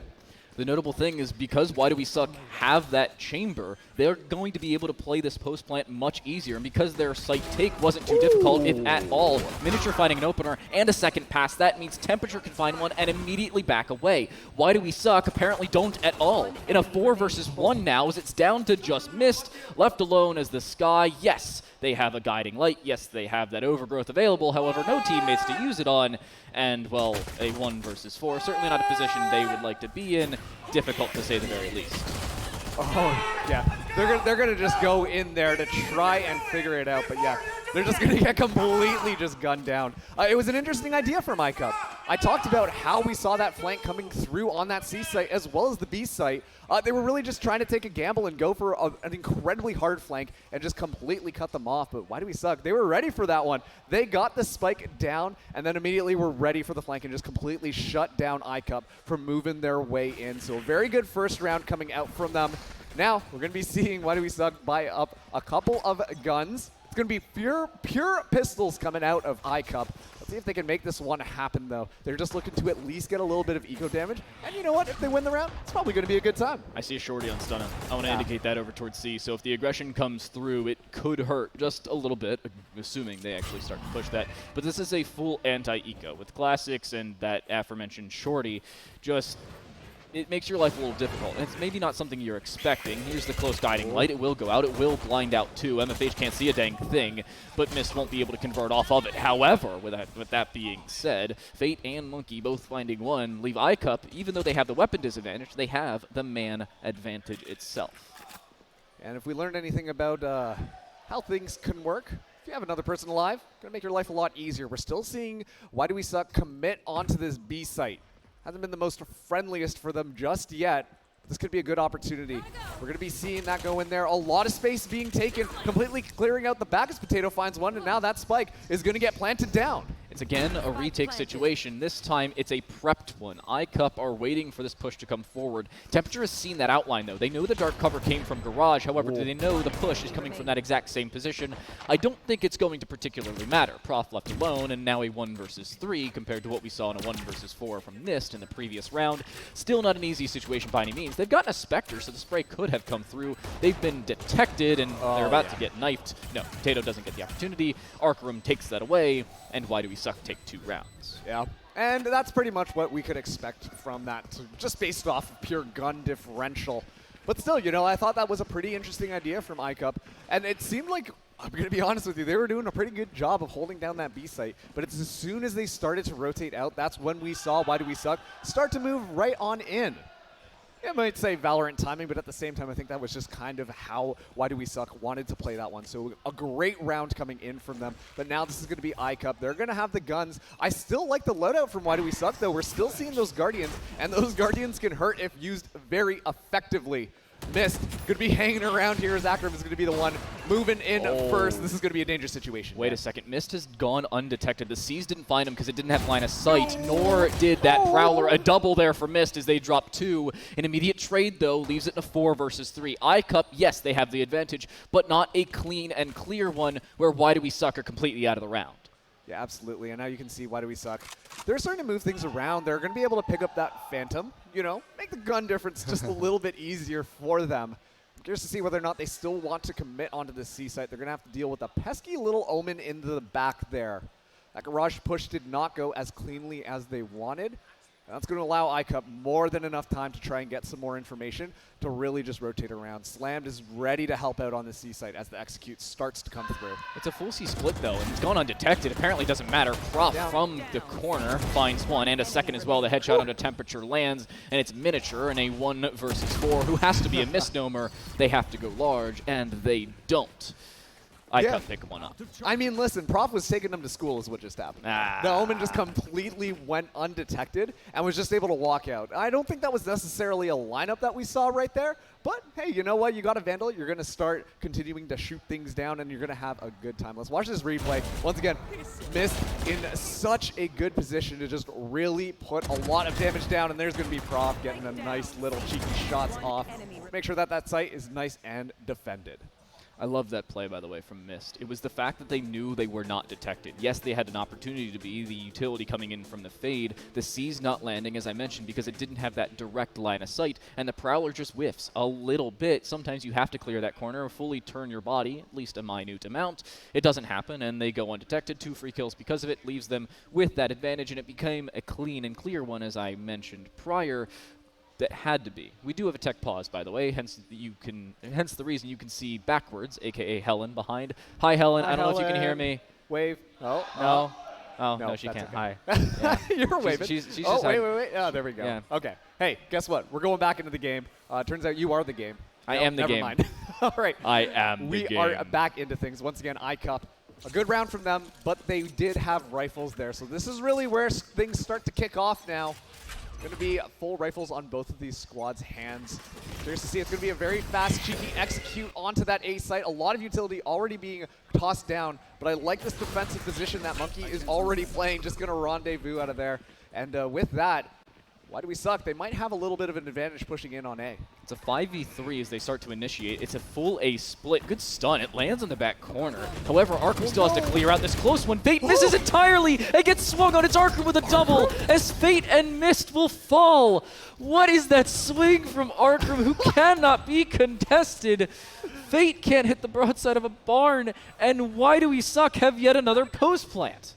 Yeah, and I'm going to be honest with you, these A-site hits that have been coming out from Why Do We Suck have been extremely clean. Obviously on the first round, you know, iCup, they didn't really have their people there, so it was pretty clean just being able to walk in.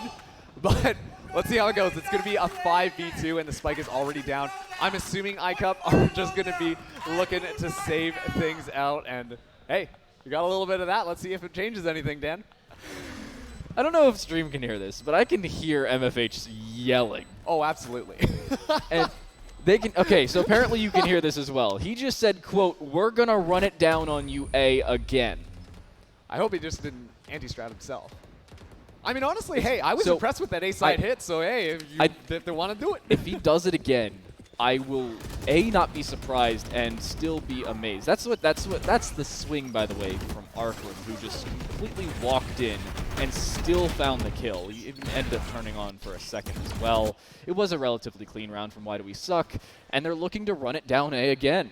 MFH wasn't kidding. They're going to hold W once more, and you know, why not? It worked last time. I mean, you just think about how that worked. Arkham got so much space for the team, but already the smokes were set out. It was just so clean. They didn't have to invest all of the rest of their utility as well. And it was all thanks to that Neon being able to grab so much space. It looks like they are putting a little bit of pressure onto this A site, but they haven't fully committed things down.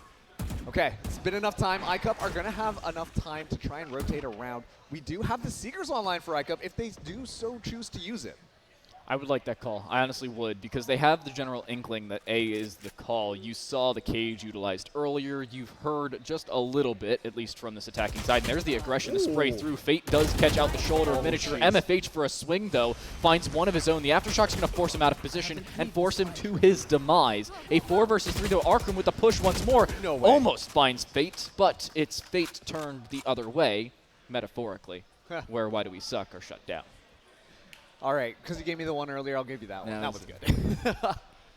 Okay, let's see what they want to do here. There's 2 people left, still looking to move their way onto the A side.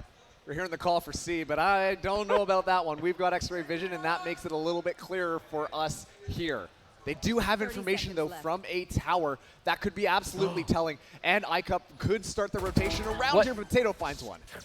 He's trying to use the Shrouded Step and does get up. I don't know if the sound cue's been heard. They're too far away to hear that, and they have no clue he's up in heaven. He's starting to walk down. The sound cue should be heard from Defender Spawn. There's the swing, though. They apparently have a general inkling, and Prof will take away his doppelganger. It's Temperature sitting inside of the dark cover. Their camera will find nothing. A 1 versus 3 as it stands, and the fault line just barely lands. They'll look to stick the defuse as it's on that front side. It's planted for him. The one-way smoke is created. It actually does find one. A swing looking for a second finds that as well. They both run out of ammo. He runs away, avoids the pistol as well. The classic is unsuccessful as Fate switches out the rifle. And Why Do We Suck? Just barely are shut down on their A-site push once more. Hey, you know, a couple of good jobs being tossed around there. Can't complain about that one. But still, I really like Why Do We Suck and what they did on that one because, well, they didn't look like they were having the best time onto that A site. There were too many defenders there. They took so many hits before they were able to move in onto the site. But they kind of just stuck to their guns and were able to pick up a couple of instrumental kills during the round. Here we're getting temperature just at the very end here, picking up a 2. And then, oh, hey, no more bullets in the gun. That's going to be a little bit of a problem. Escape. Good thing there's a gun on the ground for Fate. That's going to be an easy cleanup there. So even though that still was a round for iCup, I think it should have been a much easier round for iCup. Why do we suck? Had a little bit of issues getting back in. Sorry, not getting back in. As a matter of fact, they had a little bit of a tough time getting back in onto the site. But you know what? They made it work. We have a little bit of a tech pause again. So, yeah, we're going to be seeing some of these players as we just get some of those tech issues sorted out. Look at MFH. He's like so done. He's just sitting there spamming A and D, just strafing back and forth inside a spawn. He's like, oh, issues. Oh, my goodness. Understandable. Hey, if computers could just work like this, I think our lives would be a lot easier. But, you know, this is the only reason why the machines will never win. Twitch streams of esports and technical issues. Name a more iconic duo there, Marks. MFH and talking really loudly. I think he got yeah, that was well done. Yeah, thank you. I'm fast on my feet. He's got the speed. Well, hopefully we're getting things back underway. It looks like they're still stuck moving around. I believe there is an issue with connectivity of peripherals. Oh, no, I lied. We're right back into things. Sweet. All right, let's do this. I'm going to be curious to see now what they decide to do on their attack, specifically just because, you know, that A site was working out pretty darn good. But I think that iCup are starting to figure that out. And taking a looking at the positioning right now, we do see that Neon starting to lean a little bit out more on A long. And that implies that they are going to be pushing out and taking a little bit of space here. The Cyber Cage is going to go up in order to slow down some of that play, but that's still a lot of information gained for iCup. They now know that this probably isn't an A-side hit and can adjust themselves accordingly. Well, from the shadows, gets tossed out, gets the information. Proth, though, with a judge, it finds 3 straight through that Neon, and it's shut down. iCup are now screaming back, and understandably so. Why do we suck? Well, are questioning just that. It's not working out all that well for them. The push, it's just being shut down. And now they have the site control, but there's a flank being established. You can see the Neon right behind. Tasmanian Tiger shot out. His miniature now flashed off the angle, is shooting at the floor as they can't see a dang thing. The stun alongside the flash, alongside just about every bit of utility, means Potato can only do that. Potato. Oh boy. Okay. No, but I'm noticing a trend with how iCup like playing this defensive round. They're actually very willing to let the spike get planted. And what this to me says that they're very comfortable on starting to play that retake. And I think we already saw a little bit of a glimpse of that on just how they decided to push in. Once they realized that Why Do We Suck are going to be moving in onto their spawn, they're trying to get aggressive. They're trying to take more space. That's when we started to see some of that strategy on how they want to play their retake, specifically on the C side, come into play. So that's an interesting thing coming in from iCup, but now we're getting the overcharge coming in. Let's see if anything can happen from Arkaram. Looking to send it in. I'm surprised the overdrive's dedicated this early. Nice TP out there as the Omen gets the heck out of dodge, but Arkaram still with this aggression makes the push, but immediately shut down is Arkaram because they don't have that dedicated damage as Extremes. They're not able to shut it down. The Marshall no-scope does find one, but nothing past that as Fate will find one of their own. Shutting down this rotation, though, is MFH, who shuts Mist away, and it leaves Fate, who has already found 2, in a 1 versus 2 itself, with no control and, well, only the spike, I suppose, in their hands. I mean, hey, if there's ever a time to pop off, really impress a bunch of people, this is going to be your moment, Fate. Still has that Vandal in hand, only 5 bullets, though. Not going to be looking good. Might opt to just save it instead. Let's see. Why Do We Suck? They didn't necessarily have full rifles. We saw Marshall being brought in on that round. So this is already a very successful round for them. And that's going to help them once again take the lead here, Fate. Now just playing for some exits, but Why Do We Suck? They're going to be moving in. They've still got that spike, and I don't think they're going to have a lot of difficulty getting that one down. I do like the play from Fate, though. Playing mid, allowing themselves to play for this retake. They have the Rolling Thunder available, and with the spike being planted, they should be able to hear it. There's that spike plant. It'll give away the fact that C is indeed the call. And with the 0 point finding nothing, they have to worry about that C long flank. Here's the push, though. Fate will find absolutely nothing on their entry in. As you can see, the attacking side has moved all the way around through Garage. It's a flank to a flank, and with Fate having absolutely no chance at this point, Marks, I hate to say it, I'm almost writing this one off. Yeah, unless maybe a little bit of a ninja does come through, I don't think we're going to expect to see the Rolling Thunder. 3 bullets left in the Vandal. Oh, okay, all right. We're going to be seeing the Null Command get popped. They really want to make sure they can secure this round. And Temperature is just going to get that nice little cleanup to get the headshot right there. And you know what? Why do we suck? The last time they pushed onto that C site, they had a lot of issues with some of the positions that iCup were playing around. They were catching them off guard, finding a couple of picks, nice, easy. However, that time around, it was a little bit more chaotic, and off of that chaos, we were able to see them just kind of go in. But of course, they had the numbers advantage to make that one a little bit easier. Look at this. We've got an operator coming in from Miniature on the side of Why Do We Suck. Going to be interesting to see how this one plays out. You don't typically see a Fade bring an operator into a battle, but you know what? This is going to be that fast push once again as Mist already finds one. The issue is Arkham had the spike, and with that information there, you can see a little bit of a rotation being established. C control is theirs on the iCup side, and now Miniature, with the operator you mentioned, is going to have Super's control, but they haven't got a kill for their name. Why Do We Suck? Losing that opening and having Arkham down early means a lot of their initiation ability, not from their initiators, but from their duelist itself, is dropped off the face of the earth, and Monkey, with his tour de force, can't really find anything off the back of it. There goes the camera. It should find the fact that you can see Monkey in the back. The shoulder peak finds nothing, but they're looking to swing off the back of it. There's the tour de force. It misses, though, and it's shut down because of it. A one-for-one trade, albeit delayed, gives Why Do We Suck an opportunity to go through, but they only lose one. Now a second as well as Mist shuts it away. That's that Rolling Thunder, and oh no, this is not looking good for Why Do We Suck. Yeah, and you know, you talked about that Neon just getting taken out so early, having a lot of that initiation tool get just completely shut down.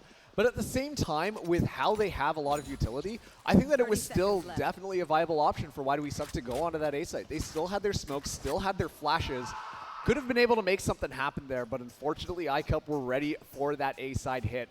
They've been pretty successful this far going on that A side, but iCup have finally shut this one down. And just like that, it's going to be a 3v1. Temperature able to get the spike down. That's going to make things a little bit easier. Going to be playing all the way down from C main. 1v3, Daniel. I don't really like these odds. I don't either. However, they have the cage down. They also have the camera. If the camera goes undetected as they open things up because there's no sound cue to activate it, they should be perfectly fine. However, it does not, and it's taken out. That takes away most of Temperature's ability to frag out. No. They'll have the pings, but that's about it with the dark cover on the spike and the spray just not landing. That should indeed be the round. The stun towards the back as well, cutting down Temperature's chances, and just slams him to the floor. A clean finish to the round that iCup really needed, tying us right back up and putting Why Do We Suck massively on the back foot. You could have said slam the door, you know, something like that. Yeah, I like where you went with it. It was meh. I like yours better, but yourself hindsight is 20/20. That's true. That's true. The best glasses that exist. Mist, though, really did a clutch job. Just able to shut down so much of the attack coming through and really just made that one that much more possible for iCup to win the round. Let's see what they want to do this time around. Why Do We Suck? They, once again, A was kind of their tried and true as this first half started out, but things are starting to change around a little bit. I am seeing a really good adaptation come in from iCup. They're starting to read what is going on, and I don't know if I'd like this B-side hit, because when we saw this so much earlier, iCup were on top of them, and they had so much difficulty putting the spikes down. But given the fact that they are limited in their weaponry, these close quarters might actually benefit Why Do We Suck, especially, too, as long as they can get the spike down and get their positioning. They have the spike down, and they have the Cypher. That's the most important part. The Cypher almost falling, but Fate was jumping and is caught with a timing. Nice swing from Slam, just sliding in to your DMs as Why Do We Suck is cut away on this post play. Another from Slam as they look to continue to swing. They actually stun themselves out, but a 3K before that happens leaves Potato in a 1 versus 4 with a shorty on top of B. A dark cover dropped on top of their own body, but as many right clicks as you can believe with the classics themselves. Potato actually almost finds finds a third, You but is are finally lying. removed. I don't know how in the world he stayed alive for that long, much less found 2 kills in the round, but iCup shut it down and get a good retake, albeit it was a relative eco from Why Do We Suck, but a spike plant and a little bit of damage done is good enough. Oh, absolutely. And honestly speaking, the fact that you were able to get that much value out of a shorty, listen, I don't really play Omen, but after seeing that tech, I might have a new strat for that Omen B-side. shorty? Omen shorty combination. Omen shorty in your own smoke. That was so much damage that they definitely should have been able to get away from. Hurt the economy a little bit more from iCup, but iCup are starting to get a little bit more momentum. They have won 2 rounds in a row, so their economy is looking nice and fine. Why Do We Suck? Not exactly in the exact same scenario. We are seeing them buy rifles here, but a lot of them only have light shields. This is a must round for them if they want to stabilize things and at least keep things competitive in this first half. If they lose this round, iCup are going to be in a great economical advantage. Again, it's a B hit, but Prof is just waiting for him. Waiting, and finding 2. Missed with the assist. Will find a third for the team, and a 4 versus 2 when all is finally said and done. A little bit of tactical crouching with the overgrowth being activated there from Mist, just to make sure that everybody around them is indeed dead. But Miniatures brought one back. A smart flash from Fate brings it immediately back the other way, and iCup, again, a multiplayer advantage in a 1vx scenario means that Why Do We Suck need to find earlier kills because later rounds just not going well for them. Oh, absolutely not. But once again, I'm telling you, Omen, up top on the boxes on B. That's exactly what we just saw there. This time, iCup were the ones who said, you know, we like that idea. Let's innovate on it just a little bit and walk away with a little 3K. It was a great crossfire to really just lock down that B side. Add a little bit of spice. Oh, boy. A little pizzazz if you want to. Miniature is still left alive, though, looking to at least survive the round, maybe get a little bit more aggressive. Like I said, this is a pretty important round for Why Do We Suck to make sure that they can stabilize their economy, and based on how this is going, it's not looking good. No, not at all. And that was a retake attempt from Miniature onto the B site, considering the spike was just waiting there. Fate, unfortunately, well, it's not looking good for Why Do We Suck, as iCup has really brought things back, and there hasn't been a whole lot of trash talk from the Why Do We Suck side. They haven't had much to trash talk off of. Nice shot from Prof to open things up, by the way, just dropping Arcrum. And the assist from Mist, they've played with one another in an immediate crossfire. No way to play against that. You're walking straight through a dark cover. You're not Stewie 2K. No smoke criminals here in Philly, at least for the time being. That may be tomorrow, considering I think a few players that made it straight to the finals have actually played Stewie. Yeah. And look at this, Slammed already moving up here. Classic Neon plays coming in here. Might actually find one, does find Miniature, and is just going to trade the relay bolts back as Fate scoops up yet another. Make that a 2K for Fate. And look at this. Why do we suck down to 2 members yet again? He didn't see him, but he's just waiting on the site. Hello? Mist was just waiting on the site. Potato in a flank has somehow circumvented this A-site hold and is waiting behind the defense, of which they have control the spike. I have a general feeling that a shrouded step is to blame for this one, or as we can see, the fact that they have 0 ult points, it could have been from the shadows. There's a judge finding one, looking for a second, will find it as well. Potato is on for a 1 versus 5 clutch and has now retrieved a rifle, has 86 HP and an entire kit of utility other than their ultimate. This is certainly possible, especially considering they are giving away the site. They will make this a post-plant scenario as the double reposition from Potato puts them into hell and will allow them to plant this spike without any further aggression from iCup. Yeah, and once again, iCup just opting to play the retake onto the site. They have the idea. They're going to have more than enough utility to make this happen. The paranoia catches. Potato has to back away now with the paranoia and the stun from the Tasmanian Tiger. There's no chance for Potato to wait on that site. The spike tick will allow them to bait out this spray, and because they've run out of ammo and now have no line of sight, Mist gets the freest kill of LAN we've seen thus far, other than maybe a knife round we saw in the first matchup already. Other than that, iCup at least solidify themselves a first half victory, and Mist decides that he's going to gritty on the spike because of it. Yeah, absolutely. And honestly, with how that round went, you deserve to do that. Look at that little duck just running around. This is going to be the last round for the swap, for the half. See if Why Do We Suck can make this a 7-5 moving into the second half, or if iCup are going to get that 8-4 score line. Not quite the curse just quite yet, but still not an ideal scenario for Why Do We Suck. Let's see the rifles that are going to be coming online. Monkey is going to be bringing the operator this time, and that actually makes a lot of sense because, of course, you want your chamber to have an operator in his hands. You know that's the reason why you put somebody on chamber. Let's see how Why Do We Suck play this. I would like to see them play things a little bit more slowly, but it makes things a lot more difficult when Monkey is already taking out Miniature. That's just going to be that much more difficult to try and engage on site without that Haunt, without that Prowler. Slammed is just waiting and playing anti-flash. They should throw a flash through this, and Slammed will be looking away. No, turns immediately, throws in the stun, but it misses. And MFH is able to find a kill because of it. And there's the A play. They utilize that neural theft and find all the information they need. This time it's a post-plant, but Why Do We Suck have a man equalization and not a clear disadvantage as it initializes? Yeah, and let's see. iCup, they've been practicing these retakes thus far because it's been like a 3v1 scenario multiple times. Now it's 3v3. Let's see if they can pull this one off. Time is starting to tick down. The issue is they have to clear out this crossfire. Arkram playing Cubby, waiting for this push to come through. A flash means perfect, but missed, swings off of it, and it does not get flashed himself. MFH playing Vader with that shoulder peek and Temperature with a double to close out the round means Why Do We Suck can finally bring a round back, and MFH has understood. He's won a round as he starts screaming at the iCup squad, and it's 7-5 as the sides swap. Yes. And swap, yeah. I tried to say switch and swap at the same time. I said swip. That's a I mean, word. that's like, you know, an onomatopoeia. Is that the word? I don't think that's the right literary device. It's a word that makes a sound. Okay, so that's definitely not the right literary device. But regardless, I am so curious how the second half is going to be going now that these teams have swapped sides. Why Do We Suck? We've seen them play so aggressively thus far on that offense. We don't really see that slow, methodical movements going in onto the site, getting that information, starting to move in. No, they have their execution plans, and they just go for it. I'm curious to see if their defensive style is going to match that. Are they going to be moving in, trying to get up in iCup's faces they're trying to address? And meanwhile, how are iCup going to stand this? Are they going to be the ones who have to be a little bit slower, anticipate those, and take out the flanks before they even happen? Or are they just going to run it down just like Why Do We Suck do?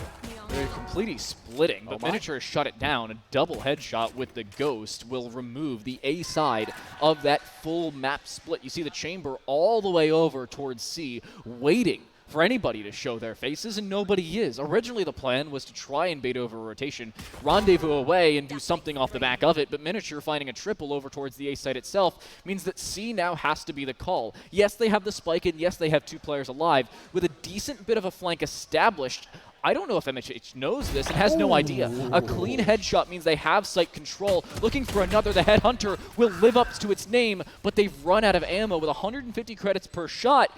They're more expensive nowadays. Yeah, you can blame inflation for that one. It's going to be 3v2 now. iCup do have the spike down, but Monkey is so low, 10 HP. Going to be moving in with Prof. I love this. It's the flank to the flank.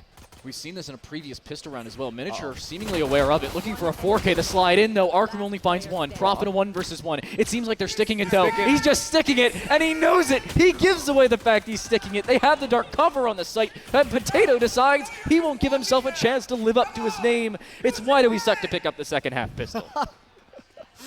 And you know what? Hey, that kind of tracks. They were able to pick up the first pistol round. Yeah. So, you know, it's something to be said specifically about Miniature. You could tell iCup wanted that A tonight. They wanted to just move in there, and Miniature just with that Ghost in hand just completely shut that down. Hey, you got a nice plan. That's cool. It'd be a shame if someone ruined it. Oh, wait, that's me. So, just like that, they're going to be rotating around to the C side anyways. They were still able to get the spike down. But, yeah, all right, let's see how this goes out. This could be the evening round. Why Do We Suck? They're going to have Spectres in their hands. They bought up a little bit. Meanwhile, it's just going to be iCup on the pistols. The dark covers are in. This is a very fast B-side hit. Setting themselves in quickly. A Guiding Light trying to gain some information around towards this A side. You see the relay bolt established. The swing around, though. Arkram makes it out. Looking for a kill. Will be shut down by his doppelganger. Slam finds one. Missed with another for the team. It's a 5 versus 3 on the retake established. And Why Do We Suck cannot find out the reason. Potato swinging around the backside of the site. Should be able to find him, but Miss just right-clicks him into oblivion. It's Temperature in a 1 versus 3 with a stinger in hand, and he finds one. Needs more, though. Miss popping the Tiger, making him waste all the ammo in the world, and Monkey on the flank has this crossfire there. iCup are able to shut it down, and Why Do We Suck give away an eco round? Yeah. Not a good love. We're getting the chirps on stage. Yeah. I love this. iCup are finally clapping back a little bit. They said they had enough. And just like that, they're going to get that eco round. Such a good one. I love the way that ICUP actually played that. As soon as that spike went down, we saw them starting to venture out. They wanted to take a little bit more angles, get a little bit more aggressive with it, and were able to use their utility to catch Why Do We Suck off guard. You expect them to be playing things a little bit closer, try and get those crossfires enabled. You don't expect a bunch of flashes in your face and a bunch of pistols that are just going to be mowing you down. Just like that, ICUP, they get that round on the board, and they're going to have rifles this time. It's a massacre on that B doors. Yeah, garage shut down. MFH just died straight through the door. You got to feel a little bit bad for MFH, but it's a clean round. That's what ICUP needed. 9-6. Unfortunately, it's not nice. That would be the other way around. But ICUP make it a 9-6 split and are now in a good position. They're looking halfway decent at least. But Why Do We Suck will now have rifles to turn things back the other way and look to bring the opportunities in their own favor. Also, this is mildly in terms. Yeah, mildly, huh? Just a bit. Hey, yeah, we're out of land. You know, it's the vibe. Okay, so let's see how things go now. After that pistol round, Why Did We Suck? Should be able to buy a little bit more. There's great executions coming in from ICUP. Very speedy onto the C site. They've already got so much ground and a flash grenade out. And he just swing off of it. Slam can see the tracers and finds a kill because of it. The relay does find one, but Tato swings through his own dark cover and is able to turn it right back the other way. When all is said and done, when the first engagements are concluded, a 4 versus 4 befalls us. And with a chamber sitting around towards the spawn, and from the shadows to gain that information, it means that Why Do We Suck want to initiate onto the site itself as quickly as humanly possible. But Fate with an inhuman shot will shut that down as it stands. There's no way for Why Do We Suck to bring this back. ICUP are looking for double digits, and with only MFH between them and just that, it seems like that's going to happen. It does indeed. ICUP find double digits, and Why Do We Suck cannot find an answer. No, they really can't. And what's painful about that is the Nightfall got used by Why Do We Suck.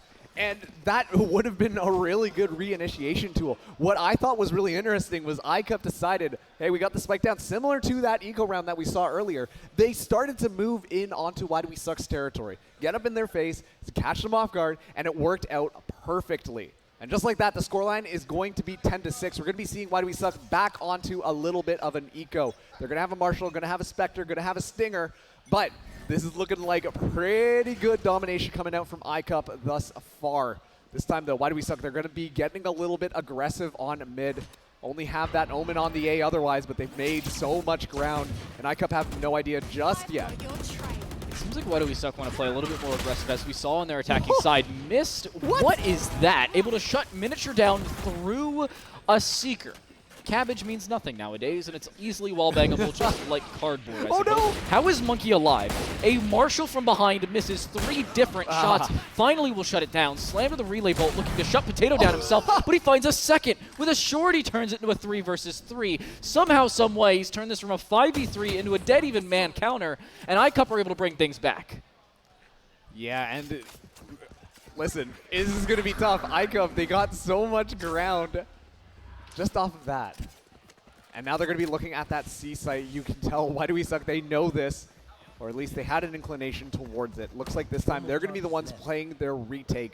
Still, though, the agent's still online. Might make their lives a little bit difficult. A lot of flashes, as well as that aftershock, could make this post plan a lot more difficult for Why Do We Suck on their retake. Not only that, but they have the pincer maneuver established. You can see the Neon around towards the backside of C Long. Mist doesn't know it and turns away at the worst possible time. Arkham with a Sheriff in hand looking to shut this down. She'll be able to find the kill, but is swung on with a Sheriff. It shuts him down, and Mist is left alone. A 1 versus 2 as their teammates fall around them. Certainly possible. A guiding light to bait things out. Turning away is that defensive side, but the retake is completed. Finally, a round turned back the other way. A little bit of a thrifty round as well, considering they did not buy nearly as much as ICUP did at the beginning of it, and they're finally able to bring a round back since the pistol itself.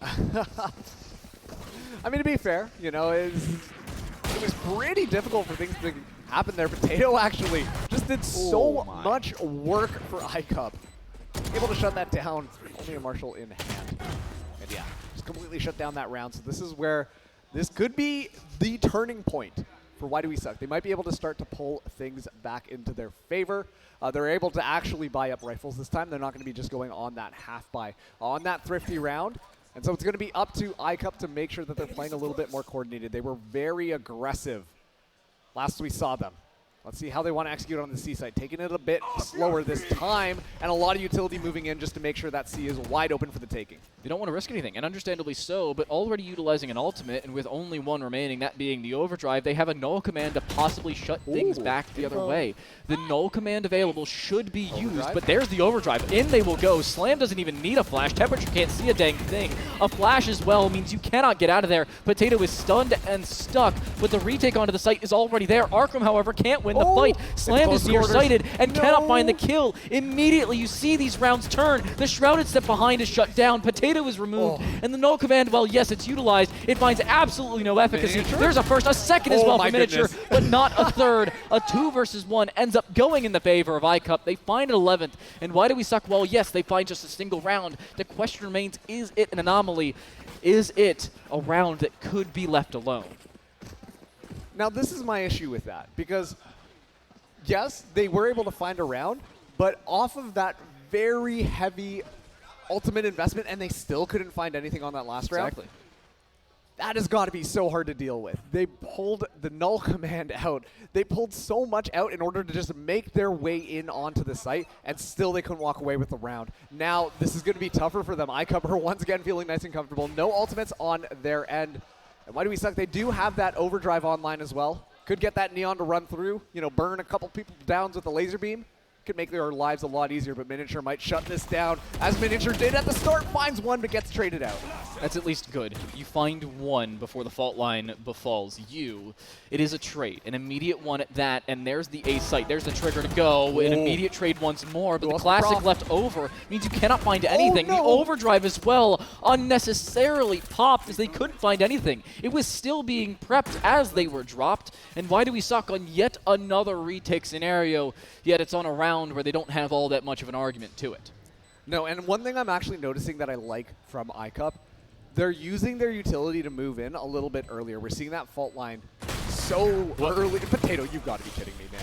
Not again. Don't let that shorty work it out. It's now 2v2 onto the site. I'll continue my point after the rest of this round plays out. Yeah, but they use the Shrouded Step. He gets in, but no, straight into his own dark cover, of which you can see Monkey waiting. A swing onto the second as well, as MFH cannot do anything to shut that down. And iCup find map point. A 5-round deficit and 5 mulligans, should they require them, means why do we suck? Well, yes, they have a little bit of a road to climb. It's one that just requires 2 rounds to shut down the iCup economy. Yes. Let's see if they can make it happen. They do have the ultimates to try and... I was trying to yes and you there. But the thing is that they do have a lot of ultimates to kind of make this one work. I'm looking at that Nightfall. That could be an extremely good push-back tool. Keep iCup at a distance. But right now, the point I was making earlier, iCup, they use their utility earlier on just to make sure that they can catch some of those people from Why Do We Suck who have pushed up, and immediately they're rewarded with a couple of picks wherever they push in onto. This has been happening over and over again. And right now, it's been so punishing for Why Do We Suck. Still, though, iCup barely squeezed that round out. Only one person left alive, and Prof already got one. And one note off of your point is that we didn't see Why Do We Suck do that on their attacking side. That's why they had the man disadvantage in retakes. They didn't have anything to work off of other than, of course, their picks that they found without the utility or ultimates, and that's turned things back the other way. The cabbages will be popped, the Seekers utilized. Temperature finding Fate, though, as an opener means that iCup are shut down just a little bit. The spray almost landing as Temperature nearly finds a second. The spray possibly to shut him down, but he reads it almost perfectly. But a 4 versus 4 retake once more. Why Do We Suck are all prepped outside as they look to initiate quickly. Yeah, and here we go. They're going to get that information thanks to the Cypher camera. Oh, no! Missed, fallen down to the fragment. And a second as well for Temperature as they look to swing in as a team. The flank from behind as they used from the shadows, but it is just too little, too late. The spike not even planted for him. There's no way he can push himself into the round and still stay alive. He will do neither push nor stay alive. Why Do We Suck find the first of 2 rounds required to break the economy of iCup, and they start this comeback still facing that point. Yeah, and you know what? I talked about how earlier, Why Do We Suck? They used a lot of ultimates. Didn't get too much out of it. You know, it's like, oh no, this is such a bad time. We just saw the exact same thing come out from iCup. They used a lot that round. They had 3 ultimates and really just tried to make that one work, but unfortunately they couldn't find anything. Why Do We Suck doing a great job of starting to defend that A site. And you can tell they're starting to get a couple of the wind back in their sails. Starting to hear a couple of voices once again. Let's see how these teams want to go. It's still 4 rounds away from Why Do We Suck potentially forcing that overtime scenario. A lack of information found in mid, but a lack of information is information in and of itself, where they That's know deep. nobody is in mid. I like that one. That's one of my better ones, I have to say. But Slammed is looking to be aggressive, and with that lack of information in mid, it was incorrect. Well, yes, earlier on nobody was there. Here's the entirety of iCup. All 5 players walking through these B doors, where there's no way you can turn this out. The Nightfall will come forward. They are looking to retake quickly at that, but that deafening effect only has so much of a timer on it. The flashbang to possibly fake them out, but that relay bolt does indeed land. A second one to allow Slam to back away. A 5 versus 5 retake once more for Why Do We Suck, but they need to push in as a team. It has to come quickly, and the issue remains they just do not have that much utility remaining. All of it has been countered. As iCup stands, they will just as soon fall. Prof drops off that high ground and should be able to stay alive as he continues to get swung on, but from multiple directions he will indeed fall. Why Do We Suck finds yet another retake onto a site of which maybe it was mistakes that gave them the round win. I mean, you know, one man's mistakes are another man's strength. That's not exactly the line, but I think you know what I mean here, Daniel. And slap. This is thank you for that. I'll take the pity. But the thing is there were a lot of mistakes that happened that round, and I don't want to discount that at all. We saw, honestly, a little bit of just a chaotic scenario happening onto the site. That's the problem with all these smokes and all these walls. It just makes things a little bit more difficult. Still, though, it was a very clean walk in onto the site. We saw a very preemptive Nightfall happen to kind of, well, spook them. Hey, that's what you want to do when you're Fade. But still, they didn't get as much value as they possibly could out of. So it kind of works out that it was some of these mistakes that allowed them to pull things together a bit. But now we're seeing iCup. They don't have the economy that they once did. Things are looking a little bit more dicey for them. See if they can make this round happen would be a great way to end out map number 1 if they were able to. But Potato in a great position once again. They should know he's up here. I think the sound cue was given over, but they have yet to clear it. Potato waiting up top finds only one. An immediate trade alongside the fact that Slammed was able to find one with the shorty means that iCup not only have the man advantage, but a spike planted. While yes, this is an eco round, they still have the real estate to work with as Why Do We Suck initiate yet another retake as iCup seemingly every time will be able to find that spike plant. Misplaying in the back corner has yet to be cleared. They will play around that wall that is now fallen, but only find a dink. An immediate trade is there as Fate will look to put through that fault line, but Slammed again, close range, won't even need to use their shorty. MFH left alone with a classic in hand will be able to retrieve a Vandal, but with only 6 shots remaining, and Slam still close range. It's a thrifty round to close it out, and it's iCup to pick up map number 1 here on Haven. Yeah, and you know what? A 13-9 scoreline. It was looking like it would be a little bit better as soon as iCup started on that attack. Why Do We Suck? Their defense, unfortunately, wasn't able to fully read what iCup were bringing out there, but what a way to go. You know what? I'm actually extremely happy with this result, mostly because we saw a lot of shorty plays just at the end there. As a matter of fact, the final kill was with a shorty, and that's something you don't see every day.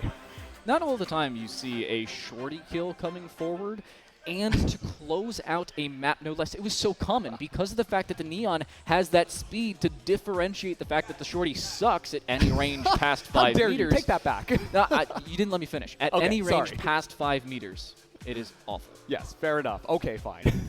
But it is what it is. That's the position they're in. That's how we have to move forward. They got a little bit put out of position, but I feel like they were comfortable to close things out. Oh, absolutely. And you know what? They were looking really darn good. As a matter of fact, they were looking like some of the best in Valorant going around here. I mean, obviously, you know, this is just the last chance qualifiers. But did you know that also, too, gamers around the world are becoming better, faster, and stronger after just a few sessions on Metafy? Get trained by the best pro players in the world. And make sure to book a live session right now. Use promo code STREET20 for a solid, nice 20% off. And you know what? Why wouldn't you take 20% off to get even better at the video games that you want to be better at? True. But the situation you have to be in is, well, Why Do We Suck has to get better. They need the coaching at this point. They have to ask themselves the question, why do we suck? Sometimes it's a question of why do I suck when you ask your coach what's going wrong. They don't know the answer just yet. And, well, they'll have to find out before we go into map 2 because this is a best of 3. 3 maps are required, assuming, well, Why Do We Suck pick up the second. We'll see if that is indeed the case when we come back from the break. Hey, Metafy here. the platform with the world's best players in your favorite games. Absorbing the knowledge and skill of our experts is easier than ever with bulk discounted lesson plans, flexible replay reviews, and new group classes. So what are you waiting for? Book your session at metafy.gg. Oh, you were waiting for the video to end. That's very polite.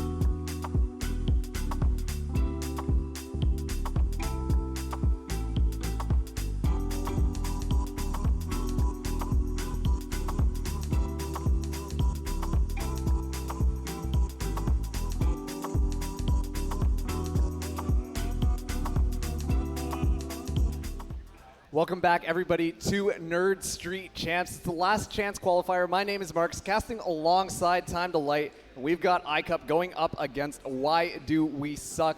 The last map, 13-9 iCup on top, but it also, too, was their map pick on Haven.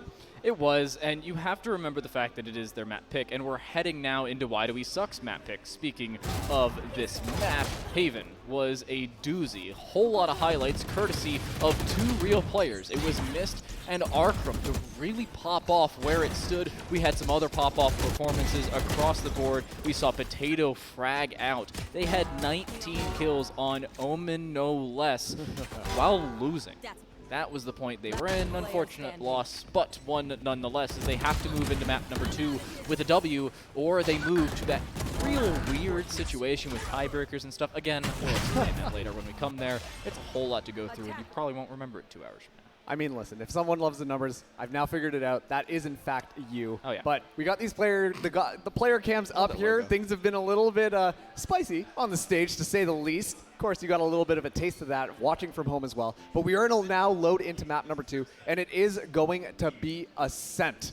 Let's go right into Agent Select, and let's see what these teams want to bring out here. Right off the bat, we're seeing Why Do We Suck? They're actually going with a Viper. That's something I haven't really seen too much on Ascent as of late. No, nobody really has. It's Ascent. You pick Omen, you pick KO. That's the call. KO and Fade is a good combination. Yeah. It To be gives fair, you a they do have healthy Omen combo. and KO on their team in addition to the Viper. They do, but a double Sentinel combination is one that or double controller combination is one that you really don't see, especially here in Ascent, for the sole reason that there isn't all that much to control. Yeah, the Sky Smokes are nice if you bring Brimstone, but other than that, you are good enough with that Omen. And I'm surprised that they're really giving away a duelist, one that would either be Jet or Raze, at least most of the time, in favor of that Viper. That's the flex pick in this situation, one that, to say the very least, I'm surprised about, because that gives Arkram the opportunity to go, hey, I'm basically a duelist at this point because I'm Chamber and, well... Chamber go burr. Yeah, Chamber has 1 trip, of which is now, what's the word I'm looking for? Oh, useless! Yeah, that's what I'm looking for. Sound cues, smaller diameter of efficacy. You know, Riot Games really does not like Chamber. I mean, to be fair, given how viable Chamber was in literally every single scenario, I can kind of understand why they changed things up on him, just to make it so that the other agents have a little bit of a shot. Still waiting for the day where my boy Phoenix comes back into the meta rotation. But actually, something I'm a little bit confused about, or at least personally I haven't seen come up as often, is there's no Killjoy. I think that Killjoy is such a good pick on this map, but yeah, none of these teams are actually bringing that Killjoy in. As a matter of fact, like you said, one of these teams doesn't have a duelist. That is something that we actually see a lot of these teams start to move towards in the current meta of Valorant. They're just opting to use that utility a little bit more without having to worry about that initiation factor. And I'm going to be honest with you, I'm kind of curious to see how this is going to turn out. We've seen teams be very successful for this, but it still feels a little bit unpracticed outside of just the Tier 1 scene. So you're looking to expect, considering the fact they're choosing the Chamber over the Killjoy, they may want that extra level of aggression on the Why Do We Suck side. But given the fact that we don't have the duelist, as you mentioned, you question, is it offsetting the two? The Killjoy dropped in favor of the Chamber to replace that possibility of a duelist. There's a whole lot of if, ands, or buts, but I only do absolutes. All right. If you've seen that meme, that's a soccer meme or football meme for all of you football fans out there. That's a terrible British accent. My apologies to all of those who I've insulted. But iCup want a good start. They're starting on the defensive side. This is not their map pick, so obviously you'd see them start on the defensive side. Arkram, with a headhunter in hand, will find no heads and will have to back away because of it. They will immediately retreat out. Yeah, and actually I think that's really good information coming out from iCup, because usually when you find a Chamber player playing alone, that is somebody who's being set up on the flank. That's what you usually see come out of these team comps. And so they know that there is a greater likelihood that the team members are spread out. Now, Why Do We Suck are trying to move in, but MFH just walks right into the sight lines of Slam. It's going to hit the ground for that. Just going to take the Prowler, get another bullet out there. But it is going to be an execute onto that C site. They want to go B, and quickly so. Miniature dies around towards the A side. The fragment going forward will find the damage, and it's just everybody to finish him off. Prof and Fate combining between the two, and iCup pick up their defensive pistol. They open things up exactly as they need to gain an advantage on, again, their opponent's map selection. Yep. This is not the greatest start for Why Do We Suck, considering they still don't have an answer to that question. Not quite yet. We actually have a tech pause coming in here. You know what? Hey, to be fair, Why Do We Suck were able to pick up all of the pistol rounds when it was iCup's map selection. So we don't want to read too into it just quite yet. You know, this could go either way still, but still, good stuff coming out there. We saw iCup just kind of stand their ground on that defense there. That's why they were able to set up such good crossfires. Meanwhile, Why Do We Suck? You can see it. When they want to continue to play very aggressively. We can see them just starting to commit in, just run it down, try and find those picks, and be able to just go in onto the site nice and easy. But unfortunately, it's not working out for them, at least not on that round. I don't want to speak too soon because that literally just was round 1, so this could go any direction. However, let's get it going. Tech pause is off. MFH has that 0 point on hand. Going to just toss that one up, but iCup once again going for aggression on that B site. You want to play aggressive, and understandably so. Miniature swinging around dies immediately. That share of purchase is immediately removed, possibly by the deputy. Huh. That's all for now.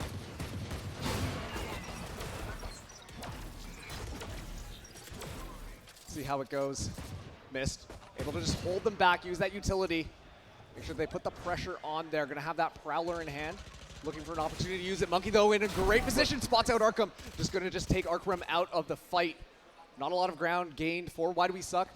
Great job coming in from iCup, holding very close quarters, and now MFH is going to get spotted out there. Going to use that pop flash around the corner, able to just clear the door. Not able to escape otherwise. He's got his position pinned down as the rest of the team are starting to rotate around. They really have to make this A site work now. Fate missed almost an entire mag just to headshot him down. The 0 point to possibly gain information. He sees both of them as they stand directly in front. Missed one. Fate with the final required. And iCup will shut Why Do We Suck out. It's a flawless second round victory, meaning they have a full bonus round into round 3. And Why Do We Suck? They didn't have that situation. They didn't win pistol conversion going into bonus like this. This is a great start, again, to a map that is not theirs. Yeah, honestly, Why Do We Suck? They look a little bit scattered on this attack. Once again, I don't want to talk too soon because obviously there was a pretty big gun disadvantage. But if they want to swing this around, this is going to be the round to do so. Unfortunately, their economy is not good enough to make sure that all of their team members have rifles as well as full shields. Meanwhile, iCup, they're chilling. Like you said, full bonus coming in here. And iCup doing a great job of holding mid control. Let's see how Why Do We Suck want to engage on this. But they've already moved so far out. Fate looking to get nice up close and personal. Pop flash themselves in. There it is. There's a first and a second as well. Monkey on the backside will find one of their own. It's a 4 versus 1. You blink and you miss it. You blink and you miss Fate falling. Miniature in a decent position now. Hold Up has turned it around. A 1 versus 1 from a 1 versus 4. The spray transfer with the Vandal shutting down the chamber through the wall, no less. The brief wall to the stairs up towards Cat means Miniature, while yes, is still left alone, a headshot separates them from a round victory. Yeah, but Miniature only has 7 HP. True. So a body shot for them. Yeah, like even with a classic, that would do it. You can sneeze even in the and I think they fall. Yeah. It's like, just shoot me in the foot and then I'm going to get honorably discharged. Not quite. Miniature will actually hit the ground. So this is going to be a tough one. Still has to cross mid in order to get the spike. Doesn't realize that the last remaining iCup member is really far down, but that as soon as that toxic wall comes out, it's going to make that transfer over that much easier. 30 seconds left on the clock. This is still winnable right now. Yeah, but they have to give away sound cue. That's the most important part. It will not reach all the way back towards defender spawn, where you can see Mist waiting on that opposing side. Miniature's just looking to push forward. Will get the spike down with at least a little bit of time remaining. But Mist will hear that sound cue and immediately push off of it. And honestly, this is where I think the Fade utility is going to be so important. Could get that information. There's a Prowler. It finds nothing. Miniature still relatively known, and there's the kill required. Mist will shut it down. Miniature a valiant effort, but an unsuccessful one regardless. A little bit of tactical crouching. Just want to make sure he's dead. Yep. But iCup with 3 in a row. That is a flawless round conversion into a 1v1 victory to close it out, and a gritty to make sure you can really rub it in. Yes. That's how you gritty, by the way. You just hold down W and spam 4. It looks like you're grittying. It's very fancy. Nonetheless, iCup win their bonus and are now going to be able to buy up Vandals, and, well, one was just saved over by a mist. A little bit of help on the economy. Yeah, and that round was a little bit of a wild ride. It started out and it was looking so dominant coming out from iCup. They just decided to run it in and just, well, get kills. But then from the back, Miniature, just with a Vandal in hand, maybe got a little bit of that nature buff, was able to take 4 people out, making it that much more closer. So though they were unable to win that round, so why do we suck? Reduced back yet again while iCup feeling nice and comfortable. Still though, why do we suck? They do have that Viper's ultimate online. If Viper stays alive, that could be really good as soon as they get on site, but Fate takes Miniature out right off the bat. Monkey has an operator backing up in mid. What was Miniature doing? What's the call there? And how does MFH just swing that dry? Not even a gun out. An immediate trade, though, as Arkham will turn things back and remove their doppelganger. Prof playing on the top side of defender spawn should be cleared out and is, but throws in their own paranoia to be able to back away. That's a trade of not only utility, but information. And yes, there's a spike plant, but with a weapon disadvantage and now a man disadvantage as well, here comes the initiation, and quickly so from iCup. Let's see how this one goes. Another shorty just around the corner here. But still, 4 members from iCup can come in, and they have plenty of utility to make this one work. KO and Fade are going to make this a lot easier for them to just march their way on a site and clear things out. With the null command as well, Fate will be able to take away temperature, that increased fire rate, the shorty completely missing. Arkham 1 versus 4, turns 3 with this Marshall in hand. A body shot is all he finds on the Mist, and the round once more goes the way of iCup. Why do we suck? I'm going to say it again. Cannot find an answer to their own question. Their name. I mean, if anything, they're living up to their name. Maybe they're not trying to answer anything. Have you ever considered that?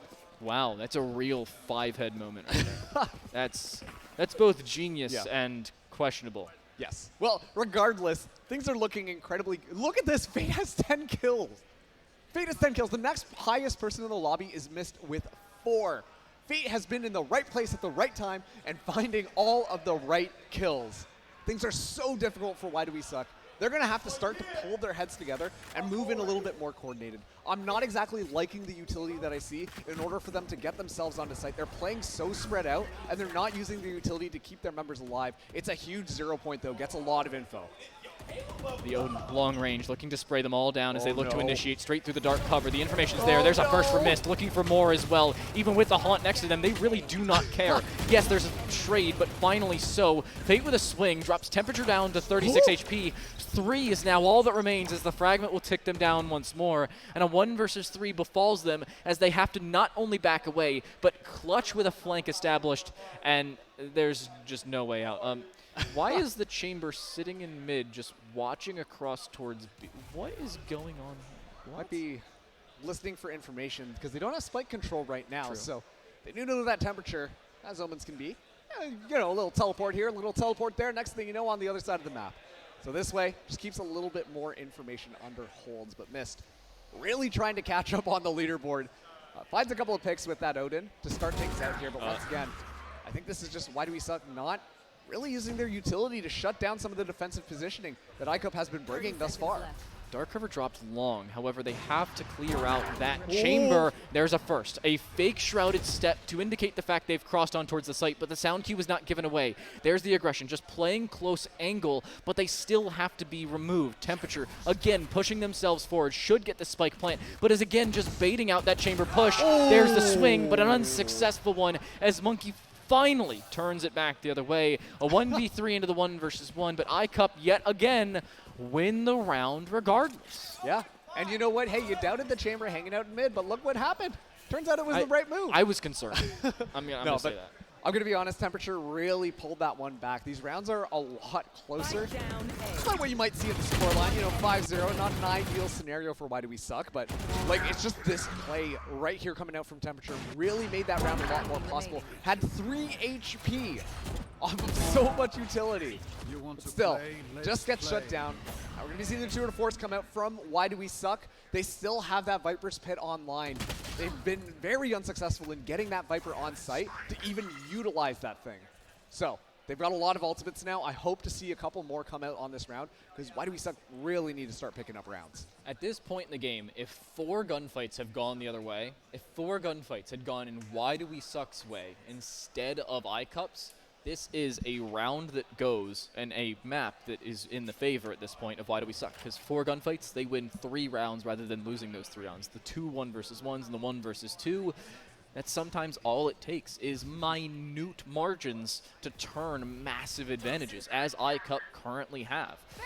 Monkey waiting long, shut out of market, but looks to just push straight through the dark cover. Doesn't care about the smoke, apparently. Will be able to find one. Prowler catches off Prof, and Miniature dropping Mist on the site as well means they can just take B for free, and they have a flank already pre-established. Yeah. Clean stuff coming in from Why Do We Suck. Nobody's checking up top, and Potato just going to walk away with a little 2K. Pick up an operator for good measure, and that's going to be the first round on the board. Just off of that Nightfall, got enough information, and also probably intimidated iCup just a little bit more in order for them to be able to scoop up that round. This time around, though, still 5-1. Not an ideal scenario here. A great pick to start off the round, but coming into this next one, we are seeing the tour de force get brought out on iCup's side. I'm going to be honest, Monkey's been doing a pretty darn good job with that operator. The tour de force, even scarier than an operator. It shoots faster, and it drops slow field, and it looks really cool and comes out of thin air. You can't really beat that. You know, if Tour de Force wasn't already an abbreviation in TDF, I would go and just call it the AWP, because it's basically the Counter-Strike op. That's the only reason I play Chambers, for the Counter-Strike op most of the time. That and the teleports are pretty nice. Miniature, nice shot of his own. The pop flash around from Fate doesn't land. The fragment to force Miniature back means you cannot aggress, but apparently he doesn't care. Plays around the back corner. Narrow margins once more on top of these abilities. Again, a narrow margin on that operator shot as well, but it's Why Do We Suck in a 5 versus 3 as they look to initiate onto the A site with the man advantage as well. And see how they want to do this. They should be able to just walk right in and take that candy off from those babies. The site is completely wide open. They're just doing their due diligence right now to make sure that they aren't going to run into any difficulties whatsoever. The spike is going to go down. This is looking like a clean round coming in from Why Do We Suck? But it ain't over till it is over. The question remains, does iCup want to retake? And honestly, I would say no. A clipping issue means MFH can actually peek around their own flashbang that is sitting in front of their own retinas and somehow not be burned out. Potato waiting around towards Hell, MFH around towards the backside of Generator, which is taken away. Fate finding one, looking to bring things back as iCup initiate as a team, and from multiple different angles. That's the most important part about it. Potato cleared out from Hell as well, leaves just all the players of Why We Suck remaining around towards the backside of the smoke. Monkey with a first is immediately shoved out because of that operator shot, and Miniature with a 4K means Why Do We Suck pick up their second round. Yeah, and you know what? Why Do We Suck? They're playing to their strength again. And I think that this is really good. They're playing a lot more confidently. They're not just going in one person on a site. They're able to use their utility effectively because they're starting to play cohesively as a team. We're seeing them run in there and actually get picks, shut down the opportunities, shut down the sight lines that iCup have been able to take advantage of previous rounds. And that's why we're seeing this momentum shift start to come around. Why Do We Suck? They're playing together and being careful. They're not just kind of running in there hoping that they can take the duels, because iCup have been traditionally very pushed forwards on their defense. Now we are seeing the Blade Storm get popped from iCup.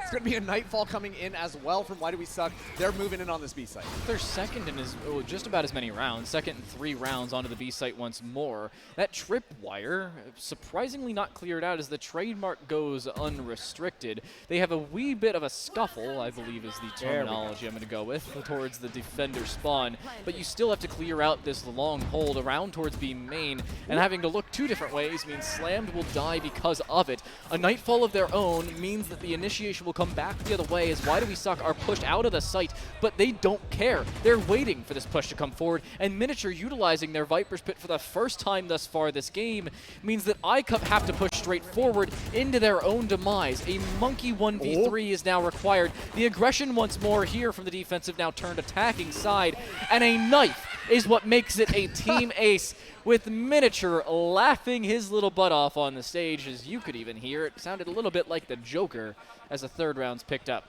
by Why Do We Suck. I mean, hey, famous scene where Joker's dancing down the stairs. It's filmed around here too, so you know what? I'm just saying it's kind of on brand. Yeah. But Still, great stuff coming out from Why Do We Suck there. I don't think I agree with the Nightfall coming in from iCup to try and go into that Viper's Pit. It can give you a little bit more information as to where the Viper might be playing, but it's still a little bit of a risky gamble. As soon as that pit gets deployed, you have to be so careful about making your way in, so careful about playing it around, and keeping yourself aware, because at any moment, any of the team on the post plant can just walk out, and then boom, you're dead, because you only have 1 HP. So a little bit of a risk. Unfortunately, didn't quite work out for iCup. And Why Do We Suck? They're right back into things. 3 rounds in a row. Only 2 more to tie things up against iCup. And this time, iCup are trying to play things a little different. They're offensively pushing out of that A site, try and get a little bit more ground, try to get a little bit more information, give the rest of the team the knowledge that Why Do We Suck? They're going to be moving in on B.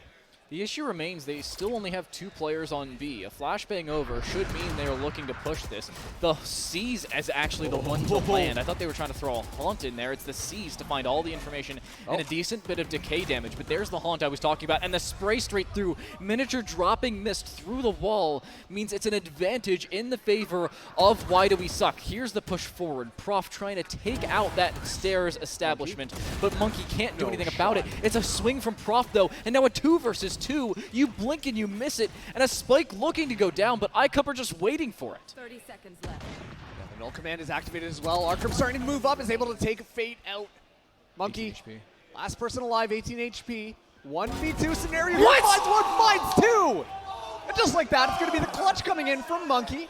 iCup steal that round away. What is that from Monkey as well? You have the sight hold as Monkey drops down the stairs and is able to swing around back the other way and then turn off of that around towards the catwalk position. Have that knowledge that yes, they have the sight, but they could be going back the other way. They get an immediate headshot, spray transfer. You can see the reaction of ICUP. They are about as surprised as we are, Marks, but, well, they were the ones to pull it off. Hey, man, you know that's got to feel good, especially too when you're on the stage like that, getting a play in, really just help the team morale. It's 6-3, 3 more rounds in this half. iCup looking to make their lead even more dominant. As Monkey can't find Miniature through the one-way smoke, and is going to be falling down. That should open things up for Why Do We Suck to take that middle presence. They just have to deal with a little bit of a trip, and then the map could be theirs.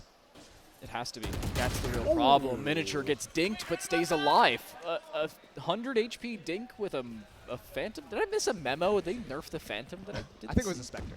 Oh, it was a Spectre. That would make a little bit more sense. Oh! Still suppressed, but well, that one's not so much. That does a whole lot of damage to the head. But Slammed is immediately slammed to the ground. And the door is shut on him, or slammed on him, I suppose, considering the drop of that market door. Arkham is aware of the fact that the Fade is flanking out and behind, but the push is still not here for iCup. Why Do We Suck? Get that spike down, and, well, with all that being said, iCup have a 1v4 for Mist and a 4K for Miniature. Yeah, bye-bye indeed. Why Do We Suck? 4 members alive. In the end of that round, they're looking to tie this thing up. Have another Viper's Pit online. Miniature has been so effective on these last rounds. That's a massive pick onto Monkey. Monkey's been giving Why Do We Suck so much trouble just on that chamber. Able to find so much value with an operator in hand. But Miniature just doing God's work right now for Why Do We Suck. And now, 2 more rounds left in this half. It's going to be a little bit of a save coming in from iCup, so they're going to have to be a little bit more cautious about how they're playing things, because otherwise they're just going to get run down by Why Do We Suck. And already the 0 point goes off, the Slam is down. You say they have to be a little bit more cautious, but I feel like their advantage would be in aggression, playing unpredictably. Arkram, looking with their own aggression, with a Vandal around as well, is taken out because they were over-aggressive. Talk about that caution required. It's Miniature looking for yet another multi-kill, and they find it. A double as they swing around. It's now a 1 versus 4 once more, this time with a 3K from Miniature. Through the last 3 rounds, they have 8 kills. In the last 2, they have 7, and the last 3 includes a knife from that team ace. That's how consistent Miniature's been. They are on 18-6. You really do like numbers, don't you? I do. Yeah, that Miniature has just been doing it so good. Honestly, if Miniature popped the Viper's Pit, I'm pretty sure after last round, and probably this round, another Viper's Pit would have been nice and online. Like you said, 18 kills. Unbelievable stuff coming out from this performance. Why Do We Suck? Might still be in this just yet. Last round in this half. It's going to be early 0 points coming in. Both of the teams are going to get a lot of information as to who is where. Temperature shot it. And let's see where things go from here. Temperature shot that defensive 0 point, so they may have a little bit of information considering the fact that you can hear multiple footsteps, but they don't know exactly who nor how many people are here. But all that being said, it really doesn't matter. You can see Why Do We Suck backing away just a little bit and leaving the aforementioned Omen in that wine cellar corner, waiting for either a push or an opportunity to push off of it. The only ultimate that has not already been used, being that Tour de Force, is the Viper's Pit available. This is an odd position considering it's the last round of the half. Everybody wants to use them. Are we playing juggle the rifle around towards B? Did I miss a, hey, weapon skins was this like a child game that I missed out on? Why else are all the kids asking me for my skins in game? You know, just as soon as the round starts off. No. Okay, let's see how they want to engage on this. They're going in, picking up that ultimate orb. Maybe get that null command a little bit closer to being online. Monkey is still here with this with the Stewart Force. This could be good. There's null command. You talk about the ultimate orb. It finds one. The spray from Mist just barely misses multiple times over, and he runs nearly out of ammo. 26 HP and 26 ammo. 32 HP as he's stuck towards the backside of stairs. The Nightfall drops him to just 1 as it will increase over time, but the spray finally will be able to shut down this now null commanded KO. Again, a retake required here for iCup, but with only 3 players alive and a Viper's Pit between them and the Spike, much less vision itself, it means they have to continue to push straight through a lack of info. A Haunt finds just that, info in and of itself. A swing from Miniature finds yet another multi-frag as this guy cannot seemingly die. It's Monkey left alone in a 1 versus 3. What? However, drops the VIP. 1 HP is all that remains. It only goes up to about 40, but he cannot be stuck. 68 and time on the clock. He's looking to stick things. The jump will bait him out. I don't know if he has time. He should be able to stick it out and has gotten it to half. A 1 versus 3 and a 4K from iCup. It's Monkey to shut it down and a clutch to clean out the half. iCup established the lead. Hey, what did I say? Monkey Falls is going to be a little bit of a harder time for iCup to be able to reclaim the round. Keep Monkey alive. Well, that's wild. Monkey, he's going to do Monkey things. Win the round for you. A great way to end out that half. The question is why? Why, if you're Miniature, do you swing that? You put yourself in such a susceptible position to fall with a Viper's Pit up. Yeah, I understand if your teammate was this way. Sure. But you have the Viper's Pit. You were doing all the damage. They were 1 HP away from death at that point. They were able to go back up to about 70. But it's Why Do We Suck to fall because of a little bit of overregression. And I understand why. Miniature seemingly hasn't died in the previous 4 rounds or so, but they inevitably did. And, well, even gods will fall. The Achilles heel befalls him. It's poetic. Nice. All right, they're swapping sides now. Second half, iCup up 7-5. This time around, iCup are going to be taking more aggression onto this mid here. This is actually something we did not see Why Do We Suck do too often on their attack. They more or less just kind of dry pushed onto a site. They did push mid a couple of times to get that space, but it never really was the focus of their attack. Just based off of how things have gone thus far, it looks like iCup are they're emphasizing that midpoint. And it allows for a lot better repositioning, especially on just a little pistol round. So, you know what? Kind of makes sense if you ask me. Let's see how they want to execute, though. Well, it seems like a Haunt is going to be one of the notions for it. This is a TikTok lineup, by the way, or you've been watching a whole lot of VCT. That'll go up to the top side of that, I don't even know what to call it, a canyon, I suppose, considering it'll gain a decent bit of information. MFH towards the backside of Generator doesn't get cleared out, though. Slam does find 1. Looking for more. It's MFH with a swing off the back of a Ghost, but he can't do all that much past it. Only 1 kill found, and Potato has a wall between him and the site. Not all that much of an argument to this round, especially considering it's a 1v4 and a pistol. A Haunt won't even find the information, as C's will take down their HP, and they're stuck. They are stuck as they stay. They find a second? Really? It's going to be tough, though. So many people just on the other side. Yeah, you're just going to walk out. Those pistol bullets going to be flying right into your body. Not going to have a good time, unless you enjoy, well, not winning rounds. So, still, though, I like the idea that iCup had kind of got themselves set up with. Why Do We Suck? Their post-plant positioning, the way that they were able to just move in and clear out the site was phenomenal. All they had to deal with was the flanker left on mid, which they got the information halfway through the round anyways because one of their team members had fallen down to him. And so the rest of it was pretty easy. Just secure the site, as you know he's going to be coming around from one of those corners. Just got to keep your eyes open. And just like that, well, we're going to be seeing Why Do We Suck? They get that next round. It's now 8-5. You want to know another fun number statistic for you? Sure, hit me with it. The team to pick the map has a 0% pistol round win rate. Oh. That's actually true. Interesting. Yeah.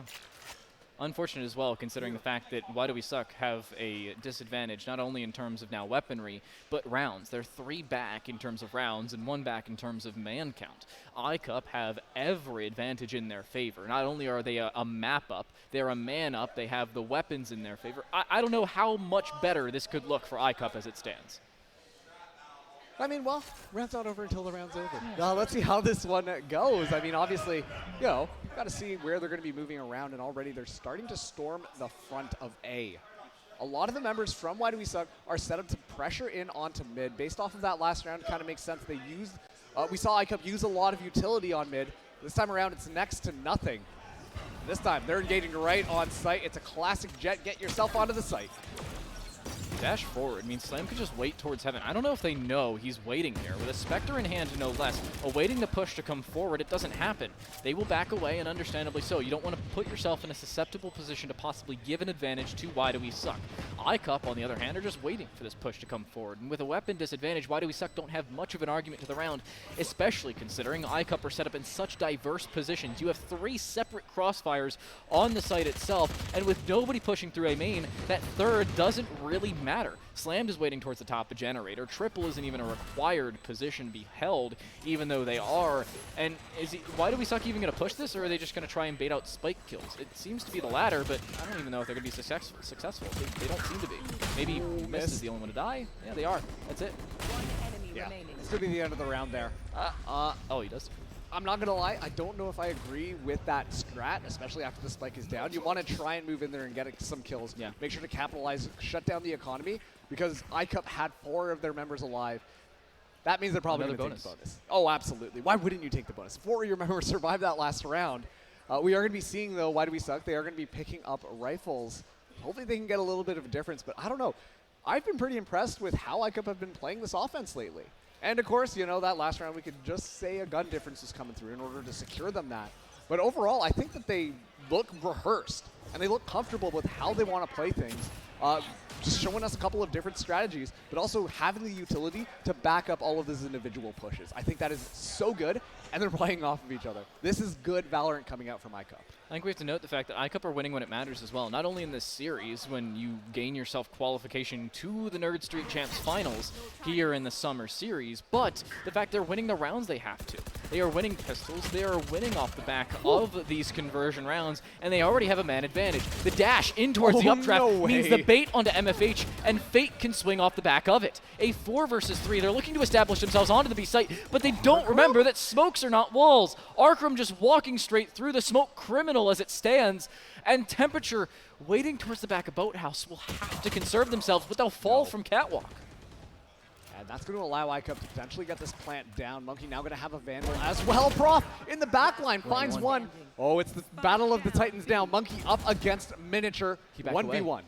Miniature just backed away straight through the dark cover and repositioned around towards the market side. Now, I think this is exactly where he was expecting the push to be anyway, was Monkey towards market. There's a swing, but what? Monkey doesn't care about Miniature's advantage. He already has been seen, yet swings regardless.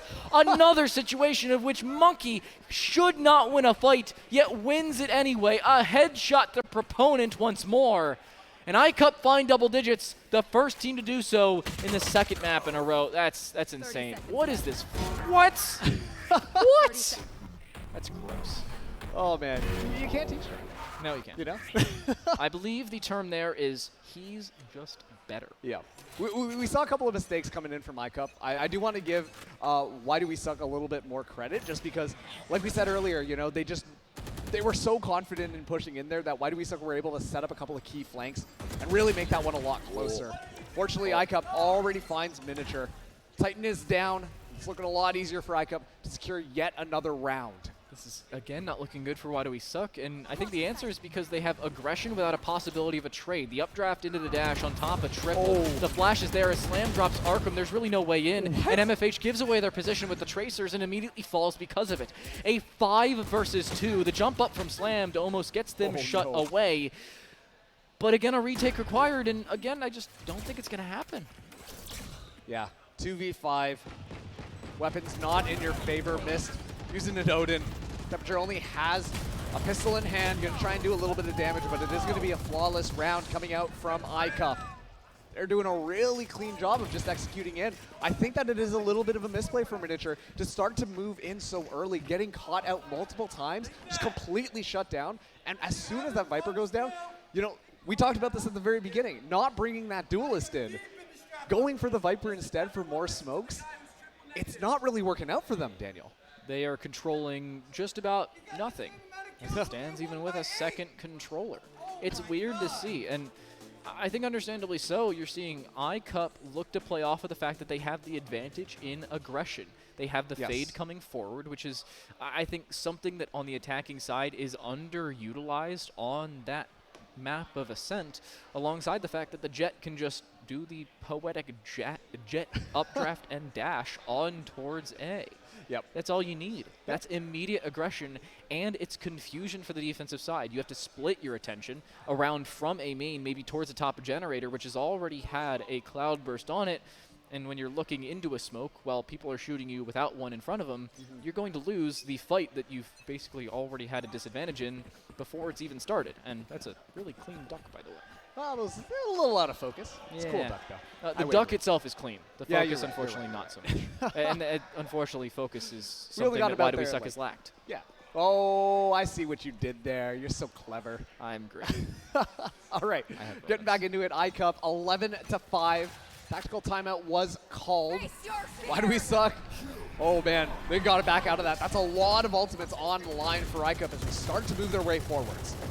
Missed with the spray. He's able to find Miniature as well, not even seeing him. All they have to do is clear out Potato inside of logs, finding two. Fate's still alive in that DBNO state, considering the fact they popped the null command, and Mist will remove their doppelganger. They can restabilize the core, but the aggression from Temperature with the reload coming through from Mist means it's a double kill as well for that Omen. No duelist required, as all that remains is Monkey in a 1 versus 3, and the information's there. The trademark tripwire will give away that info, and the spray onto 3 different players has to be there once more, but this time it's for the opposing chamber, of which we have yet to see, and Temperature's holding the long angle. They will find a full house of frags between the Omen and the Fade.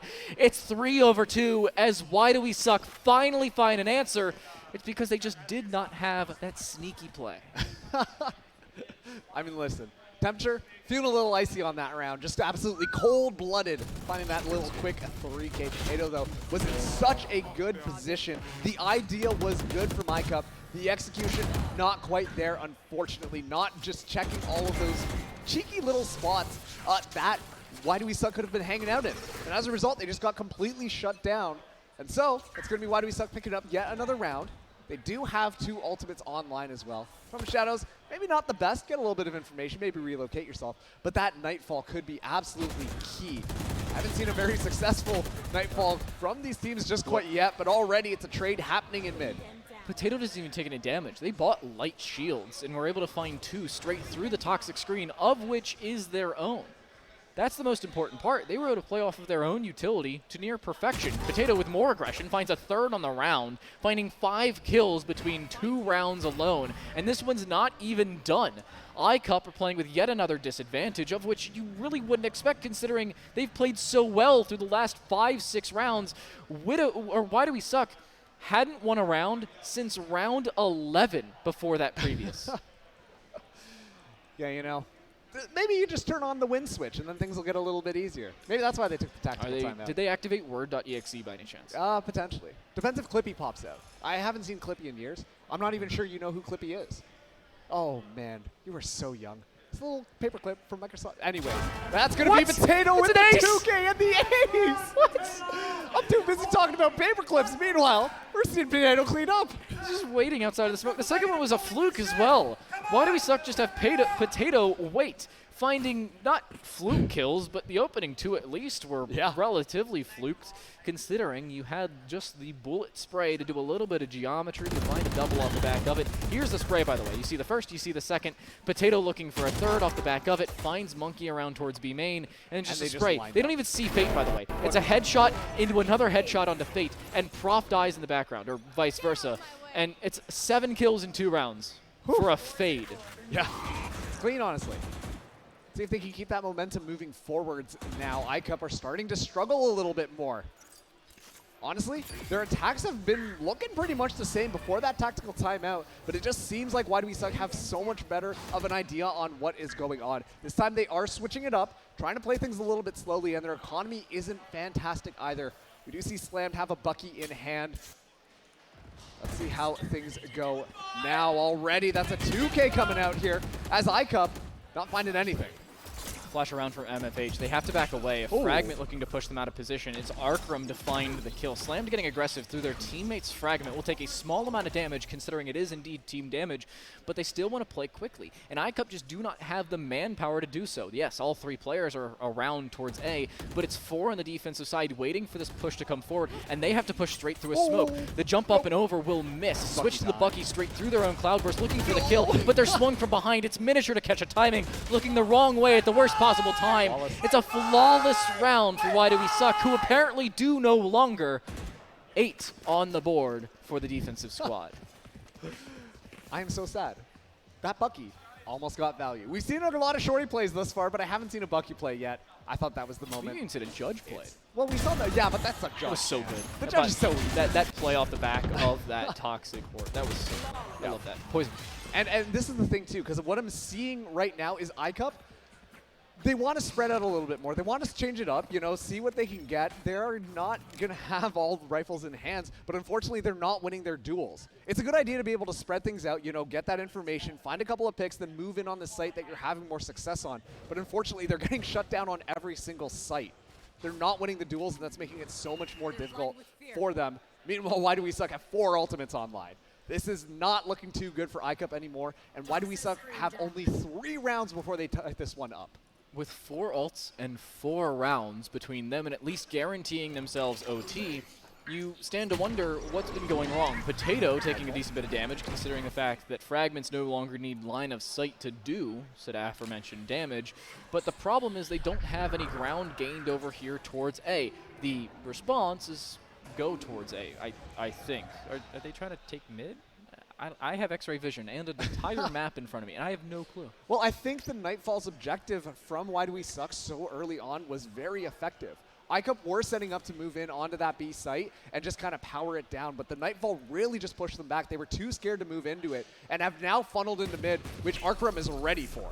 Waiting, and finds a little bit of damage, not all that much considering the current scenario. Temperature with a spray, understands the fact that they are being baited, and Prof is waiting for that bait to come forward. It doesn't, and a spray from Temperature finding 2 is able to give the advantage not only in terms of man count, but in terms of real estate. Here to Why Do We Suck, Mist playing inside of the dark cover, finding 1. The spray onto MFH will miss, and Fate is left alone in a 1 versus 3, waiting on the site itself, around towards the backside of Hell, but the null command will mean they have no utility to use, and with general real estate loss, they will fall. Why Do We Suck 2 from tying it up? Yeah, and they spend the null command on that one. I don't think that was necessarily needed, but So at the same time, it gives you momentum, you know?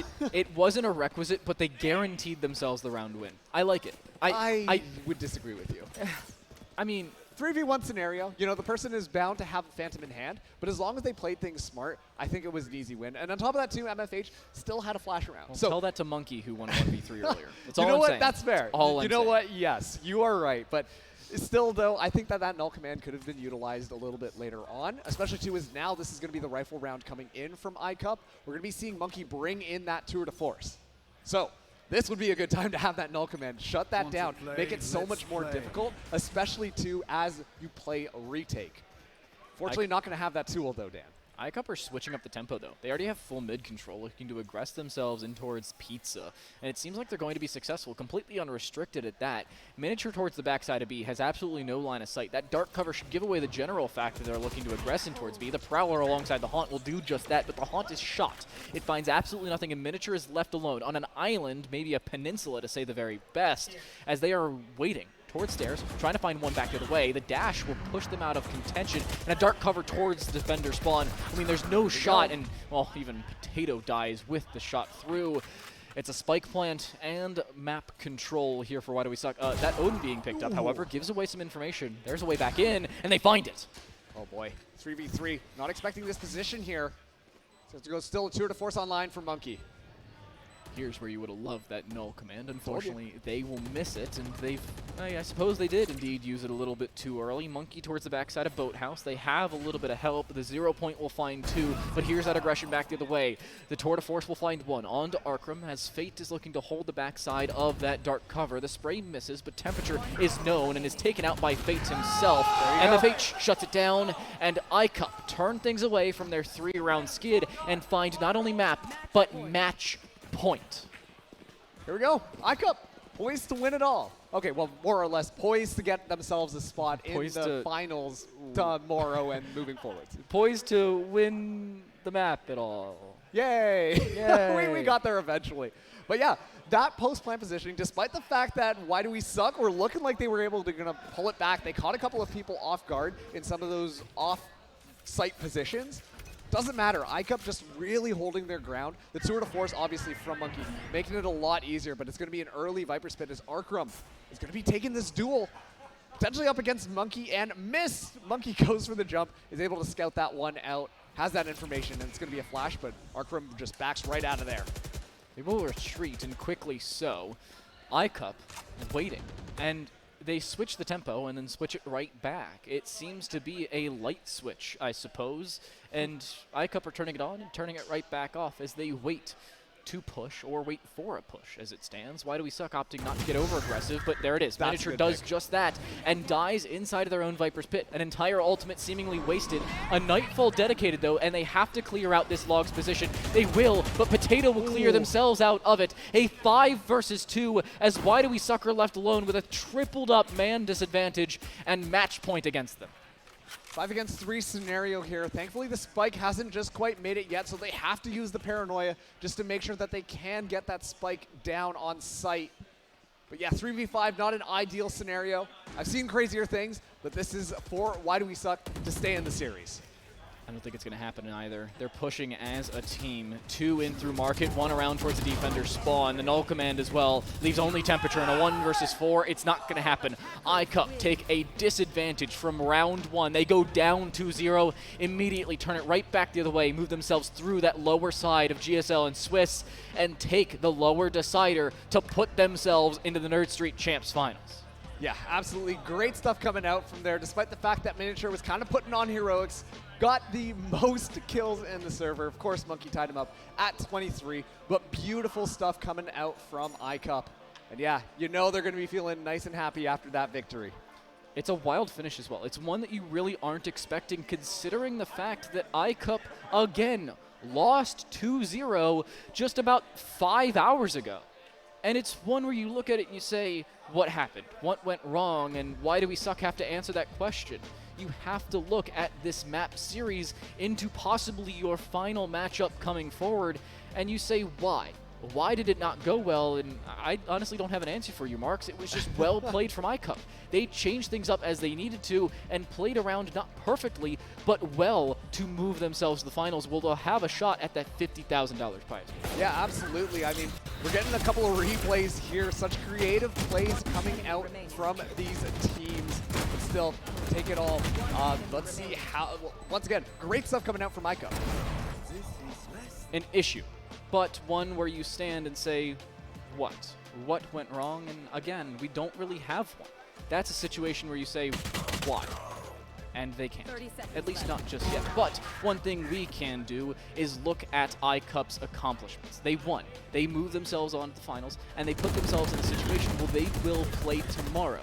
3 best of 3s at maximum to move themselves on to, again, the finals part 2, where you go from 16 teams again to 16, but with 8 moving on from state number 1. It's a whole ordeal. Again, the situation will be explained just a little bit later, but we have an interview for you. Ravish is waiting on that stage. So are we, for a few seconds. Yeah, absolutely. I mean, once again, it seems like after the tactical timeout, Why Do We Suck? Well, potential could have made it way back in. It's looking like iCup were a little bit more scattered. You know, the water's just completely come out of their mug. They're not too sure what to do anymore. But you know what? They were able to figure it out, and you could see the shift in momentum as soon as they got that first round back. Up until then, after that tactical timeout, they were looking shaky, and Why Do We Suck were more than happy to capitalize on it. We're so ready to just move in, make their way through those mistakes, and just like that, It was over. Now, we have an interview coming up for you. As you so hinted at, Ravish is going to be talking to one of the members from iCup. What's going on, amigos? I'm here with my man from ICU. Please go ahead and introduce yourself and your Twitter at as well.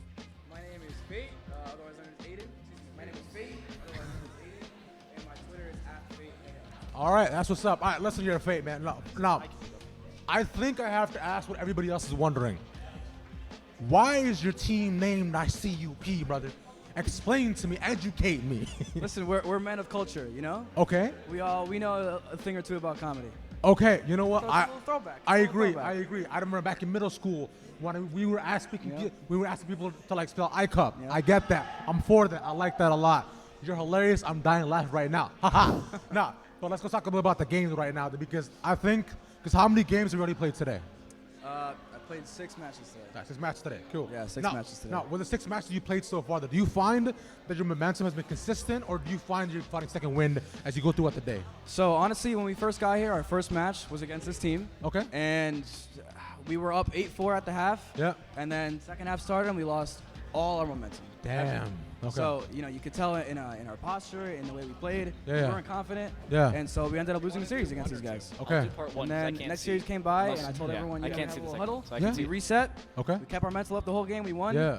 Rematched these guys, we won. Okay, all right. See, that's the thing too, because I have to know how y'all keeping that mental strong, especially both out of game and in game, because I know that's something that like people struggle with a lot as well. It's all about nerves, man. Yeah. Especially playing on stage here, like it's even harder. You get so many nerves. People are watching you. People are casting over you. Yeah. You gotta talk to yourself. You gotta breathe. Yeah. And you gotta say you worked hard for this. Yeah. You're here now. Yeah. Don't lose it. Okay, you're Don't right. waste it. You did work hard for this. You are here now. We at Atlanta and everything too. Down in Philly too, and it looks absolutely phenomenal. And considering the performance you had today, can we expect this continuing forward from you as Absolutely. well? Absolutely. Absolutely. I'm not stopping anytime soon. Okay, all right, okay. Now, that's the biggest thing, because considering you said you're not stopping anytime soon right now, but looking at your team, right, how would you say that they're working to help support you too as you guys go along just today? So, little fun fact, I'm actually a completely new IGL. Oh, wow. Like a month and a half. Okay, that's So crazy. When we first started this team, I was like, guys, listen, I'm new. Yeah. Work with me. Tell me what I need to work on, and then here we are. Okay, now, and have you find that within just a month too, have you set in the IGL role well? Are you calling the I love shots, it. or is I it love more it. of a team environment? I love it. It's something I still need to work on. I'm not Okay. perfect at it. Yeah. And the thing about this team is they pick up where I slack. Yeah. So we work together great. Man, look at that. That's beautiful. That teamwork is absolutely amazing from y'all, man. And I appreciate you talking to me today, homie. Good luck in the rest of your games. Phenomenal stuff throughout the day. Appreciate you. Thank you, man. Thank you. And thank you all for watching. We'll be back with some more games with TTL and Marks. Some games in a little bit, but Marks, a final wrap-up. I want to ask, what can you say iCup can bring into the finals? Because that series, while yes, they faced some adversity, they really thrived when they were under pressure. Again, they won the rounds they needed to, and they pushed off of the situations they were required. And you know what? I think that is a little bit of discipline. I know, such a scary word, especially for the kids out there. But the thing is you know what? When they started to overextend themselves a little bit, you could just tell they were making a little bit more mistakes, and that just allowed Why Do We Suck to be able to capitalize on it. Actually, it's crazy that this is a new IGL who's in the team because you can feel that some of the things need to just get tightened up a little bit more. But I think that this iCup squad really could go somewhere with it. As long as they kind of work out some of those kinks, things could go really well for them. Well, they will move on to the finals past the LCQ, but we're going to move on and we're going to take a look at the first look of the new Armamental document series in partnership with Nerd Street. I can't speak English, but take a look for yourself.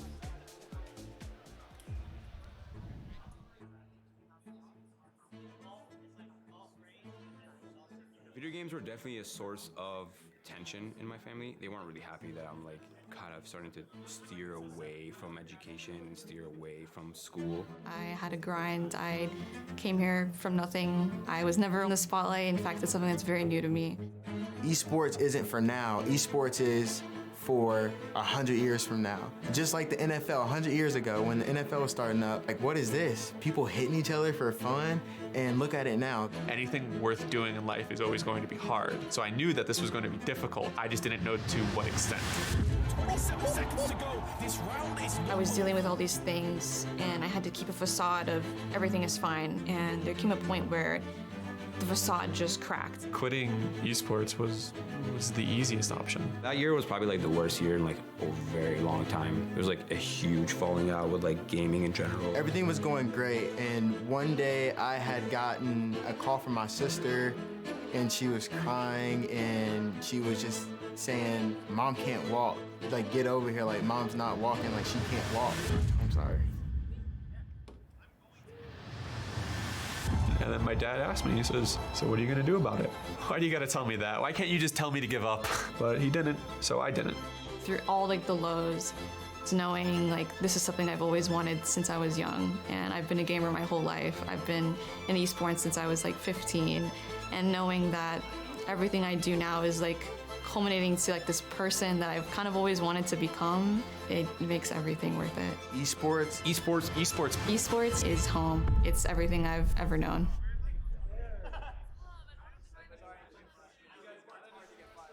That was Emergent, the new Armamental original docu-series featuring LJ Brown, owner of the Pioneers, Roy Stronglegs Ahad, ex-Renegades, now free agent, and of course, Melanie Mel Capone from C9 White, and Andy Anderson Collins, free agent / nearest airport player. Be on the lookout for this series this fall. You jinxed me, sir. I did. That's my bad. But we're actually going to see Anderson this weekend, so yeah, that's true. That's pretty cool. We'll see a few of those players. Hopefully, we get to see Mel. I don't know if C9 White's going to come out, but I'm hoping to see more of you around here. Remember, there are still 3 days left of Nerd Street Champs. The finals, of course, starting tomorrow, but we're not done with the last chance qualifiers. 3 teams remain in a tiebreaker series, of which we'll find out not only the team that moves on based off of that tiebreaker itself, but the matchup that befalls us for our final best of 3 of the day. 1 remains. We'll see you then.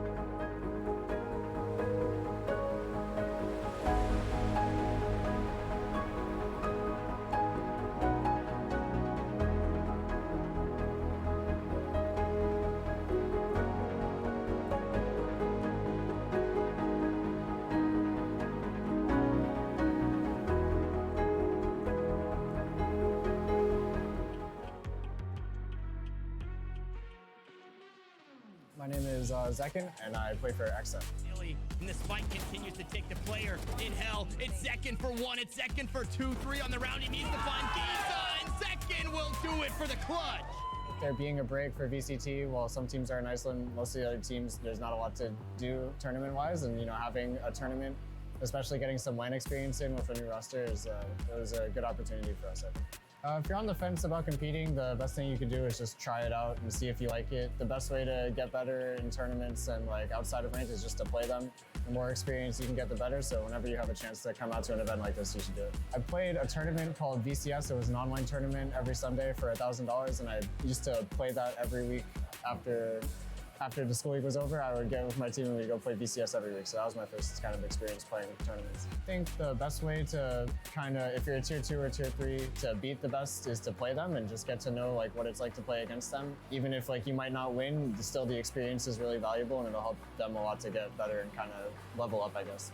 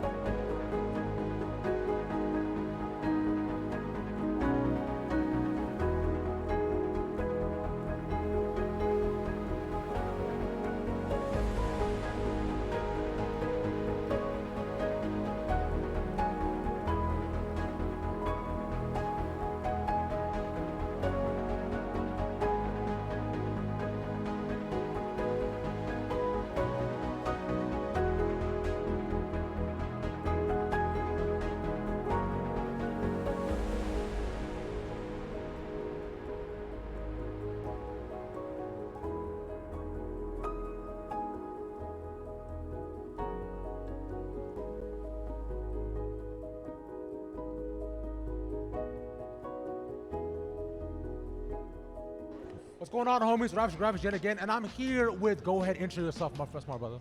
My name's Drone. Hi. Hi, Drone. Good. How about you, man? I'm a proto. Yes, you are. So I'm here with Drone and A Proto as well. By the way, A Proto, my brother. I gotta ask you, look, from one beautifully bearded man to another. The thing is, look, cause y'all about to out here rocking beautiful fusion hair, but your mustache, sir, is glorious. How do you maintain that? I don't know. Normally I don't wear it. I just I'll shave my beard out of the blue and just into the microphone. I'll shave my beard out of the blue and just keep the mustache. Okay. But I don't know about much maintaining. I normally shave it at this point. It should be gone. Okay, you shave it. But here, when you drink milk, does milk get on the mustache? I don't know who drinks milk. What are we? What? What I are we? drink milk. I like milk. I feel like that's like a 5-year-old thing, bro. What? I don't want to. Oh, hey, Drone, please defend me. I agree with it, Brodo. No. Chocolate milk too? It's too rich. A little. It's like, you know, give you stomach ache. You know what I mean? Chocolate milk? Oh, chocolate milk's amazing. That's Okay, fine. see, That's thank good. you. Okay. Chocolate milk? Fuck yeah. Yeah. See, look, cause like, yo, I'm not drinking like 2% milk out the glass from the cow, bro. I'm not doing that, right? yeah. I'm not here sucking on udders. No, that's not what we're doing. Yeah. Like I'm thinking like, you know, bottled chocolate milk. I'm doing all that. Okay. So I know that already, kid. What I also want to know from you as well, which I got to know real quick. Who is the thickest Asian in Valorant, bro? Who's rocking them cheeks? And I know you know this because I know you thought about this every single day. I feel like Viper, right? Viper? Okay, Viper's a standard answer. I feel like Viper. Okay. You know, Viper's a standard answer. I'll give it to you. Viper's pretty bad. When she says, welcome to my world, I say yes with my hands and knees. Yeah. I'm down for it. I will go to your world any day. But, Drone, how about you, baby? It's Brim and it ain't close. It's Brim and it ain't It's close. Brim. That's right. It's That's Brim. right. That's the cultured answer. I know He's this. called Brimmy with a stimmy for a reason. Exactly. Yes, sir. That's what we're talking about right there. Okay, but here, yo, talk to me about Brim, though. What makes him just extra special? Why he's thick? Yeah. He got the cheeks for sure. He does that cheeks It's the for sure. cheeks. Yo, but how do you think he fits all that into them jeans, though? Probably takes a long time in the morning. I'd have to guess. Long time, probably Yes, after he sir. drinks his He chocolate drops milk. his stimmy and pulls him. You know what I'm saying? Yes, sir. Goes ahead, drops that down. Okay, but you go and tell me, man, yo, Viper's out there wearing that onesie, right? But how do you think how long does it take for her to get ready, you think? Pass. Pass? Pass. You can't pass, bro. Come on now, I mean, he bro. had the good answer. I feel like now my answer's No, okay. So you think Viper in the morning probably like, you know, like gets up and is like, I'm gonna be evil today and all that, right? Okay, so after that, how long do you think it takes for her to get all done up and everything? That's a fantastic question. I don't know. That's okay, because I'm betting her it takes like 30 minutes. Because gets to comb her hair, right? Get that slick black jet hairline too. Get her eyes all done, all green too. Yeah. See, but I don't know if is 30 minutes a lot. I don't know, like I don't know how long it takes to get ready and stuff. That's okay. Yo, it could be an hour for most people. How long does it take for you to get ready? I mean, I shower and then like. Okay. I do my hair. That's He like said A Proto showers. Now you know. All right, bet. That's what's up. Round of applause for A Proto. Nice. Okay, go on. And I do my hair and that's it. So You do your hair and that's it. How long does it take for you to do your hair, man? I normally just like comb it upwards, so like not much to be honest. Like it takes me about 30 minutes to do my hair personally. I don't know about you. Okay, but how about you, Drone? How long it take for you to do your hair and get all done up in the morning? For wake up until I'm out the door? Yeah. I mean, I get up like an hour and a half before I gotta go anywhere. But Okay. I normally have a little bit of time after that. Like I'm done and I'm chilling. I don't like to rush. You know what I mean? Okay, so it takes like 10 minutes?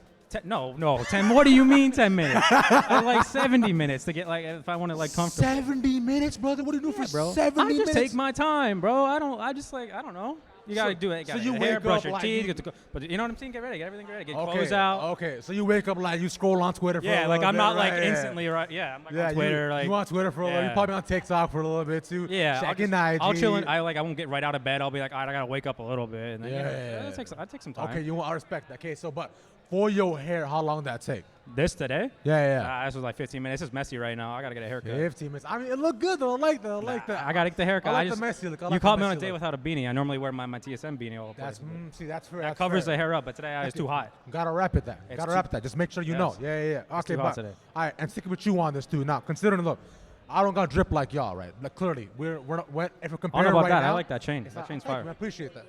Yeah, for real. I don't know, bro. I would rock that Ghost Gaming like any day of the week. Y'all got anyone? Y'all got any free? What's up going on? You can see? Yeah. Okay. A Pro's gonna get me a free hoodie. No, I'm playing around, man. I appreciate y'all talking to me for a little bit. Okay, you want final question for y'all too? What I want to know? Okay, is 5'4" the new 6 feet? Yes. Yes. 100%. 100%, right? 100%, without a doubt. Yeah, short kings rule, man. It's Short all kings about rule. short kings. Short Kings, baby. That's how we do it. I appreciate y'all talking to me. Thank you so much. It's down to the casters, TTL, and Marks for the second BO3 of the day. Let's get it. Well, 5'4" can still be the new 6 foot. Dryad's still going to be taller than Ravish. That's all there's going to be. That's all it's going to be. Hey, Ravish. He's not looking. He's too busy. He's too busy getting his new sweater. So my intro was, do you drink milk? No. I'm an avid milk drinker. No, milk, no. Yeah. No. Yeah. No. Also, I'm lactose intolerant. I should probably mention that. So that milk, doesn't pretty bad time, so honestly. I have never broken a bone. And I probably should because I'm like really tall and really thin. And, Okay. Do you attribute that to your milk drinking? I'm going to say yes for the sole reason that I drink a lot of milk. If dairy didn't exist, I probably wouldn't either at this point. Because milk, yogurt, ice cream, milkshakes, it's a lot. Okay, counterpoint. I know we've got some Valorant up ahead of here, but counterpoint. I don't really drink milk either, and I would say that honestly, body type-wise, we're about the same. And I've never broken a bone, and I don't really drink milk. So I'm just saying the science might be out here, and I'm kind of a scientist myself. Yeah, but the law of large numbers. I'm a statistician. What does that even mean? it could be that situation, but can't if just say Mark's law does, of large yes, I can numbers. because it's just me and you. Yeah. So it could be a situation where you're an anomaly or I'm an anomaly. Exactly. So we can't conclude anything here. I could certainly try. Okay. All right. Well, anyways, we do have one more set for you tonight. Grab yourself a glass of milk, or don't grab yourself a glass of milk. Personally, that's probably how I would approach this system. However, we are going to have realism coming up against a Why Do We Suck? Again. Yeah. Again. 3 in a row. Why Do We Suck making the amazing upper bracket run into the lower bracket into the tiebreaker matchup. They went from 2 maps away from making finals to 2 maps away from being dropped from the last chance qualifiers. They went on an amazing 0-4 run. This is not looking good for them. They looked really good in their first series, too. I watched them play against iCup to open things up, and they did amazing. They then lost to iCup, and now we're here. Yep. And once again, depending on which team wins this one, a lot on the line here, isn't there? The last possible position to be gained. Now, we do not currently have the score for Roy's Kitten Shelter versus Levitate. Great name. But either way, the loser of that series, if it's 0-2 or 1-2, will have a better map differential over their series of play over top of both of these teams. So instead of waiting for that to shape up all of our tiebreakers, we figured we'd get that out of the way, move them and allow them to continue playing, of which they still are, by the way, and play this game instead. So the loser of that takes the 7th seed, the winner of that takes the 6th seed, and the winner of this takes the 8th seed heading into tomorrow, which is technically in order 17, 16, and 18. Now, 15, 14, 16. Numbers. Numbers, a whole lot Numbers, of math, all that jazz. But yes, the bottom line is one of these teams is going to be able to continue in the tournament starting tomorrow, and one of them is unfortunately not going to be in. And so, let's see how things shake out here. I'm super curious. It's going to be a lot on the line. This is when they have to bring everything out if they want a chance to even get into the ring to get a little bit of that 50K prize pool. The question remains, where do we play? Because we do not currently have map bans yet. They are still running it down, at least as far as I am aware. No, I lied. We do indeed have map bans, but they have yet to be prepped up. Look at that pressure. He's watching TikToks. You can see his right arm just behind his head. He's watching YouTube or TikToks or something Is that on what his people phone. do these days? I did that in school. Most Oh of the my time, I goodness. would just be bored in classes and just, I think I sitting should there. call your teachers. Let them know. I'm going to college. Oh, okay, cool. I actually move in on Wednesday. This Oh. is my final event of the summer, and Holy crap. it's a fun land. Yeah. Yeah. I go back Monday morning, and I go to school on Wednesday morning. Yeah, I'm excited for you. It's super fun. Hitting the ground running. Hold up. Actually, if we could come to cameras really quick. That's why the stickers are on this laptop. That you can't might really have see to it, hear, I got you. but we have the Apple logo on a Dell laptop. That was my favorite part about it. Of course. But there's the Hornets. I'm going to Shenandoah, so that's my one shout out because I'm actually doing esports stuff there. Yeah. Hey, congrats to you. I'm happy that you're going to college. School, great things. I did it for 6 years in a row. Wow. Actually, that's not I forgot he's including my old. undereducated. Okay, come on, man. You didn't get some of my jokes earlier, and I'm like, oh boy, here we go. Yeah, it was the whole paperclip thing on Microsoft Word. Yeah, you have no idea who Clippy is. So unfortunate. You missed out on a wizard, too.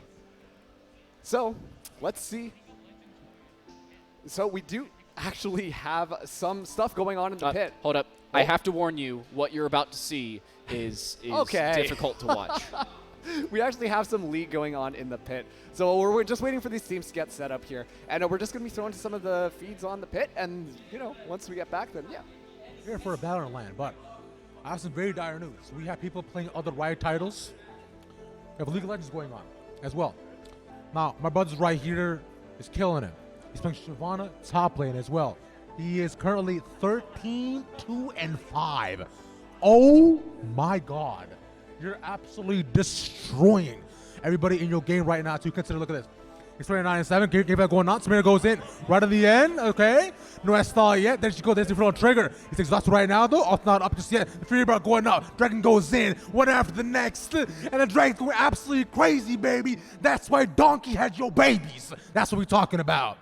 And the second, looking for a more. That's 2 against 1 already, though. But looking for the next. And again, that fire going to breathe into flames. And you will know his name. So, see, as you can see, League of Legends is a very calm, tame, and really interesting game as he's literally 1v5ing and making sure to let them know that they're terrible. And that right there is 100% top gap because this, I respect that. Y'all make sure, see, look, maybe y'all don't have to be as toxic, but you know what? You have to let them know and establish your authority.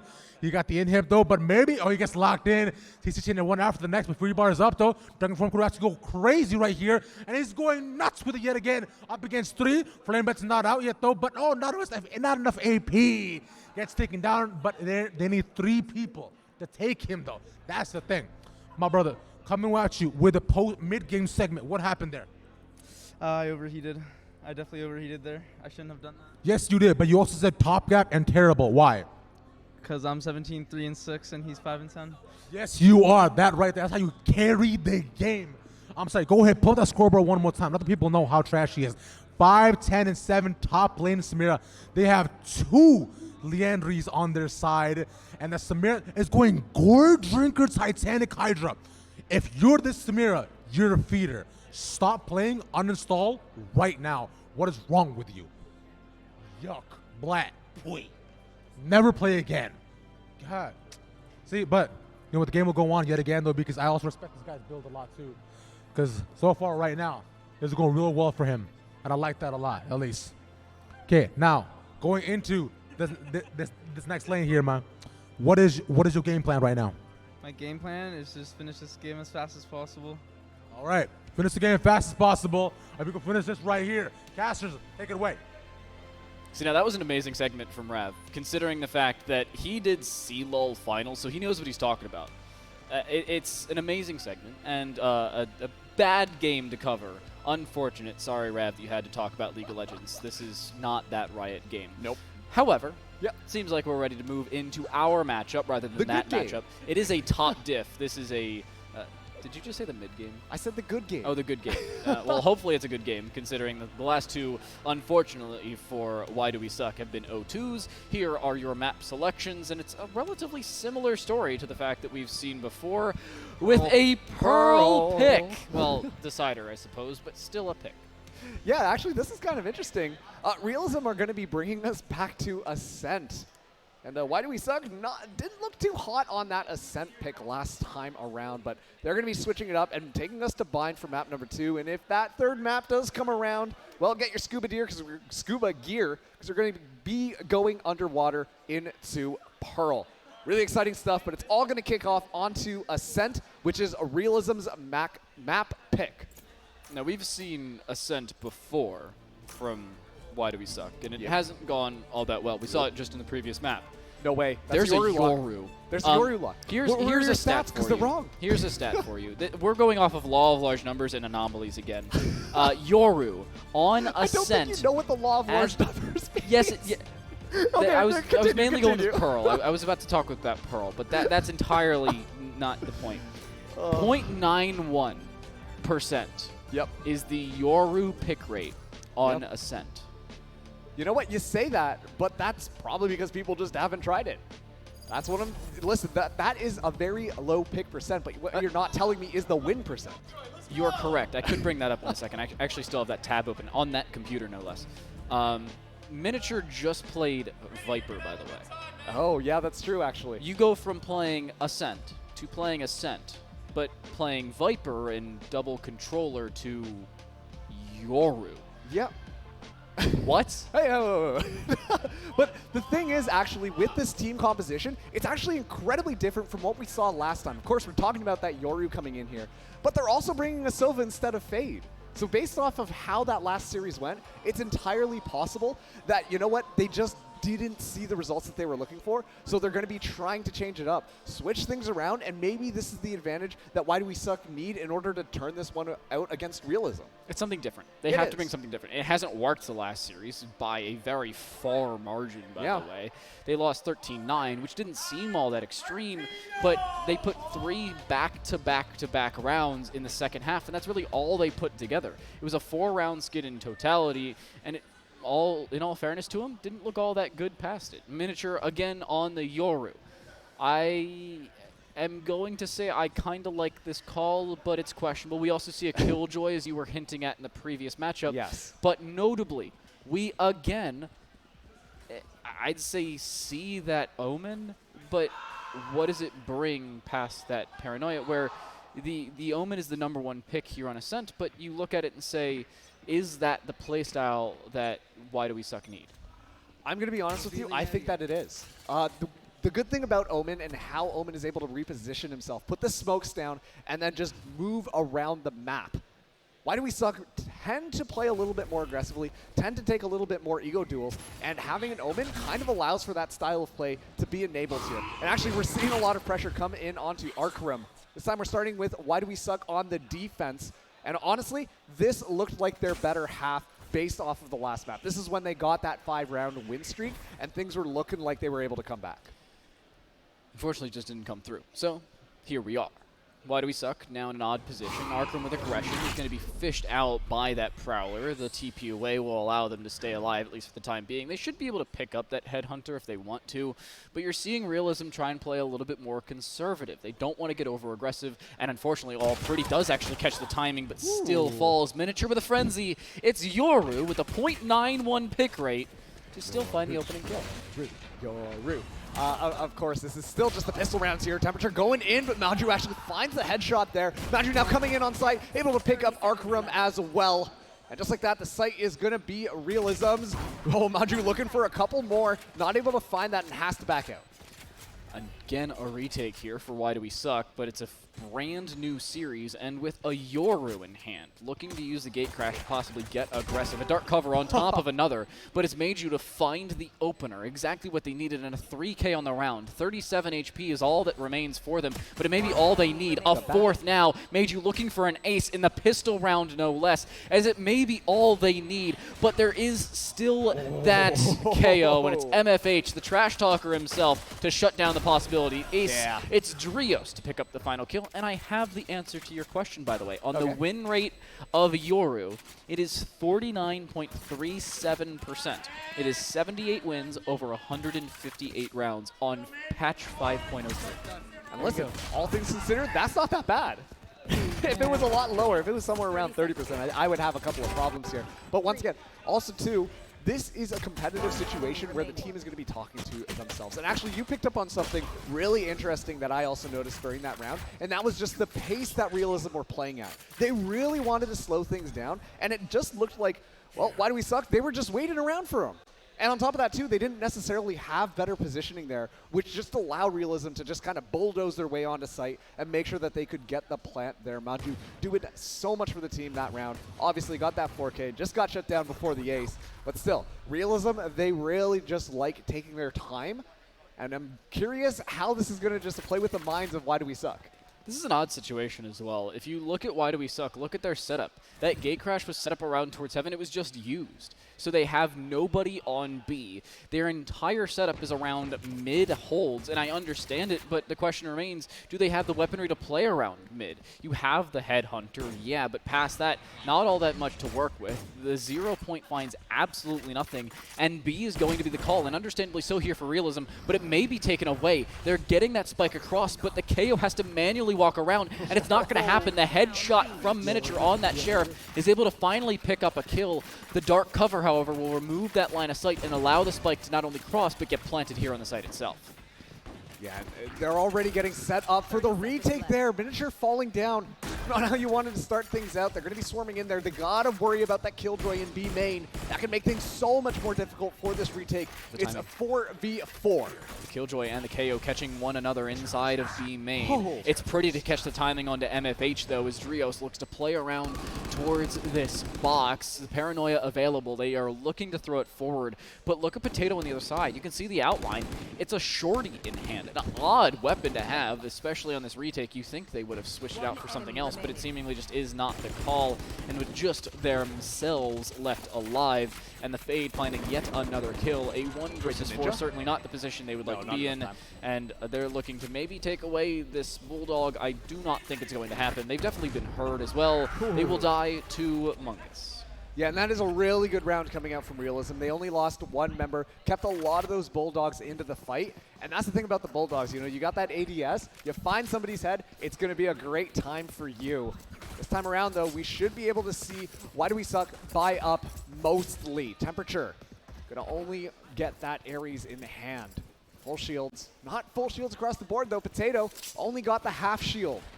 So this is going to be a very pivotal round for them to win, but I really like what I'm seeing coming out of Realism thus far. Why Do We Suck have struggled to contend against them.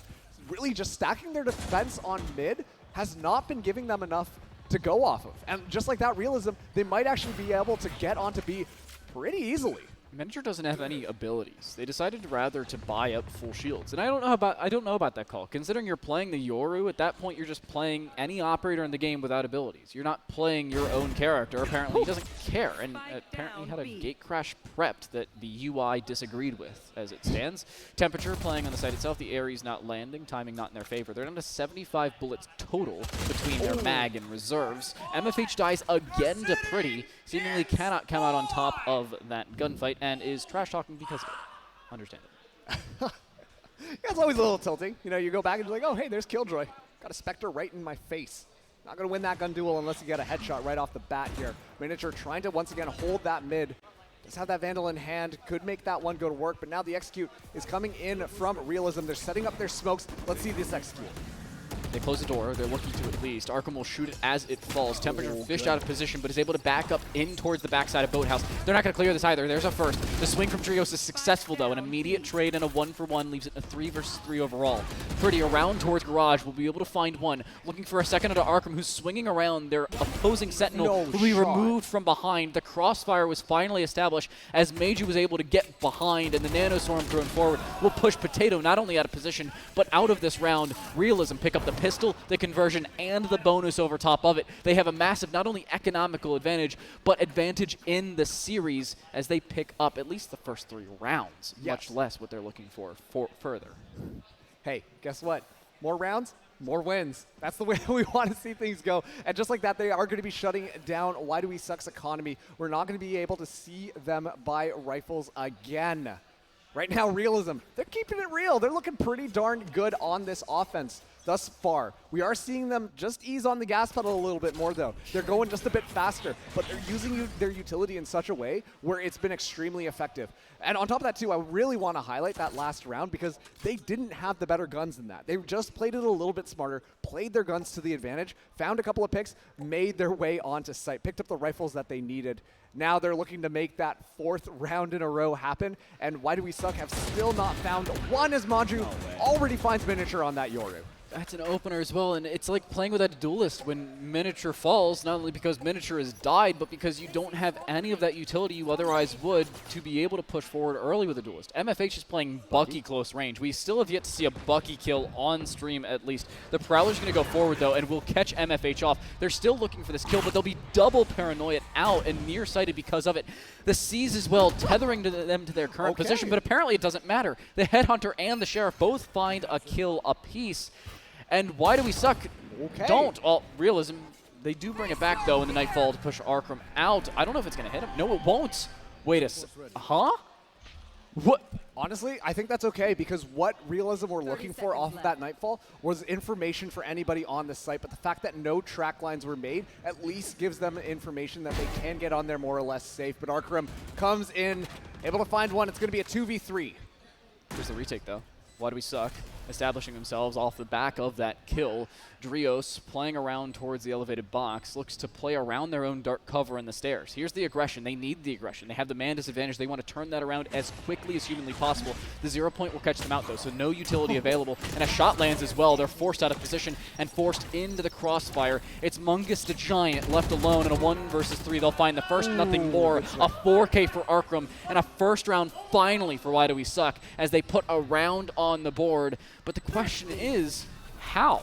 They go from having a weapon advantage and facing up against a bonus to marshals and pistols up against full rifles and win. What? Hey, you know, sometimes teams just thrive off the pistol buff.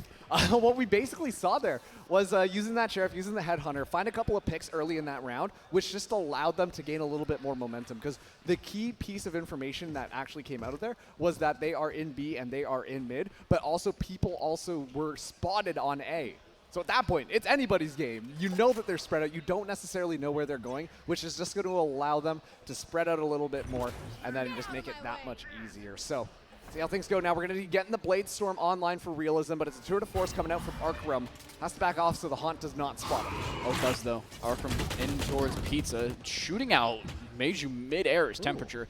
MFH with a kill of his own means Realism again are in a 5 versus 3, but we've seen them come back from this before. It's not certainly a position they'd like to be in, but one they can fish themselves out of. The gate crash available means that Miniature can get out of Wine Cellar if they need to. The fragment misses, as a matter of fact, and he still wins the fight. Ari doesn't care. Yeah, but Ari only has 5 HP now. That should give the information that Omen was playing in Hell. Yeah, we're seeing Realism start to back up a little bit. They still have plenty of time if they do want to move things around, and given their man advantage, that might be the move. Arkaram, though, deadly as ever with that tour de force on mid. Pretty goes for the swing and spots him, but unfortunately no bullet is going to find either side. So let's see how they want to play this. This is Realism's going in for mid control. I imagine they might want to pressure in onto B or send somebody into Heaven on A. MFH getting the timing in his favor, no less. And Ari's low HP, now blind and now dead. It's down to 7 HP for MFH himself. And Arkaram with the tour de force out will shut down the round. Why Do We Suck? Take a 3-round skid and turn it into a 2-round straight buff. They start to bring this back, and on the defensive side, it's exactly what they need. They cannot afford to go down any further this early in the map. No, they really can't, and that was honestly so key from MFH to be able to find these 2 picks to completely shut it down, because at that point the Killboy was not going to find anything. So great stuff coming out from the team, able to shut down any of those flanks, but yeah, you know, we have to see what Realism are going to do now. Unfortunately, they were left with the agents that they didn't really have good utility to engage in on site. And now they're going to be onto a save. They do have 1 ultimate online, but it's only from the shadows. So I don't know how much they're going to be able to get with that, but Miniature does have an operator, spots out the alarm bot with the decoy, actually. And that's a very forward hold on that A site, as the execute is actually kind of happening on B. Temperature swinging around, completely unbeknownst, the 2 are there. The target prioritization not particularly there, but an immediate trade is good enough. Arkaram will be able to take that kill, but I want to talk about the fact that there was a decoy thrown forward, and it catches out the alarm bot, but because the alarm bot didn't go off before it popped into the corner, the alarm bot went back to dormant. A, didn't know the alarm bot went after decoys, and B, didn't know they could go back to dormant. That's a new one, considering you don't see Yoru every day of the week, and, well, considering they're not even in these fights, you won't see them a whole lot anyway. Yeah, Arkaram cannot be stopped, finds Drios as well. Spike is now going to be down now. It's pretty up against the world. Pretty bad situation if you ask me. That Killjoy is not going to have a lot. At this point, it might just be good to try and get that lockdown online. And GG go next round. See if you can come out on top a little bit more. As that is going to tie it up. Why Do We Suck? Have tied things up 3-3 against Realism thus far. MFH is my favorite player at this event. I am sorry.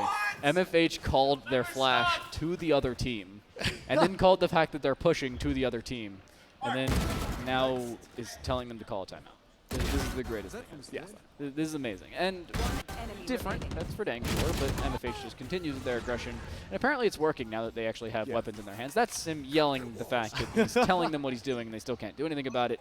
But that's mildly besides the point. Realism goes 3 straight and then lose 3 straight. Certainly losing early on. Arkham, I like that. Backing away immediately. And now a Hunter's Fury to shut things down. That could have found 2, but it finds absolutely nothing. Finally, Ari dies. But an all command available means they can stabilize the core and bring Ari right back into the play. Yeah, it might stabilize it, but I don't think that's the play that you wanted. But the Hunter's Fury got so much value, and Pretty is down. Same with Maju. They just all die. MFH trying to find that final kill required. It's Temperature on a 4K. The first with that Hunter's Fury, and the other 3 from Market. Everything seemingly that you need is why do we suck picking up rounds time after time off the back of not only team play, but their utility usage. You saw the Headhunter not even utilized. It was the Rendezvous to back away, and the Hunter's Fury off the back of that information. I love that play. Yeah. And the fact that that Hunter's Fury got as much value as it did, right? got so much information, but also put on so much damage, it just sealed the nail in the coffin for that round for Realism. Now Realism are going to be forced onto a save. There's going to be Potato given up here. Barely escapes. Oh, never mind. Doesn't escape from the Prowler. But Maju is just waiting here. Sees the decoy actually get used and finds a cheeky little kill before he's going to escape here. But now Miniature knows that that's happening and does have the operator on these along sites. Realism, they have to start moving on one of these sites. Even though that they're down on the guns, they do have a man advantage and a lockdown in their pocket.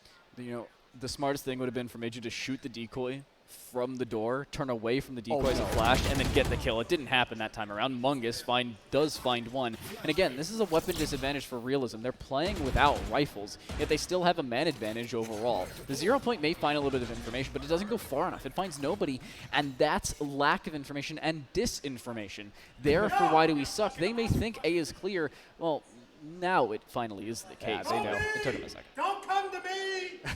Yeah, and you can hear that, and you can actually see it. We are going to be seeing this squad start to rotate around to B. They do have a Sova in the back line, but that is going to be the lockdown online. I wonder if Temperature is going to try and get those recon bolts in, but I don't think that is going to be possible. They're running out of time, and Temperature locked away in the back. Can't get anything with the Nano Swarm shutting that down. Should be Realism to be able to get the plant off at least.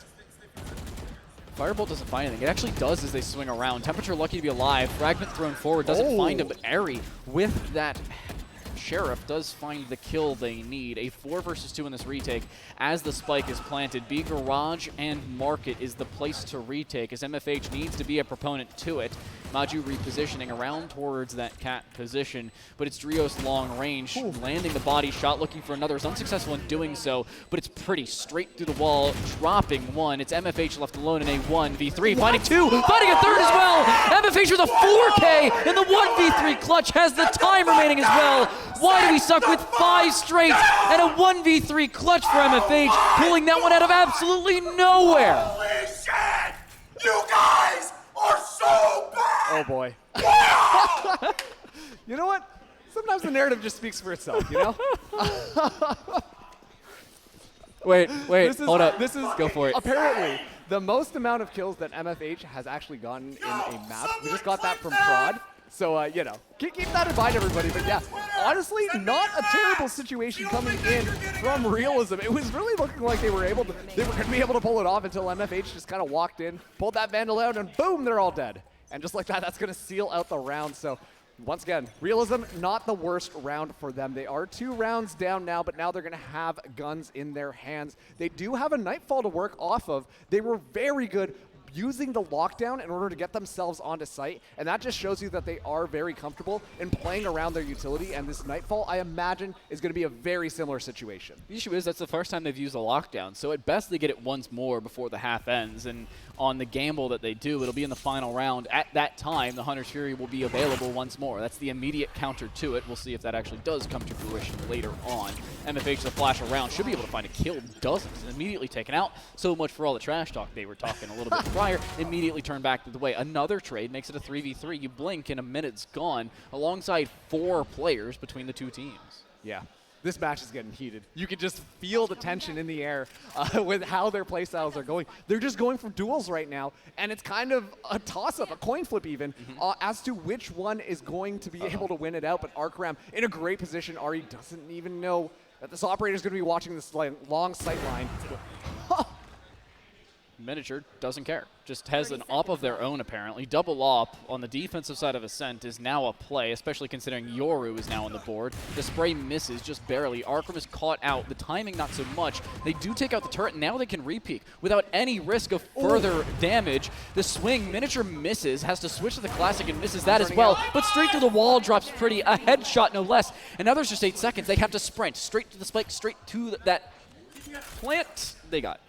Yeah, and it's a 2v1, not going to be looking good. The paranoia is good. They have to swing as well. Potato off the back of their own paranoia will be able to find the kill. Ari will fall. And why do we find 6 straight? At minimum, tie at the half. We open things up like, oh, this doesn't look very good for them. And now they're like, oh, yeah, well, let's just win 6 straight then. Hey, okay. And hold up, wait. MFH says they need a timeout. Yes, of course. But the thing is, Don't put words. Don't put words in my mouth. I said those 3 rounds. You never know how it was going. That third round made it look like it was going to be realism, feeling a little bit better. Look at this. We are going to be getting a tactical timeout, and this could be the turning point in this half. Like you said, there still is a very realistic possibility that we are going to be seeing realism start to tie things up. Only 3 rounds left to go. And I'm going to be honest with you, they've been really close multiple rounds. I think if they can at least find one, they're going to feel a lot more confident, be able to take those duels. Because once again, I'm not saying they're playing it like it's deathmatch in mid, but they're kind of playing it like it's deathmatch in mid. They're just trying to ego peek each other. Realism's in a situation that Why Do We Suck was in the previous map, where a few different gunfights in different scenarios turn what is currently 6-3 into probably either 6-3 or at least 5-4 the other way. It's certainly a possibility where, again, 1v1's not a 1v3 from MFH, who somehow, again, was able to do that. Still wondering how the heck that happened, but it turns that from not only momentum, but round wins. Yeah. And that's not something you really expect, especially considering Why Do We Suck has lost 2 straight series 0-2. Yes. And so here we go. Why do we suck? They're going to have that Hunter's Fury online yet again. The question is, do they utilize it in order to slow down any pushes when they think that they have good information there? Or are they going to wait to see whether or not that Killjoy's lockdown can come online?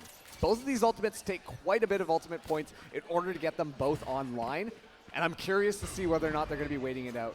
Meanwhile, Realism, they also do have that Nightfall still online. Coupled with that Null Command, could be a pretty deadly combination if they do decide to just run it down on one of the sites. Considering where they're prepped, A seems to be the call. The Nightfall will find one, not the second though. Arkham's in decent position to lock this down, has the information but is flashed off the angle. The flash, however, does dissipate. Meiju dissipates Potato's HP margins. MFH understands that's a fake and is looking to swing around towards that tree position. Arkham, close. In the cubby, finds one. An immediate trade is there. Meiju with a second, but it's MFH inside of that same position we were expecting to find yet another. Looking for a 3K on the round as Pretty's left alone in this 1 versus 2 to drop MFH, who's on a hot streak, and Miniature, who's around towards heaven, who has to go large. And you know what? I thought that was going to be Realism moving in yet again. Okay, we're getting the Null Command coming in from MFH, but Pretty just going to shut that one down. Still 30 seconds left.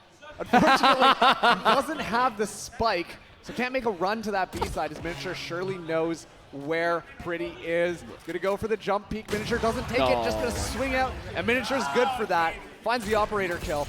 And that's gonna be another round for Why Do We Suck, but still, Realism, you know, they're not looking terrible. They still have a chance. This is still kind of close in my opinion. It's again a 1v1, and the issue is they now have the lockdown available on the attacking side, while that Hunter's Fury I was talking about was just used again. We're going to see a similar situation as what we saw the last time that lockdown was utilized, of which the Hunter's Fury is used in the previous round, and it can be a direct counter. This time, unfortunately, the Hunter's Fury didn't find nearly as much damage, nor as much efficacy, at least nearly what it could have, as we saw in the previous iteration. Arkham will find a little bit of information off their teammates' sonar dart, but it's not all that much for them to work off of. A decent Prowler, but the shot out, and Arkham's still just waiting. And with a rendezvous available, they can play aggressive, and they're looking to do so, waiting for this push to come through. They find one and immediately back away. Yeah, that's good. Look at that. They're getting all the things that they need. So many picks. Maju, though, finds Temperature. He's just going to get his wings plucked, though. And now it's just going to be a 3v1. Not going to probably use the lockdown this time around, Daniel. No, they are not. At least not in an effective way. At this point, the call is to play as a team and play for a retake. If B is the call, give it up. You've retaken B before. MFH has done it alone, for God's sake, in a 1v3 itself. Now you're in a 1v3, but you have the 3, at least this time around. And Pretty is guessing wrong. That's the issue they're about to run into. Miniature with the operator actually misses, and Pretty had a chance to pick up a rifle. They opt not to, and are now looking to aggress in towards mid. What's the call here for the Killjoy? Because with 35 seconds left in the second to last round of the half, I'll give die. It's die. Yeah. Sometimes the answer is actually out of your hands, and you just gotta give yourself up to it. So this is gonna be the last round before the swap. Why do we suck? They're doing a great job right now. They're gonna be calling a tactical timeout, essentially giving Realism a chance to sort themselves out. Yeah, this is something that I actually talked with MFH about earlier. Sitting over in the pit where people have been playing earlier, it was MFH talking about, do you call a timeout after an impactful round or an impactful series of rounds of this has been. They've won 8 straight, by the way. Yeah. Just to either rub it in and make your team, your opposing team, feel they've lost. Because look, you can see head in hand. It's not looking good. They're sitting over there laughing. This is not a strat timeout for them. It's the final round of the half. They don't care. Yep. Call it. Make it a little bit more fun. Yeah. It's all about the mental game. You know, playing ranked in any game is not about winning. It's about making your opponents feel like crap. Yeah. Stay toxic, my sir. Yeah. But once again, I would like to point out that this is actually Realism's map pick. Yeah. Obviously, you know, we did see Why Do We Suck play a little bit better on the defense, and well, they did make a couple of changes to their composition since we last saw them. Understatement of the year. You know, this is starting to pick up really well for them. But I'm hoping that they can keep this momentum into the second half. If they get that 9-3 scoreline, I think that's going to be good. They've already achieved a potential 8-4 scoreline if they lose this round. And things are looking really good for Why Do We Suck, but you know, that's okay, all right, Temperature finds one. Things are looking pretty darn good for them, Time to Light. Already a start. And without the recon as well. They didn't even use the recon to find that opening kill. Usually use the recon and just spray it with the Odin. We just did it because, you know, these walls are cardboard. Why not, I suppose? A little bit of a stylistic reload as they've somehow already used 100 bullets. Oh, this is bad. You need to back away. Yes, good call. Almost died again. Yeah, and this is interesting. We're seeing actually Realism give up mid-control completely, and we're seeing Miniature get set up once again. And Miniature is so deadly. Last couple times, the operator was in Miniature's hands, just completely popped off, not afraid to just get in there. This time the lockdown is going to be deployed onto the A site, but it doesn't really look like they're ready to move in just quite yet.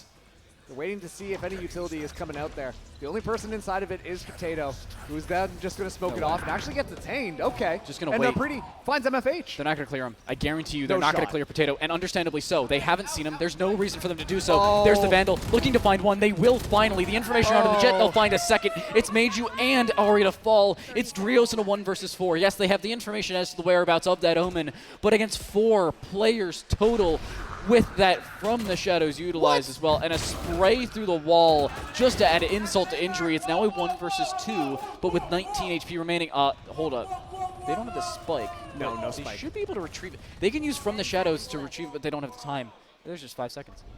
Yeah, he's going to have to go for it, Drios. Last round, going to use the TP, get it on there, but doesn't matter. Temperature just going to spray it down with the Odin. Temperature opening the round up, be closing it as well. Why Do We Suck now have 9-3. That's the You're curse. not feeling, you know, kind of cursed, but let's see how this one shakes out here. If I said gompers. We'll see about that. But yeah, a great first half for Why Do We Suck. I still can't believe that Potato did not get cleared out from this top, despite the fact that the lockdown happened. Sometimes that's just that confidence play that unfortunately Realism, you know, just were banking that Omen was cleared out of sight. And unfortunately, Omen's just going to come back and, well, it's just not going to be a good time. Not only that, but I think they were operating under the assumption that the Omen decided to retreat rather than playing on top of the box, which is a ballsy play to say the very least. Yeah. They were playing maybe towards Hell or around towards Tree, Gardens even as a possibility. That wasn't the call. Balls of Steel on Potato, well done, and nice discipline to just wait. They do avoid the 0 point, so only the KO is detected with that one. But it's Why Do We Suck looking to win a pistol, and still they have yet to win a pistol on Ascent in the last 3 attempts. Information is given. Just turns out it's a decoy, but the gate crash comes through. Now is the execute onto site from why do we suck? Fragment over top should do a decent bit of damage. Potato dies to that nano swarm, but it's the fragment ticking Ari down and inevitably dying to that frenzy. Why do we suck now have site control, and Arkham's on a flank right behind Mungus, but Mungus just flips on him. An immediate 180, finding the kill they needed. A lineup onto the haunt should find a decent bit of damage as MFH is detected and finally dies. Meiju with a kill of their own. They know that both players are now in hell. A 1 versus 2 as Miniatures left alone. Does not have a gate crash available and doesn't have the time to build another one up. Meiju finds a triple on the kill. It's again a lost pistol round on a set that is 4 straight lost pistol rounds on stream on Ascent for Why Do We Suck? And the answer is because you can't win a pistol. Well, you don't necessarily know that. You know, we might have spoke a little bit too soon at the beginning of the map because, well, you look at the score line, and even though Why Do We Suck didn't get those first 3 rounds, well, they were able to pick up 9 more instead. So, you know, all things considered, looking pretty darn good for them. Despite the fact that they lost this pistol, this is a very good site retake coming in from Realism. Very clean with it. Haunt. Let's see if they can continue to keep that momentum moving forwards. They are going to be able to buy things up in order to try to shut down this attack from Why Do We Suck once again. And here we go, the round is going to start. I think the best part about that retake was the haunt.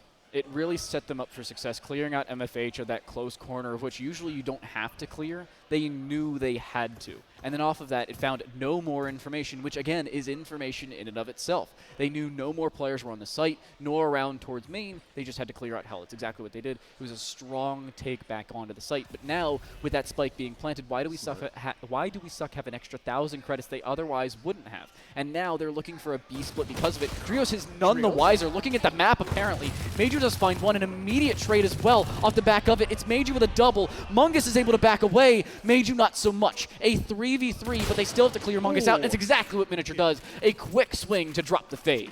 Yeah, Miniature buying a Marshall here might have actually been the savior. A lot of that Killjoy utility was set up onto the A site. They thought that that was going to be where they went.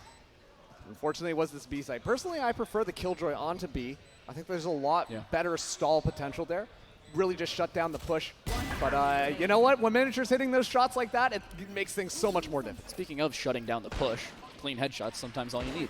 Pretty in a 1v3 with a Killjoy, a Spectre, and no utility. It is another kill with the Marshall. 3, by the way, 2 of them being very clean headshots. That one was just a little bit of overkill, considering we saw a 70 HP margin on that Killjoy. Exactly what Why Do We Suck needed. They shut down the conversion round and break the bank of Realism.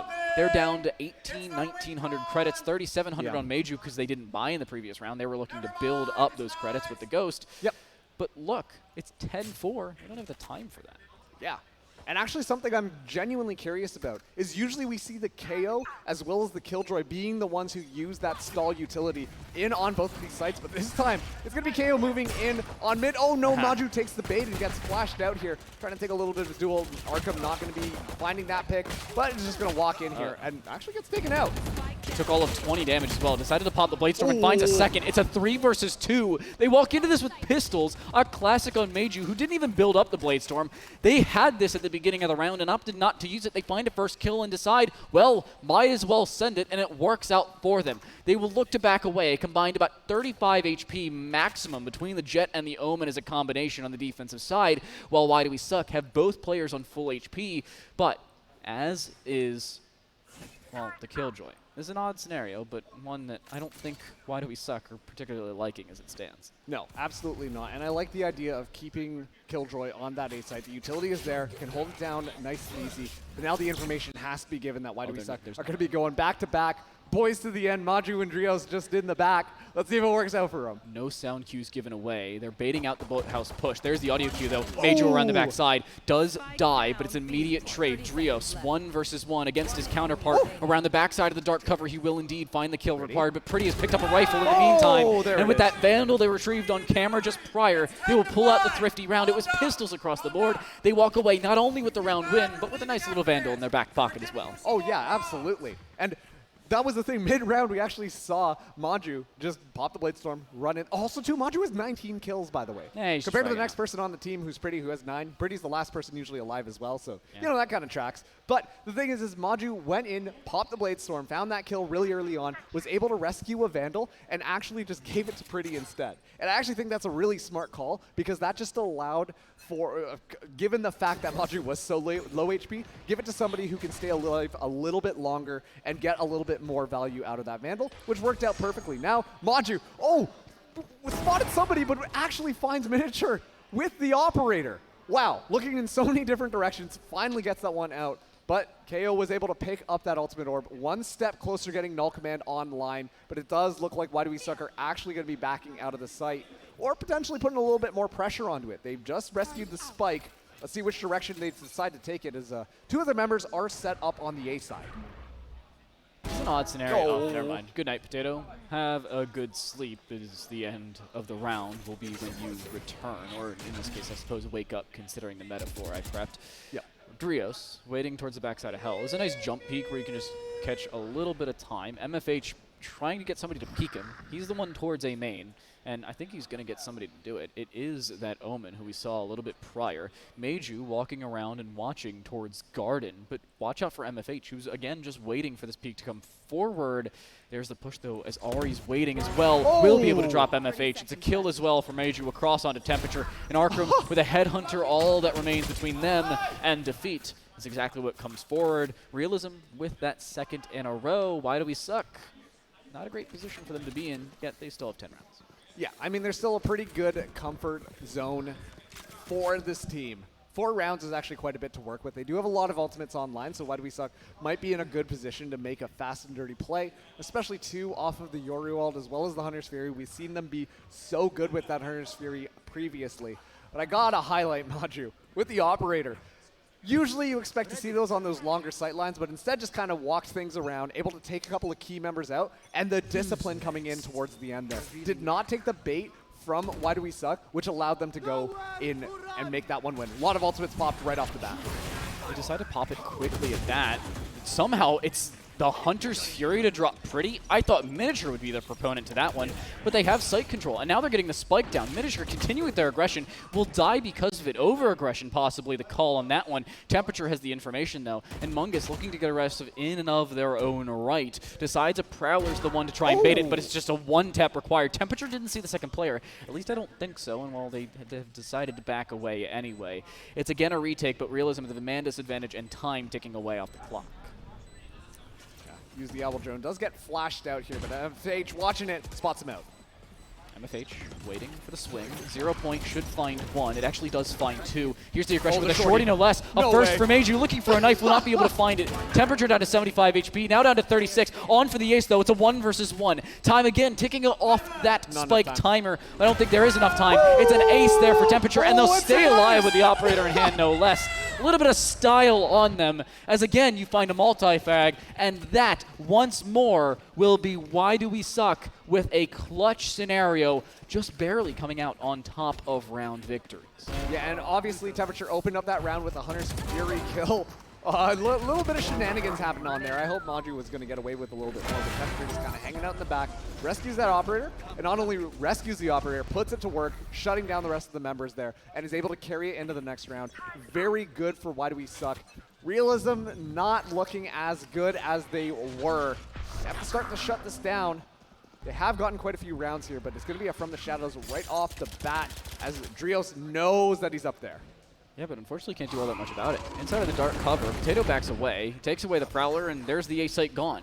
Again, we'll see a retake. This time it's a 5 versus 5. No lockdown available, at least not for the time being. 1 kill, I believe, is the difference between that and this. Potato prepping a Paranoia, possibly to bait themselves outside of the Hell position, or look to push their teammates into that same spot. It's Miniature looking for the kill, unfortunately just not finding it. And again, you need that retake quickly, so it's Miniature to drop Meiju, not even through the wall. That had to have been a wall bang, but Arkham close range still has to be clear. They don't have the haunt this time around, and they're not looking to clear. It's Pretty, the second one through, the one to clear out that back corner. Ari looking to clear out Hell as well. It's an odd position for this entirety of the defense to be in. They're looking to stick the spike though, and there's no time left over. The time ticking away, but the spike has reached half point. What? They've got the second. But Spike, it's being sticked. It's at least gotten to half.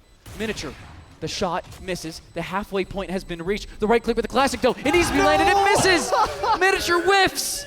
No way. Oh man, that was a chaotic retake there. So much utility just kind of coming out there to try and stall things out, but ultimately it doesn't work. I loved that from the Shadows to start out the round. It gave them so much room. The perfectly coordinated smoke as well just ensured that it was so much easier for YDB just to be able to walk in and get that spike down. Nice, easy, plain, and simple. Unfortunately, Miniature just misses the right click at the last second. And just like that, Realism are able to steal a round away from the enemy team. I expect to see Rifles in Why Do We Suck's hands with Realism. Their economy still isn't doing fantastic. We're in the middle of a mini recession right now, so maybe they're just feeling that a little bit, but they do have a lot of ultimates online, and I've been really impressed with Realism playing around their ultimates thus far. Very surprised. Meiju was still one of the living. Nice flash around. Not too much you can do there if you Miniature. Swung from 2 angles, flashed off of it, and baited into the position. That is a culmination of problems without many combinations of solutions. Drios, the swing around, finds a headshot and the finish as well. MFH falls, and Drios will fall back. A 1v5 now for Arkram, who unfortunately only has 4 shots remaining in their tour de force, considering the miss earlier on to Meiju. No skeet shooting now for Arkram. Where Blade Storm popped? What? Doesn't even need it anyways. You know what? Hey, we saw a couple of null commands popped on a 3v1 situation. Why not pull the Blade Storm out just to add insult to injury? Maju's probably going to get it back pretty quick anyways. Yeah. So, a great round coming in from Realism. And honestly, this is the thing that we've seen from this defense. They emphasize that mid control so much. The one time that Why Do We Suck decide to go in on there, well, they just crumble to pieces. So you can tell that Why Do We Suck, when they go in on the site, that is when they're able to get the spike down fairly easily. But as soon as they start moving into mid, well, they're in Realism's playground. And unfortunately, Realism, kind of the mid playground bullies. 25 kills thus far for Meiju, by the way. For all of you who have been keeping track, or look at the scoreboard after every round. Meiju, waiting for this push to come through, dies, and Arkram is the one to do it. Miniature's waiting for a push to come through off the back of a Paranoia. They decide to pop outside of their ultimate finally, but it's Mungus to find a kill back the other way. A 4v3 on this retake, but it's Realism on that retake. There's the Nightfall. That's the kill they needed, but it's an immediate trade twice over as well. Mungus is left alone, and an ace clutch required, at least nearly, as they've finally been put forward. A second, though, has been found. I give him a little bit of a haircut, uses the Prowler, but tagged up by the Recon Bolt. This is going from a hard situation to an impossible one. Potato has that spray down, making some french fries. And just like that, Realism, they lose yet another round. This is a map point for Why Do We Suck. Once again, now I'm not saying I called it, but notice that we actually did get to see all of Why Do We Suck go in on that A site as a cohesive unit. They didn't even put any pressure on mid at all, and that allowed them to just be able to walk in a lot more effectively. Not only that, but they had a duelist this time. That's true. Imagine. No Viper to be found. The advantages you can find with the it's all about that entry. Hidden Yoru, I suppose. Works out for them. The thing is, Realism, they still have a lockdown online, and I think that is going to be a really effective tool, but also Manju is an effective chess piece, if you will, being able to take out someone so early on, as Why Do We Suck are going to have to push this a 4-5. Not only that, but Major knew there were 4 players on the other side of that wall. The 0 point landed, it found 4, and Major's like, I'll swing it, and it worked. If not, why not, you know? Still, though, great job just shutting that down, because what that does is it disables the ability to enter in as quickly. Your Duelist is already down, and Miniature is down, more importantly. Miniature has been doing so much for this team thus far. And look, once again, without that Yoru, entering into that site is not going to be as easy. They're looking at moving in onto A, but I am scared because there is a lot of Killjoy utility around, as well as that lockdown still available. Thankfully, they do still have a KO, so they might be able to use the fragment to take out that lockdown, but that's if it's just in the typical spot. They'll shoot the alarm bot just for it to still go off. Arkram does make it out of the nanoswarm in time, though, so no extra damage taken over on top. Why Do We Suck? Again, looking for a quick initiation, and Meiju doesn't care. Makes it a 2v4. Yes, the spike is down, but a quick retake being established here for Realism, as it's just down to temperature. Meiju finds a third. Here we go, temperature 1v5 is able to pick up 1, but falls down.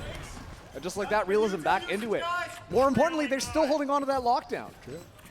And that's really important that they're holding on to that lockdown because that means they can use it on another round. And now this is going to start to, we're going to start to see Realism gaining a little bit more momentum.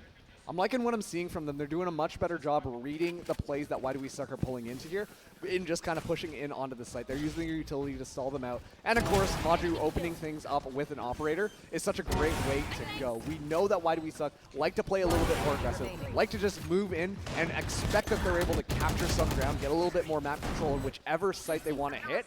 And well, you know what? Maju is starting to read that and starting to play better around it with that operator, making it that much more difficult for them to enter in. I think one note is that Realism are also playing much more calm around their own play. They're not trying to over-aggress to make up for lost things, lost time, maybe lost weaponry in other scenarios. But you can see that from Why Do We Suck, that not only plays in their gameplay, but in the trash talk that we've seen from MFH. And I feel like with the calling that we're seeing on Why Do We Suck, that aggression is sometimes their Achilles heel, where they're looking good, but it's costing them sometimes more often than not. Oh, the gate crash going into the very back of sight. There's no audio queue on that. They have no idea. Yeah, they should be able to just move in on here, but that's going to allow Pretty to potentially put this lockdown down as soon as the spike plant starts to come through. Maju, oh, just finds Arkham's leg. Finds a hit there, but Temperature actually takes Pretty out with a shock dart, and the spike is down. Here was the fake, the swing. Mungus actually does take out Miniature No after shot. 14 missed shots. The 15th and last was required. Meiju flashed off the angle, just barely misses the op shot. Is able to bait out the shot, but is just baiting out themselves. MFH is well known as the fact they're playing around towards a garage, and there's really no way back into this. The Frenzy out, looking to spray down Meiju. It is a Goomba Stomp with a shorty, as Realism will find double digits. Here, I saw Roy draw a Boombot earlier today, and let me tell you, it did look like a Goomba. So that's just what came to mind in one of the little content pieces that we filmed at this LAN. But yeah, great stuff coming in there. There was so much pressure actually applied with Meiju on the back line with that operator. You could tell that Why Do We Suck, despite the fact that they had people in on site, were being so cautious about it.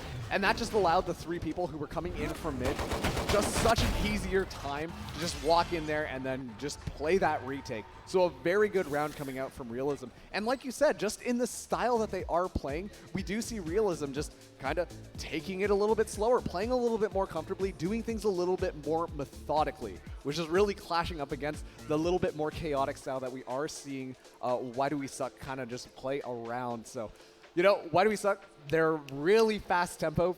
They really just love kind of going in there and taking those duels. And generally speaking, they are pretty successful when they do so. But now Realism are looking like they're a cohesive unit yet again. I've just been told we have a tech issue. That's the reason we're not back into the game, by the way. Apparently low frames per second is the call. Yeah. You would think that low frames per second, unfortunately, wouldn't be an issue, but I believe that's what you can see. You can see Helen, aka Backwards, which is actually spelled backwards, is helping them out. We've actually met a lot of the admins around here multiple times over. I had met Bob and Josie prior, but getting to meet Helen is pretty cool. I met Erica as well, 606 Erica on Twitter, if none of you are aware. Works with T-Val as far as I'm aware. They're pretty cool. Yeah. But meeting new people online is nice. Speaking of which, if you happen to live within like 4 hours of Philly and have absolutely nothing to do in the next weekend, which it's not during school and there's no other events going on, so you totally should come out to Philly. 401 North Broad Street. That's the address. Walk around the construction. I came from another country to come to this land. Yeah. So you know what? Hey, that says something, right? I drove like an hour and a half. Yeah, okay. Must be nice, huh? Oh, it's great. I think you and I drove and flew about the same amount of time. Well, I drove a little bit more because you're not really thinking about the time that it takes to drive to the airport as well as to go through customs and security. Yeah, I meant flying and driving, like specific flying. Fair enough. We just had a little bit of an update. We are getting one of the players to restart the game just to see if that is going to fix the issue. Did restart you know? the entire computer, actually. I've been getting into IT. I've been in IT for about 4 years. I went through cybersecurity through high school. It was a cool technical program. It was relatively useless. Yep. Okay. It was American school system. That's all I'm going to say. Turn it off and turn it back on again. Yeah. That's what I've learned. It works more often than not. You know what? It usually does, and maybe that is going to fix those frames per second. But of course, FPS, also important because this is a first-person shooter. Stands for two things. That's why they're so interconnected and so important for both of them. Yeah, but then you have like League of Legends players, as we saw in our little segment, complaining about FPS. It's like, Does it really matter though? You're just right-clicking and pressing Q, W, E, and R. I think it's a whole thing. Yeah. You know what's funny? I've never played a game of League in my life. I have. I hate to say it, but I have. So here's the situation. I've actually played a decent bit of League just so I can understand how to produce it, because I not only talk about video games, I actually produce them every so often. And in doing so, I've liked to understand what I'm doing. Now, I don't cast League by any means. I don't know how Rav can even host that game. It confuses the ever-loving crap out of me.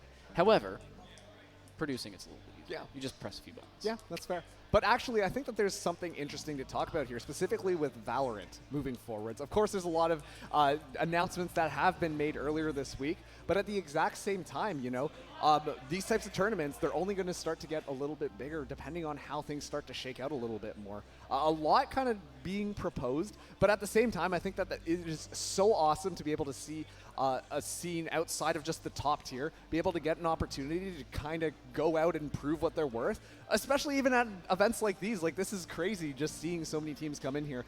And honestly speaking, leading into the finals that are going to be starting tomorrow, it's going to be really good competition, and I am super excited to kind of see that tier of Valorant being played in person. Remember, this is just day 1 of 4.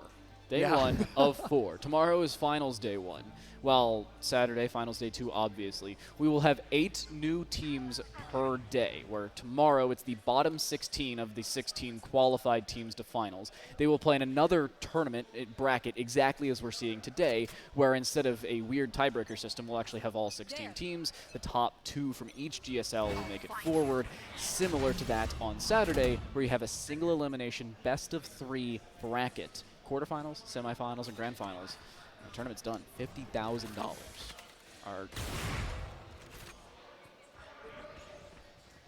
This is a really good defensive position from Drios. Completely not scouted at all. This could be absolutely deadly. Time to light. Drios waiting around towards Wine. Has yet to be clear. Looking for a first. Finds it. Not a second, though. Miniature with the swing. 90 degrees on that protractor. Is able to turn not only that kill, but possibly the round around. They're able to also prep the ultimate before the spike goes down. Good communication to possibly slow things down. The lockdown is placed. Ari should be able to get the inkling that oh, the Yoru is behind them.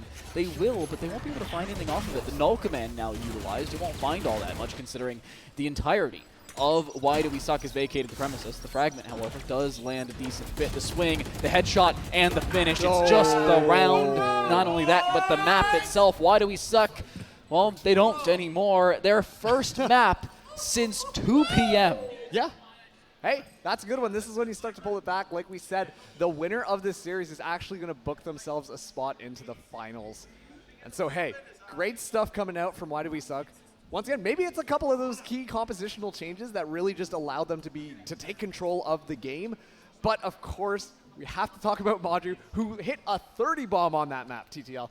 That is ridiculous. Maju was doing so much for realism. While losing as well. I know. Lost 13-10, you drop a 30 bomb. hurts. Insane to see. Unfortunate for Maju, but the question remains, what has happened to Why Do We Suck? They have now answered the question. Again, 2 p.m. was the last time they won a map. They then went on a 1.5-hour break, considering we had to wait for not only the stage match to finish, but for their other side of the bracket match to finish. It was a whole ordeal, and now MFH is actually just chilling right here. I don't know if we can get a camera over here, but I don't know if they can. He's just waiting and waiting. Hold up, you wanna trash talk, because we've heard you on mic. Hold up, I'm not taking any responsibility for what he's saying. Just keep it clean. That's all we ask. Here's what happened, right? We choked. We thought we were better, but then we had to ask ourselves, why do we suck? And then we realized we're just playing like garbage counts. So we change up our comp. We go up against other players, and they don't have an answer for us, right? They're jet opping, 30 kills. That's it. No one else on their team can do anything. So really good game by us. I went positive for the first time today. Woo! So anyway, we're going to play behind. We're going to 13-0, then we're going to go eat. So all right. Sounds good. Well, you could answer that question of why do we suck. The answer was apparently they were playing like garbage kids. Now they're playing like garbage men. Whoa. Is that? I don't know. I tried to pull that one out. Didn't work. You know but it was a reach. If you are ever asking yourself the question of maybe why do I suck, or if you're playing ranked, why do we suck? Luckily, other people, I don't, have an answer for you. Metafy.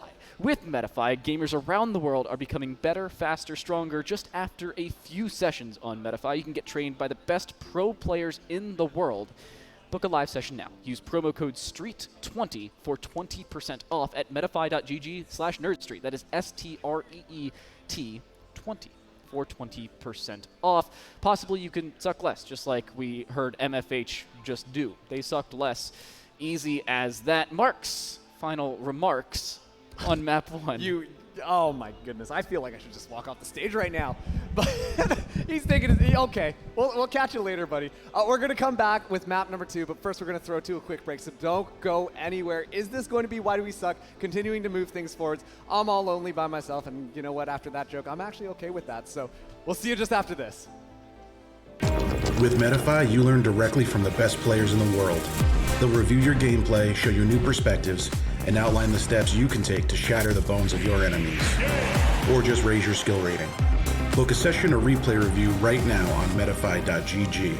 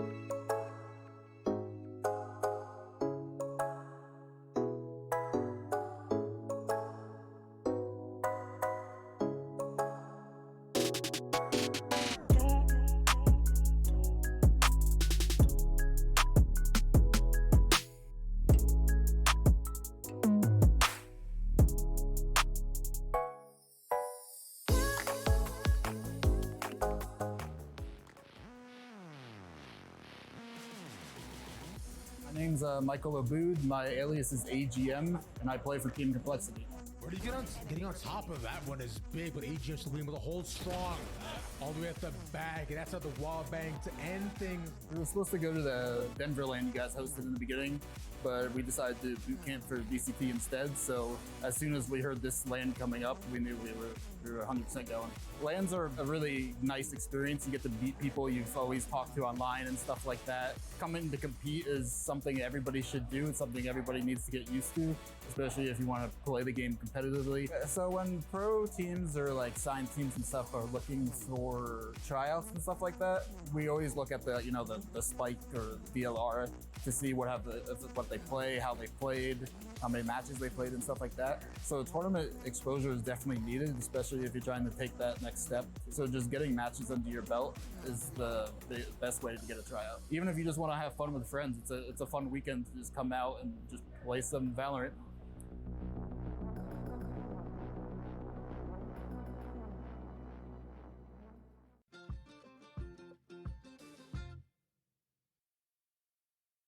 Before I played Valorant and like other games, I was very competitive in chess. That I am not actually down bad. I'm also single, and like I don't know. I mean, I'd say I'm pretty handsome, man. Like my voice not looking too hot right knows.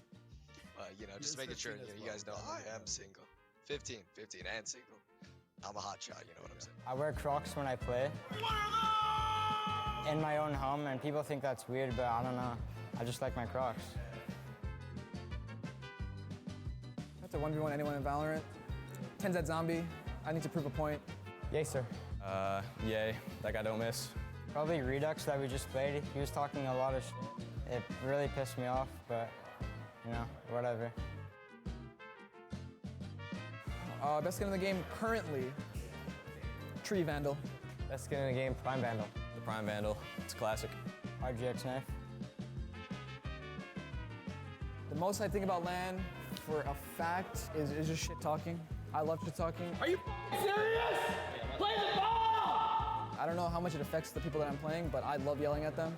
I mean, it's all lighthearted at the end of the day. Like, I'm super cool with everyone that's here. I have like no bad intentions, but I just love yelling and getting in their heads. Connecting with people and showing off that I still got it. I love the environment. I love the hype after winning a match, and I like what's online. Seeing my teammates mainly, and playing against other people that I played in ranked.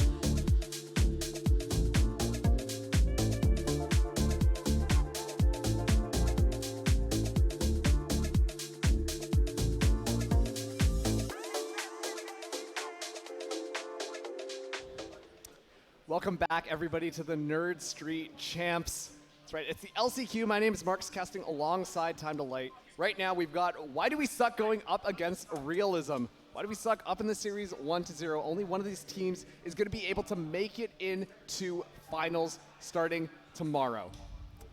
Okay, cool. Let's go to map number 2, which is Why Do We Suck's map pick. We are going to bind next.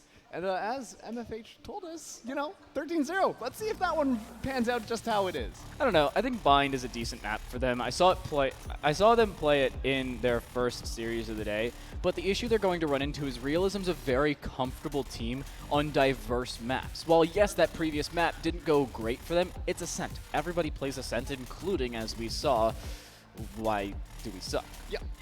So what do you change? That's the real question. Apparently, it is Mungus going from the Fade onto a Viper.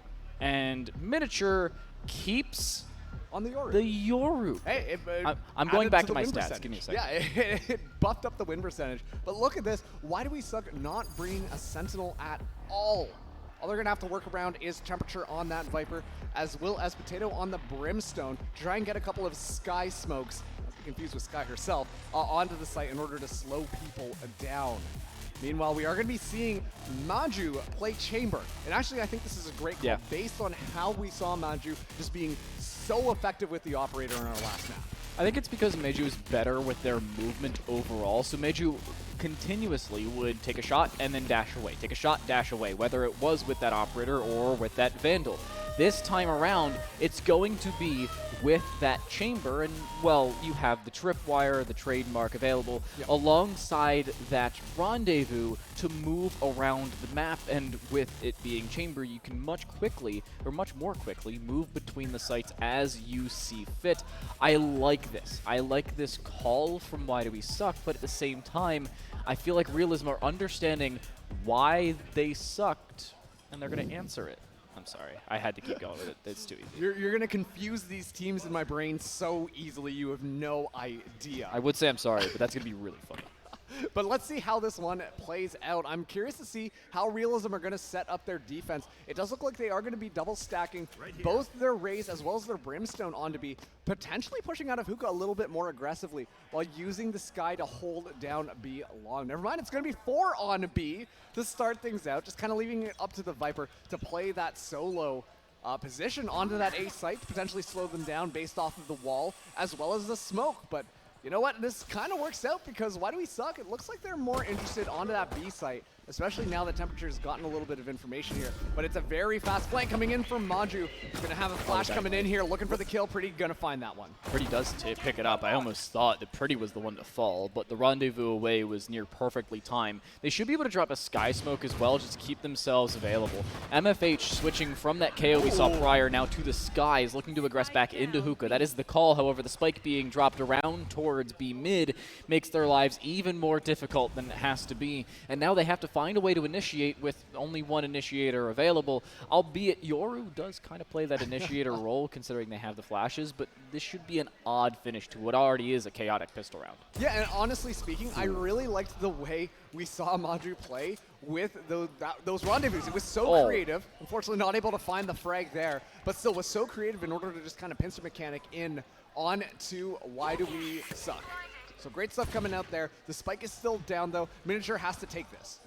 Swinging around is swung actually by Drios. It's a 1v3 now for MFH. We've seen these clutches before, however, it was with a lineup and with a Vandal. They will look to cross off the back of a fake guiding light. It's not going to happen. Mungus will shut it down. Realism will not let Lightning, or in this case MFH, strike twice. They will pick up yet another pistol round off the back of Why Do We Suck. They cannot win a pistol.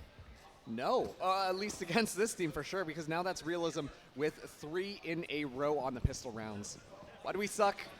You know what? They were playing pretty standard bind attack, but I really just wanted to highlight how fluid we saw Realism playing on that defense. They were moving around, they were getting around, using those TPs, just TPing themselves, honestly, thanks to Chambers' abilities, and it just worked out for them so well. They were consistently catching Why Do We Suck off guard. Looking to be a little bit more comfortable. They are sitting in Mavix gaming chairs after all. But Realism is just waiting for this push to come through. Meiju on that quick flank as we've seen prior. He's looking to be shut out. That's exactly what happens. Blast pack away is successful, but no! They walk straight into Temperature Sheriff. The swing from Meiju's unsuccessful. The right click from MFH, it misses! Meiju shoots him out of midair! and turns this round right back on its head. What would have been a 3v3 is now a 2v4 post plant, and Mungus close range is able to dome Potatoes out. 1 kill from Temperature, a second on the round, needing an ace clutch with a Sheriff in hand, and only 2 bullets to do so. It's not going to happen. Realism will remove it and pick up their conversion round, looking for a bonus off the back of it as well. Yeah, and actually Temperature is going to be a player that I'm going to be watching this map 100%, because on Why Do We Suck, Temperature was really good at just kind of finding multi-kills, especially when they were pushing in onto the site. Now, not necessarily the opening kills, but we're still able to pick up a couple and really just swing rounds back in their favor. So now they're down 2-0 is a bit of a familiar story to the first map, and well, once again, Why Do We Suck? They were able to walk away with that one, so I don't want to call anything too early. I think this round is going to be pretty telling, though, how the rest of this map can go. So far, Realism's defense has looked stellar. And on top of that, too, the rotations that are coming through right now show that they are mixing it up and adapting themselves to make sure that they are playing according to their guns that they are going to be bringing in here. Look at this, a little bit of an aggressive swing right off the bat. Oh, I love this call. Pretty's playing around the backside of that Toxic Screen, but it's a double for Temperature before they do indeed fall. Pretty's able to retrieve that Vandal, but not for very long, at least you'd assume. A 4 versus 3 with weapon advantages here for Realism, but again, they're playing off the back of another Toxic Screen. It's Mungus around the backside, and they don't go cleared. It's another here for the defensive side around the backside of utility from Viper. No matter whose Viper it is, they can still play around it, and it's again a post plant, but this time it's a 3 versus 3. There we go. Trailblazer getting a little bit of information here as Miniature swings out, but it gets taken down, taking the duel. A first for Miniature. They're immediately stunned away, and they will fall because of it. MFH playing around the backside of that Toxic Screen. It's Mungus to push straight through it, and they'll take damage straight through the wall. And with only a Judge and a Classic in hand, they will fall because of it. Why Do We Suck? Pick up that bonus denial. And a little bit of a note for you. I was making sure that we had definitive numbers on this one from production. Shout out production, by the way, with Ito guaranteeing things for me. Why Do We Suck have not won a pistol round since the previous series, Map 2. Or Map 1. Yeah. It's been a little while. It's been a minute. Been a minute. All right, let's see how they're going to be rolling into this next round. Of course, we did expect Why Do We Suck to lose that one just based off of a little bit of a gun differential, but this time around, Realism, they're going to have an operator into this fight. And we've seen Madru just do absolutely disgusting things with this operator. And now, the Chamber with the Rendezvous, I imagine we're going to be seeing something very similar. Just have to be careful of that Viper wall. Wasn't a problem on the last map. Temperature's waiting around their own Toxic Screen again. And I find it weird how this Toxic Screen is set up, considering that it really leaves you in a susceptible position to that gap you see around the boxes. You don't have a guarantee that that'll keep you safe. Ari's able to back away, possibility of an operator shot coming through, but the paint shells miss, the operator doesn't even come out or is shot. Arkram playing straight through that Toxic Screen, actually sees one towards Cubby, but decides better of the paint shell without all that much information to work off of. It's Why Do We Suck aggressing up B again, but this time it's in much more of a split formation and with time on the clock. I'm curious to see about how this is going to go. As soon as the spike comes up B long, they're going to execute. Could be a flash right off the back, and right now they're just flying in onto site. Mungus, though, holding it down for the underground, is going to get melted under the giant skylaser. Never mind, it's just a bunch of bullets that are going to do the job. An orbital strike would have shut him down regardless of those wall bangs, but it's Why Do We Suck? And again, a post-plant scenario. I feel like I can say that every time I open up my eyes. A post-plant scenario will befall us. The final Sky Smoke utilized for Potato, not Sky the agent, Sky the utility, with MFH playing around the Viper's pit. The question remains, does Realism want to go for this? And seemingly, no, they don't, and understandably so. You don't have that much utility to come back into a round. There's a Viper's pit to tick you down and decay your HP continually as you sit inside of it. There's no reason, and they don't. I like this discipline from Realism. Yeah, there's the call. You got it. They're going to be saving it. And once again, I think that's the best idea. You know, they were at least able to bait out that Viper's pit. Sure, they're not going to win the round, but they are able to carry over 3 of the rifles into the next one, which is really going to give them a running start in order to potentially turn things around. Especially, too, with the ultimates coming into the next round. Oh, boy. Let's see how they go. They got the Seekers as well as the Viper's Pit. The Viper's Pit might just do a great job at shutting things down. That was good. That was all timed on the wink before it faded. Why Do We Suck? Tie things up, bring things back finally. So now what do you do if you're Realism? It is another buy for them. They have the 3 saved over weapons, including that operator on Meiju, which I have to say I'm not too surprised. We call that Jame time in the realm of CSGO, because Jame is a player who saves just about every other round. But if you're Realism, what's the call to change things? Because ever since Why Do We Suck has picked up any semblance of weaponry, they've understood what was going wrong, why they sucked, haha, I said it again, and what they needed to do to change that. And the real answer was playing off the back of their engagements, and early so, Meiju trying to find an opener does indeed. It's Miniature to fall early. That's exactly what they need, taking away the possibility of chaos, and a second as well as Ari drops their doppelganger. Yeah, and this Viper's Pit is just not good to go through. Temperature, see you in the next life. Gets shut down by the judge inside of the Viper's Pit. Now, we do see that Why Do We Suck are going to try to make this hookah play, but they've only got 2 of their members left. The Sky and Brim can make this work if the Sky Smokes, as well as the Guiding Light, are able to stun out the right players, but not looking good already. Already finds Potato, looking for the next one. MFH finds one, but gets shut down. And that is going to be Realism back in the driver's seat with a pretty clean round, 1 Viper's Pit, and 4 of them still alive at the end.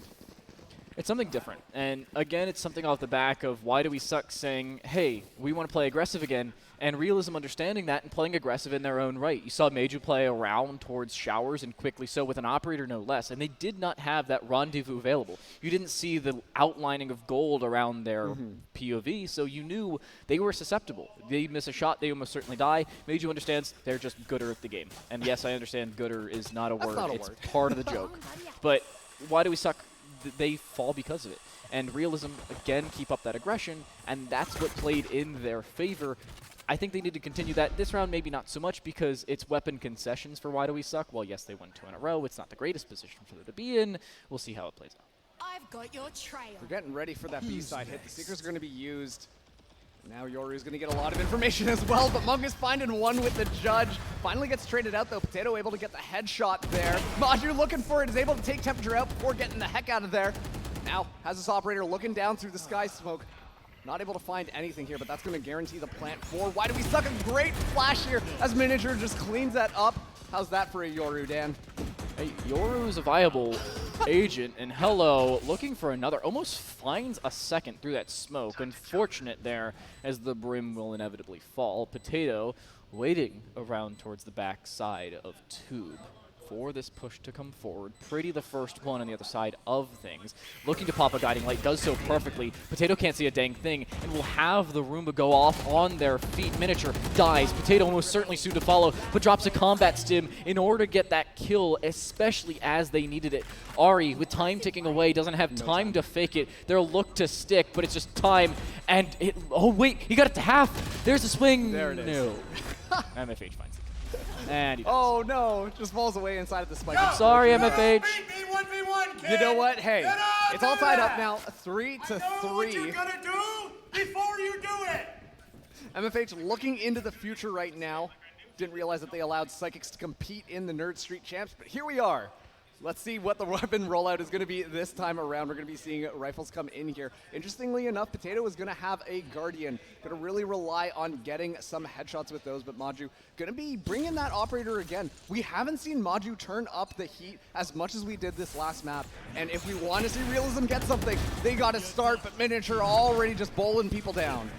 Start exactly what they needed, and Miniature's looking for another. We'll find it as well. Meju none the wiser, and immediately see the gate crash utilized. Miniature will back away, and with an operator in hand, it's exactly as if you're playing a chamber or even a jet, where you're able to take a shot and immediately teleport out if you need to do so, and you can't back away of your own accord. Miniature continuing with this aggression, playing at the top of triple. Drios on the backside of site already has a decent bit of control for the team to walk straight through vents, and that's exactly what's going to happen. The toxic screen will disallow a lot of vision as things stand, but Realism need to push quickly as time's continuing to tick away, and they have to find a whole lot of kills. The Guiding Light gives the information. Here they go. Miniature pops that gate crash again as the first dissipates based off of time. MFH gets caught with a timing, and Miniature off the backside of that one-way smoke has to retreat. MFH with a flash around. There's just not enough time on the clock. They will be able to back away. The spike will again go off, and again, it's a save. That's another save for Realism, and they just cannot afford to give these up, especially on the defensive side of Bind with Why Do We Suck gaining control, and if they have any traction, it's a scary position for them to be in. Thanks for that addition, by the way. See, I agree. You know what? I have to talk about something. And specifically, it is the Yoru being played here. You know, you talked about the fact that Yoru has such a low win percentage, such a low play percentage, but right now, if we're seeing Miniature get set up and put the pressure onto Realism, Realism look like they don't know what to do and how to adapt over it. Of course, sometimes Yoru just kind of goes in and is going to die immediately, but it's those times that Yoru is able to get so much ground that Realism is really struggling in recouping themselves. And they haven't looked too good in being able to shut down a lot of that utility pretty. Finding 2, though, it's a great way to start the round. Decent trade, but a little, too late, as Potato will allow another one of those comrades to fall before they're able to get a refrag. The Overgrowth utilized to get them right back up to 100 HP, like nothing happened. MFH, that was a word. I heard that. Miniature allows the Flash to find a little bit of information. There's the combat stim as well. The shot lands, dropping. Oh my goodness, Ari dies. The Showstopper finds absolutely nothing because of it. And Miniature, now with their aggression, is actually caught out with that trademark. Miniature with another, looking for even more past that. As Why Do We Suck look to continue with their aggression, they're being caught with timing. Meiju behind. Miniature has seemingly seen the chamber, but they play Ring Around the Rosie at the triple box, and Meiju wins it. MFH in a 1 versus 2. There's enough time on the clock for them to work around their advantages. However, with the Brimstone around towards the backside of Showers and Meiju waiting in that same right, it's Realism to bring the round back. Yeah, and Miniature has just been such a difference maker for Why Do We Suck in being able to set themselves up, get that spike down, and then just kind of play off of that. We're going to get this nice little replay, just taking Ari out of the air. The Showstopper doesn't get a darn thing, then finds Mungus next. Makes it look honestly easy. Give him a little bit of a haircut, but finally Maju says, enough is enough, you know? We're just going to take this to the next level, use that tour de force to shut down the rest of the plays. A tactical timeout coming in from MFH. And so, Why Do We Suck? They're going to take a bit of time to, you know, maybe do a little bit of trash talk, but probably figure out what their next steps are going to be. I'd say just take a few seconds, because at this point, I think buy phase is enough. MFH, I can't tell if they're having an in-depth conversation or if he's just shooting the S word that I'm not going to say, because that would be a mean word. And this is hanging with the boys. Yeah, you know? That's the word. I think this is a conversation where MFH has to calm the team down. Maybe that, or it's not even a critical timeout. But do you want MFH calming your team down? I don't think that MFH is going to be the one to calm the team down. MFH is the one to not only hype the team up, but calm the team down. He controls the team energy. Wow. He is energy. Superpower in itself, if you ask me, but we're going to be getting right back into this. I'm so curious to see how Why Do We Suck continue to play this out, because it really does just seem that they're like, all right, Miniature, go over here, get us a bunch of space, and then we can just play off of that, get the spike plant down, and then we just hope that we set ourselves up on the post plant in order to shut things down. But right now, Pretty has just been doing a really good job of holding Hookah. This is something we haven't really talked about before, but Arkarum goes down immediately, Pretty able to escape with their life. And they get away off the back of their own flash as well. Seek will be thrown in towards that main position. Drios utilizing the orbital strike around towards Hookah, forcing them out of that same position, and they can reclaim that real estate. Potato forced away as well, and it's a B split seemingly shut down in its entirety, where Hookah is the only chance that you can play around your own advantages here for the attacking side. And Why Do We Suck? Apparently off the back of that timeout, can't find an answer. And I actually think they're going to have such a hard time going through here. Drios has those sky smokes ready, going to probably wait for the information, then smoke it out. And sure, you do have a guiding light to potentially get the flash out there, but I don't think that it's going to be enough. 3 members looking in on that Hookah. If they all just hop down, it's not going to be a good time. And already the carnage is going to be starting. It is a trade to start us out. 4 versus 2, the jump up and over. It actually does find one. Potato removing Drios, and the retreat is required. The teleporter taken around towards Hookah, seemingly a second as well. Temperature playing with their aggression, though, makes it a 2 versus 2 before that spike goes down, and they can reaggress. They can go around towards A, and that's the call. 19 seconds left. They'll have to plant towards the backside of triple. I love this, Marks.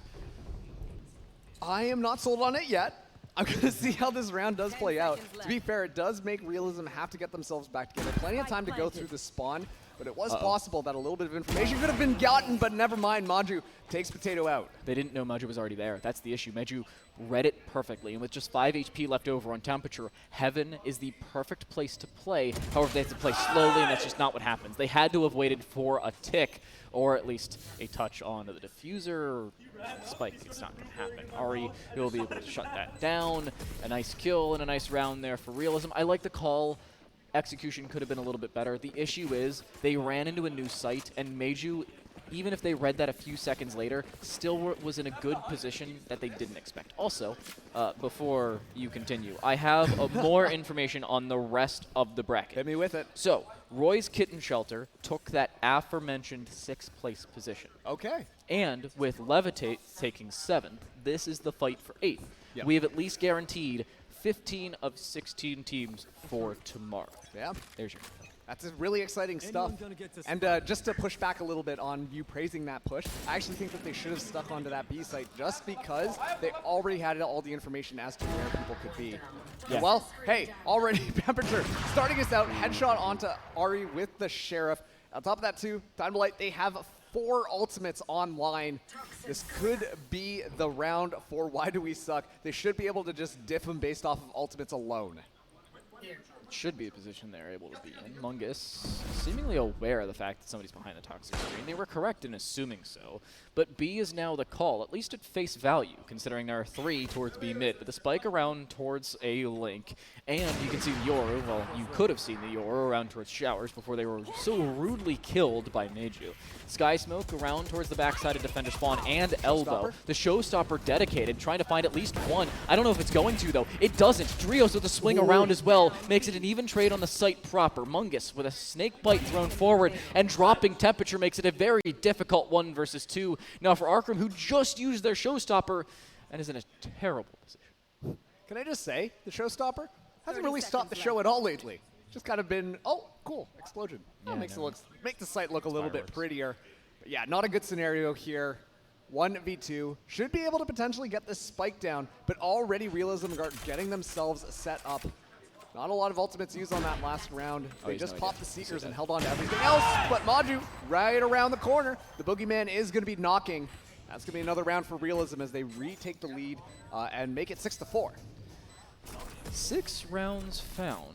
And Why Do We Suck seemingly bringing things back or shut down in their own right. Now, this is their map pick, so you'd expect them to be a little bit more better, I suppose, on the defensive side. But Realism in this position are at least in a strong spot, a decent spot at the very minimum. This is something that they were missing back in map 1, where they didn't have that same good position because Why Do We Suck just took it away from them. And they haven't allowed Why Do We Suck to control the tempo as an attacking side usually should because they've played around their own aggression. They understand, hey, this works on the attacking side, why the hell not try it on the defense? Oh, I like this. Deploy the Viper's Pit, but have Maju up above with the Operator. Matter of fact, we actually see Why Do We Suck. They're bringing an Operator of their own, and that Viper's Pit is going to make that so ineffective. Fortunately, you can't see too far when you enter into the pit, and, well, an Operator not going to make that any easier. Of course, who else but Miniature is going to have it. Going to use the ultimate now to scout things out. Quickly so. There's the aggression. Miniature finding a decent bit of information and real estate here for the attacking side. Arkham playing off the back side of it, but dies to Meiju, who was above that Viper's Pit. They will pop out of the ultimate. Mungus inside of their own Viper's Pit will be able to find 2 because of it. Both Potato and Temperature fall. And in a 2 versus 5 without much control utility to work off of. Why Do We Suck? Do you save at this point? Or what's the call? You gotta save. The spike is inside the Viper's Pit. You know she's walking around in there with a judge. As much as we don't like being judged, well, the judge is going to come through every now and then. You can't stop what nature is going to allow for. So I think this is going to be a save, especially, too, after investing into that Operator. Why Do We Suck's economy isn't exactly rock solid just quite yet, and so they have to be careful with the weapons, especially with Pretty disabling that Operator, taking it out of Miniature's hands. This next round might be a little bit more of a tough one for Why Do We Suck. I don't always run around with a chicken like a chicken with my head cut off, but when I do, it's with an Operator out while I'm jumping in towards B Link, of which I have no information. MFH apparently just typed, quote, "I'm outside Showers, come fight me." And he's technically not wrong. He's now inside Showers, and they really just do not want to fight him. I would have just screamed it if I was him, but he wasted a few seconds to do so, and they wasted no time looking to fight him. He wanted the kills and did not find that. Why Do We Suck into the final round of the half are now facing what could be an 8-4 split. Not a great scenario if you are on that attacking side. No, absolutely not. See how they want to play things out now. We are going to be seeing Pretty coming in with the Operator. gonna be pretty sweet if you ask me. Gotta make that one work out. There's gonna be 2 operators coming in from Realism. They really want this 8th round. The dual sniper composition, I'm not necessarily a fan of, but how these players have been fragging out could work for them. Only a Viper's Pit as well as the Seekers online for both of these teams. Sorry, the Viper's Pit online for Why Do We Suck and the Seekers online for Realism. But still, the Spike in the back, Ari in a great position to punish. Already flashed off the angle. Somehow still does more damage than is done onto them and backs away with their life. That's something that probably shouldn't have happened considering the situation, but does nonetheless. Meiju taking an opening shot, missing it just barely, so backs away, and I like this call. However, they have now baited in the entirety of Why Do We Suck. Mungus playing around their own one-way poison cloud should be caught out, but Meiju almost certainly looking for a rendezvous to back away over towards that B side. That's the call. They do back away, at least just a little bit, and what do you do here if you're on this defensive side? You know the push is coming through, but you can't do all that much about it. Madri just trying to find something through the smoke. Almost found Miniature, but now we're just going to be seeing the Viper's Pit deployed. This one is going to be a tough one for Realism to make their way into. A 5v5 retake, and Arkram just dropping Mungus. Not much you can do about that one. The Seeker shot out as Miniature will be safe inside of Showers. The flash misses as well as they can avoid the guiding light. They shoot the second one just the same, and looking to take out Pretty, who really can't do pretty much anything. Miniature to swing again. Once more, we'll find one. Rios with a refrag. It's Ari with one of their own. Dropping temperature. That's the Viper's Pit down, but it's still a 1v3 as it stands. And with a Brimstone Incendiary Grenade alongside the paint shells on top of the Spike, and time continually ticking away, there's not all that much they can do. There's nothing they can do. Why Do We Suck pick up the final round of the half and make it just 2 rounds the difference between Realism on 7 and Why Do We Suck on 5 as the side switch and Why Do We Suck go to the defensive side of their own map pick. Yeah, and just like that, it's going to be 7-5, like you said. Let's see if Why Do We Suck can turn this one around in this half. Nice. Once again, if Why Do We Suck win this one, they get their spot in the finals. However, if they don't, which I don't want to jinx anything, but we go to Pearl, we go to Pearl, we go to Pearl. Exactly, Pearl. I haven't seen that map get played yet, so I'm actually extremely excited if we do get to dive into it. But first, we got to get through the rest of this.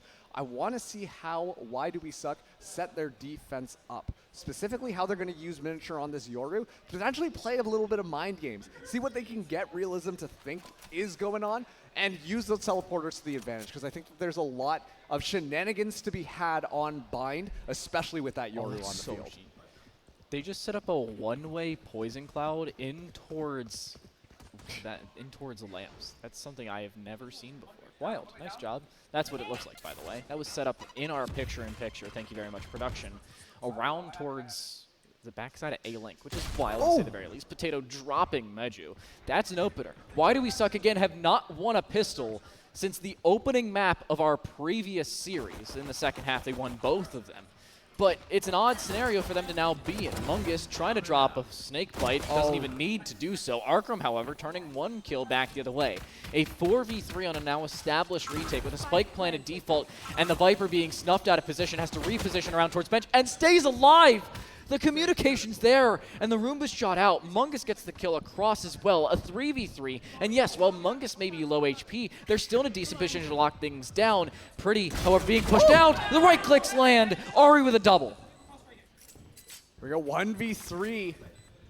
Miniature has to take them all out, has the information, knows one is hiding back there, doesn't know where the rest are, going to be going for the swing. First going to come up against Mungus, but can't quite find it just yet as Mungus takes them down. And yet again, history will repeat itself as Why Do We Suck lose yet another pistol round. They have lost 75% of pistol rounds in the last 2 series. 6 straight. That's, let me check my numbers here. Bad. That is bad. That is very, very bad. You can see me. That is bad. Win your pistol rounds, kids. It helps so much better with rounds. Oh, I bet. Hey, can you say it one more time for the people in the back? Win your pistol rounds. There you go. Please and thank you. All right. Honestly, Realism have made the rounds after the pistol rounds look really good, buying up the weapons and being able to capitalize on them. Let's hope that they can continue to move that one forwards. We're going to see those Bulldogs coming in yet again. MFH almost gets caught, but is going to be holding it nice and close with a classic. That's 4? Yeah, 4 people just stacked in Showers right now, with the Yoru kind of playing Overwatch in the top.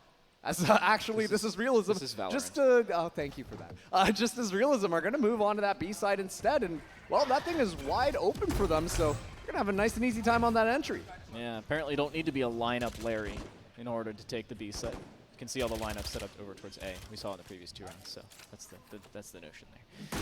Anywho, free spike plant, and there's not all that much that you can do if you are Why Do We Suck, other than just send it. This is the situation of which you do one of two things. You save and give away no credits in terms of, well, kill rewards, or you hold W and take weaponry away. And I think they're going to opt for the latter. They want to play aggressive, and I understand why, but they have to do so as a team. Good Guiding Light will force them out of position. Pretty waiting around towards this cubby position is allowed to play off the back of that crossfire. You will find one. An immediate trade, though, won't find all that much. A Spectre drop isn't the end of the world, to say the very least. And 1 kill, seemingly all they will find. Potato will save the classic. Love to see it. No, I don't think so. Potato kind of has to take that just because of how the round was going to be set up there. And that's the thing. Why Do We Suck? They tried to move in there and try to capitalize off of it, but honestly, I just really like the post-plant positioning that Realism were playing. They set up all of their angles just to make sure that they were watching each other's angles, and it just made it so much easier for them to just spray them down as they were running through. Even though Why Do We Suck were kind of playing together as a team, it was more of a Congo line instead of a tactical shooter team. And so that just made things so much easier for Realism to just kind of mow them down with the submachine guns that they had in their hands. And, well, the rest of the round is history. Let's see if this trend continues, though, because Why Do We Suck are going to have rifles in their hands, but in a very similar scenario to our last map, Realism. They kept most of their members alive and are going to be looking nice and healthy economically here. They do have some Spectres, but they also have Bulldogs, which could be the difference maker in this round and potentially win it out again against Why Do We Suck. You know, Mungus is at the right spot. He's a nerd with those lineups at Nerd Street. You love to see it. I was calling him a lineup Larry earlier, but that's honestly like good memory, especially between so many different maps to keep those lineups in the back of your head. And around towards this A side, it's so difficult to take. That specific thing can make your job so much more easy to work around. Realism, again, picking up 2 straight rounds here. This is more of a bonus with 4 players staying alive in the previous round. So it's one that you'd expect Why Do We Suck to pick up, but you never really know, considering that Realism can immediately turn things back the other way. Okay, here we go. The Trailblazer actually got the stim as well. They're just going to be running it down, but Arkham in a bad position. Can't find the kill as Mungus is able to take him out with the Bulldog. Temperature, however, playing a one-way off the back of their own Poison Cloud. Doesn't find anything, is shut down by a Ghost. This is a bonus round for Realism, of which they have a massive weapon disadvantage, and now been able to at least retrieve 1 rifle with a second on the backside of triple. A spray from Pretty to try and bait out Potato on the far side, but it's a headshot from Meiju, shutting down Why Do We Suck. A full gun round from them, down to a 4 versus 2, now 4 versus 1, with them on the back foot. Potato with no way to come back, and unfortunately, Realism with everything in their favor, and time ticking off that spike. That's certainly the end of this one. Yeah, absolutely. And you know what? I'm not saying that I called it, but I kind of called it. You just call it. I'll give that one. Realism are really good on these rounds, and Potato is able to take the head off of Madru, but I think the damage has kind of been done here. They got away with murder on that round, and I think that they just played so smart around their own utility, played the smokes so that they could get into closer positions, and also, too, obviously, just set Madru up for success. Walk in there, have that headhunter in hand, get a couple of dinks, and then your life is just going to be that much easy. Realism hitting double digits now. Meanwhile, Why Do We Suck? Only half of their score line. Let's see how they play out this round, but it's not going to be looking too good. Their economy is in shambles, and Madru is going to have an operator. I said that we needed to see Madru start to turn it up in the first half of the map, but we're finally starting to see that in the second, and it is really difficult for Why Do We Suck to try and deal with that. I honestly think map 3 is more than likely. Oh, absolutely. We're going to Pearl, buddy. Don't jinx it yet. Oh, no, what have I done? Well, I'm going to walk away. It's going to be Why Do We Suck to pick up the next 8 rounds. I'll see you in about 12 minutes when they do so, and you can blame Mars. Yeah, that's my bad. I'll take the L on that one. Caster's Curse.exe. Okay. Finally, we found the executable file. There it is. Yeah, so right now, Realism, just playing things slow. I do like the positioning that Why Do We Suck are starting to take. They're starting to use Miniature to be a little bit more aggressive onto B to get that information. But honestly, Realism are more than happy to just kind of take it easy, you know, kick it back a little bit. You got plenty of time in this round, and try to force errors out of why do we suck. They know that they like trying to push into them, so let's just set ourselves up to make sure that we capitalize on them when they decide to cash out. And, well, time is starting to tick down. They are looking at a B-side hit, only having a Sky and Yoru to deal with before they're able to capture that site. Miniature waiting here with a shorty, though. Close range, no less, and a 1 versus 1 certainly has an argument as to winning this fight and picking up a rifle. There is fallibility walking forward, so you have an argument to come back. Do they clear the close corner? They do, and only a little bit of damage done onto Pretty as they drop down to 88 HP and 25 shields. It's MFH to die with the Bucky in hand as well. The shotgun's finding very little, if anything at all, just damage. And Realism with another post-plant scenario, and why do we suck with weapon disadvantages once more? Certainly not an advantageous position. Oh, Ari looking for it. It's a good swing together as Temperature is able to take out another one, but still. 2v3 here. Maju spots a shoe. He's going to have to back off, but does get taken out. 2 versus 2 now, and Arkram throwing in a paint shell. No, he decides not to, and just waits. The orbital strikes tick time off that spike.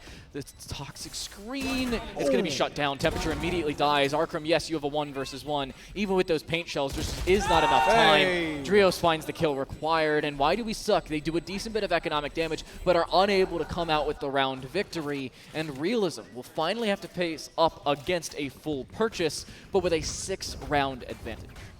Yeah, and those 6 rounds are going to be punishing. To call back to the last map we saw, there was a very similar scenario where Why Do We Suck had a lot of their ultimates online and dumped a lot of them in and were unable to get anything out of it, despite the fact that Realism didn't really play anything around it, per se.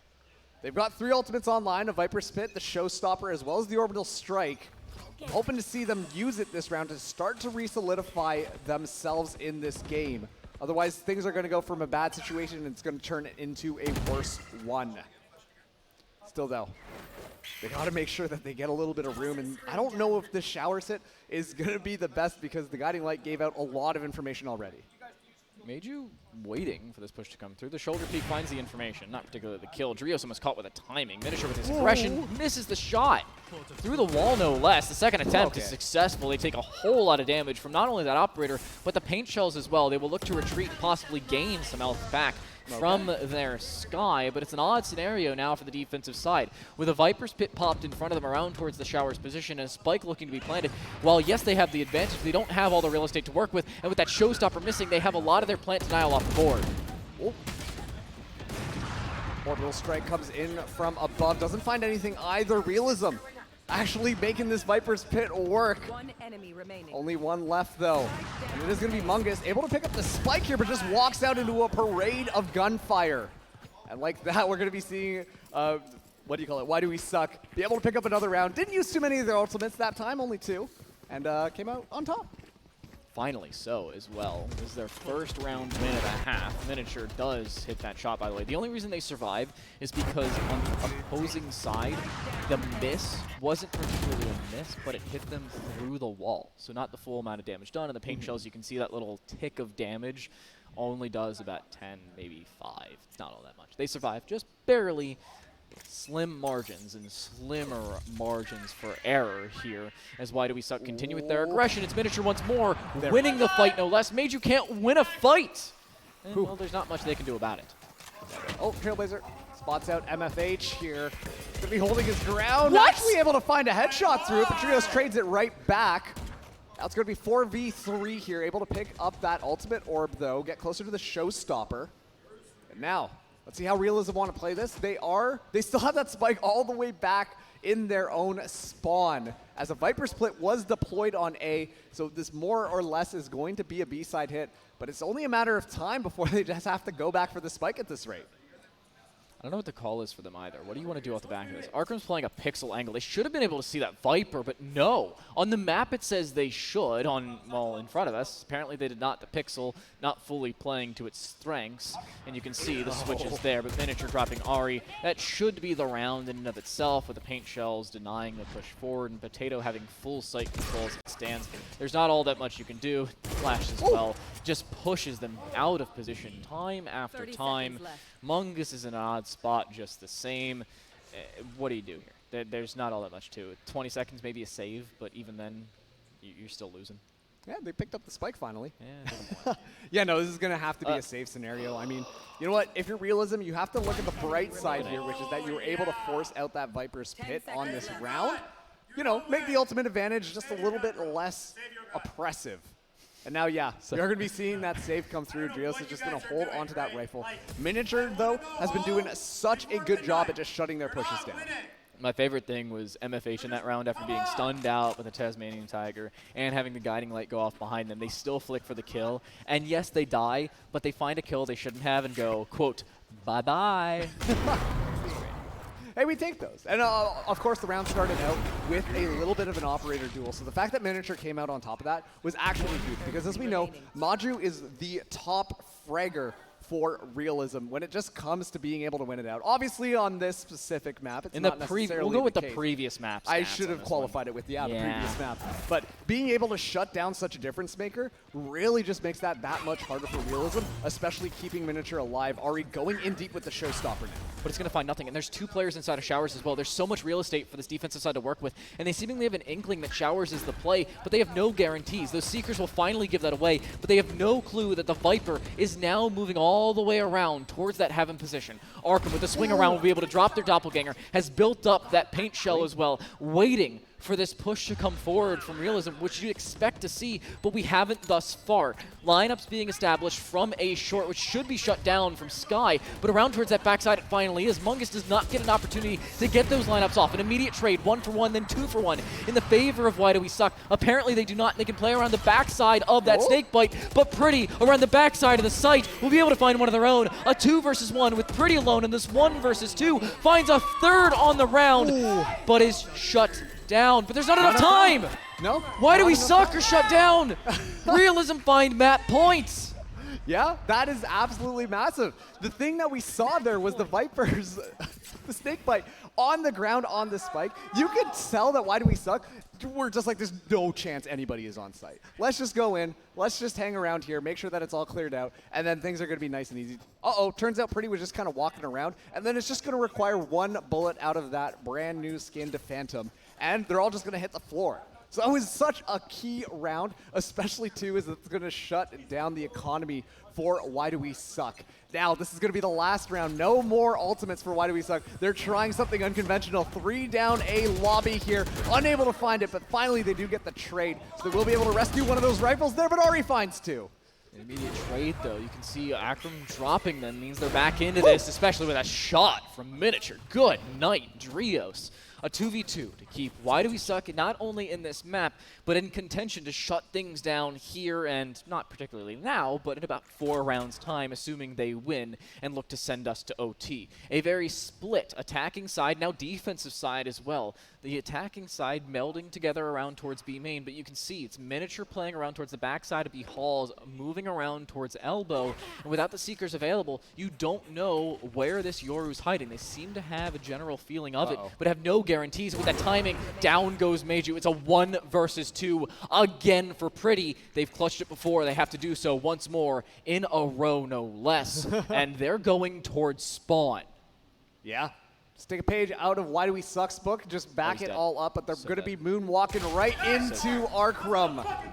That's going to be the end of that round, and you know what? A very unconventional strategy, but it worked out for the defenders. Why Do We Suck? Just marched it down, completely caught Realism by surprise, and as a result, they were able to find nice, cheap, and easy kills. So you say unconventional, but they've played Yoru in 2 straight maps. Yeah, so I feel like that goes without saying. I feel like that is the brand at this point here. But it's working out for them. If it ain't broke, don't fix it. That's what the kids say. Clean kill for Arkham. That's what you've come to expect. Pretty, unfortunately, not looking the right way, and finally does look the right way, but at the worst possible time. It was as they were dying at that. What do you do here? Well, Realism are on a little bit of a save. Sure, they have the orbital strike. Unless they get themselves into a position where they really do think that they can win it, I would hold on to that orbital strike for future rounds. They're already, though, just marching their way on, and the spike is going to be down, but Drios is just going to be the dust. Yeah, so no orbital strike for you. Plus ratio. That's, I believe, what Why Do We Suck have just said. In goes, this is a lineup. Oh, no, it misses. You're supposed to throw that, it lands towards the backside of showers, and you can get freely around to miss the lineup. Unfortunate as it stands, but they should be able to push off of that. Anyway, Why Do We Suck have a full retake established, but Realism have a full spread eagle defensive side for this retake. The first of 2 snake bites will be thrown on towards the spike, and I believe they have that poison orb near it at least, and it will go. A 1 versus 3, however, is shut down. Meiju has no shot at it, and with more than enough time on the clock, I think so at least, Why Do We Suck should be able to bring it back. Oh my goodness. 1.13 seconds between them and not only Chaos, but us and Pearl. Yeah, I mean, Realism, honestly, I couldn't really fault them for their post-plant positioning there. I thought that they were doing a pretty darn good job of it, but I think it's that Yoru element, once again, that is kind of throwing them off. They had an idea that somebody was going to be flanking, and you could tell that they were just so, they weren't aware enough of that Yoru being back there. And as soon as we saw Mungus die,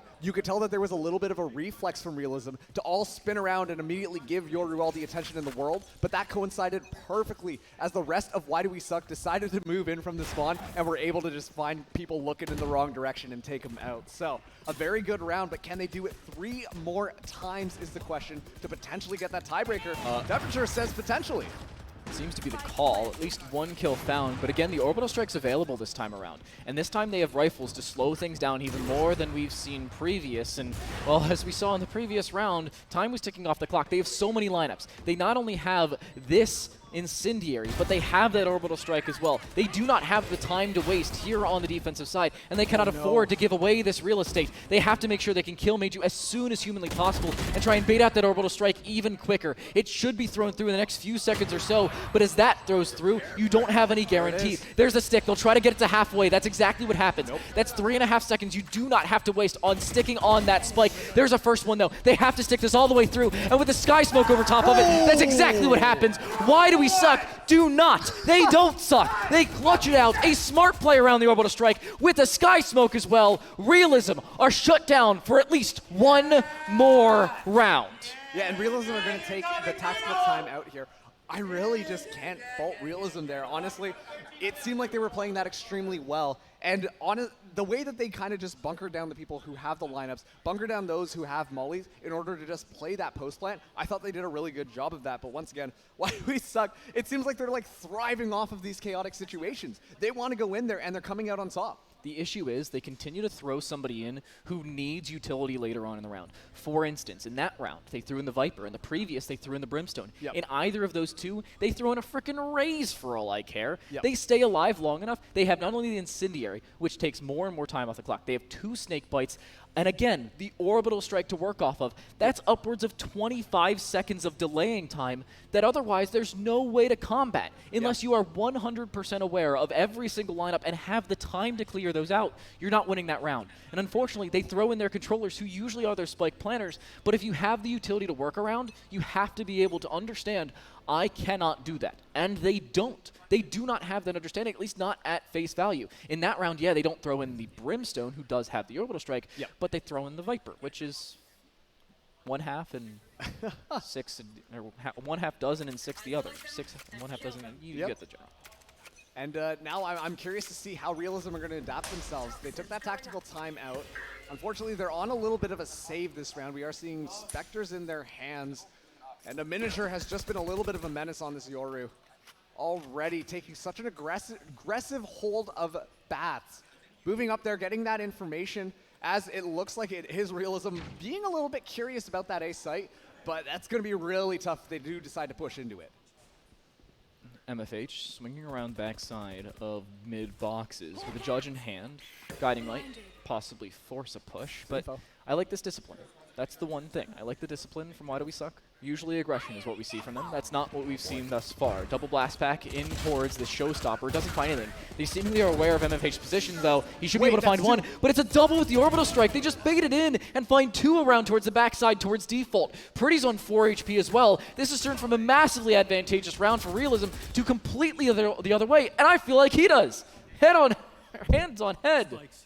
Yeah, I think that was a combination. I might be a little bit wrong. I didn't quite see it, but it looked like a snake bite comboed with the orbital strike. Just allowed them to get microwaved in an instant.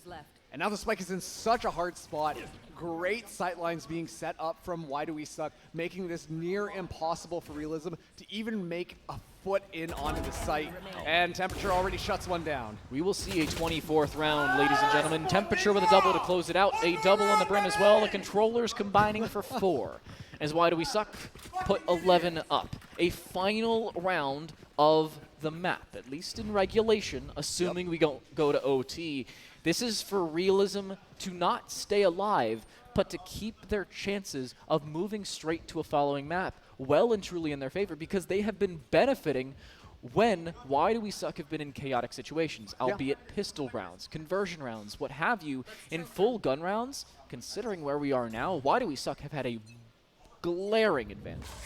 We're going to be seeing an early Viper's Pit come out from Temperature. It's going to be 4 rounds in a row now for Why Do We Suck. They're definitely getting their momentum. They have a couple of ultimates, have stuff to work around. Now it's going to be up to Realism to match them. A didn't work out that time, and this time they're going to be going B. But still, it looks like this is such a good defense coming out from Why Do We Suck. Because of that Viper's Pit, they know that they can just kind of play it back as long as Temperature stays alive inside of the smoke. It really forces Realism to do one of two things. A very single-dimensional push around towards that A side, that being Showers, or do you go B and try and split it, of which 3 players wait for your arrival, and ever so anticipatingly, chill. That's all they have to do. Realism don't have much of an answer. They have the Viper Spit of their own, but that really forces a post-plant. If you get a post-plant, you can use it. No other ultimates to speak of as it stands. The Tour de Force in 1 ult orb. They've just used the Showstopper. It found nothing. The Orbital Strike just 2 rounds prior. And while, yes, Ahri is sitting around towards elbow, the Seeker should force them out of position, and they can't do all that much about it. And Arkham finds the opener. Down goes that Viper's Pit. 30 seconds left. Well, the Viper's Pit is still up for Why Do We Suck. Looks like Realism are still interested, or were still interested in A side. They are going to be going B, given the fact that they have so much distance, but MFH around the corner with the Judge could be absolutely deadly. Does find one, the time is ticking down. MFH coming up big with yet another, and that's going to be overtime on map number 2. Why Do We Suck? Still looking to get that win in order to secure their spot in finals starting tomorrow. Time to light. OT, a requisite, and Why Do We Suck in full gun rounds have had nearly every advantage, not even needing ultimates to win a lot of them. MFH looking clean and clear, again, looking for kills and finds them when he needs them. Arkham with the opener and the closer to the round, and the closer to regulation, but not by any means this map. Why Do We Suck? They force it to OT. Realism are in a decent position, but still need to not only win the map, but win Pearl, of which neither of these teams have played in this LCQ. We just don't have the data, and it's going to be chaos, of which Realism, I suppose, thrives. Absolutely. Let's see how they're going to be setting up their play now. Realism, this is their chance to at least take an early lead in this. Make sure that Why Do We Suck do not get the advantage. Going for a little bit of a cheeky play. I like that chamber back there. Never mind. Maju's already down. Miniature takes the advantage. And that's going to make things a lot easier for Why Do We Suck to be able to pick up this first round. And they're looking to split B as well. There's nobody any longer towards that B alongside. Ooh. And Mongus whiffs. MFH shuts him down. And Realism are on the brink of defeat and elimination. And here we go. The Raidtakers are coming in from spawn. 3v5 scenario here. Have to play this one flawlessly. They do have enough utility to be able to play it out. At least the smokes as well as the flashes should help them out. But still, Miniature with that operator is such a threat, and Pretty says threat no more. Able to find the headshot there as they move around but are running out of time. They have the incendiary lineup around towards Fountain as well. That's already been put forward. The spray finally lands for Trios. MFH is removed, but there's that incendiary. There's just not enough time remaining. Temperature waiting around towards Hookah. There's the jump forward. That could just be the round. With the incendiary still in the spike, it should be indeed. There is not enough time. Why Do We Suck are on a match and series point to qualify for the Nerd Street Champs finals. Okay. This is the second time after I've had a play-by-play where he just says the word. I mean, listen, you know, there's a lot on the line. The fact that they came from 2-0 defeat in the last set. Two sets. Two straight sets, they've gone 0-2. Yeah. This is, you know, it's good reason to be excited. Let's see how this goes, though. Why Do We Suck? have honestly looked pretty good on the defense as well as the offense. Realism were really good as they started to figure the patterns out, but they started to fall a little bit behind. And hopefully they're able to turn things around here. Otherwise, Why Do We Suck are going to guarantee their spot into it. Classic decoy going through the teleporter yet again. Get that information there, but nothing's coming through, so Temperature just going to drop the snake bite in order to slow down this push. She's pushing straight through the poison cloud. The double blast pack up and over will find one, but an immediate trade of not only that gun, but the paint shells as well. Miniature around towards the backside of Showers has been caught with a timing. That's exactly what Realism needs. They catch a break and they catch a kill. A 3 versus 2 looking to plant that spike, but Meiji with over-aggression looking to find a kill is unsuccessful in doing so. MFH popping off when they need to, finding kills when they are required, and turns it right back to the dead even man count. And now here's the question. Do Realism decide to back off? They have and to. Potentially go on to B? That might be the call, but the spike is in such a bad spot. Pretty can't even turn around to get that. Timing again. Oh no.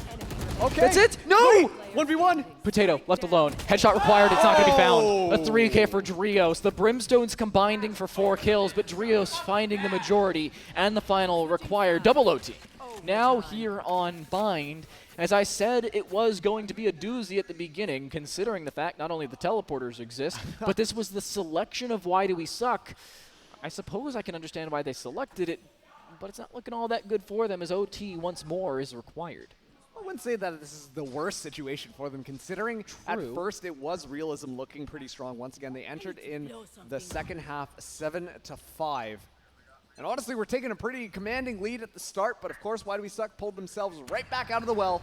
The Miniature has got Ari already, and so that's going to make this so much more difficult for Realism to defend against, unless Maju does Maju things, but no, never mind, Miniature. Going to be doing Miniature things. I feel like that's par for the course, and MFH says again. He agrees. Understandably so. Drios dies as well. A triple there for Miniature on the operator. Just fragging out. Already has the ult available should they choose to use it. And I believe that is going to be the call.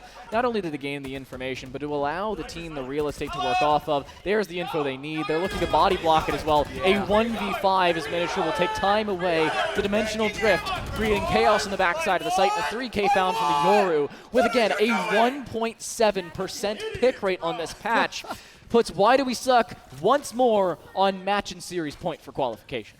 Yeah, let's see if they can bring it home this time. Miniature really just making a difference. Just shutting people down left and right. And I think that's actually because of that gate crash, allowing for a lot more mobility around the map. Able to find a pick here with the operator. Means the other side technically should be safe to push out of if you're on the defense. But never mind. Gate crash allows them to get right onto the other side of the map. And everything's downhill from there. Now, it's going to be it. Realism, they have to pull this one back. And this time they're going spread out, but Miniature is going hunting. Looking to get aggressive, and understandably so. Miniature doing Miniature things. Par for the course, but hasn't seen him. Tunnel vision with that operator, but has finally seen the Brimstone around towards the backside of T-Box. Will be able to retreat, at least for the time being. A double swing around. MFH will find the kill on Mungus. That's the opening kill that may shut Realism down and out of Nerd Street Champs. Miniature's just going for it. Honestly, with the way that Miniature's been shooting these shots, again, you know what? Makes total sense to me. Pretty was able to trade back Temperature as well, as we see Realism having a little bit of a tough time making a decision where they want to go. They've been shut down left, right, and center.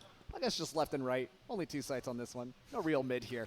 But still, they're having such a difficult time being able to push in, and this defense from Why Do We Suck is extremely solid right now. This is going to take a lot and a little bit of luck for Realism to make this one work. Indecisiveness can be a real Achilles heel, especially to the greatest of teams, and that's what we've seen from Realism on this attacking side. It's why it's been falling short ever so slightly, especially in that second half of play. They had such an advantage, yet it fell so far short. 11-5 was the scoreline. It's now 14-13 as Why Do We Suck with a possible lineup for MFH, the trash talker, to live up to his name and live up to his game. The swing around from Lamps, he's shut down. Ari finally with a kill. Arkham around the backside though with an immediate trade, a double with a headshot. Pretty looking for that spike plant, but the paint shell up and over forces him out of position. A 3 versus 1 in a chaotic scenario, and there's no way out as everybody seemingly condenses on him. That will close Realism out. Why Do We Suck move to the Nerd Street Champs finals. And good stuff coming out from them. I really have to highlight Miniature. Miniature did so much for the team. Just walking around playing Yoru. You were talking smack about Yoru. Hey, give him an operator.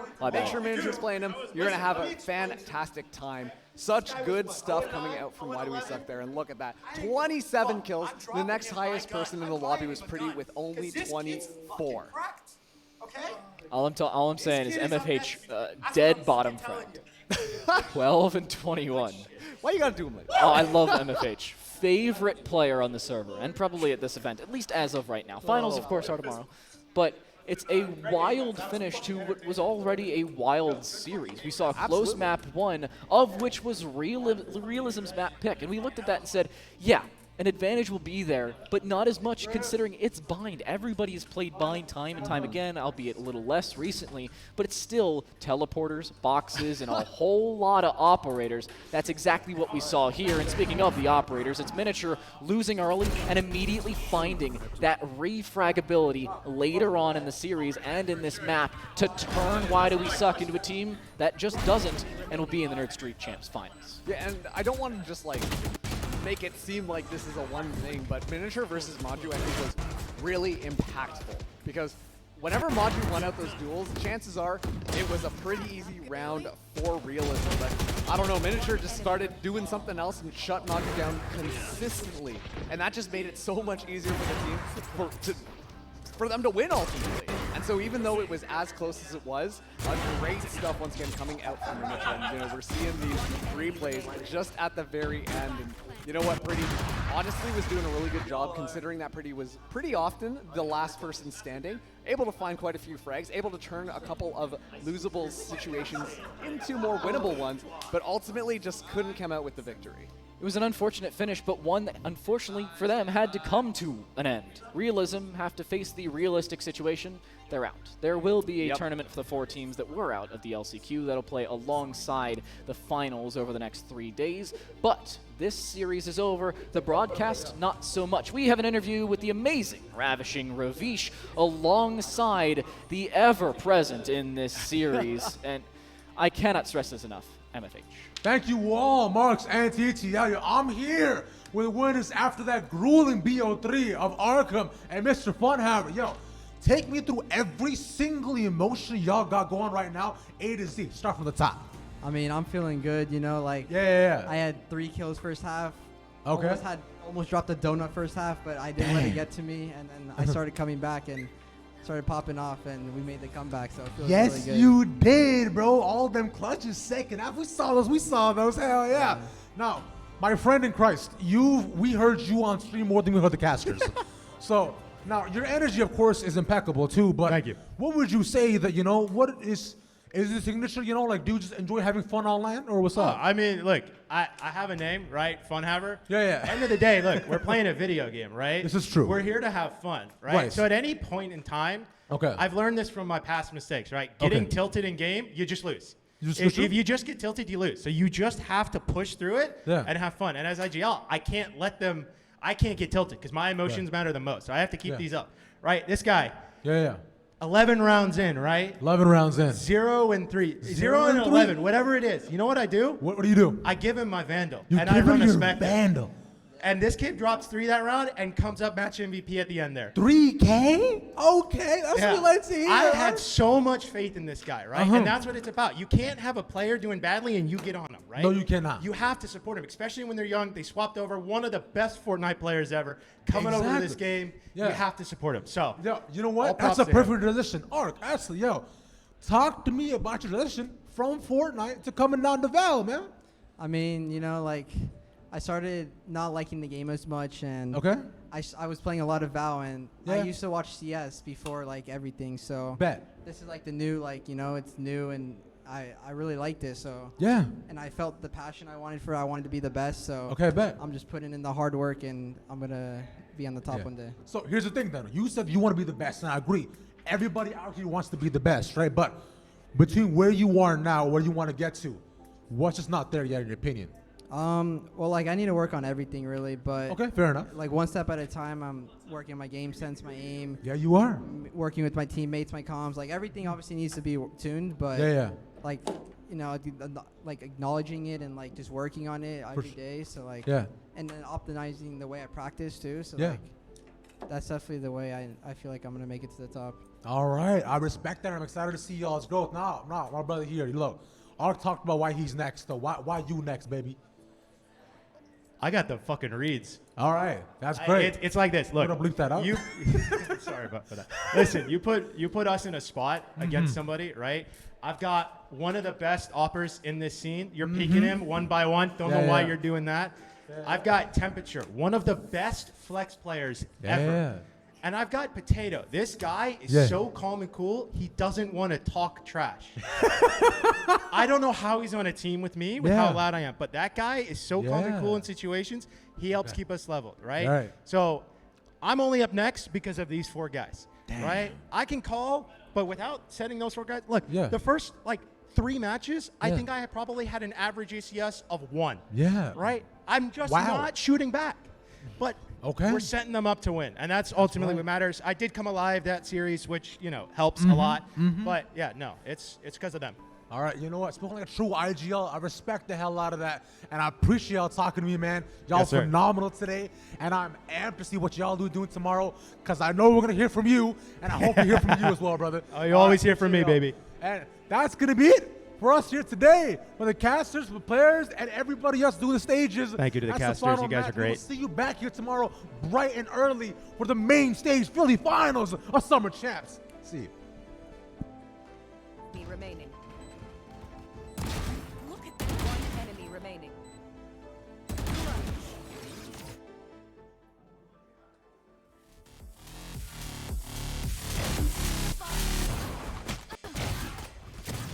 Enemy remaining. Spike down. Teleports right. Enemy remaining.